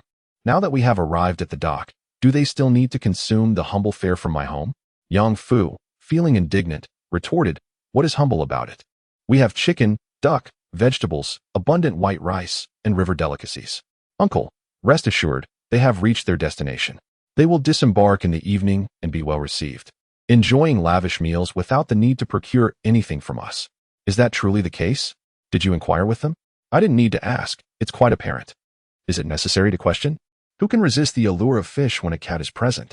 They should have already gone ashore to indulge in some spirits by now. Chapter 97. Gaining silver. The group exchanged glances and nodded in agreement. I will accompany you again tomorrow. Be sure to call for me when you do. Qian Xiaxia's spirits lifted. Zhou Sheng and Ma Xiang nodded in unison. Are you not switching with your brother? Qian Xiaxia hesitated. I will wait until my brother finishes the grain exchange before I switch with him. Huashi chuckled, realizing that her brother likely would not trust her to oversee the grain. As long as everything is fine, that is all that matters. If you encounter any trouble, your mother will surely go to great lengths to protect you. Huashi smiled up at him, and Huai felt a sense of relief as he affectionately ruffled her hair and Yang Fu's. Our children are so considerate and thoughtful. Are you hungry? Father has prepared dinner. Sister-in-law, we are not hungry. We ate quite a bit on shore. You wouldn't believe it. But she managed to sell all 300 bolts of cotton from our home. All? Sold? Huai's eyes widened in disbelief. Has it really only been a short time, and everything is gone? Yang Fu nodded vigorously, leaning in to whisper in Huai's ear. She sold it for 6 coins. Sold? For 6 coins. Huai pressed his lips tightly together, glancing around before fixing his gaze on Huashi. Is it true? Huashi nodded in response, expressing her desire for a higher price, though the other party refused. Pouting slightly, she remarked that it was already a considerable price. They had inquired along the way and found even lower offers. Yang Fu believed the price was already quite favorable. Huai nodded repeatedly, recognizing that this price exceeded his expectations, yielding an additional 2 taels compared to their purchase cost. This was cotton fabric. When selling on the river, they earned only a meager profit from each cut, and the fabric was something everyone hesitated to buy. 2 taels of silver were pure profit. How much was 300 bolts? Huashi gestured to him. 60 taels. Huai felt a wave of anxiety and looked around again, trying to maintain his composure. Good. Good. Good, he said, a smile spreading across his face. Huashi and Yang Fu exchanged glances and also smiled, urging him to sit down. Father, has the official for grain sampling come aboard yet? Not yet. They said it would be our turn tomorrow. So we can exchange tomorrow? They only mentioned taking grain samples tomorrow. But Father observed the porters, laboring hard, carrying bags and loading boats. It looked exhausting. We still have over 100 boats ahead. We don't know how long it will take. Yang Fu lowered his head. Are you missing your sister? Huai asked softly. Yang Fu nodded, still looking down. Huai reached out to stroke his head. This child had never been apart from his sister since birth and had relied on her as a mother. Huashi clenched her fists, her fingertips digging into her flesh. She too had lost her mother, who had died in such a tragic manner. Just as Huai finished comforting Yang Fu, he noticed Huashi's eyes reddening, sending a tremor through his heart. Busy in the cabin, Yang Fu exchanged glances with his companion. Suddenly realizing the time, he exclaimed, Sierra, look how dark it has grown. We should promptly inform everyone to bring out the cotton cloth. Manager, he will be here soon to collect it. Yang Fu hurried off in response. Huai joined Huashi in clearing the cabin, transporting the several bolts of cotton cloth they had stored. Once everyone had moved the fabric onto the deck, Lu Shun arrived with a few carts, accompanied by his workers. Young Hua, is everything prepared? He inquired. Manager Lu, allow me to introduce you to Huai, my father. Lu Shun and Huai exchanged polite gestures. Lu Shun observed Huai, then glanced at Huashi, pondering how such a somewhat awkward father could have raised such a shrewd and astute son. He chuckled softly and called upon his workers to assist with the cotton. Qian Xiaoxia and Yu Jiang helped set up the gangplank, aiding in loading the cotton onto the carts destined for the shore. Curious onlookers from other boats gathered at the bow, their eyes filled with envy. So much cloth for sale? How much could it fetch? They wondered. Why had they thought of transporting cotton from Jiang'an to sell? The people from Taoya Ferry were also watching. Seizing a moment of privacy, Lu Shun discreetly approached Huashi and Huai, presenting Huai with a small box. Huai accepted it, swallowing nervously as he attempted to count, his hands trembling slightly. Lu Shun couldn't help but chuckle at the sight. Huashi, with grace, opened the box and counted the contents, finding it to be just right. Thank you, Manager Lu, she said, bowing in gratitude. The Grand Canal remains unchanged, and Huayan is forever present. Manager Lu, may our paths cross again. Ha ha ha. Lu Shun laughed heartily. What an amusing young person you are. He returned her bow. Indeed, may fortune bring us together again. I hope to see this intriguing and clever lad once more. Hu Erhuai nodded and turned to leave. Hu Shichao addressed the onlookers, saying, "Most of you have already disembarked today. As we previously agreed, you may return to the boat after you have deliberated amongst yourselves." Hu Shichao handed the 5 taels of silver from his purse to Hu Erhuai, who gazed intently at the silver ingot and the box, the latter weighing heavily in his hands, causing them to tremble. After a considerable pause, he finally poured the gold and silver from the box onto the deck, counting and recounting, filled with elation.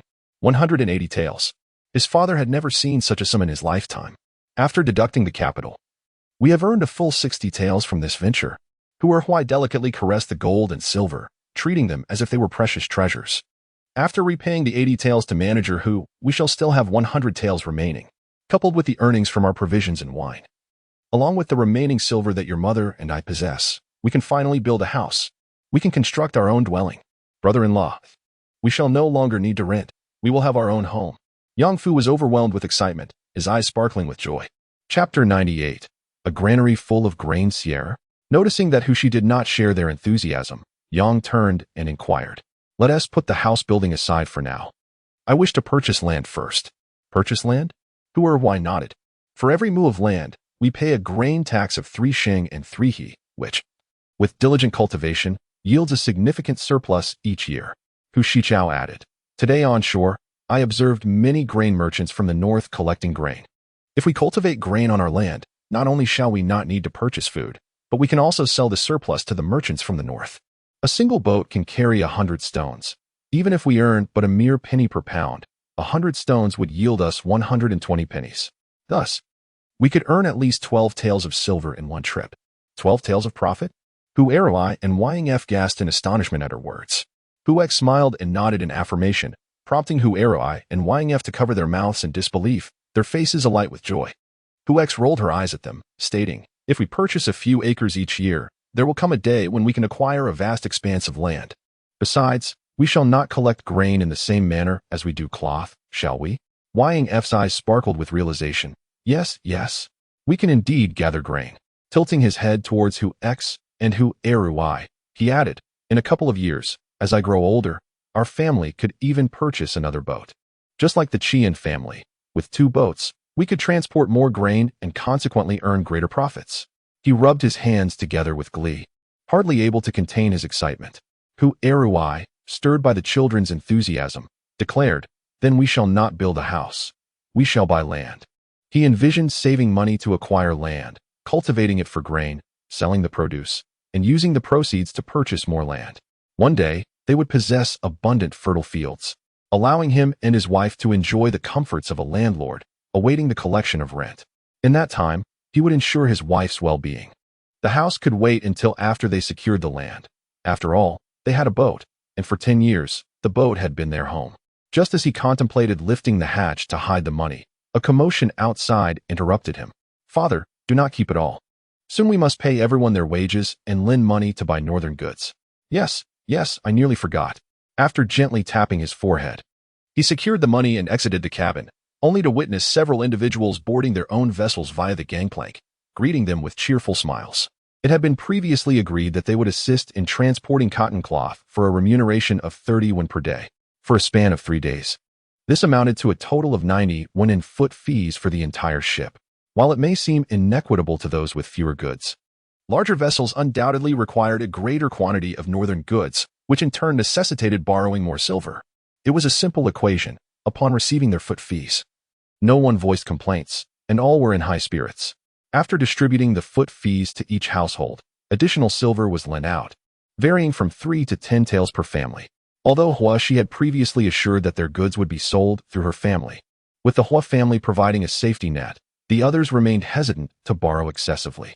Most common folk, driven by the pressures of life, preferred to avoid debt as much as possible. They were simple, honest fishermen, self-sufficient, and lacking any business acumen. Despite witnessing the Hua family's successful sale of the cloth they brought, apprehensions about risk loomed large. Should the northern goods fail to sell, they would be burdened with debt, a weight too heavy to bear. Consequently, Hua Shi refrained from presenting her silver notes, relying solely on the 180 taels earned from today as cotton cloth sales, supplemented by 30 taels brought from home, resulting in a total of just under 200 taels lent out. gazing at the mere 10 taels of loose silver in his hand. Hua Erhuai felt a twinge of anxiety. Sheer, if our silk and cloth do not sell, how shall we procure goods? He pondered, while others borrowed 20 taels. Their vessel was larger, yet they were left with only a handful of taels. Such a small sum would scarcely suffice to purchase anything substantial. Previously, they had mentioned the need to lend silver to the folk of Taohua Ferry, yet they could hardly refuse when their own reserves were dwindling. Yang Fu glanced at Hua Shi, pursing his lips in contemplation. Father, you seem to have forgotten that I still possess the silver borrowed from Manager Hua. Previously, we utilized 80 taels for cotton cloth, and I still have some silver left. Even if the silk fabric does not sell, we shall have funds for our purchases. Do not worry, father. Hua Erhuai let out a sigh of relief. The child's mother has been yearning for the prosperous fields and grand residence of the Yang family. How wonderful it is that they are soon to become landowners. They will be able to enjoy the fruits of their own labor. Well, she took the purse and nodded in agreement. Father, have you inquired how long we can stay in Wine? Father replied that he had asked, and they informed him that we cannot exceed 10 days. Hua Shi nodded, affirming that indeed, the current dynasty has resumed the granary transport system, predominantly adhering to the regulations of the previous dynasty. 10 days is ample time. We can select our goods at a leisurely pace. Yang Fu breathed a sigh of relief. Yang Fu was momentarily speechless. Hua Erhuai nodded. Precisely, if we find something we favor tomorrow, we should purchase it without delay. Hua Shi and Yang Fu nodded in agreement. A few merchants who did not assist in transporting goods managed to sell their wares brought ashore today, yielding a modest amount of silver. For instance, Sun brought some fabric to sell. However, her capital was limited, and she only transported coarse linen. While it sold quickly upon reaching the shore, the selling price was not substantial. Nevertheless, it was enough to give Sun a taste of success. Previously, she had only fished in the rivers, laboring day after day for meager earnings. Little did she know, having learned a few tricks from the young master Hua, she ventured into the business of buying low and selling high. Having tasted success, Sun gazed at the silver in her possession, contemplating what northern goods to purchase, and deliberated with Qian Sanduo throughout the night. Although she had her own merchandise, she did not assist the Hua family in their fabric trade. Nevertheless, Qian Xiaoxia heeded her words and borrowed 20 taels from the Hua family. Once profits were made, the young lady would have the means to propose marriage. Many, like Sun Shi, harbored various ambitions, calculating the borrowed silver alongside their own available funds, contemplating what northern goods to procure the following day. After a lengthy discussion with Hua Erhuai and Yang Fu, the two left the decision in her hands, merely advising her to heed Hua Shi's counsel. Thus, Hua Shi pondered deeply before sleep. Today, she had successfully sold the cotton cloth from Jiangnan and had encountered a myriad of textiles at the wharf. In addition to the cotton fabric transported from Jiangnan, there were linen, ramie, raw silk, and silk, as well as cotton from Songjiang. The cotton from Songjiang boasted a multitude of varieties, including standard cloth, large and small fabric, rare cloth, and flying flower cloth. Yet Hua Shi found herself unable to discern among them. Not only was there fabric from Jiangnan, but also linen from Huyan in the south and textiles from various other regions, such as floral brocade from the Central Plains, luxuriously woven fabrics from Qilu, Dongyang flower gauze from Luzhou, and Lu silk from Luzhou. There were even fabrics from foreign lands, like the coarse cloth and bird cloth imported all the way from Japan. An array of choices dazzled the eye. Yet, certain textiles were not commercially viable nor suitable for ordinary wear. For instance, brocade was expressly forbidden for the common folk, as decreed during the Han Wu period. Commoners, farmers, and merchants were prohibited from donning such garments. Brocade was not meant for everyone. Even jacquard silk was beyond the reach of the ordinary person. However, plain silk and silk in general were permitted under the current dynasty's regulations, allowing average merchants to wear them, provided they possessed sufficient wealth. Hua Shi was disinclined to engage with excessively luxurious fabrics. She lacked both the capital and the acumen to navigate that echelon of society. Those who were affluent and noble would not deign to purchase fabric from her directly, as it would diminish their status. For instance, the hemp fabric from Huizhou is priced at merely a single coin, even cheaper than the hemp from Jiangnan. Additionally, there are the exquisite yet resilient fabrics from Japan, known as Shibu and Torai, rumored to be unique to that land. Furthermore, there is the plush brocade from the southwest, which is not entirely woven from silk. Instead, it is crafted with hemp as the warp and silk as the weft, resulting in a lustrous fabric devoid of color, produced by the indigenous minorities of the Southwest. Unlike the cloud brocade, which is reserved solely for tribute and the attire of dignitaries, this fabric is accessible to all. There are also furs arriving from the north, heralding the impending winter. Huashi, in a flurry of thoughts, eventually succumbed to slumber. In her dreams, she found herself standing before her expansive fields, witnessing the bountiful harvest on the horizon, while Nian Er merrily flew a kite on the nearby ridge, laughing joyously. Inspired, Huashi awoke with a newfound purpose. The following day, upon disembarking, she purposefully sought out the fabric vendors, taking her time to observe and listen attentively as others haggled over prices. She noted the subtle gestures exchanged between buyers and sellers. Meanwhile, the companions trailing her, such as Qian Xia and Zhou Sheng, were bewildered, unable to comprehend why a discussion about fabric had devolved into cryptic gestures. Was it some sort of coded language for drinking? It seemed unlikely. The onlookers were left in confusion, while Yang Fu grasped only fragments of the scene. Having witnessed Huashi and Manager L negotiating the previous day, he was not inclined to believe they were communicating through drinking gestures, yet he too was unable to decipher the pricing. Huashi, however, was acutely aware of the unspoken dynamics of the negotiation. Indeed, if the haggling remained concealed from plain sight, she would remain oblivious to it.